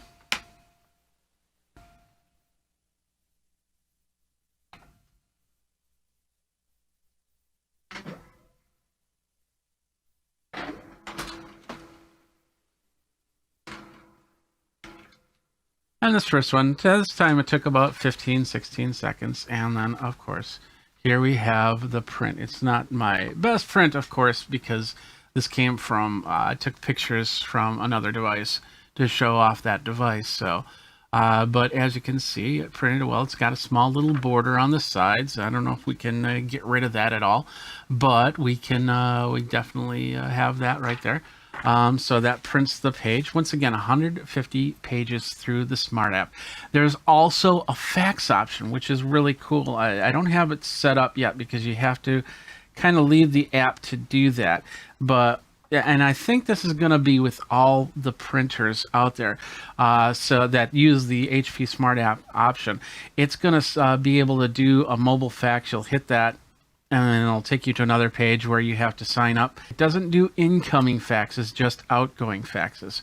And it's taking a small while to do that. So we'll just come back here. So the Smart App has a lot of awesome features to it, including the printer scan and that. And once again, we can personalize those tiles to whatever we need, whatever we don't need, which is pretty amazing. Some other things about this printer, like I said, it's under 25 pounds, so it's easy to lift on my own, as you saw in the unbox. We've got the page here. This is all the details of the Never Stop Laser MFP 1202W printer. Duty cycle of monthly letter up to 20,000 pages. Memory inside 64 megabytes, so you can you basically have a lot of prints ready to go. And it'll queue that up that way. It does do Wi-Fi direct. It does do high-speed USB. There is no Ethernet jack to this. It's not meant for hooking up via a cable like that. You can hook it up to a PC though, and then print from there if you wanted to set up a print server, I guess you could. Maximum number of copies can do up to 99. The scanner does 600 DPI. And the bit depth is at, I think it was 24-bit, 256 grayscale. That's pretty much all the other stats you can see right here on the page. That is pretty much it. I've had this for about a week now, and I've done some scanning into this. I've done some printing into this, and it's done a great job. Once again, I haven't printed 5,000 pages to warrant having to reload this at any time soon. And it's perfect for an SMB, like a small medium business, to print out something that doesn't do anything high volume, or maybe if you need to have that personal printer on your desktop, because there are some roles where you need to have a printer in a closed area so nobody can see what you print. This replaces any type of inkjet printer and prints a little bit better. I have not smelled any laser printer smell, nor have I seen any laser printer dust come from in here. Inside there is a drum that you pop here and you open here. Let's go back to this one. Inside there's a drum right here, and which pops out like that, and the toner is encased in the drum. And we asked if the drum, if that needs to be replaced, and one of the things they basically said is a lot of these drums will last pretty much the lifespan of the printer. So if you can get replacement drums if that is needed, but chances are you probably won't hit that drum life cycle. So that is the HP Never Stop 1202W. What do you think? Do you need a printer for your needs? once I get the plunger in, I will test that plunger. I will let you guys know how that works. It is supposed to be a clean process. Of course, with the app, you've got a lot of extra functions, including that new fax out function that is pretty sweet. And because nowadays we don't even have phone landlines to run a fax machine. So I know things like when you prepare your taxes, you do have to send some of the forms in via fax. So this will help you do that. All right, well, that does it for this episode. My name is Jeffrey Powers. Thanks a lot for watching. Let me know if you get this printer, what you think about this printer by going over to the socials and talking about it. Think Magazine, Put in a Geek, and you got me. You've been watching another episode of Geek Tech Talk Live. Thanks a lot for watching. Until next time, you guys geek out and take care. So last week I started talking with my friends over at Creative Labs, and I said, hey, we haven't talked in a while. What do you guys got? And of course, I saw them at CES, and they said, wow, we got some new audio stuff, including this thing right here. This is the Sound Blaster X3. Now, at first, I thought I was getting, it's a high-res 7.1 Super X5 USB amplifier. And at first I thought I was going to get a whole system with speakers and everything like that, but that's not the case here. This actually allows you to bring your own speakers from what's in here. So I want to let's see how this all works and how we do this. And of course, they're also saying, hey, get the Creative Labs Sound Blaster speaker system. We got that there, but this one allows you to hook up to that and be the central control. So basically, I'd set it on my desk and then my speakers all around me for the audio. So let's go ahead and unbox this one right here. Right, so let's do that. Let's open this one up. I wonder why that froze. Maybe we'll take a second after this one to look at that. So anyway, that's the Sound Blaster module right there. Fairly straightforward. It is the acoustic engine with high quality headphone amplifier, built-in Super X5 processor, and you can customize your own modes. So I believe, let's take the film off first here. Not drop it. So film there, bring that up, open that up, there we go. And we'll take the film out there we go. So that's the unit right here. What do we got inside? Let's take a look at this. So on the front end, we'll zoom in just a little bit so you can see what's going on. So right here is looks like a microphone input.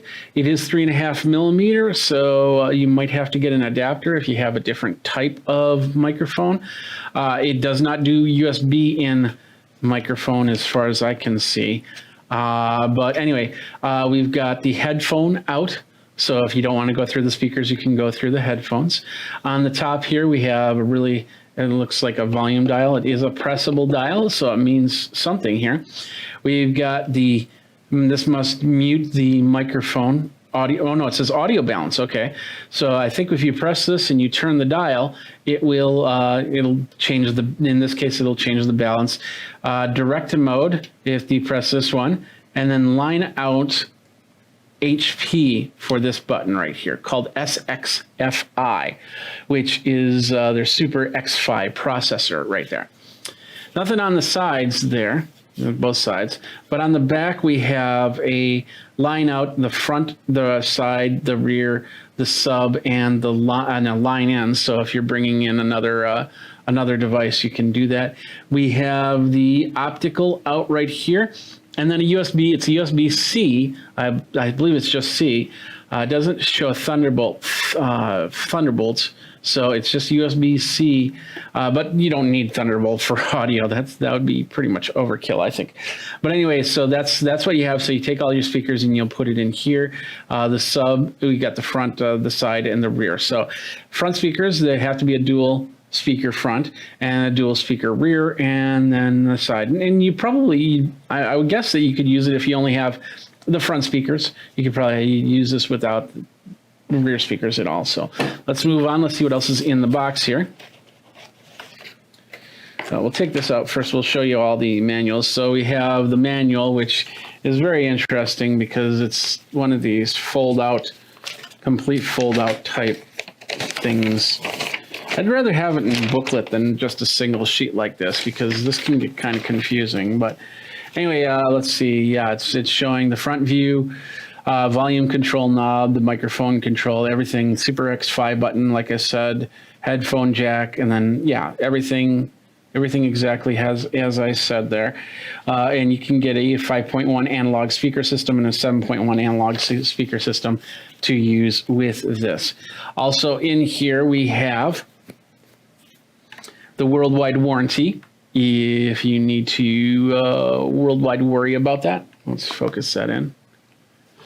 That's not focusing in. Mine isn't that focusing in. Let's do this. Hold on a second.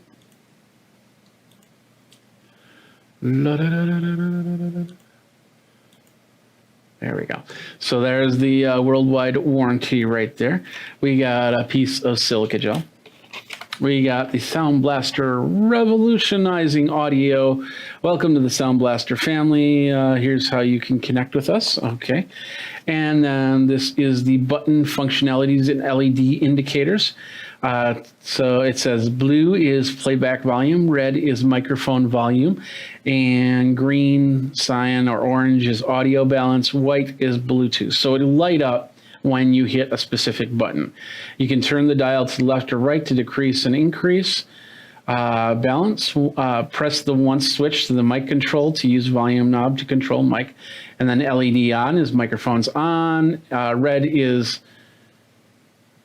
mic input monitoring level on. Green is audio balance on. So they have different, and there's a lot more on the back, so you can read through that.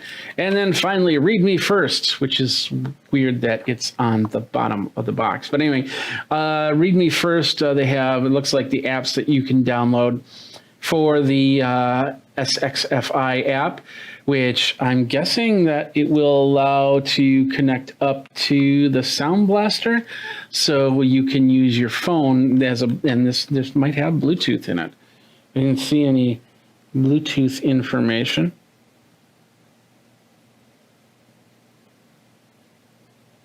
But anyway, that's interesting. And that's pretty much it inside that box right there. That's the Sound Blaster. Oh, no, it's not it. We've got this side box that I need to deal with really quick. So let's pull that out. Let's do that. And let's zoom out a little bit. There we go. And on the side here, we have, this is their it's a USB-C to A plug. So eventually this might even just switch to USB-C to C, but for now you get AC to A, and it looks like it is 2.0. Usually when it's white on the inside there, that usually says that it's 2.0. If it was blue, then we'd be looking at 3 or better. So we got that, and I think we have something on this other side too. Probably the plug. I thought there was a plug. No, I guess not. I guess this is powered through the computer. So nothing there, nothing there. So that is pretty much it. So once we connect this up to the computer, we'll be able to rock it from there. And of course, I have a feeling that we'll be able to set up information and yeah, get it going. So, and that will be a later video when I do the full review of this device. Hey everybody, Jeffrey Powers here from Geekazine, and welcome to the inaugural version of the afternoon show. And I should probably get rid of this little thing down here that says pre-show. Not pre-show anymore. It is this inaugural episode of the afternoon show. Jeffrey Powers from Geekazine, Think Magazine, put in a geek. Socials will be popping up right here. You can follow me everywhere. Just Geekazine, there you go. And we've got a great group of people. We've been talking for the last 20 minutes now, learning about each other. Some of them know each other already. Over on Restream.io, we have, first of all, to my left, it would be my screen share, which has absolutely no name but screen share. And then next up, we have Anya Razina. And hopefully I'm getting all these names correct. I apologize if I mess it up. Down below, we have Stephanie Liu. And then Rob, next up is Dan Willis, who's in the middle square right there. And then down on the right square, this is going to be the fun name to say. Rob Balasabas. Oh, nice. Yes. Thank you. I was thinking, I always do a musical thing in my head, so I go Balasabas. Do do do do do. Balasabas. Do do do do. So anyway, thank you guys very much for being on the first pilot episode of the afternoon show. We're gonna keep this as loose as possible, so we'll be going back and forth talking about different things. I'm going to start with Anya here, since you're in the upper right hand corner. You're the one that actually put a lot of this together, so thank you very much. Why don't you tell everybody about who you are and what you do? Yeah, absolutely. Well, first of all, thank you so much, everybody, for joining. It's a pleasure to be here. Thanks for having me, Jeff. It's definitely exciting. I don't do multi-people panels too often, so it's always a little bit of a thrill. I do lead influencer relations at Restream.io. That is the service that allows you to stream to multiple platforms at the same time. Your live video can go to YouTube, Twitch, Twitter, Facebook, LinkedIn, all those good places. And we also have a studio, which is where we are right now, that allows you to stream directly from your browser with overlays, video pre-rolls, guests, community comments displayed on your screen, all that good stuff. And a lot of these people here joining us are kind of like part of influencer relations team and our Restream movement group. So it's very exciting. We're going to talk about live videos, I guess. And yeah, I'm happy to share any insights on, what worked for us, what didn't, and, everything in between. Okay, perfect. Thank you very much. Next up, we have Stephanie Liu. Hey, hi everyone. I'm Stephanie Liu and I'm a live video strategist. I help brands and entrepreneurs take their live videos from unknown to unforgettable. So thank you for having me. Well, that was short but sweet. Awesome. And you're also a hypnotist, a certified master hypnotist. Did I read that correct? You've done your homework. Look at a you. little bit. So, are you going to hypnotize us into whatever you're selling, or because you're not in a trance? Yeah. Having contract negotiations, Stephanie, for sure. Absolutely. All right. Well, next up we have Dan Willis. Why don't you introduce yourself? Hey guys, I'm Dan. I'm the Millennial Motivator. I work with companies in building community-focused branding. Really just diving in and building a committed community around your brands. I also trade stocks live in the morning and helping people learn how to do the stock market in this great COVID time. So a lot of new retail traders in the market. I spend about 2.5 hours every morning breaking down how that market works and how people can get into it without feeling overwhelmed. I have 1 share of Facebook stock. True story. It's worth it. Yeah. It'll become 2 shares. Eventually, I know that they will split. That's true. Yeah, it's coming. No, I used to do some stock trading, and then when I started Geekazine, the first thing I did was get rid of all my stocks because that becomes money into the end of the show. So and then I burnt through all that. So that's why I only have 1 share of Facebook stock now. You'll be a rich man one day. I will. I'll be dead by then. But anyway, Rob, why don't you introduce yourself? Hey, everyone. Jeff, thanks for having me on here. My name's Rob Balasabas. I'm the brand evangelist at TubeBuddy, which is a YouTube tool. We've got over 4 million channels that use our platform at the moment. And so I'm the brand evangelist. I get to connect with our influencer partners, our users, and then find cool ways for them to connect with each other. I have a live show on the TubeBuddy channels called The Creators Corner, where I just get to talk to different creators and different brands that help our community. So that's me. Yeah. And we're both, I'm also part of the TubeBuddy system there, and also an influencer there, although I don't do the brand ambassador stuff. I've been on early on, and a lot of the features that they really got into TubeBuddy, I was like saying, you need this, and they said, and they were going, oh yeah, we got to add that. So I've been on TubeBuddy for a long time. It's a great program. So, all right, let's first of all, if you want to ask questions, we do have the chat. Of course, go in your chat wherever you are, on Facebook, on YouTube, on Periscope. I don't have a LinkedIn Live just yet, so we're not on LinkedIn Live, sorry, but we're on Twitch. So ask your questions there, and we'll get them up here. We're going to see if there's any questions in there. And it just says two things. Is Dan Pog by Euro37, What's up, and then Dan by Gaming Goodies. So what is that? What is the plug Apparently, about that's that? the most popular guest we have here. Somehow Dan is the star. Well, Dan's the man. Is the screen shared? These are guys No, that no, trade with me during the day. These guys are typically guys that are in that trading Discord. So they figured they'd swing through and see that I'm actually a marketer as well. I don't just trade stocks all day. All right. Well, let's start with the easiest of questions, and that is, we're now 5 months into this whole COVID thing, stay at home thing, whatever. Let's talk about how that if it has changed. For me, it was literally I was building the new studio from Studio A, and we're in Studio B now. I was building the studio anyway, but it was just kind of getting things done a little bit quicker. So we'll start. Let's start with we'll go to the opposite end. We'll go to Rob and ask that question. How has this changed you in the last 5 months? Yeah, I mean, for me, I've always been working remotely, so it hasn't really changed my work life so much.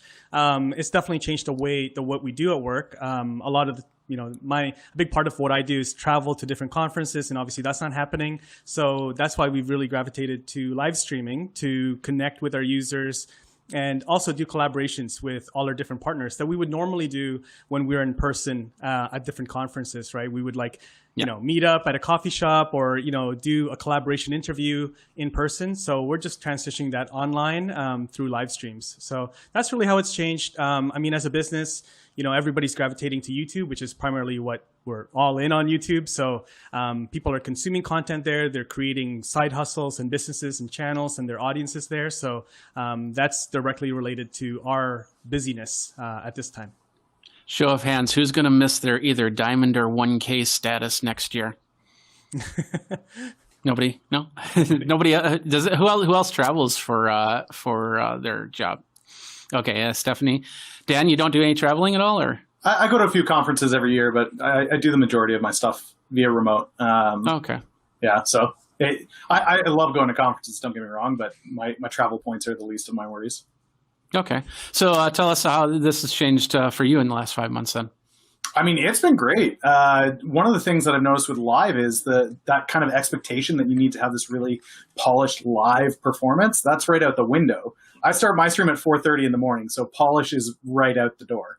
I wake up with the bags and I'm still kind of getting alert, and people just accept it. They're fine with it, and it's kind of fun that way where it's more just about the content and relating with the community, and then all kinds of new opportunities as well. I really wanted to get to South Africa last year to speak at an event, and just the travel didn't work out. There was complications with flights and stuff.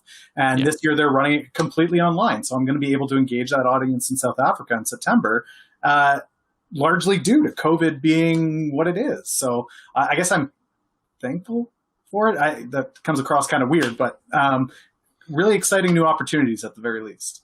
So you then have to say buy a donkey. And for those of you who don't know, buy a donkey is Afrikaans for thank you. Oh, okay. That's good to know. Yeah, it was the easiest word to learn. I have a friend who is from Cape Town, and he taught me that. That it's just one of those things that sticks in your head. It's Afrikaans. Okay, cool. Yeah, absolutely.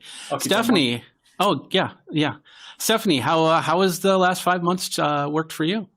It's been very interesting. As Rob had mentioned, for those of us that speak at events, those have all transitioned to online. Plus, put on top of that, the fact that the 360 Marketing Squad and I are launching a book with Entrepreneur Press next week. And so we had it all dialed in for, a book tour.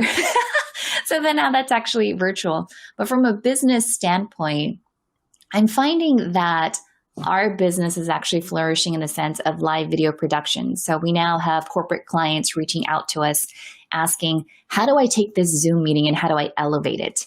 How do I make this much more engaging? And so we're now doing media training on how to leverage live streaming, how to put on a show, how to impress your annual shareholder meetings. So that, as part of our business, has really expanded. Our team has also grown in hiring additional live video producers. So it's been exciting in that sense. Yeah, absolutely. And congratulations on the book coming out.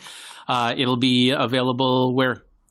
It'll be available at Barnes & Noble, Amazon, all the different places, Entrepreneur. You'll find it. Okay, I'll put a link once that book's available on in the places. I'll put a link on the page so everybody knows how to get a hold of it, of course. So, and then we have Restream. How's in the last 5? The funny thing is they're in Austin, Texas. I go to Austin, Texas a lot, mostly for South by Southwest. And I have never been to the office of Restream. And hopefully for 2021, if there is a South by Southwest, I am going to be in that office. That's right. It's actually very funny. We just leased this office in February, so literally a month before coronavirus happened. So we kind of like enjoyed the office for months, and then everyone was back home, and we were like, "Oh no, this is such a beautiful space. We were so happy here." But of course, now since we're a pretty small team here, we're still back. I'm working from the office for the sake of internet and my little studio setup. So how the pandemic changed my life within Restream ecosystem is, well, first of all, when I kind of have like a very exact date, I think it's March 17th or something around that time, when it felt for us at Restream like the whole world woke up realizing that they are all live streamers today. Because it's that or else. In order to stay relevant, in order to stay connected with their communities, they had to figure this out. And we had a massive spike of new users, of people who had an account with us who immediately decided that they need to resume this conversation. So it was overwhelming, but at the same time, very exciting that people kind of got back to streaming in general, to live video, and kind of like rediscovered or discovered it for the first time. People from all industries. We saw like churches streaming, we saw fitness trainers, we saw musicians, politicians. It was really exciting and overwhelming. And for me, because like around that time, I started to work with influencers and kind of like grow our evangelist and brand advocacy program. It was a little bit of a change of focus, but that helped me meet amazing people and, actually start my own live show so I could kind of speak the same language as those folks, with you folks. So there was a lot of change, mostly positive. The only thing I really miss is traveling. But that's hopefully coming back eventually. Yeah, absolutely. And of course, I've been using Restream for a little over a year now with Geekazine Live. Of course, that happens 24/7 of all the videos of when I used to go to conferences back and forth. And it's been a great program to have in my arsenal, so I don't have to use all my bandwidth trying to go to several different places on the interwebs so people can watch the show. So. Thank you. All right. Well, big thing is, with all this, we're still working. We're still trying to make money. Dan, you've got the stock market. Dan, you've got the stock market show. I thought I said your name wrong. I apologize. You got the stock market show. Have you been doing that since COVID, or have you been doing that before COVID? No, that was just since COVID.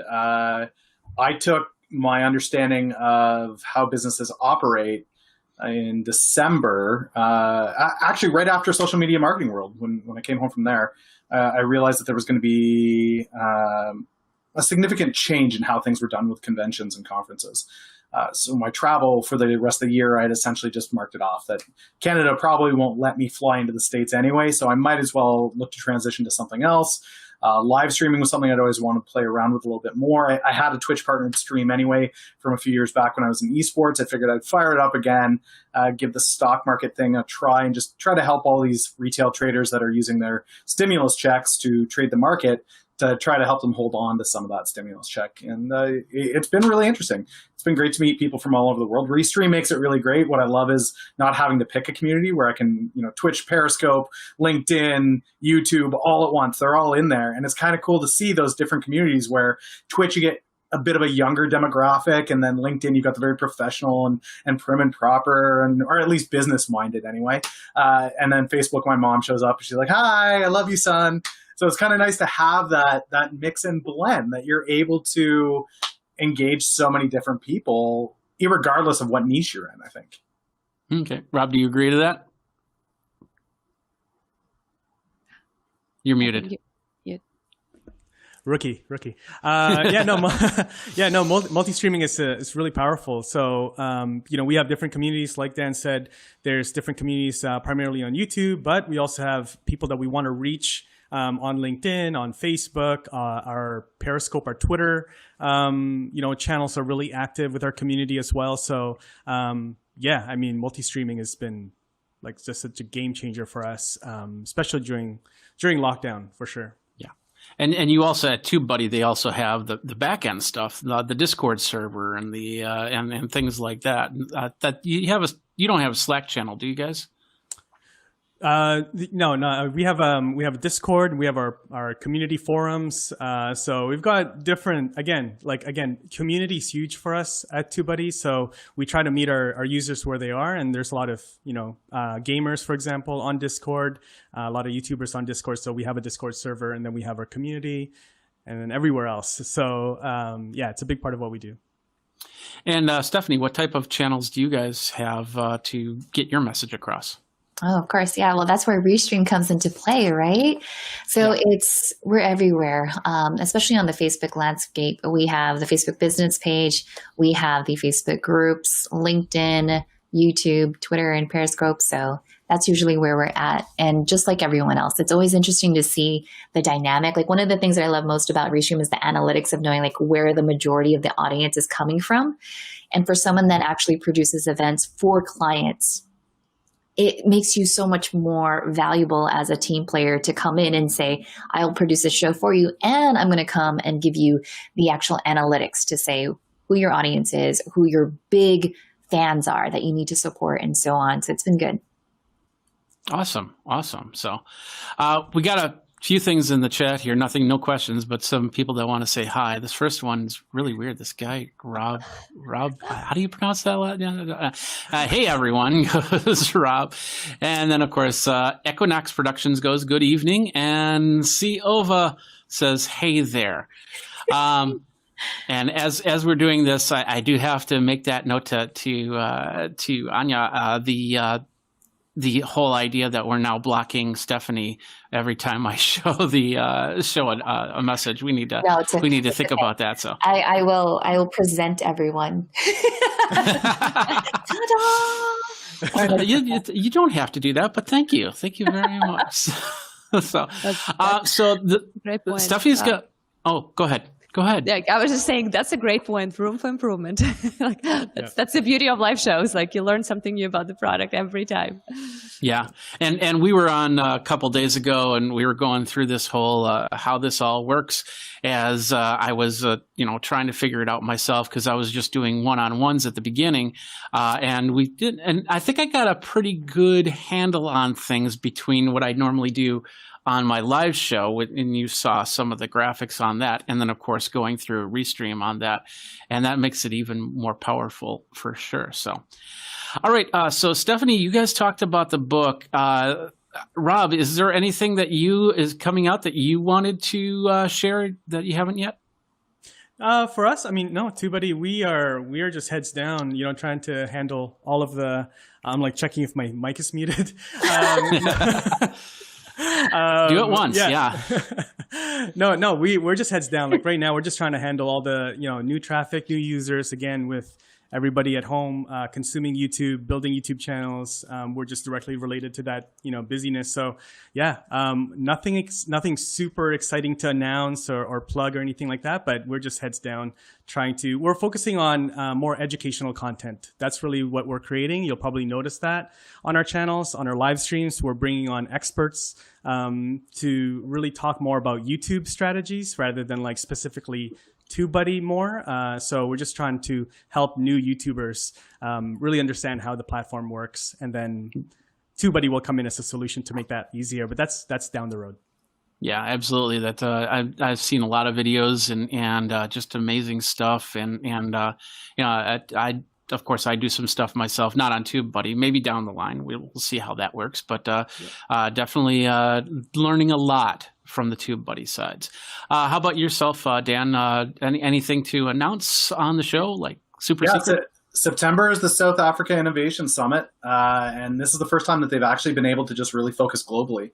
Normally, they've been really inhibited with having largely African speakers and people directly from that continent. But with them going online, they're trying to pull in, instead of a massive amount of speakers, they're narrowing that group to about 8 to 10 speakers that are experts from all over the world. So it's actually really exciting to engage that continent, which is just got a bit of a different vibe as far as how they do digital marketing and social, but it's giving it a real global feel to it. So I'm pretty excited for it. I'm excited to not only speak to that continent, but also to kind of see how the North American concepts of digital marketing and social media pair well with what's going on there, and how they're growing and using the tools in new and innovative ways. I've already had some pretty cool conversations where people are like, oh, this is how we would do it. It's like, oh, I never even thought of that. That is so cool that you could possibly do that. So yeah, there's a lot of amazing things that are coming with that. I've never been able to attend it myself, so I've got kind of that butterfly in the stomach. Ooh, first time at a conference thing going on, which is always kind of fun. But yeah. Absolutely. And I know you already pushed promoted the book, but anything else you want to talk about with that book there, Stephanie? Oh man, there's so much that's happening. You guys, I know you guys are all on LinkedIn too. I'm working on a LinkedIn Learning course about live streaming. So Anya and I have had some conversations to talk about like, ooh, what should we drop? What should we mention? So it's really fun to realize that a lot of people are embracing live streaming. Like next week, I'm speaking at an event called the Quietly Successful Summit, and it's for introverts, which I love because introverts feel like they have to change their personality in order to be on camera, when really it's like, you know, you just embrace your personality, be yourself. And just once you grasp the tools, the different platforms and what they have to offer, you know, you're welcome to the live streaming community. Yeah, absolutely. Absolutely. Anya, let's talk about Restream then, because I just opened this up today and I'm looking at the interface and I noticed that there's 2 buttons now as opposed to 1 button, which does this resize to full screen for you. And I'm not sure how those buttons work. Do you know anything about that? Do you mean the buttons on when you share your screen, like 2 different things that you can do? When I go from here to here to show you full screen, there's another button that does this. Yep. Oh, I see. That brings the, here we go. The boxes I have down. never seen that. Like, you can press it. That just showed up yesterday. Yeah, this is new. This is one of the updates, and this is kind of how we operate right now. And just in general, this is kind of like Restream way. We are a lean startup, lean approach company. We do multiple iterations. We constantly push new features, test them with our beloved influencers, first of all, because they are just the gold mine of great feedback, interesting ideas, feature requests. So we have like a whole Slack channel just for them so they could share their questions, concerns, and thoughts of what would be better. So that's why it's not uncommon experience for Restream users to show up and be like, oh, a lot of things changed, a lot of new buttons popped up. So yeah, this is the difference. So some people requested that if you sometimes want to showcase either a person or your screen, you don't want those multiple little boxes with other participants in the bottom, because they potentially might be blocking someone's content if you're sharing your screen, or they just might be unnecessary and just kind of distracting for the video. But for some situations, you do want to show all the participants if it's like a panel discussion and you really want to see the emotions and like what people are doing. So this is why we have those 2 buttons now, so you can kind of like pick your poison. Awesome. I love your poison. It was so cool. Like when it popped up, I was like, this is like Honey, I Shrunk the Kids. Like what just happened? yeah, exactly. So we're all like, down here. Yeah, here we go. Like do something crazy. You're hypnotizing us. Stop it.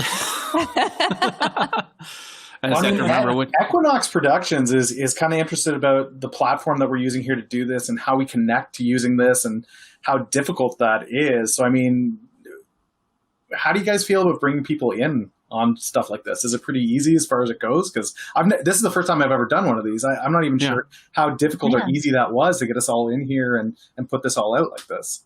Stephanie? It's seamless, honestly. If you're used to clicking on a link as you would in going to a Zoom meeting, this is like the same exact thing. You go in there, you connect your camera and your mic, and you're good to go. So very easy. No NDI technology required. Rob? That's a good question. Yeah, you don't need the NDI technology. You just give your guest a link and then they just click on it on their browser and they show up on your dashboard. So as the host, it's pretty intuitive. Like you got to, obviously take a bit of time just to get yourself familiar with it. But once you kind of see how everything works a couple times, then it's pretty seamless. And you look like a pro to your audience really fast. Yeah, instant pro level live streaming. One thing that I noticed, I don't know if you guys saw this, because when Rob was like, oh, rookie mistake. Did you know that on the keyboard, if you type M, it'll mute and unmute you? I was like, oh, that's so sick. Command if you do Command V, it will also turn off your video, but maybe don't do that because it will turn off your video. Yeah, don't do that. I mean, I'm just impressed with the simplicity of it all. Like, traditionally, I use OBS. I'm one of those old school Twitch broadcasters, so OBS is what I've always used, and that there's a significant. I know, Rob, when I was on talking to you the other day, we were breaking that down, and there's a significant learning curve to OBS. But this looks like it's. People are saying it looks more fluid than Zoom, but it really does seem like that same simplicity as Zoom, but applied to streaming. The number of people I know that are doing their business calls on Zoom, and it's that constant struggle of, are you okay? Can I talk to you on that? Is that okay over there? Is this okay? Is that okay? Okay, great. Now let's record the interview. Okay, let's try that. Okay, does that work? No, that doesn't work either. This just seems to solve so many of those headaches. Yeah, absolutely. And the biggest headache is doing a lot of live stream or recording a live stream. I use Wirecast. When I do all my recording, is in Zoom. You have down here is the little name, and up here is when somebody shows up, it drops down saying this person has joined. And if you're recording a screen, all of a sudden that gets it's called a dirty screen, and your screen gets dirty, and you have to do creative things like crop in the borders so they don't see those buttons, and it's sometimes a nightmare. So I like it when things are easy and clean, so I can just bring people in. NDI being one of those things. I know we're going to get to the questions here in a second here, but NDI being a great program for that. So we'll start with the first question here. And that was from Equinox. He goes, what platform are you using to produce this show? Everybody, 3, 2, 1. Restream. There we go. All right. Second question, also from Equinox. How do your presenters connect to the show? Anya, do you want to explain how that works? Yeah, absolutely. I was actually going to add one little thing to your awesome praising comments about how easy and how seamless that is. It is important to remember that for your guests, they do not have to have a Restream account, and they don't have to register or create any kind of username, profile, anything like that. And I believe Zoom does allow you to just click the link and connect, but a lot of platforms actually require you, for the better experience, to have an application or to actually log in and have an account. So Restream doesn't need any of those things. You just click the link and you're here. As a host, you can copy your link and share it whichever way you want. You can put it in your calendar invite because the link is static. So it basically will remain for all of your live streams until you choose to refresh it. You can post it on social media. Even in your chat, I've seen some crazy shows when people just throw the guest link in the chat and just pull the community in, so they actually pop up as a video box. I would say brave, very brave. I don't do it on my show. I bet I'm okay, I trust my guest is not going to do anything crazy. So, but it's an option if that's what you want to do, to kind of take that interactive and community inclusion piece to the completely, to the next level. And I ran the first time I did Zoom, I ran an open Zoom, and I made the mistake. I planned to do it this way. I wanted to see how it worked. I sent out a tweet saying this, and I didn't use the Zoom regular ID. I just created one and then said, "Hey, come to my Zoom room," and so I can test this out. And I had some very creative, to say the least, people in the show, and I definitely never going to do that again. So let's go to the next question. And we did talk a little bit about this. Equinox goes, are you using any NDI technology? Technically, with Restream, we don't have to use NDI technology. I am personally using NDI technology to get my video and audio to you guys. So Stephanie, do you use it at all, or? Any NDI technology? Yeah. So sometimes in other live streaming platforms, you could bring in a guest if there's NDI in there. One thing that I've been playing around with, and I was even looking at your graphics because it looked like it was Titler Pro. You are correct. Yes. Yes, yeah. So Titler Pro, I would use that, the NDI, to bring that into the live streaming production of it. And it's been really fun. I love the fact that you could just have your graphics and just beam them over to the other computer and not have to bog down your machine. So when you enter the world of NDI, oh my gosh, it's like there goes the rabbit hole. Yeah, absolutely. It can have its downfalls too. I'm on a daily call where these are high end video and audio professionals, and they're not too into NDI because they run networks. They want to have wires going from one to a camera to the base, and of course they get paid to be able to have those types of streams. That if they go down, they lose lots of money on that, and so they're staying away from NDI right now. But some of them are adopting it and taking those risks. How about you, Dan? Do you use NDI at all? No, I keep it simple. I just pull it on to OBS to restream, and out I go. Yeah, what kind of capture card? Is it just single camera then, or? Yep, single camera. Like basic setup. And that's one of the things that I try to tell people when they're getting into the live streaming for the first time is it doesn't need to be that fancy when you're getting the ball rolling. It's great once you get a feel for it. I love what Stephanie does, and she blows my mind with what she got going on over there. But literally, like for me, it's the simple checklist was make sure you've got natural lighting somewhere. So I always have a window near me, no matter what.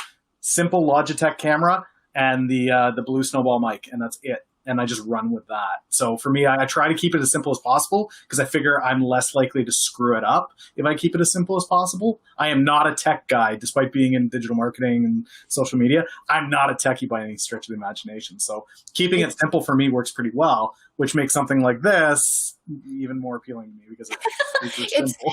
It's so funny because whenever Dan brings up like OBS, I'm like, oh, that was like my first love, right? OBS Studio, I feel like was the IKEA of live streaming. And one of those things where it's like, are you really a live streamer if you've never panicked about like your audio sources and like where random sound effects are coming from? Yeah, just OBS, man. I have goosebumps. I'm like, oh yeah, I remember then.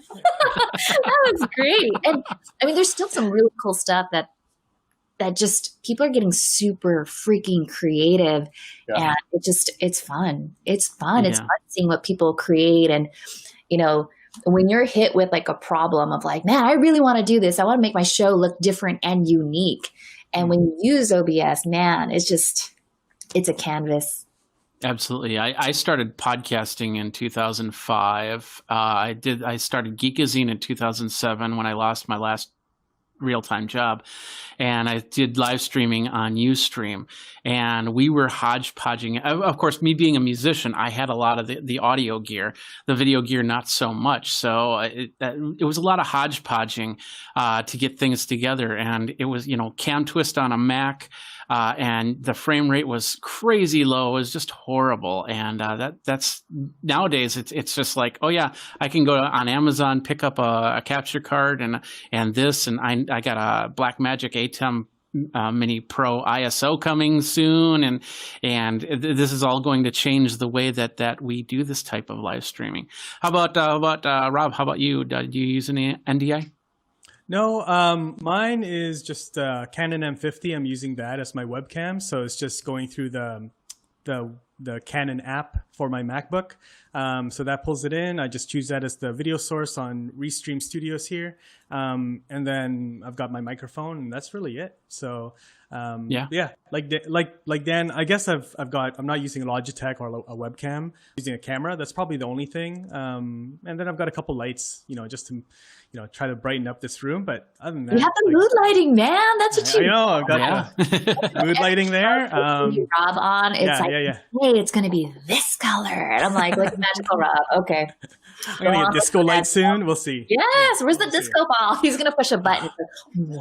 That'd be awesome. Actually, I have a light sitting over here. It's on, but it's not positioned right. I like newer lights, NEEWER, which I've had for years on top of my camera, and I got the panel lights. That's what's lighting up this whole area. Yep. But they came out with the 660 SMD LED lights, which can do red, green, and blue. And they have these cool features, so I can have it look like, the cops are coming, pulling up, or if there's a lightning storm or something like that. So I'm playing with that light right now. It's a lot of fun. But I like to keep it as simple as possible, because then if anybody asks, hey, can you do something for me? Then we don't have, a lot of different things in the background that we have to move around. So, but it's all about how your show feels. And I noticed, Stephanie, you got a really great background there. Dan, of course, Captain America can't go wrong as well.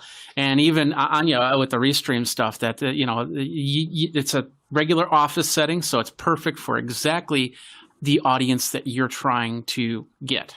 I was going to say that there is no background going on. It's like whatever I ended up with. I occasionally open that window that's behind me, like next to the next desk. But the thing is that we're on the first floor, and there's a kind of like a pedestrian street right here. And sometimes like you see people walking by, and some of them are pretty interesting characters because it's Austin, right? Keep Austin weird. And I was like, yeah, this could be part of my show. This is definitely unique. And like, I'm not at the level of popularity where people would actually like show up and like start like, crowd around and like, make faces and like, do something funny on the background. But one day. You'll get there. It was funny because when you first introduced yourself, there was somebody standing at the window right behind you. I'm not surprised. That happens quite a bit. It's never orchestrated. It's always like, oh, Austin people just doing Austin things, so. All right. Well, the next question, Equinox says he's a vMix specialist. Post that up. I'm a vMix specialist, so congratulations. vMix being another live streaming piece of software, works on the Windows side. It's a really nice program. I do have a copy myself. Gaming Goodies goes, it seems more fluid than Zoom. Do you guys agree on that? We'll start with I'm sorry. What? You're laughing there, Stephanie. No, I wanted to see like other different things I could do when you put the overlay. You just Being her best fan away. I'll put this up. Oh no, that goes across the whole board. I've missed something. What software are you using for the meeting, please? All of us. Everybody, what are we doing? 3, 2, 1. What software are we using? 3, 2, 1. Oh, Restream. Restream. There we go. Yeah. Okay. So anyway, we'll go back to this question. Oh, looks almost like vMix call. Yeah, it definitely does. It definitely does. So, but yeah, to your point with fluidity, the Zoom calls that I have, especially if I'm trying to record interviews with people, I don't often record videos for myself, but I've been on enough of these Zoom call interviews lately, and it is a headache. It is. As much as people like to tout Zoom as well, Zoom is better than Skype. Yes, that's true.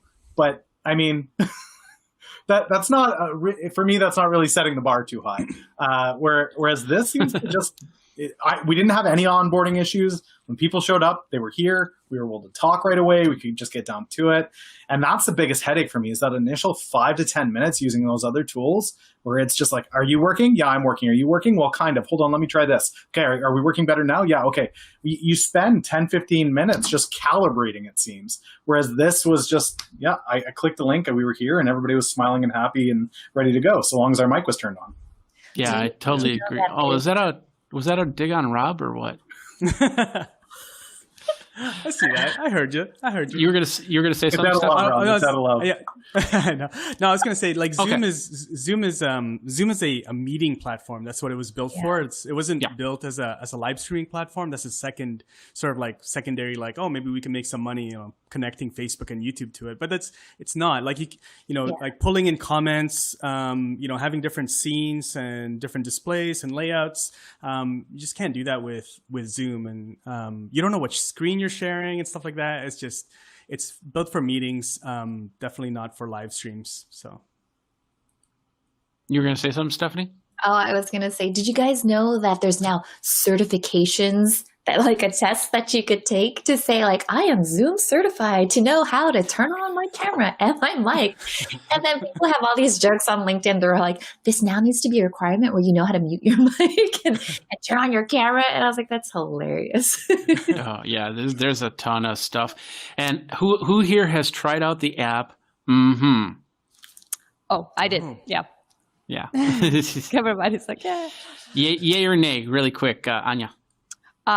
Oh yeah, it's wonderful. I loved it. I felt like I'm inside the iPhone and I'm moving things, with like clicking and just super intuitive, and I loved it. Yeah, absolutely. Stephanie? Oh gosh, I dissent. Okay.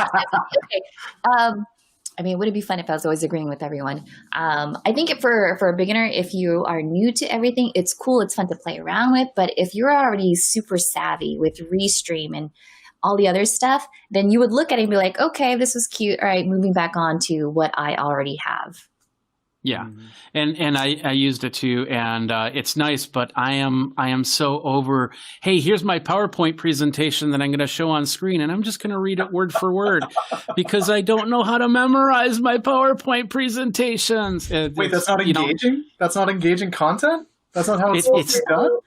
It's not, but a lot of enterprise IT, they actually have to show work paths and things like that, and yeah, they end up putting a lot of text on there, and it gets really boring really fast. And when you're sitting there recording them, going, and I liked, and you're watching it, you're literally watching them as they got on the screen, they're like doing this, and I'd like to thank everybody for coming to my show. It's like, dude, keep your eyes straight, keep them straight. So, Steph, this is where they need that LinkedIn Live course that you're doing. This is how we improve the IT world's presentations. It was so funny because we were doing a training yesterday, and yeah, like totally agree in the sense that like you could see if someone's reading, but I was like, but you know what? If you just put your transcript over to one side, right, then it's okay because it kind of feels like you're looking over at the chat, right? Because then that makes sense. And you could still glance back. That to me was like the hack, was like, okay, you could look over it a little bit as if you were looking at the chat and then go back to it. But if it's like right there, it's like, come on. Mm-hmm. Yep. Were you going to say something, Rob, there? No, it's good. That's a good tip. Like, I'll just split my screen. So I get all the guests for our live show to fill out a form, like a type form with all their information. So I'll make that half the screen, and then Restream will be the other half in the intro. So that I'm like reading, trying to make and it just looks like I'm looking at the chat. So it doesn't look like I'm looking down here. Yeah. So yeah, good tip. Yeah. So some of the stuff that I do, I actually, where somebody's, we do a show where my business partner, he's actually doing the presentation and I'm just reading. So what I like to do is I have my other two monitors here. I like to be like this so they know that I'm following along instead of looking at the camera. Because I think there's 2 points to things. One is looking at your audience and saying hi to your audience with your eyes. And the other one is to be in like a learning mode. And that's what I like to do is watch the screens, watch him present rather than watch the camera present. And I think that works. Does anybody disagree with that method? Yeah, I've got a 3-monitor setup, and I do something similar when I'm on the calls where I'll put the video of the speaker on the other window so I can make sure, depending on which side they're on, I make sure to move the camera to wherever it's going to be. And that kind of makes it a little bit easier, and it looks like you're having a dialogue where you're listening back and forth. Occasionally people see me look up, and that's where the stock tickers are, but otherwise it's like, okay. So you're not looking at Anya? I am. That's exactly who I was staring at. That beautiful office there. Anya is right where the stock markets are. This is she's all over. A pretty cool place. Where's the Restream stock at? Not public. Oh, we're not. Yeah, we're not public. So I'll look into it. Soon. You better. Yeah, I'd buy one share of that. So, all right. Next question comes back. Equinox. He goes, how do you add the overlays in lower thirds? Anya, would you like to answer that question? Yeah, absolutely. So we do have overlays that you can design yourself. And it's basically an image with some transparent parts of that. So, for example, when I run my shows, I actually design overlays for my name and my guest name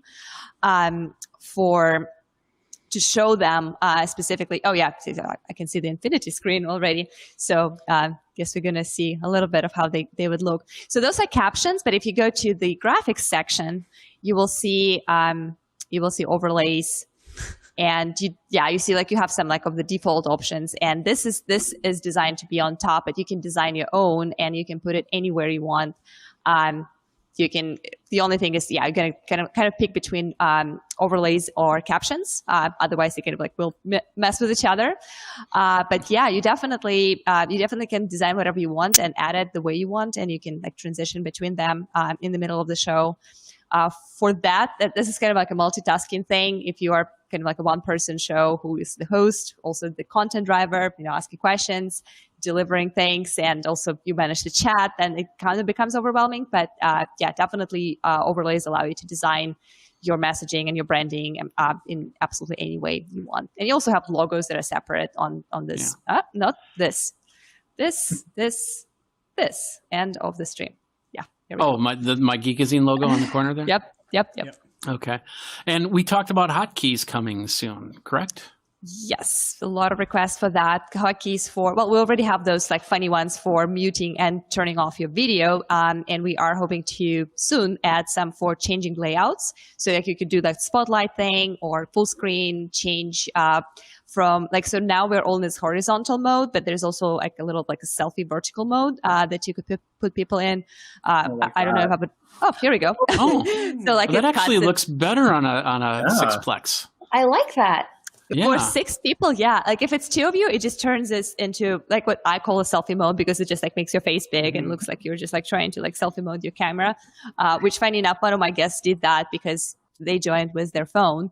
And here you go. Like that, So we got a one-on-one. So that works a one-on-one, but when you start getting other people in, it's kind of nice. I like that. I'm having severe Brady Bunch mode here of just like people popping in. Okay, Dan gets to be the presenter now. Yeah, I'll present. There you go. Dana White. Yeah, we got no questions in the on the chat. And by the way, speaking of questions, these questions are all coming from YouTube, Facebook, Twitter, from Twitch. No LinkedIn Live yet. I'm hoping someday LinkedIn Live, but not yet. But whatever social network you're connected with, it's also connecting to the chat, and that chat is coming in the corner. And so we're getting messages from all over the place. Whoever's watching, whoever's consuming this content, and you never know when you're going to find your next customer. That whole 1,101 rule, right? I mean, that's one of my favorite features with Restream is having all those communities at once. Right now, when we're doing this interview style thing, it's all just the cameras. But when I do my live stream in the morning, I actually have the Restream chat. I guess it would be over here. Actually, a portion of my screen is the Restream chat. So everybody watching at all the different places can see all of the different questions from YouTube or Twitter or LinkedIn, and that way it's not just one community. The Twitch community that I'm talking to can interact with the YouTube community, even though they may be on different platforms, which I absolutely love, because that was one of the huge frustrations I had at the get-go. OBS Stream Elements or OBS itself, you're able to integrate with Twitch directly, but as far as a solution where you can have all of the chats at once integrated and engaging with one another, that just wasn't there. And Restream fixed that so simple. It's like, oh, this is so much easier. I'll just screen capture that tool, and now everybody can see the conversation. I don't constantly have to be going, well, so-and-so from YouTube has said this. What do you guys think about that? Instead, it's right there for them to see, which is, for me, I hate being the guy that repeats and does the Uhura thing from Star Trek, right? Like the ship says one thing and then you got to repeat it. And it's like, well, I mean, come on. This is 2010. We can do better than 2020. We can do better than that. I'm living a decade. That was a good one, the 2010. That's okay. I just installed version 2004 of Windows 10 the other day. So. Nice. Oh, the Geekazine IPO, that's a good question. When is Geekazine going to go into IPO? Actually, technically, I do have IPO. There's a website out there that's the virtual stocks. What's the name of that website? It was a social network. They tried to have the stock market. Yeah, I know what you're talking about.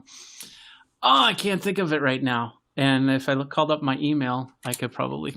Anyway. Doesn't matter. So technically I'm at like 1,500 shares last time I looked on my stock market area. So there you go. He's already IPO'd on the social media stock market. You can just grab your options on that. Long calls on Geekazine. I gotta find out. Is anybody else on this? I'm on it. I can't remember what it was. I thought it was a fun toy when it first came out, and I can't remember what it's called. That would be a cool thing on Patreon, where it's like you could have your viewers invest in you, and then if you reach a goal, then they get like a kickback for like. Yeah. Isn't there something like that already, where they can actually send you stocks? It's kind of like they can gift stocks to you. Yeah, you can gift I thought stocks. I saw Sid Graham Stephan on YouTube. He was like, that's like one of his revenue channels. People give him stocks. Yeah. Yep. Yeah, that's something you can do. You can actually buy gift cards that have stocks on them. So we've got a buddy in the stock trading community, a stock guy, on Twitch, and he just found out he's having a baby girl. And so a lot of people are putting together like a baby ETF, which is just a selection of a bunch of different stocks, and they're going to put it on a gift card and send it to him. And I thought, that's kind of a fun way to just be able to share and do that. But anyway, I know what you're talking about, where it was like a mix of social media and clout, right? Where it's it's cred. Yeah, there it is. Cred. This is it. Yeah. This empire.cred. Because he had clout and he had cred, and then this company bought cred, and now they're it's okay. So I'm sitting at what is it, 1,219 share price. So if you wanna buy stock in me, there you go. You have that option right there. I'm investing right now. All right. Next question is, can you control each participant's audio level? Yeah, I tell them turn up and turn down. Especially if you're like Stephanie, who can hypnotize people. You can tell them to do whatever. Great question. Actually, we are bringing in muting your guests, the mute and unmute function very soon. We are also looking into like controlling the level, but for the most part, the most priority thing right now is to actually allow hosts to mute, and the sound levels are something that we're going to be kind of like putting for the future. But yeah, definitely something that we're looking into. One thing that I like is and you have to deal with it every now and then, and I even deal with that, especially if you're using NDI, is that audio video latency. So you start talking and all of a sudden it doesn't look like you're talking right now, like you're just entered into a kung fu movie or something like that. So I like we've got some great screens, and when I call it up, there's not much delay from person to person. So, all right, don't have any more questions on the chat. So I'll give it to you, panel. We'll start with Stephanie. Stephanie, do you have anything that you want to ask Dan, Rob, or Anya? Oh. Or the whole group. If there was only one piece of live streaming gear that you could keep and everything else had to be basic, what would it be? Ooh. Rob? Oh, nice. First, I'd probably say the camera. Do I have to say why? Or no? Yeah, yeah, for sure. You can't just say camera. You want to look good. You want to look. Yeah. I mean, especially if you're live streaming, I think the visuals are important. Obviously, audio is too. But I think if I had just my MacBook, mic, my built-in mic, I think we could get by. But I would rather have that than sacrifice using the MacBook webcam, the built-in webcam for live streaming anyway. So the camera. Dan? Funny. I'm actually going to go the other way. For me, it's the mic. I find people are very forgiving about visual. If you go pixelated, it's not the sharpest quality. You don't like Captain America for whatever reason. Like, they'll forgive that if the camera's not great. But if your audio is garbage, nobody is sticking around to watch it. I don't want to watch it.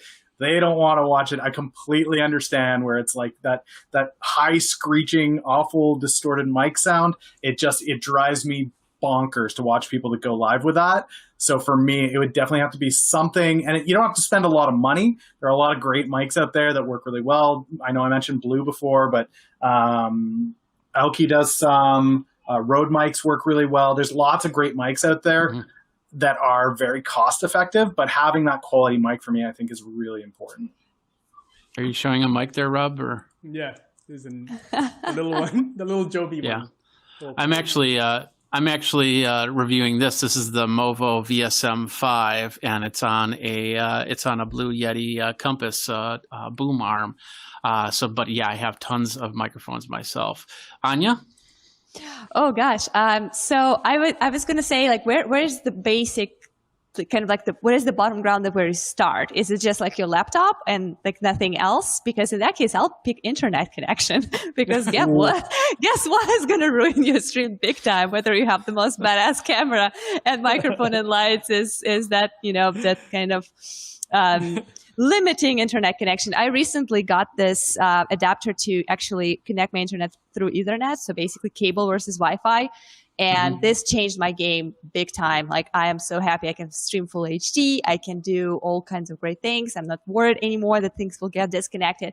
So, and a lot of times we hear from our users saying like, oh gosh, this didn't work for me. Oh, I'm pixelated. Oh, like this is delayed. And literally 9 times out of 10, it's because something is going on with their internet.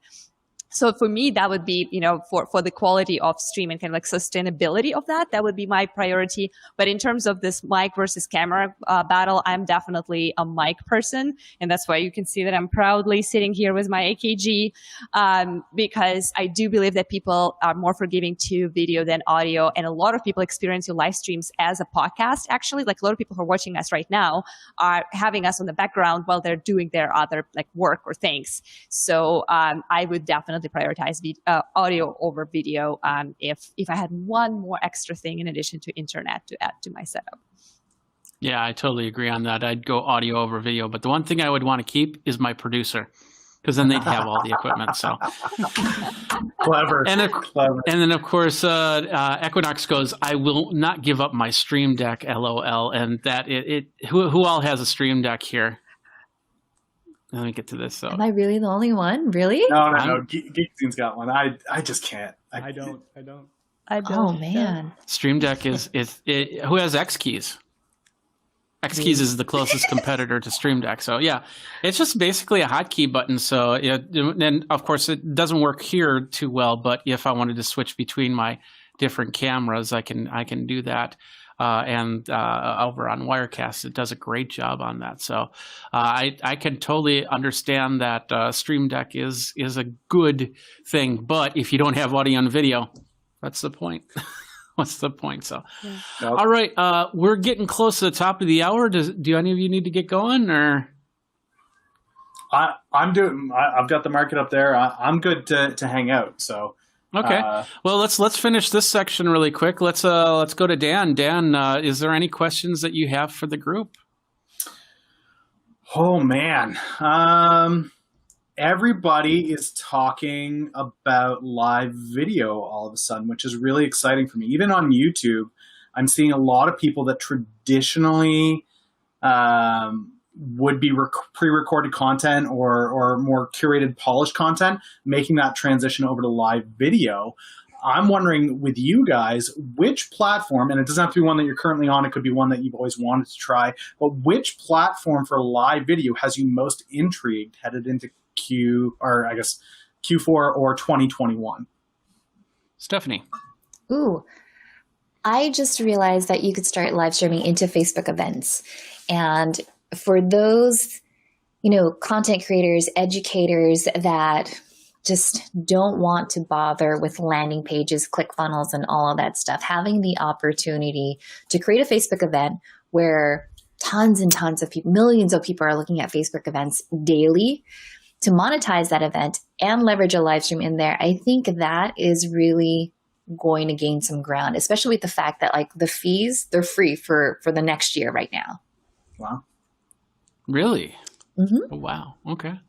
Cool. Rob? I would say, actually, thanks to Dan, drawing some attention when we interviewed Dan on our show.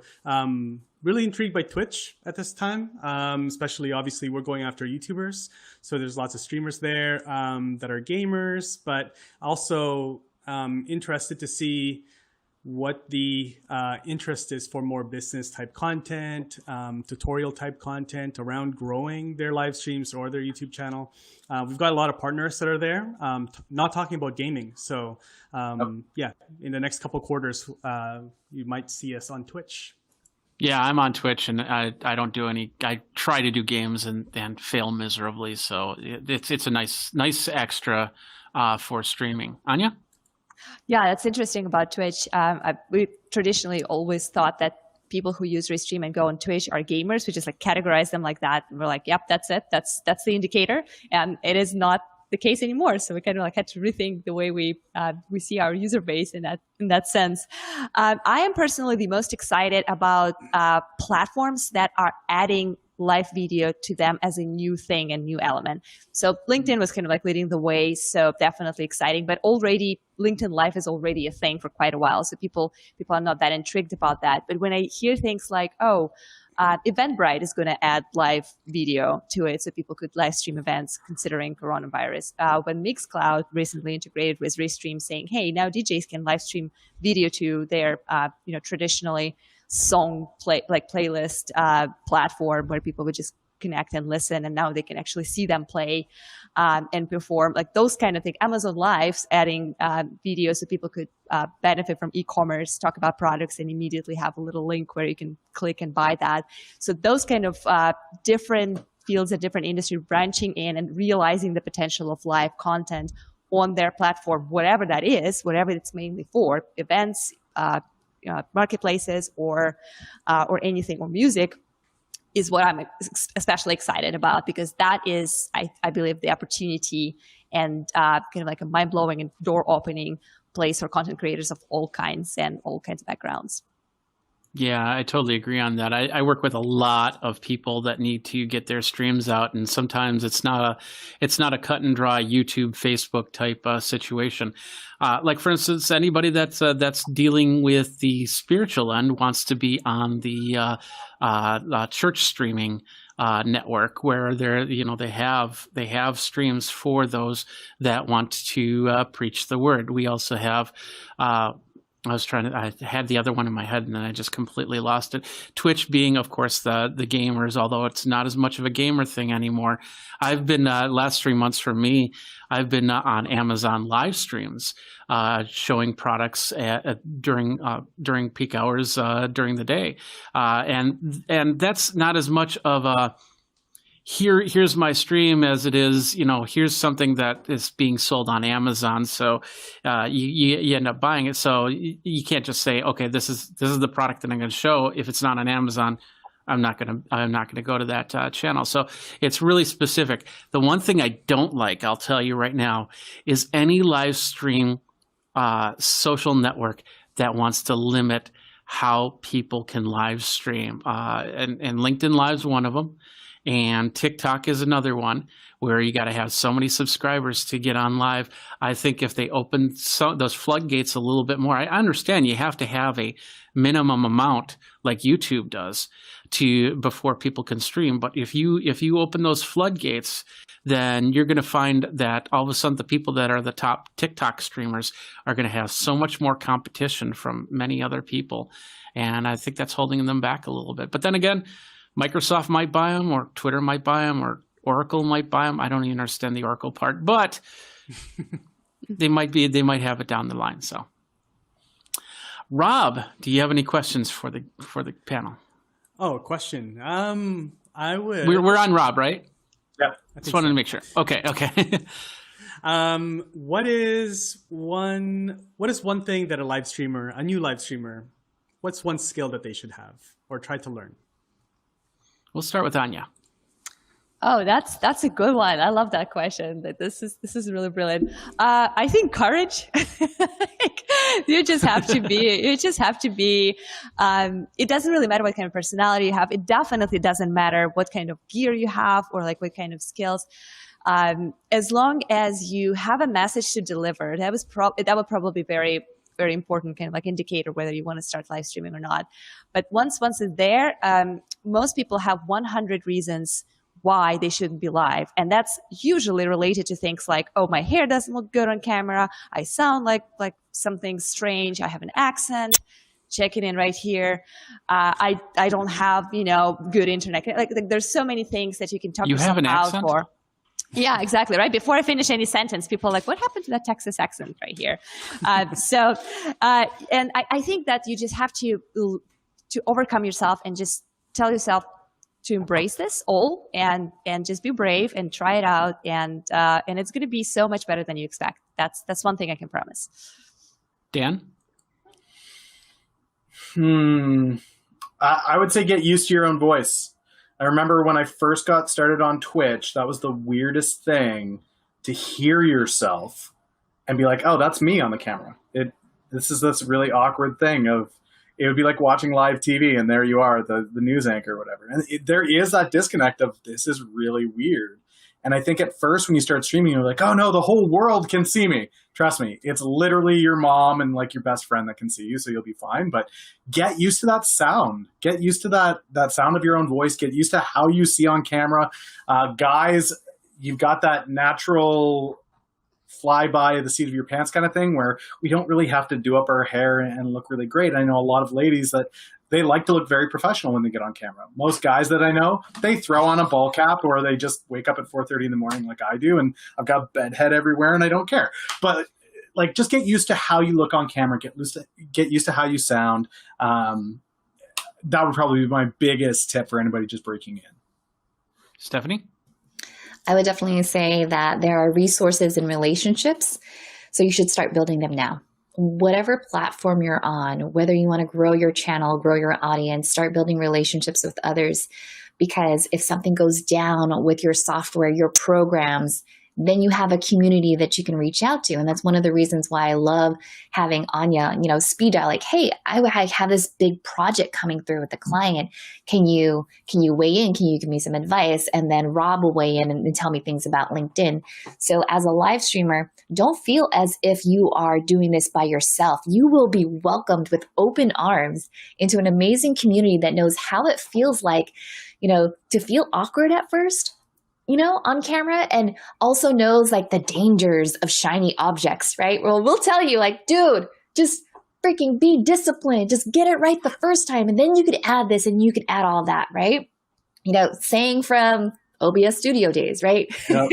But definitely for sure, build your community, leverage the community, get ideas from other people. Never feel as if you're doing this by yourself, because when one boat rises, we all rise together. Absolutely. And for me, it's about the looks. I mean, look at this face. It wants to watch that. So gorgeous. No, seriously, you can't kind of see it now, but I do have a thing called vitiligo, which is the lack of melanin in the skin. So at one time I used to have a really good skin tone, but then as time progressed and sunburns basically burnt off the skin tone. So there's points where you've seen people with vitiligo proud in the last couple of years proudly sharing off their skin tones, and it looks very different. Plus, in 2005, I had Bell's palsy on this side of my face. Last year, I suffered Bell's palsy on this side of my face. So there's a lot of times where I wake up and, like right now, talking for about an hour, this side feels like there's a rock sitting right on my face. And it's affected my teeth. It's affected, how I speak, how I sing, because I'm also a musician. And that's, these are things that really weigh on me when I get on camera. But I still think to myself, I've got to get on camera. That's what I do.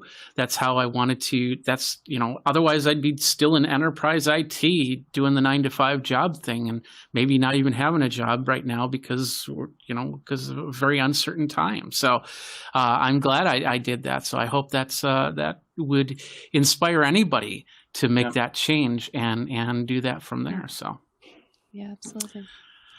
All right. Well, I think we're good. Unless, I'm sorry, Anya. Did you ask a question or? Oh, I didn't. But the question that I like to ask, and if we had a little bit more time, because it's more like a story.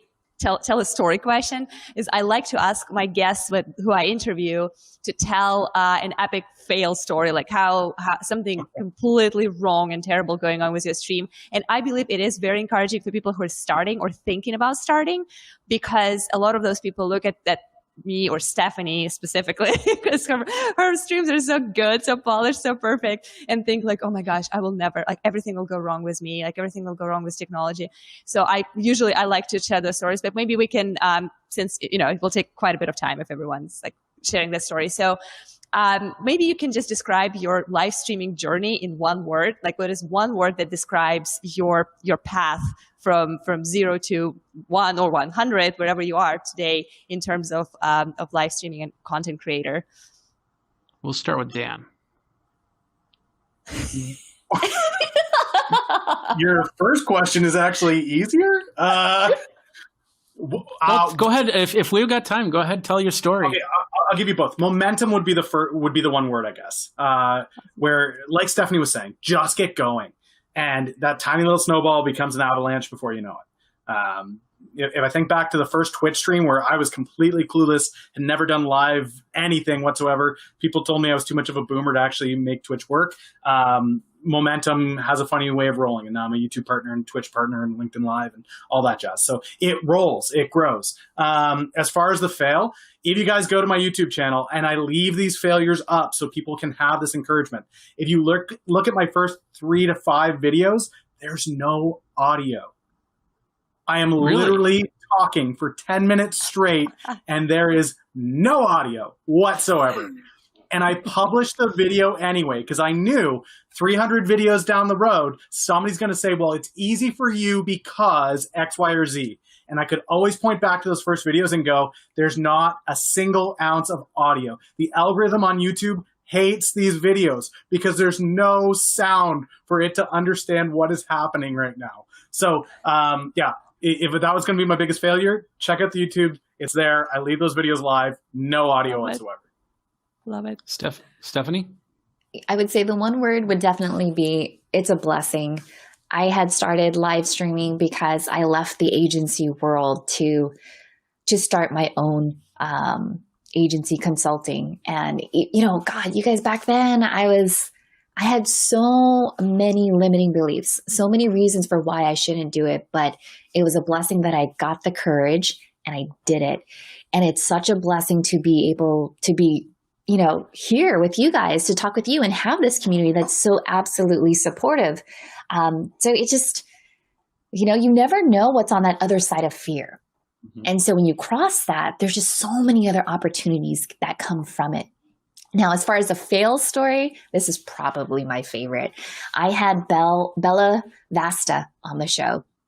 And in the middle of the show, we're like 15 minutes in, I see, oh, you guys know what I'm going to say. I see the battery start to blink. And I was like, you didn't put in the dummy battery? Like, oh my God, rookie, what's going on? Right? And so, but Bella, she's such a pro because I was like, oh, Bella, I did something really funny. I went to a client event, totally forgot to plug in my battery. And at that moment, she knew exactly what I was saying. It was like twin superpowers. And then, so what you hear all of a sudden, like legit, I put her on the screen and in the background, you hear me like plugging stuff in. I didn't mute my mic, which is like even better. And I'm like, plug this in. And then I come back and then Bella goes, and now we're back because she stopped hearing all like the sound. But yeah, that was my fail. Do I have to link to that? Just find the one with Bella. I really want to watch that. Oh, and that's a good thing too, is that you could repurpose your bloopers, right? So yeah, I'll definitely put it out there. Like, remember that one time, Bella, where I had to crawl underneath my desk midstream? Nice. Rob, and you can't talk about how you forgot to unmute yourself in this episode. He's muted right now. Exactly. So I am, I guess my whole live streaming work has been like, it's not one word, but it's just open doors. So I started live streaming, I would say probably 2 or 3 years ago when I was still at a company called Thinkific. And so we were doing live streams, from the phone initially. And we were doing interviews on Facebook Live from our phone, telling the guests to just like join the live stream. And then we would bring them on through the app. So it was like really, really like very rookie. And then we started using platforms and stuff. But that just opened doors. It just opened doors for influencers to invite us to their show. And it just kind of snowballed from there. So just like what, Stephanie said, there's so many opportunities that open up that, if you don't take that leap to show up in front of the camera, there's just so many things that you're just missing out on for your business, for your personal, growth and your career. So that's what I would say. And then from there, things evolved and relationships started opening up and opportunities with TubeBuddy, sort of started to blossom. And that's why I'm here now. And then, it's always the audio. So there's two things, I guess. There's audio, same thing as Dan. There's some older live streams that if you guys go back on my channel for like 10 minutes. My channel was still new. My YouTube channel was still new, so there wasn't too many people there on the live streams. But nobody said that my microphone was off or muted. So it was like 10, 15 minutes of me talking, just moving around and stuff, and there's no audio. But I leave it on just like Dan does. I also leave on some older videos where the introduction was really long, and I'll share with you guys the link. But people would call me up like, "Oh, your introduction is so long. Just guys, if you're watching this, fast forward to 3 minutes." And because the introduction is so long, but I just leave it on there, just like Dan does, to like tell people like, "Hey, it's not, you don't start from like this point. Like you can check out my older videos and all the fails there." So, yeah. Okay. And what was your word again? My word? Open doors. Open doors. Open doors. Okay. Two words. Okay. Go ahead, Stephanie. I was going to say, if you ever want more engagement and more comments on your show, mute your mic and then just talk. Because then everyone will be like, "You're muted. Or put a typo in your title. Put a typo there and in the title. They'll be like, "Oh, you spelled it wrong." Thank you. You're right. Yeah. Jeez. Oh, I missed that. How could I? Yeah. That is lovely. This mic? Well, which mic? Is it this mic? Let me tap on this mic. Is it this mic? For me, many fails. And one in particular, there was a client that I went to, and we were just going to do a simple panels stream. It was an hour event, and I was a little concerned because usually when I go to these events, we go for a little bit longer than an hour. So it's going to be a very short setup, a very quick hour, and then tear down. And so I decided what a lot of people do is they end up setting up their gear outside. So when it's time to go in and do it, you walk inside and then you set it down and it's all ready to go. Well, at that point, I had a piece of hardware fail on me. And that caused the whole stream to not work the way that I wanted it to. And it was a 2-camera shoot, so I could have a camera. It was a PTZ camera, which is a point tilt zoom camera. Focus in on the panel, each panel guest, and then there was one camera, actually the camera I'm using that you guys are watching me from, that would do an overall shot. Well, since everything started to fail, the only thing I could do was one camera shoot, and I ended up having to tear apart all my gear and reassemble it just for the one camera. It didn't turn out the way that I wanted it to because, I'm always trying to create perfection, even though many times people won't see the stuff that I do because, my mom doesn't watch my videos as was put before. But I still work for striving to get the best look, the best feel, as all you seem to do, and you're doing a great job on that. So, and then of course my word is passion, because if it wasn't for passion, I'd be still in enterprise IT, and we'd probably be still at our jobs, and we wouldn't be doing this, and we wouldn't be having this conversation at this time on a Thursday afternoon. We'd be wondering what's in the vending machine and how much coffee is left in my cup. And oh my goodness, no, she's not coming here to complain about how this is not working. Right. That's a good one. All right. So let's go back. We're going to do a reverse. We're going to start with Rob. Tell everybody how they can find you. Check if I'm mute. No, I'm. Yeah, you guys can find me anywhere at TubeBuddy. And there you go. Misspelled, but that's fine. Close enough. And, yeah. Darn. I'm sorry. I'm going to. I'll correct that. Yeah. No, all good. So yeah, just copy and paste my name and look me up on Instagram or YouTube or Facebook, LinkedIn. Yeah, happy to connect. Ask me anything. Dan? Yeah, just search my name on YouTube or Twitch. Dan, I don't know what socialmediapolis.com is, but I recommend you check them out because that's probably a blast. I thought that was on your LinkedIn site.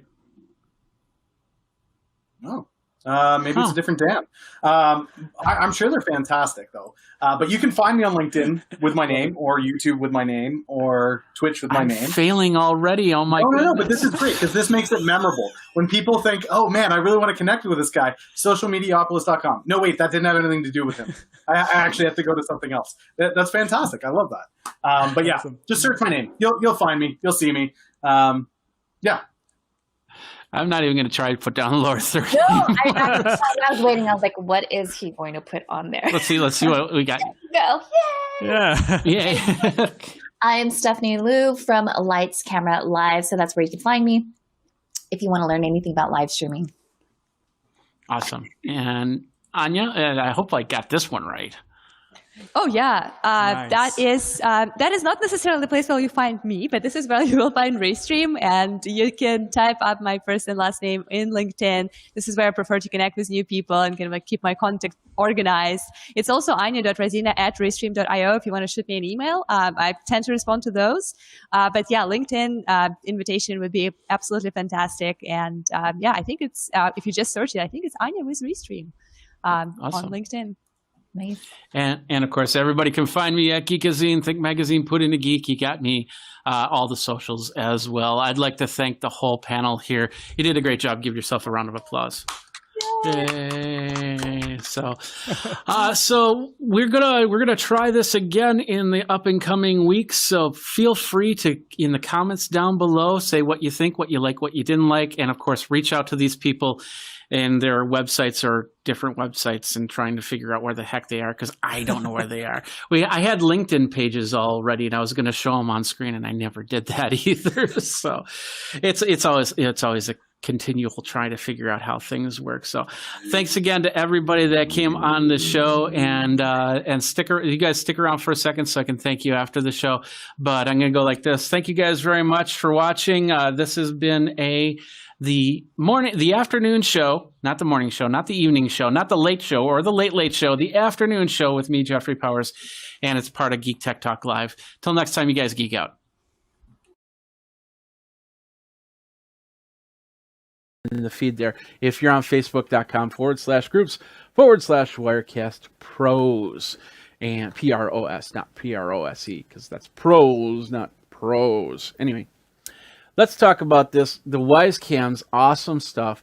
These things are the main one's under $20, 25 bucks or something like that. This one was about $40, and you got to put in your own SD card, and it does SD card recording, and it does live streaming. But it has one other functionality, and that's called RTSP, the ability to stream it. And the idea is to stream it to a box, which is your security box, your computer, that runs and basically just collects all the video data. So you have one unit to research from rather than all your units to going into the app and going, okay, what does this camera do? What does this camera do? And I've been using this for, going through different security cams, because of course Geekazine does do review security cameras. And the Wise, I'm actually ditching one of my older security cameras because they keep disconnecting. And it's really sad. And I've talked to them about it, and they say, oh, there's nothing you can do. And of course, technology gets old, you got to replace it. And, replacing with one of these systems, if they're under $100 a camera, that's pretty cool. And bringing it into a security box, which that can record it, or you can look at it on the app, one of two ways. But once again, you can set up a router for all your security cameras going straight to the box, so that has the least amount of resistance, and then you have everything recorded in one area. And I have different brands of security cameras around here. Like Homemate is right over here. I've got the EasyViz over there. I got the Arlo's up there. I've got I got like 3 other brands of cameras. I can't think of them offhand. But anyway, the idea is that, having them to go to one area to record out so you can go, it's just perfect. So anyway, that's what this camera is. And the cool thing about this is I can sit here and now I can use the PTZ options maybe. How's it going? Oh, there we go. And bring this camera to me so I can see what's going on around the area. The Homemate actually has a PTZ option as well, which is really cool. And I have it pointed outside so it can see what's going on outside. But this is the camera itself. Pretty easy for, and of course we got the little app right here that allows me to control it. But it has another functionality, and that's the RTSP, the ability to hook it up into Wirecast. And I'm going to show you how to do that here in a second here. And in fact, let's switch over to this one. There we go. And I've got Wirecast set up on this machine right here, of course, and I've got all my RTSP cameras. Like for instance, this is the web stream right here, the one I just showed you. This is my PTZ Optics, which is the PTZ camera, which I normally use NDI for. And then of course I got a shot of my outside, another Wisecam showing you the front door. So as you can see, you can do a lot of different things with that. And as you can see, it's also not perfect because of connections. Now, in all fairness, right now I have this camera that this machine's pulling it, my main machine's pulling it, and the phone is pulling the video feed right now. So it's gonna probably not be perfect. In fact, if I go like this, look at that, it'll have a little bit of delay. It's running 15 frames a second. So the best solution for these cameras is, let's say you're at a live conference and you just want a simple overall shot. An overall shot of the crowd. Maybe you're going on break or something like that, and you have this camera sitting in the corner there with a good line of sight between your router and that device, and you just want to capture people walking around. It doesn't have to be 30 frames a second. It can be 15. And if it hiccups, it hiccups. It's not a big deal. And you can set up one over there and one over there. So if this is hiccuping, you can go over here, and that's not hiccuping as much.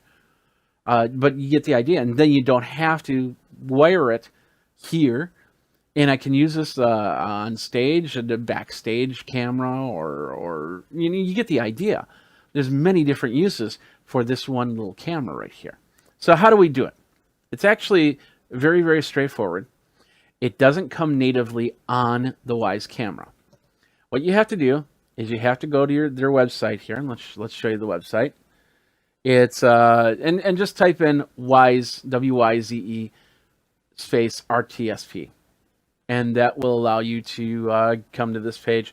They say that it's in beta, although I've read some things that it's not in beta, but I'm not 100% sure. It's not fully supported. So if you have problems, they might tell you reset your Wyze camera and start from scratch over here. So they have two different types of firmware. One is for the static cameras, and then one's for the PTZ camera here. The Wisecam Pan is what they call it. You basically put it onto your SD card, and then you insert the SD card into the camera like they're showing you here.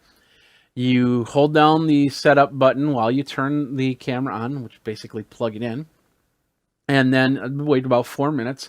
It installs the additional firmware, and then you're good. You're good to go. You come back, you go to the app, and we'll go here. So we go to the app, and then you'll go into your settings, and you'll go to your advanced settings, and down on the bottom, you'll see, and it won't be here if you're if you don't have it set up, but once you have it set up, you'll see RTSP. So you set it up, and so you basically give it a username and password. The only problem I have with this, you can't use special characters. So capitals, lowercase, and numbers. It's okay, but when you're talking a security camera and you're enabling RTSP, you want to have a secure password. 12 characters, uppercase, lowercase, and symbols.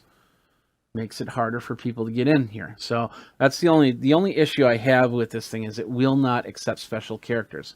And that is not cool. But anyway, once it does that, you get the IP address, and then it creates the RTSP file. And then you go in And we'll go back over to here. There we are. So we hit the plus button. We say network. We want new web stream. And we'll say add. And I can put the RTSP here, username, password. And in this case, it gives me the whole line. RTSP : / usernames dot password at IP address / live. But you can put in RTSP IP address / live right here in where it says URI. Username is the username and the password is the password. We got a buffer here, and of course we can use the video delay and audio delay. Now keep in mind that depending on what camera you use, there's going to be a delay on this. And sometimes the first time I hooked up this camera, or the other camera actually, it was about a 6-second delay. And then I brought it closer and it became a 2-second delay. You get the difference. You get the idea. So it's not going to be perfect. That's why I say that this is perfect for doing an overall shot. If you don't need, you just want something to fill the screen and show movement, show that you're there, then this is a perfect. But there's other cameras out there that also do RTSP. And of course, their protocol is tweaked a little bit different. That they're going to make updates to this as they go, which might even improve the RTSP here. And if it can do RTSP, can it also do NDI? Let's think about that. A lot of your cameras, any camera that has some sort of wireless to it, might be able to also do other protocols like the WebRC and RTSP and NDI and whatever new protocol comes out in the years to come. It's very possible that with a firmware update that could change that whole thing for a lot of different cameras.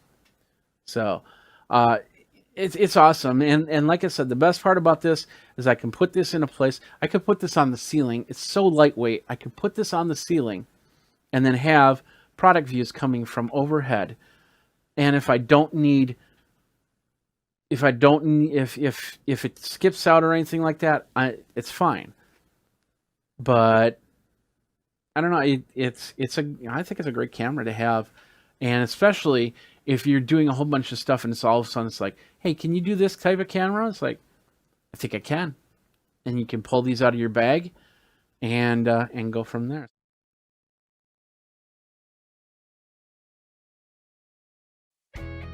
Hey there, ladies and gentlemen. Jeffrey Powers with Geekazine, and we're here to unbox. This is the Vizio V-Series 5.1 soundbar. It is similar to the soundbar that we did a couple years ago.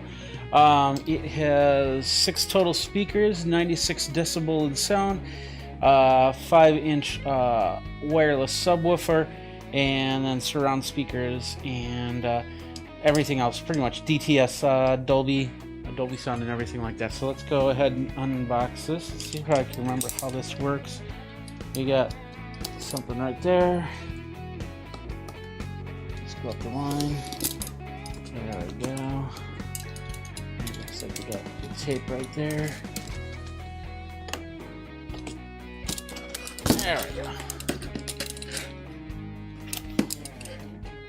Does not want to open. There we go. Here, it's now open. Set that to the side. Let's pull back these flaps. Take out some of the foam here. We got a box, just like before. I think these are the speakers right here. So we'll set these to the side for now. Got another box, and these are the cables that we saw before. Down here is the subwoofer. We'll just pop that out. Piece of cardboard underneath. Oh, because the subwoofer's on the bottom. That's why the speakers. So you got to be a little bit careful about this. The speaker is down underneath, right there, as you can see.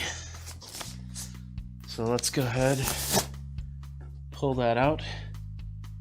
And then it's nice and black. There's a little sound hole right there, and I'll show you these in a second. And then the main sound bar is right here.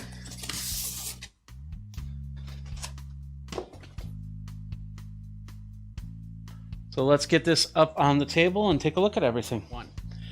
All right, so we got everything here on the table. Let's take a look at what we've got. First of all, we're going to take a look at the subwoofer. It is in a nice matte black. There's a little Vizio on the top here. We got the sound hole right here, and we got the speaker, which is exposed down here. So you want to be careful that you don't puncture that at all. We take a look at the sound hole really quick. Let's move over here and zoom in a little bit, or a lot of it. We have the connection, basically we have the connections to the satellite speakers. We have the power button and connect button. No, I guess there's no connect button this time. Just a power button. The previous model had a connect button, but it doesn't look like it. And then the AC in, so just a standard cord right there. I don't see any other buttons or anything like that on this unit. It's nice flat black. Really nice. Let's move on. Next up is this right here. This is the sound bar itself. We're gonna, and don't know what I did with my knife, so we'll just work with the foam. And once again, you want to be careful because there's speakers and indentions. You don't want to accidentally puncture one of your speakers. That would be bad. Here it is, the 36-inch sound bar. Move that out of the way. So it's right there. There it is right there. Nice and long. On the back here, let's take a look at that. On this side, it basically says, this is the HDMI ARC is right here. We'll take this off and set that right there. So that's the ARC cable. And then right above it is the optical cable. Let's see if we can zoom in some more. So there we have the optical cable right there, the HDMI ARC. And on this side, this is what they're calling the voice assistant send through. So if you want to bring your Echo or your Google Home into here, this is where you do it. It's an auxiliary in and an auxiliary. On the top, the buttons. Now, the one thing I didn't like about the last version was those buttons, you couldn't see them. This one, the other one also had a fabric top. This one is solid plastic right here, but you definitely have the power button and looks like a page button of some sort of Bluetooth button, and then a volume up and down button, and very visible options right there. All right, and on this side, what do we have? It looks like we have a USB and the power. So USB on this side over here, and then your power, your plug over here. So 36 inches for the sound bar itself. It's not too bad. Looks pretty sturdy, and we got some rubber feet on the bottom to so it doesn't, of course, transfer sound, and then doesn't look like there's any other buttons or anything like that. Let's see, we got speakers. Feeling on the sides, we have two side speakers and one middle speaker right about there. All right, that's the sound bar. Let's take a look at the satellite speakers now. There we go. Those are the satellite speakers. Not much to them. We'll pop one out. We'll pop them both out, of course. Let's do that. There we go. And these are the satellite speakers. Yeah, they look really, really small. Take a look at these.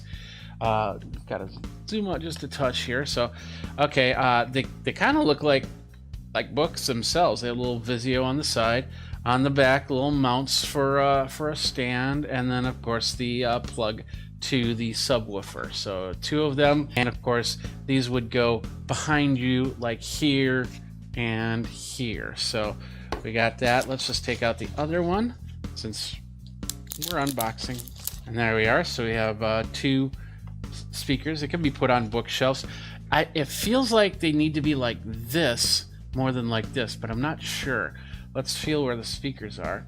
We got a hole right here. So yeah, there's a speaker right here, but nothing up on top. So that must just be aesthetics. Now, the reason why I said that they feel like here is because take a look at this. The feet are right here. So I'm assuming if they're set on a table, they're set like that, like so. Let me move that out of the way. There we go. So they're set on the table like so, rather than on the sides like I'd expect them to be.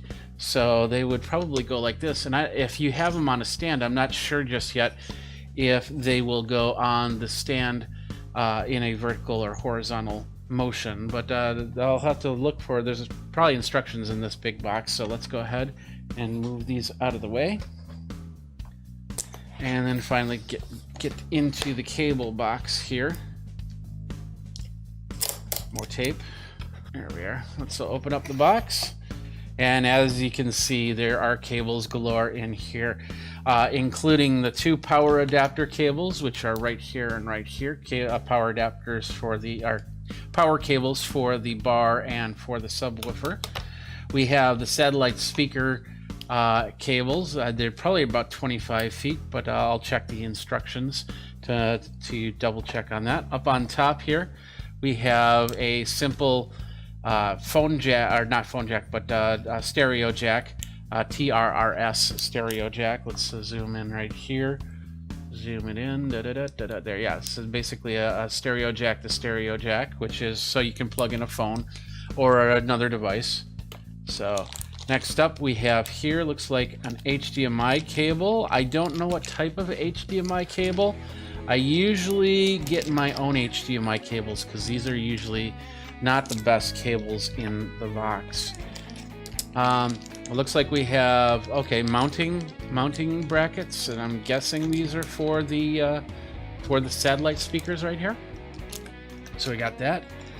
Okay, yeah. So these are for the sound bar right here. So some metal brackets, so you can actually set them up on a wall, possibly. Yeah. And so I would guess that these would go in. This side would go on the wall, and then the speakers would set up here, which is interesting. And then of course a couple, or maybe it's the other way. I don't know. I'll have to check. I probably won't use these because I probably don't have any place to mount them to.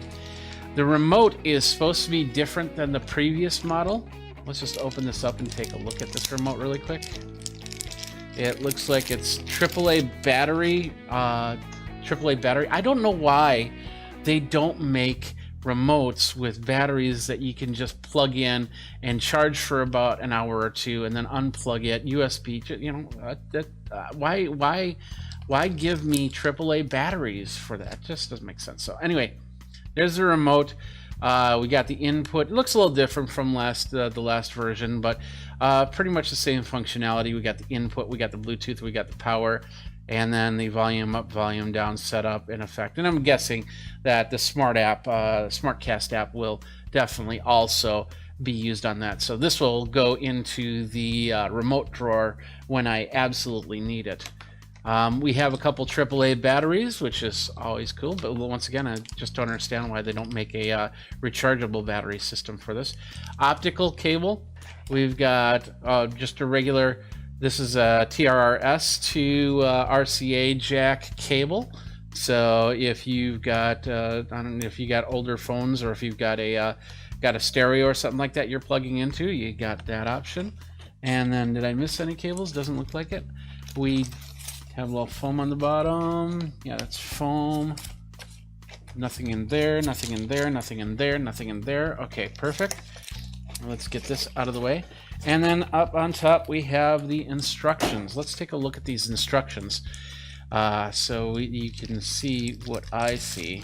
There's two things in here. Oh, this one looks like a wall mount guide. If you decide to wall mount. So those brackets are not for the satellite speakers. I think those brackets are actually for the soundbar.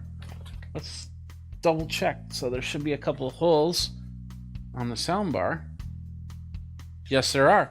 I thought those were screw holes for, you know, if you ever tried to take it apart. But no, there's a hole. There's a mounting hole right here and a mounting hole right there. So you can you put those on a mount. You can put this onto a wall, onto a back wall like so. So that's pretty cool. If you have your TV mounted up on the wall. So gotta save that. Let's put that in over there. Now let's take a look at these instructions really quick. So we all have seen the instructions at least once. This is how it looks. So as you can see in here, Now I'm seeing this. Yes, these are lying horizontally as opposed to vertically. The previous versions, they were always vertical. So that's something new. Safety instructions. Everything that we should have had: the soundbar, the subwoofer, the surround speakers or satellite speakers, remote control with 2 AAA batteries, HDMI cable, power cables. There were supposed to be some cable ties. I think I saw them, but I discounted them as foam inside there. So wall mount brackets for the soundbar. Okay, and then those. Okay, yeah, that was this thing. Let's see. There they are. These are the mount brackets for the satellite speakers if you wanted to mount them up onto your wall. So I'm not sure how that works. That's got an interesting thing, and I don't see extra parts to that bracket. We'll have to take a look at that really quick and go from there. And of course the user manual. So power port, USB in, just like we said, and then of course the HDMI ARC. What's interesting is they don't have, I think it's just one, yeah, it's one HDMI. I thought the previous version had 2 HDMIs in there, one for the ARC and one for the regular, but they don't have that. Auxiliary in and auxiliary VA is the bottom part for analog audio in, and well, they're both for analog audio in, but I'm guessing this is the VA is where you would put in your virtual assistant or personal assistant there. We got the top of the soundbar. We have, okay, so the power button, that little one with the arrow in it, that was the input button. We had the Bluetooth and of course the volume. On the subwoofer, of course, the LED, there's going to be an LED indicator on that subwoofer next to the power button, the power port, and the surround speaker ports. And then the satellite speakers have these surround ports. So, and then just connecting it up, it says you can connect up the RCA to 3.5 millimeter. That's good. Better is the optical, and then of course best is the HDMI ARC. I use the HDMI ARC on almost every single time. Every now and then, if I run into some problems with the HDMI ARC, I'll switch over to the optical, and I rarely use the RCA. But you can plug all three in if you have the option. It's not going to degrade the sound at all. Now, simply this is going to tell you, okay, plug this into the wall, and then of course the subwoofer into the satellite speakers, keeping the satellite speakers vertical, and then plug it in. Put in your batteries into your remote, and okay, we got the remote here. It's got, as you can see, it's got the display, the input, the power, everything like that. Let's see what else they're suggesting here. For best surround experience, position the soundbar, subwoofer, and surround sound speakers as shown. So they're saying put it on at a table, and then the subwoofer. This is basically what I've got back on in the living room, but I have the surround speakers on the satellite stands, special stands that are all by themselves. So you can also put it in a front configuration. So everything is in front of you at the TV side. So, and I'm assuming there's probably a setting that you will change to say, hey, this is where all the speakers live. So I could actually, if I had it in the studio, I could put the whole soundbar stuff right there, right underneath the main monitor. So, and then that's pretty much it. I'll let you read the rest of the manual. All right, well, let's pull it all up and let's show you what we got. So we got the 2 satellite speakers. We got the subwoofer. Oh, there we go. We got the remote right there. And then we've got this is the 36-inch soundbar. I know that they will make other longer versions. I don't think they'll make anything shorter than the 36. That is everything in a nutshell that you get with the Vizio 5.1 soundbar, the V51H6 soundbar, and that's everything right here.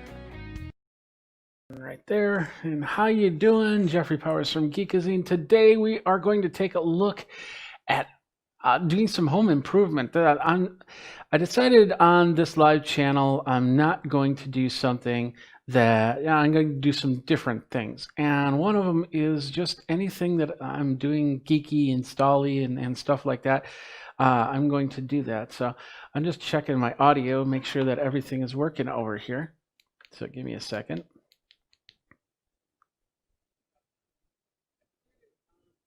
Okay, so looks good, sounds good. We're going to leave that running there.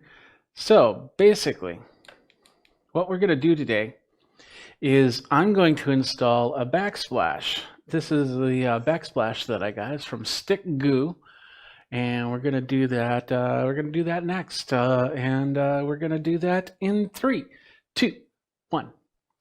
What's up, my geeks? Jeffrey Powers here, and you are on another Geek Tech Talk Live with Jeffrey Powers. What's up, my geeks? Jeffrey Powers from Geekazine, Think Magazine, Put in the Geek. You can find me on the socials that are coming up right here. And I'm doing something different, a little bit more geeky, a little geeky home improvement is what I'm calling it. And today I am going to be doing, installing, improving the kitchen. In fact, the kitchen, that's the plan, is to do some stuff while we're staying at home and getting that looking a little bit better. So I've decided to work on how my kitchen looks. I'm going to be painting some of the cupboards, and I'm going to be redoing some of the floors. But today I'm going to do something very, very simple, and that is just bringing in a backsplash to really make the make this whole thing, the kitchen, start to pop. And this is what I got here. This is the Stick Goo Marble Look Peel and Stick Tile Backsplash. I was looking for something that had a marble-ish or a stone-ish look to it. I was torn between that and another one which had a more rockish feel to it. But in order to use that, you had to have something stronger than a knife to cut it. And that was one of the requirements. I didn't want to get into, too much major cutting of something that would be like stone. I don't know if it was stone or not, but anyway, I settled on this, not to say that this is bad or anything like that. I like the way this looks. I like the idea of this backsplash from Stick Goo. It's glossy, but it's not like a linoleum. It actually has a texture to it. It bumps out. You look at it and it looks like somebody put stone with grout on it. And that's what I was going for on this whole thing. First of all, let me just say something in the chat here. Hello. There we go. And yeah, so what we're going to do is I've got a camera actually set up in my kitchen over here. There it is right there. And I have it nice and prepped. I had to take out the coffee maker, we have an air fryer, and a couple other things, clean the countertops, and basically get it ready for putting on that back wall. We're only going to put it on the back wall, so I'm going to show you how to set it up, and of course start at the corner, move to the side. The couple things about that is from the base of the counter to where the cupboard meets is actually larger than 12. I think it's 13 inches. So in order for me to do this, I'm going to have to actually do some inventive cutting. But that's okay, because I also have where the window is. So I'll have some of this Stick Goo backsplash peel stuff to use to cover that up. And so what we're going to do is we're going to cut the edge. We're going to go from the edge to about the window, and then hopefully figure out at that point how to put it and cover up the extra space. So give me a second. I'm going to flip over to this camera, and we're going to take a walk with me as we walk over to my kitchen, and we start this project. And I hope you enjoy it, because it's going to be different and it's going to be fun.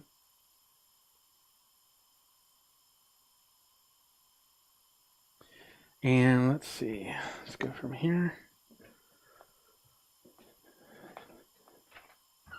There we go. There we go, right here. Oops. All right. And here we are. Hello.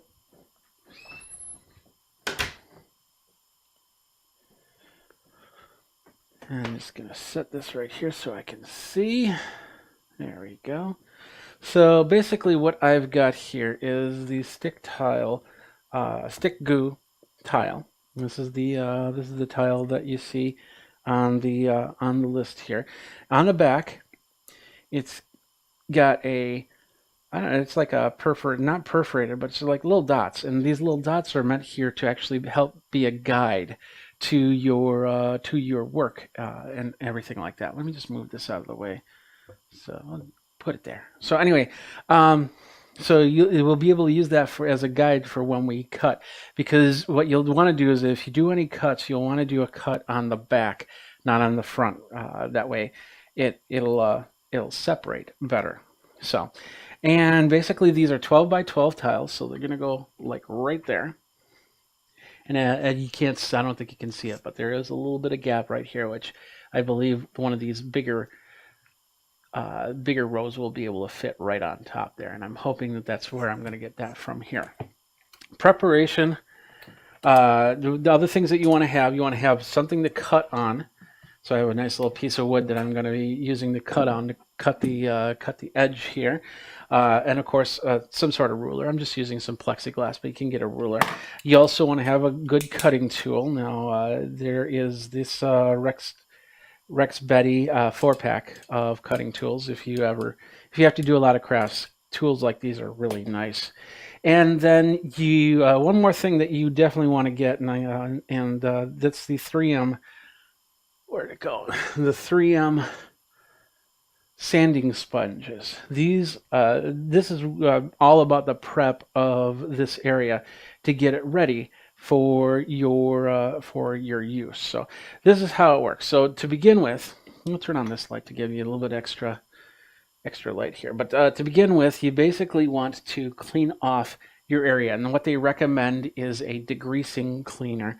You can also use like a degreasing dish soap or something like that, and then you basically clean it down, rub it down, let it dry, and then what you want to do is you want to take the sanding sponge and then go across it and just kind of flatten down the wall a little bit. If there's any type of bumps or anything like that, it's not going to stick too well. This is a drywall, so once it flattens out, it's going to be nice and ready to go. We'll just do a little bit more.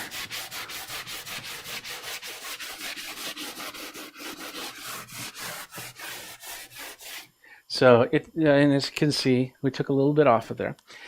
So you don't want to put it on brick. Any type of textured wall material will not work as well. And we're going to just take some paper towel and wipe this down a little bit more just to get the dust off the wall that we just sanded. There we go. And you basically want to have as flat of a surface as possible. Now, putting these on is just basically peeling it off and sticking it on. That's the easy part. But we got a couple different challenges here. The first one is we've got the corner here, which of course, if you put this like this, it's going to look a little awkward. So we're going to make a cut down here to start a corner piece. And then we've got the other challenge of the socket here. And I'm going to show you how I'm planning on doing that. Let me move this in a little bit better so you can see what's going on. And let's get started. So, to begin with, we're going to have to make a cut. Now, to do that, we got to figure out where this is going to go, and because how it's going to set onto the wall here. So, I'm going to make a cut right down this line, and I'm going to probably use this seam at this brick, so it will go right down that line. So, in order to do that, I'm going to find out where that lines up. And that didn't line up to those dots. You see these dots right here? I want to try and line them up to the dots, but still have enough space here. Now, keep in mind, with this, there's also a plastic front here that you will end up peeling off at the end. But you leave that on for now. So it's going to go like this. I'm going to probably, maybe to this line. Let's see if there's... Yeah, there's corresponding dots right there. Look at that. So all I really need to do is take my flat edge and line up to those dots, just like so.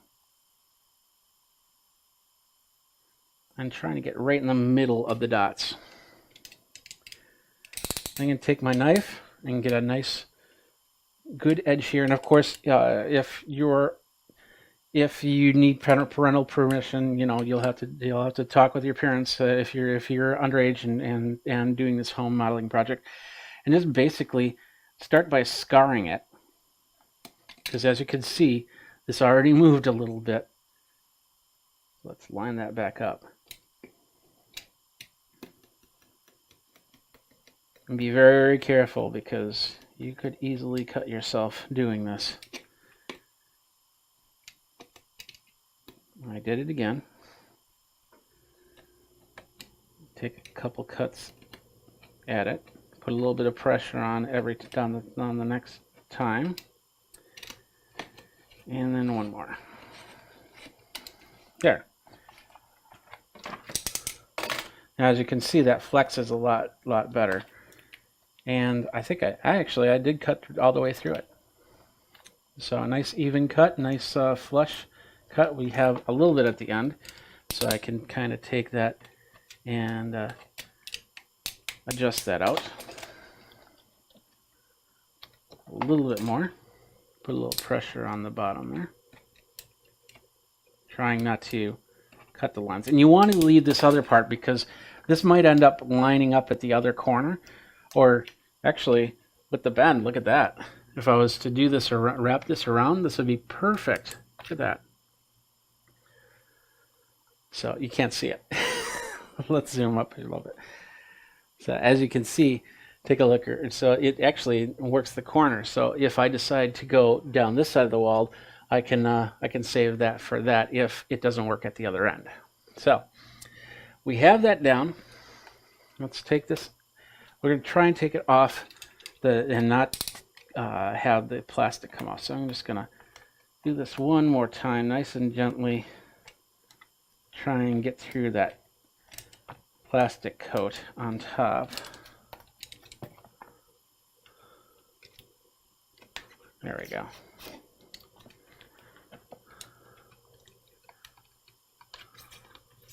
There we go.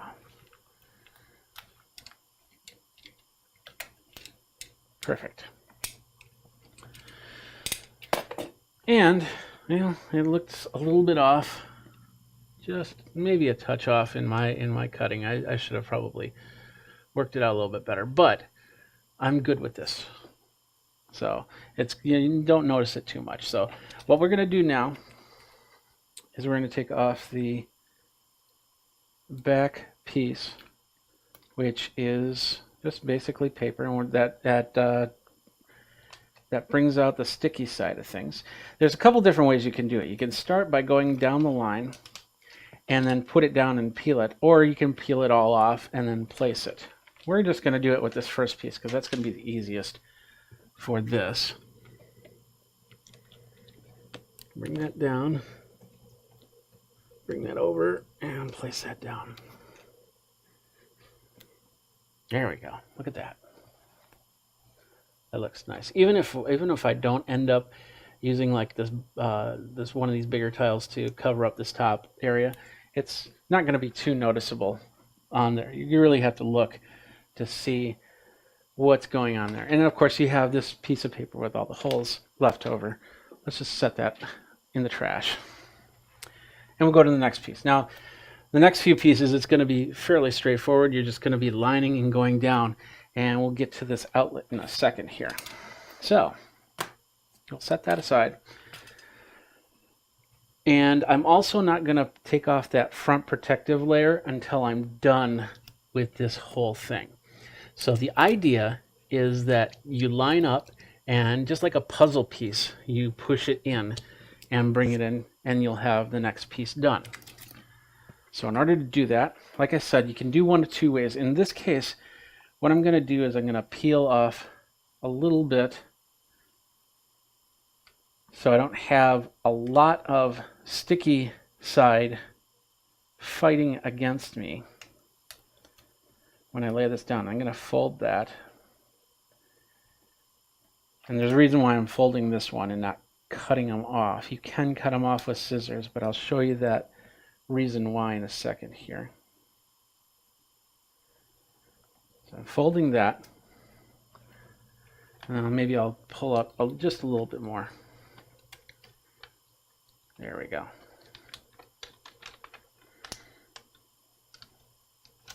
There. Now I'll put this into place and I'll push these down, being very aware of how this is staying on the ledge here. Stick it, pull it out a little bit, and then pull out the paper.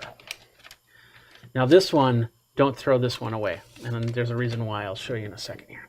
Take your hand and go this way to bring that whole adhesive down. There we go. Look at that. So now, let's see if we can move this over a little bit. You can see that better. As you can see,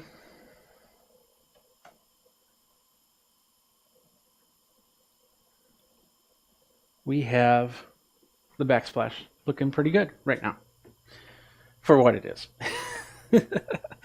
So now we have this piece of paper, and there's a reason why we're going to keep this. Let's go to the next piece. If you would have ripped that piece of paper, that's okay. You can do the next one and the next one. And it's all about the outlet. And I'll say that right now. So let's go to the next one here.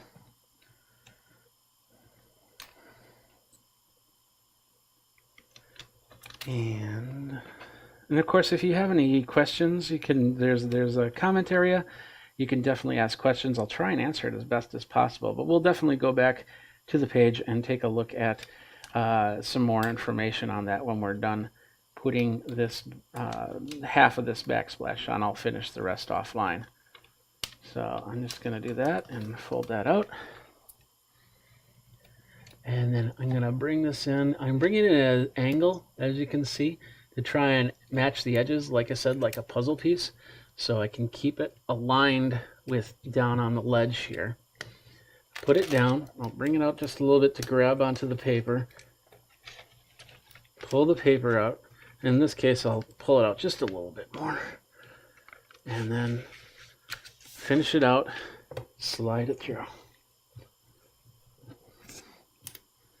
And there, we have the next part to our backsplash done. Which leads us to this part right here. This is going to be fun because now we have an outlet here.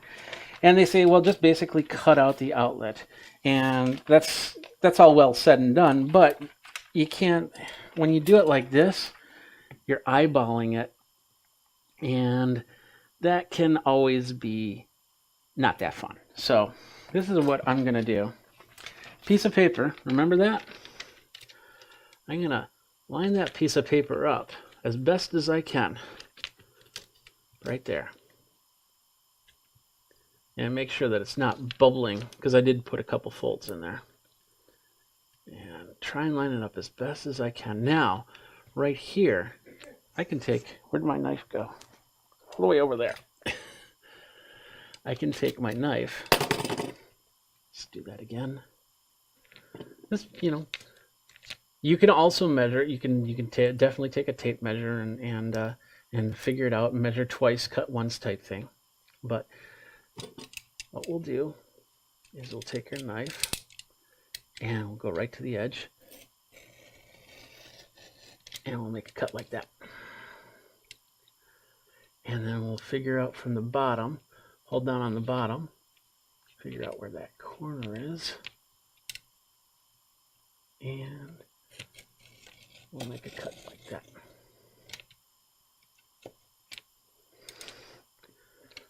Same thing on the top. Make a cut like that. Now, we have a guide.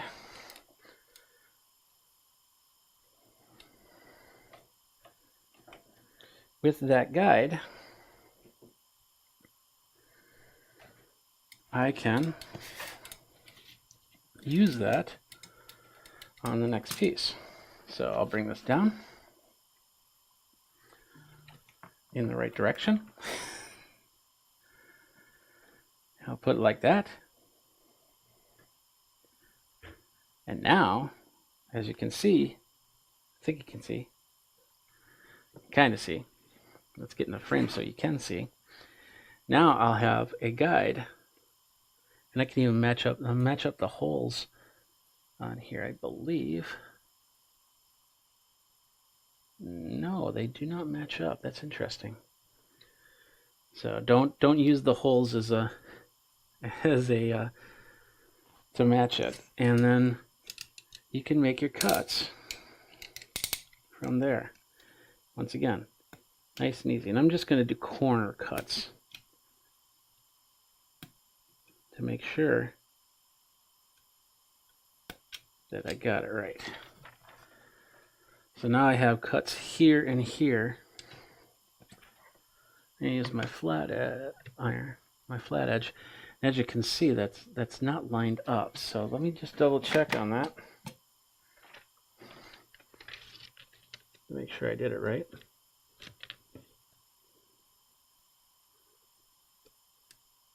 Yep, did it right. So that is right. So now I can take my flat edge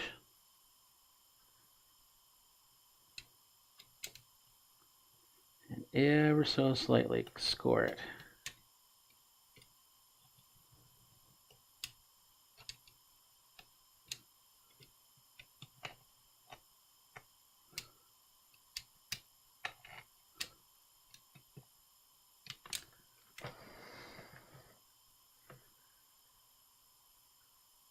And then go down this line. Now keep in mind, I'm you know, the average homemaker just trying to save a few dollars and do it myself. So if you want some good tips and tricks, you might want to consult a handy person. Score this. There we go. I think I broke through the plane on that.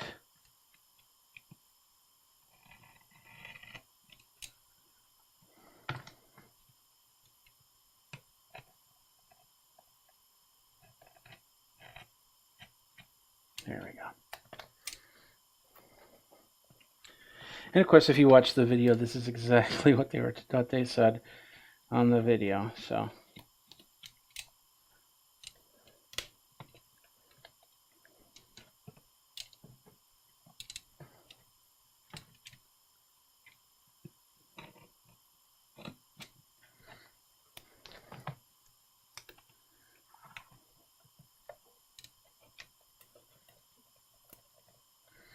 all right. Got that. Let's see if we can just finish this up.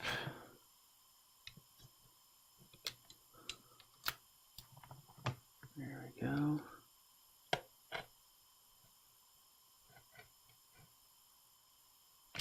There we go.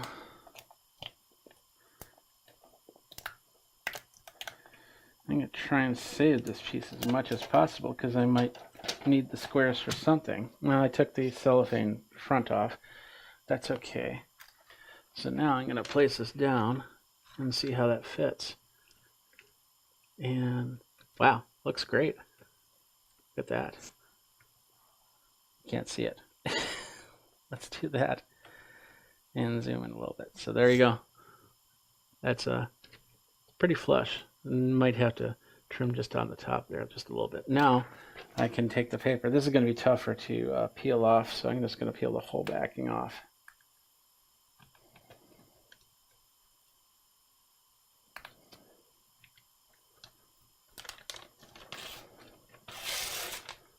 Rip.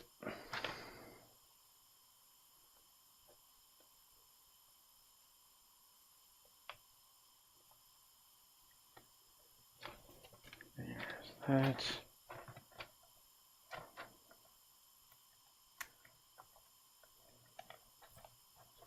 And that. And now we're going to place this down. This time, like since I have this fully adhesive edge, I'm going to try and kind of walk it in, corner it and walk it in like that. Bring that down. I might need to make another cut right there. It looks like it's just slightly over the plug socket. But for the most part, we'll take this cellophane off. There we have that piece now up and going. So let's take a look at how this works, how this looks so far. We'll zoom out a little bit.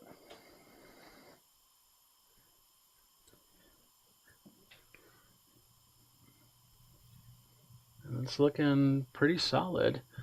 You really have to look to see where the seams are. And of course, if you look up, you'll see a small area. But once again, like I said, you can then take a small piece, like this big piece right here, and put it up there to really cover it and go from there. Let's continue on. We'll move on down the line.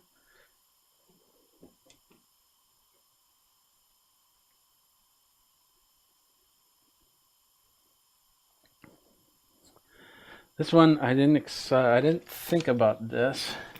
Let's see how this corner piece works. It's a little bit wide, but it could work to fill in that small gap. But I also have now this ledge to deal with. So, and I was going to use this extra for the top here. So I'm going to try and figure out how I can do that. And in this case, I might have to pull out a tape measure. Always have a tape measure handy just in case. And if it looks like a Green Bay Packers helmet, that's even better. So with this, now I'll take this and I'll still see it looks, it's about right there. So 2 5/8. Figure it out.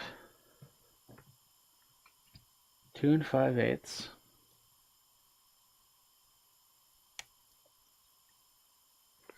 And you're not, I don't think you can see this part, but sorry about that. 2 5/8.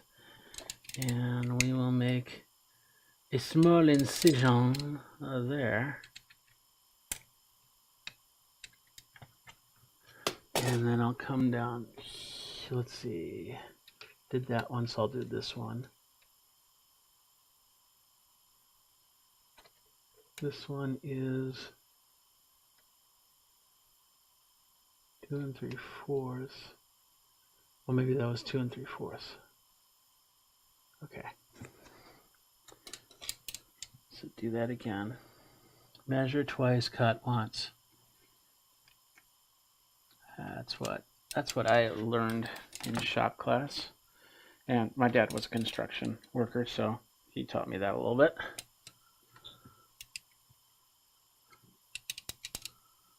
Right about there. Make that mark. You can also take a pen and make a mark on there. And this one to the edge.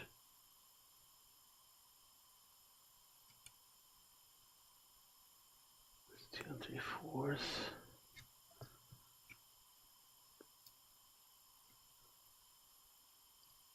Oh, I see why that. Okay. So it's this one.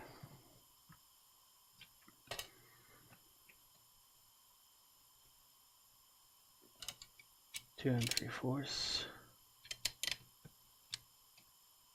I'll make the incision. The problem is that stone, or that stone looking part, is about, let's start at the 2-inch mark since we've got that thing in, about a 1/2 inch for that. So for this one, we got to go down a 1/2 inch.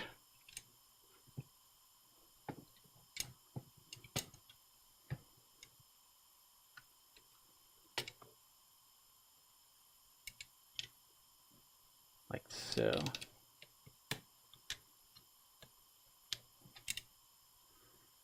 it's not much space there, so I'm going to try and figure the 1/2 inch out from here.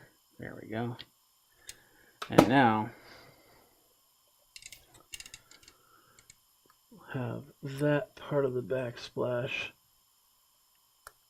done here. Now we've got to figure out where this is going to end.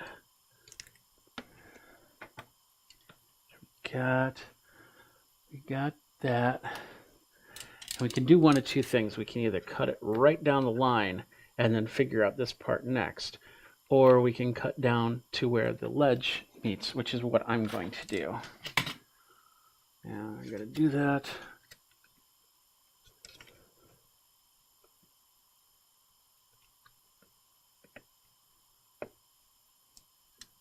Which looks to be, pull that over here a little bit. Let's use the right side. There we go. It looks to be 5 1/4 high. So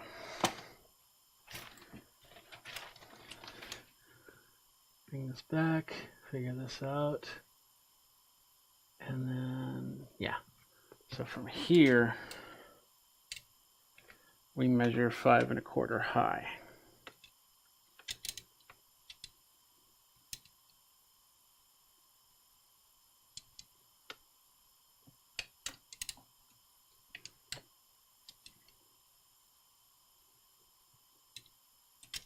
Can line up where the other lines are.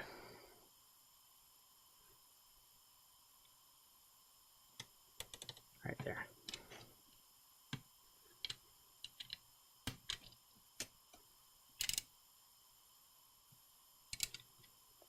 Five and a quarter. Right there. There. Now I've cut my lines in the sand. We'll see how that works. Bring the flat edge back.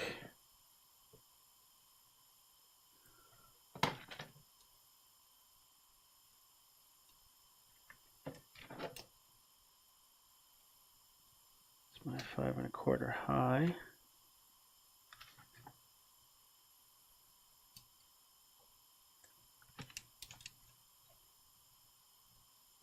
And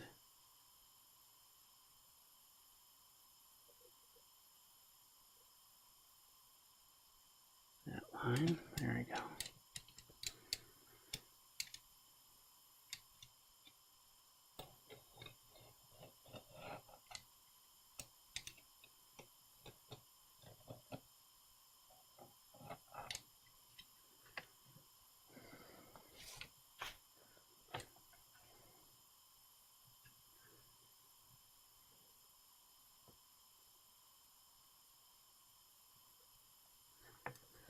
And for where'd that go? There it is, right there.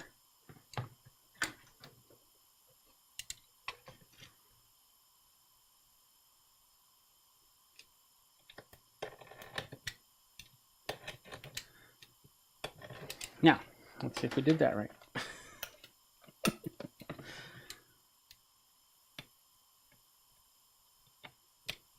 Be very careful on that.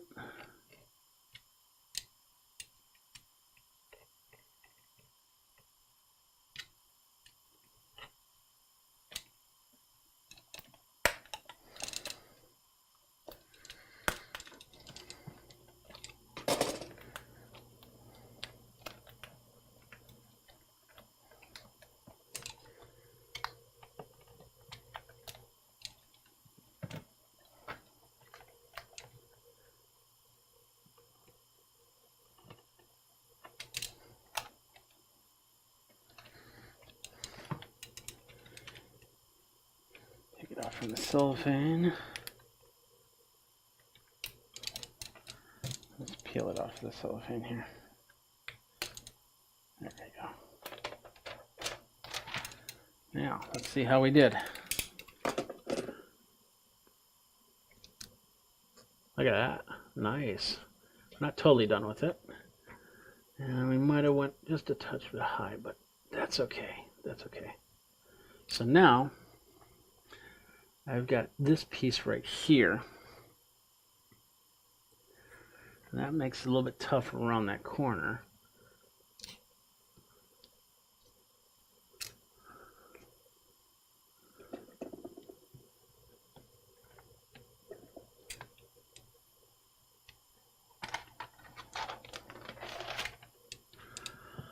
So what do we got? Let's see.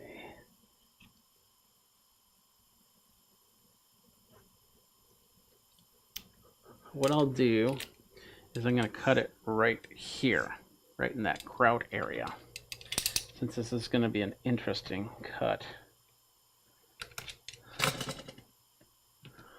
So now I have this piece that I can place right in, which is what I'm going to do right now.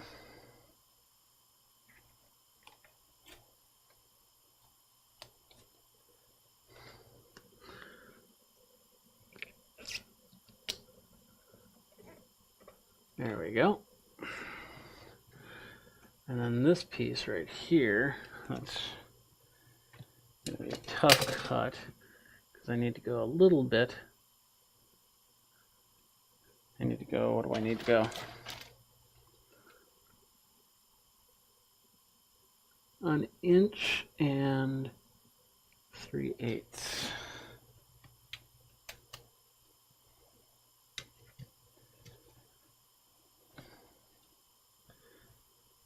Right around.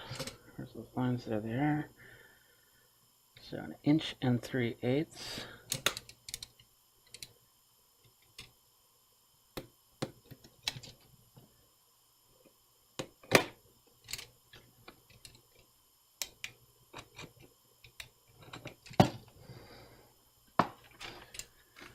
And then I'm gonna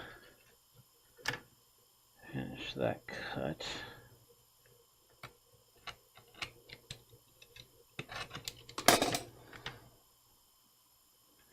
Pull out the piece, check it. Looks pretty darn good. Peel it off.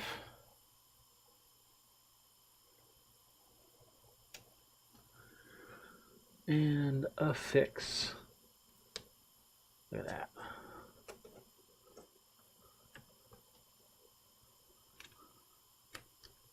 There we go. Now, what I can do is I can continue on with this and go from there. So, you get the idea. This is what it looks like. Let's go back into the studio and continue from there.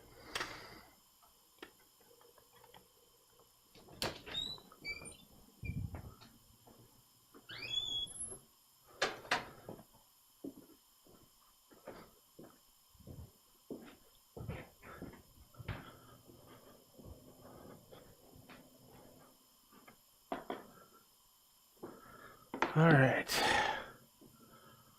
So now, here we go. So, we have got that. Did I wonder what's going on there? Anyway, doesn't matter. Let's just refresh that page so I can see we're still live. We're good to go. Okay, so basically that is how we took this, and I still got a lot to go in making this backsplash go all across the back wall. But so we had the Stick Go marble look and peel stick tile backsplash, and they come in different samples, 12 by 12, either in a single sheet if you need one, or 12 by 12 5 sheets, or 10 sheets, which I actually got 15. That's going to cover that back wall right there very nicely, and have a lot of fun with it. It's got a, once I take off that cellophane, it's got a non-stick type area, so it'll be easily washable.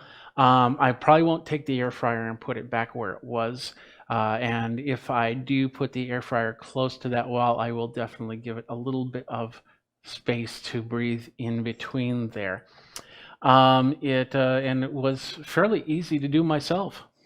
As you can see, I could make the cuts, and then you might want to use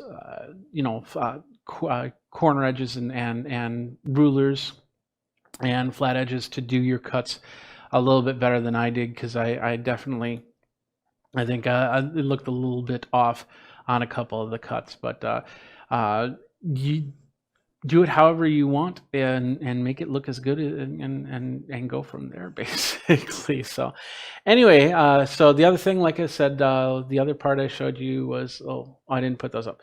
So we basically had the sanding sponge. That is an important thing. Making sure you have that back area clean, that's also very important, so you can put it down on the surface. And it could be walls, it could actually be countertops, it could be a whole bunch of different areas as well, but definitely used in the island kitchen walls, bathroom, shower, backsplash. I'm not exactly sure if a shower in the shower, but maybe around the mirror or something like that. That would probably be, but you would want to watch the humidity, because it is a sticky back surface, and it can definitely get start to peel if the moisture gets in there. But it also says put it around fireplaces, but once again, don't put it where there's going to be open flame, or where the flame could possibly touch this item, even though it might be non-flammable. It's one of those things that you want to be safer than sorry. So if you have like a brick ledge and then you want to put something above that, that makes sense, if anything. So all right, well, I think we're done here, so we're gonna just do that.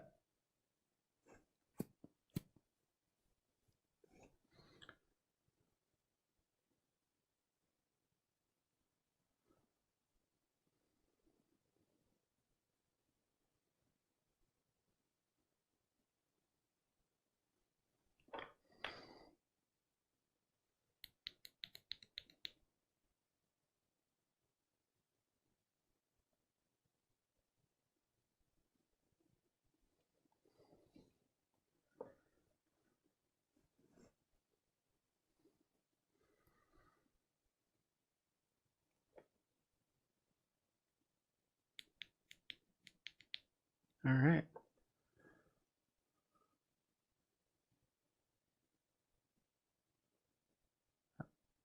There was that.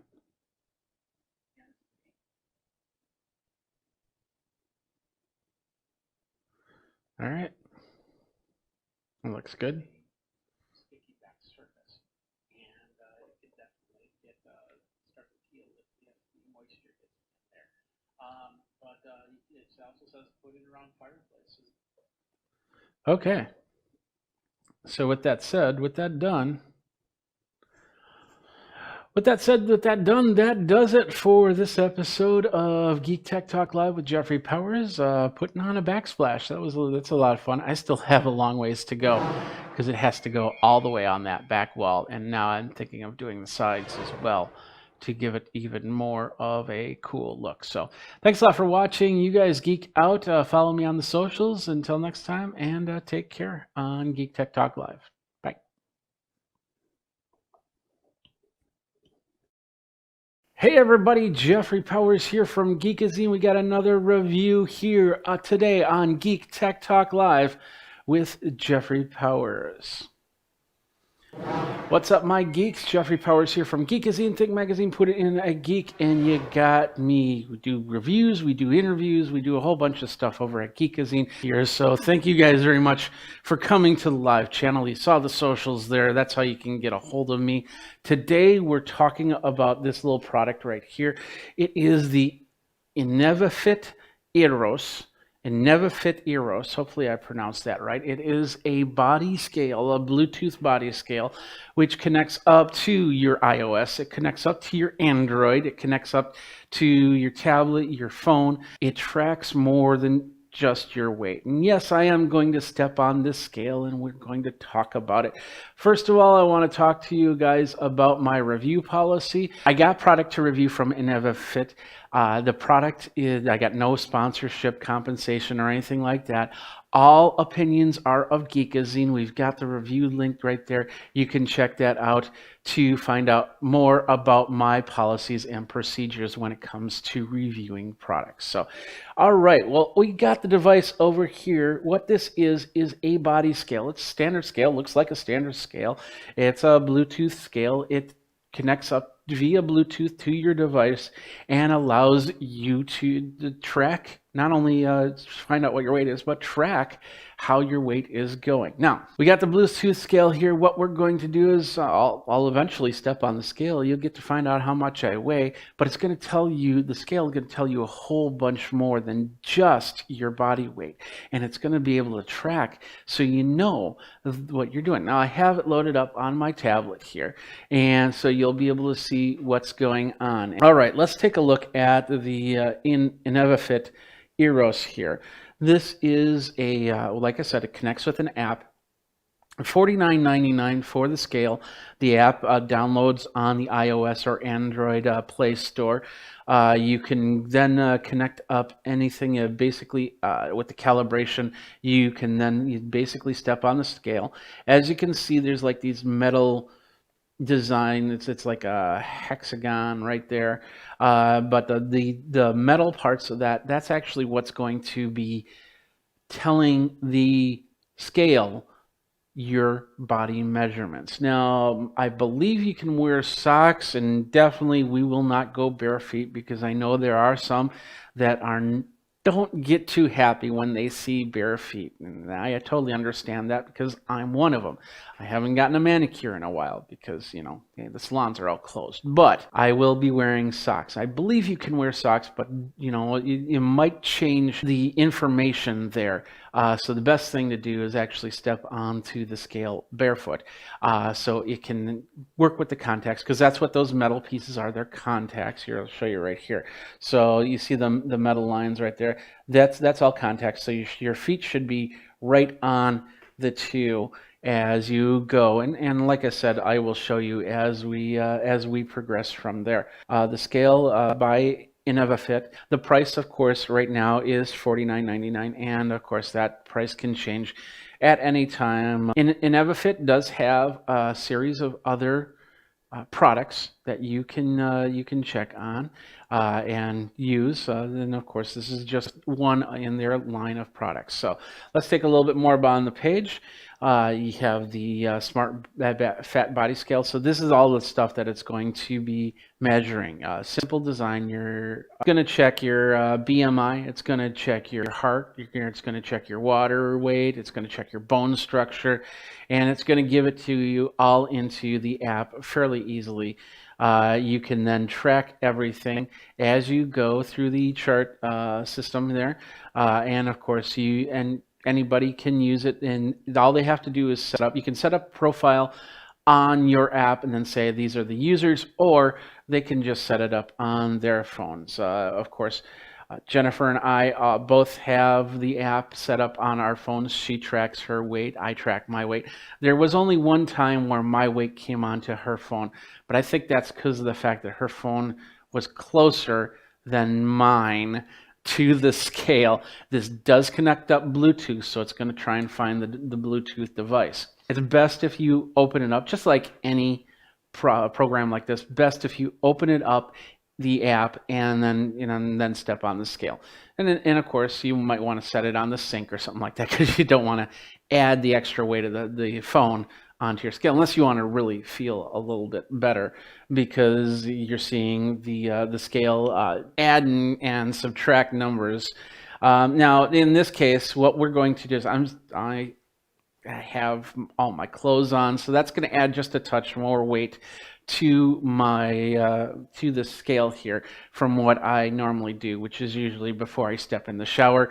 I know you got a perfect visual on that right there, and of course that's when everything reads and sends over to the phone. So the scale does come. Basically, you get the scale. There's 2 batteries, AA batteries in the back. We've been using this scale for I'd say about a month and a half now, and the battery life is still there. So basically what it does is it stays off until you step on the scale, and then the sensors say, hey, somebody's on the scale. Let's get this going. If you step on the scale and step off the scale, it'll go through a calibration process. So in this case, like over here, we have it on a carpet. Before, I usually have it on a hard floor. So you want to calibrate your scale before you step on. I'll show you how all that happens. We got the camera all set up, and I suppose without any further ado, let's do that. Let's step on the scale and show you how this all works. Now, to begin with, I'm going to load up my app here.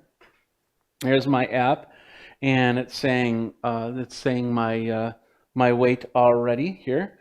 And of course it says that it's over because I stepped on the scale with the clothes on. So it's about 2 pounds more.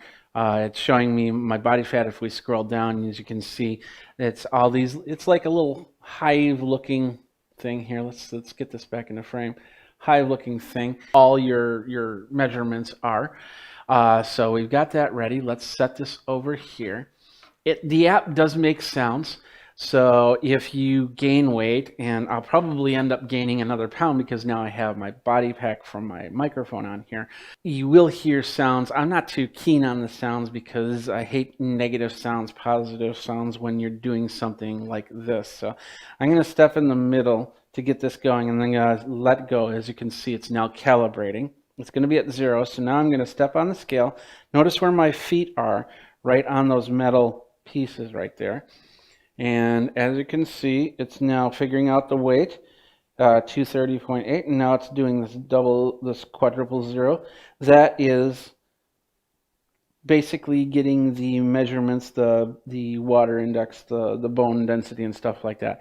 I don't know if you heard it on the app, but the app actually made a noise, and that noise basically said that I gained weight from there. So here's the app right here. And it's got my weight right there at 230.8.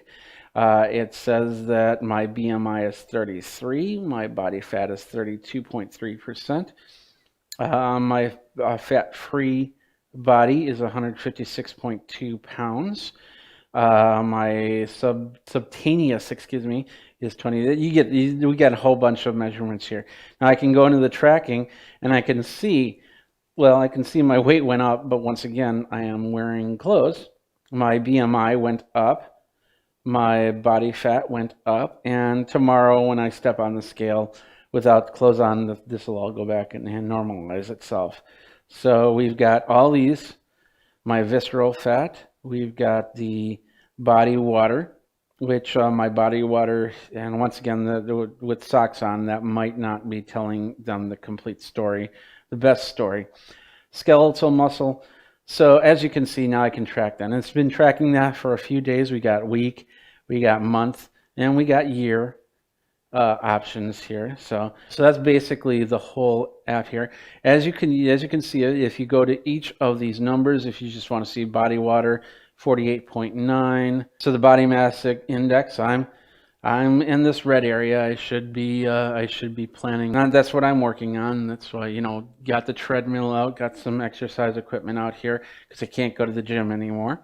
And yeah, that's pretty much it. That's how that all works. And then of course it turns itself off, so it saves on the battery. And then you can go about your day. You can do whatever you need to do. The cool thing about this is before, you had to do a whole bunch of stuff, different apps to find out more than just your weight. I mean, there were some weight tracking apps and scales tracking apps early on, but now reading through the feet, that it does have the ability to tell you a little bit more about what's going on inside your body, and that's great. It's not going to be perfect. If you want perfect, you're going to have to go to your healthcare professional, and they'll have the high-end equipment that will do this. But this gives you a good idea of where you're at, so you can continue on in a positive manner. And you can definitely share this information with your healthcare professional. because it helps them try, and especially nowadays, you'll have to do some communication with them, and this is something perfect for that. And that is the InnovaFit Eros. It's a body scale. It's perfect for getting your body measurements, trying to analyze and track how your progress when you're trying to lose weight, when you're trying to gain muscle, when you're trying to stay as healthy as possible. And that's pretty much it for this product. What do you think on it? Let me know by tweeting me over at Geekazine. Of course, all the socials. Think Magazine, Put in the Geek. You have got me. And I'll try and answer as many questions on this as possible. Of course, technical questions you should be talking to InnovaFit about. That was the InnovaFit Eros Bluetooth Body Fat Scale. And this has been another Geek Tech Talk Live with Jeffrey Powers. Questions, just let me know, and we will go from there. Thanks a lot for watching. You guys geek out and take care. Let's go to the Solium. This is the Solium SP. This is the wireless home security Wi-Fi system. The cool thing about this is it comes with a smart battery. I thought this came with solar panel. I might be wrong, but it is meant for connecting up on your wireless and, of course, setting it outside. So it's got AI ability, so it can detect faces and packages. So you can get notified when a package shows up or a person shows up or any activity. So if you can set this up, so if they show a guy jumping the fence on the picture here. So if you see guys jumping the fence, then, you can definitely get notified that something is weird happening. So, all right, here we go. This is the Solium Smart Battery Camera. And it says, don't forget to claim your free gift. You visit the website to claim your free gift by typing gift, or you can email their support. Awesome. So, okay, perfect. Now, this starts with the instruction manual at the top, which is where you need it to be. So it's got all the instructions on how to plug it in and hook it up and go from there. Little thank you card. Oh, that's pretty cool. I'll set this down. In the thank you card, these are the gifts that you'll get: a 32 gigabyte memory card and an extension cable. So that's not too bad. If you need a card for this camera, then that might be the perfect answer. And of course, they want you to write a product review. So, well, we do that, but not that way. So, all right, little card that says thank you and your warranty right there. A little sticker. Okay, this is the sticker. This is the guide sticker if you're drilling holes. So you can stick it on the surface, drill your holes, take that off, and then, of course, mount your camera. 2-year maintenance and 24/7 online support, one-on-one. Yeah, so that's that. Let's go ahead and get to the camera here. All right, here we go. This is the Solium camera. Nice little plastic bag. Let's pull that out. There we are. So what do we got in here? If you've ever used an Arlo, this is a little bit bigger than that type of camera, but it definitely has some heft to it. This must be the sensor, and it's got some film on it. So let's pull the film out. Ooh, a nice blue film. Look at that. It's like a LUT. If you don't know what a LUT is, that's okay. So what we got here is the camera right here, and it looks like maybe a light or something like that on top. Not sure yet. And this has got to be some sort of sensor here. And that must be the micro. There's a little dot right there, so that must be the microphone for audio. On the bottom here, we got something. I'm not sure what this is. Assuming it's rubber, so it might be pullable. Yep. Okay, here we go. On the bottom here is where you plug in your USB and your SD card. And then when it's outside, you want to have that sealed up, so that's why that little rubber grommet is there. Up on top, looks like we have a button to connect to the device. And on the back here, there's another rubber grommet. You take that off, and it exposes the camera mount. So if you don't use the camera mount, you can put this rubber grommet back on. That's pretty interesting. Next up, we've got, looks like the mount itself. Yes, so there's the mount right there. So let's see how that mounts onto the Solium. Oh, it's magnetic. You see that? So it'll just snap right in there. That's pretty cool. And then of course the mount with the screws, and there's got to be a way to, yeah, it's, you unscrew that, and then this is what you would mount here, and then you screw that in, and it's a little ball joint that will put it into place and lock it in. So let's see. So if your wall was like this, let's see, if your wall is like this, then you want to turn so you can bring this down a little bit, or if you don't want it to fall down, then you can have it locked there. But then you tighten this up through the screw in the back, and then it stays in place. Pretty straightforward. So anyway, that's that. We've got another box here. All right, in here, it looks like we've got a standard micro USB cable. We've got mounting screws, and we have basically a 3M sticky. So if you have just a regular wall rather than anything else, you can stick it, or you can do both. You can put screws in and you can stick it in. I will definitely put it in. I'm not sure where I'm going to put it in. I have a brick exterior, so that makes mounting anything outside tougher. But I do have, there are some areas that are wood-based that I could probably screw that into.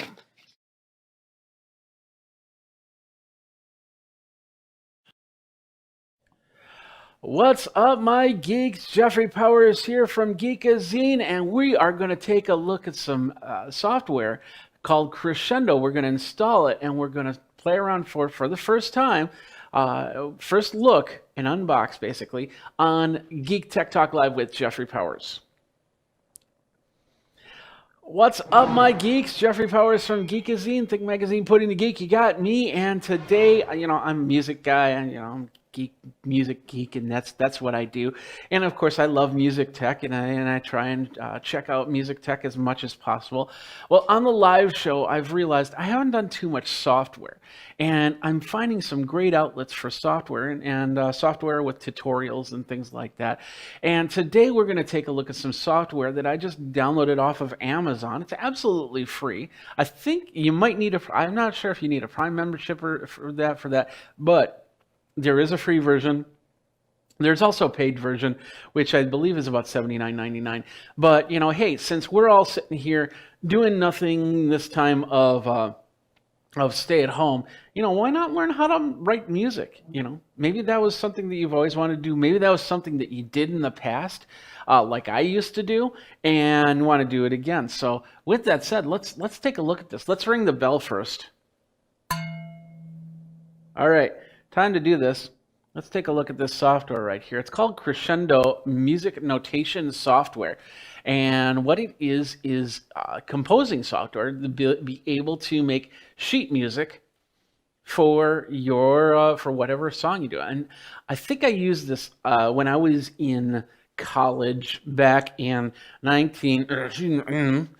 no, I'm not going to show you my high school photo or anything like that. But this is software that will allow you to write notation for that. And I'm not sure how much music theory that they'll have in there just yet. Once again, I just downloaded. I ordered the software. I downloaded the software. Simple as that.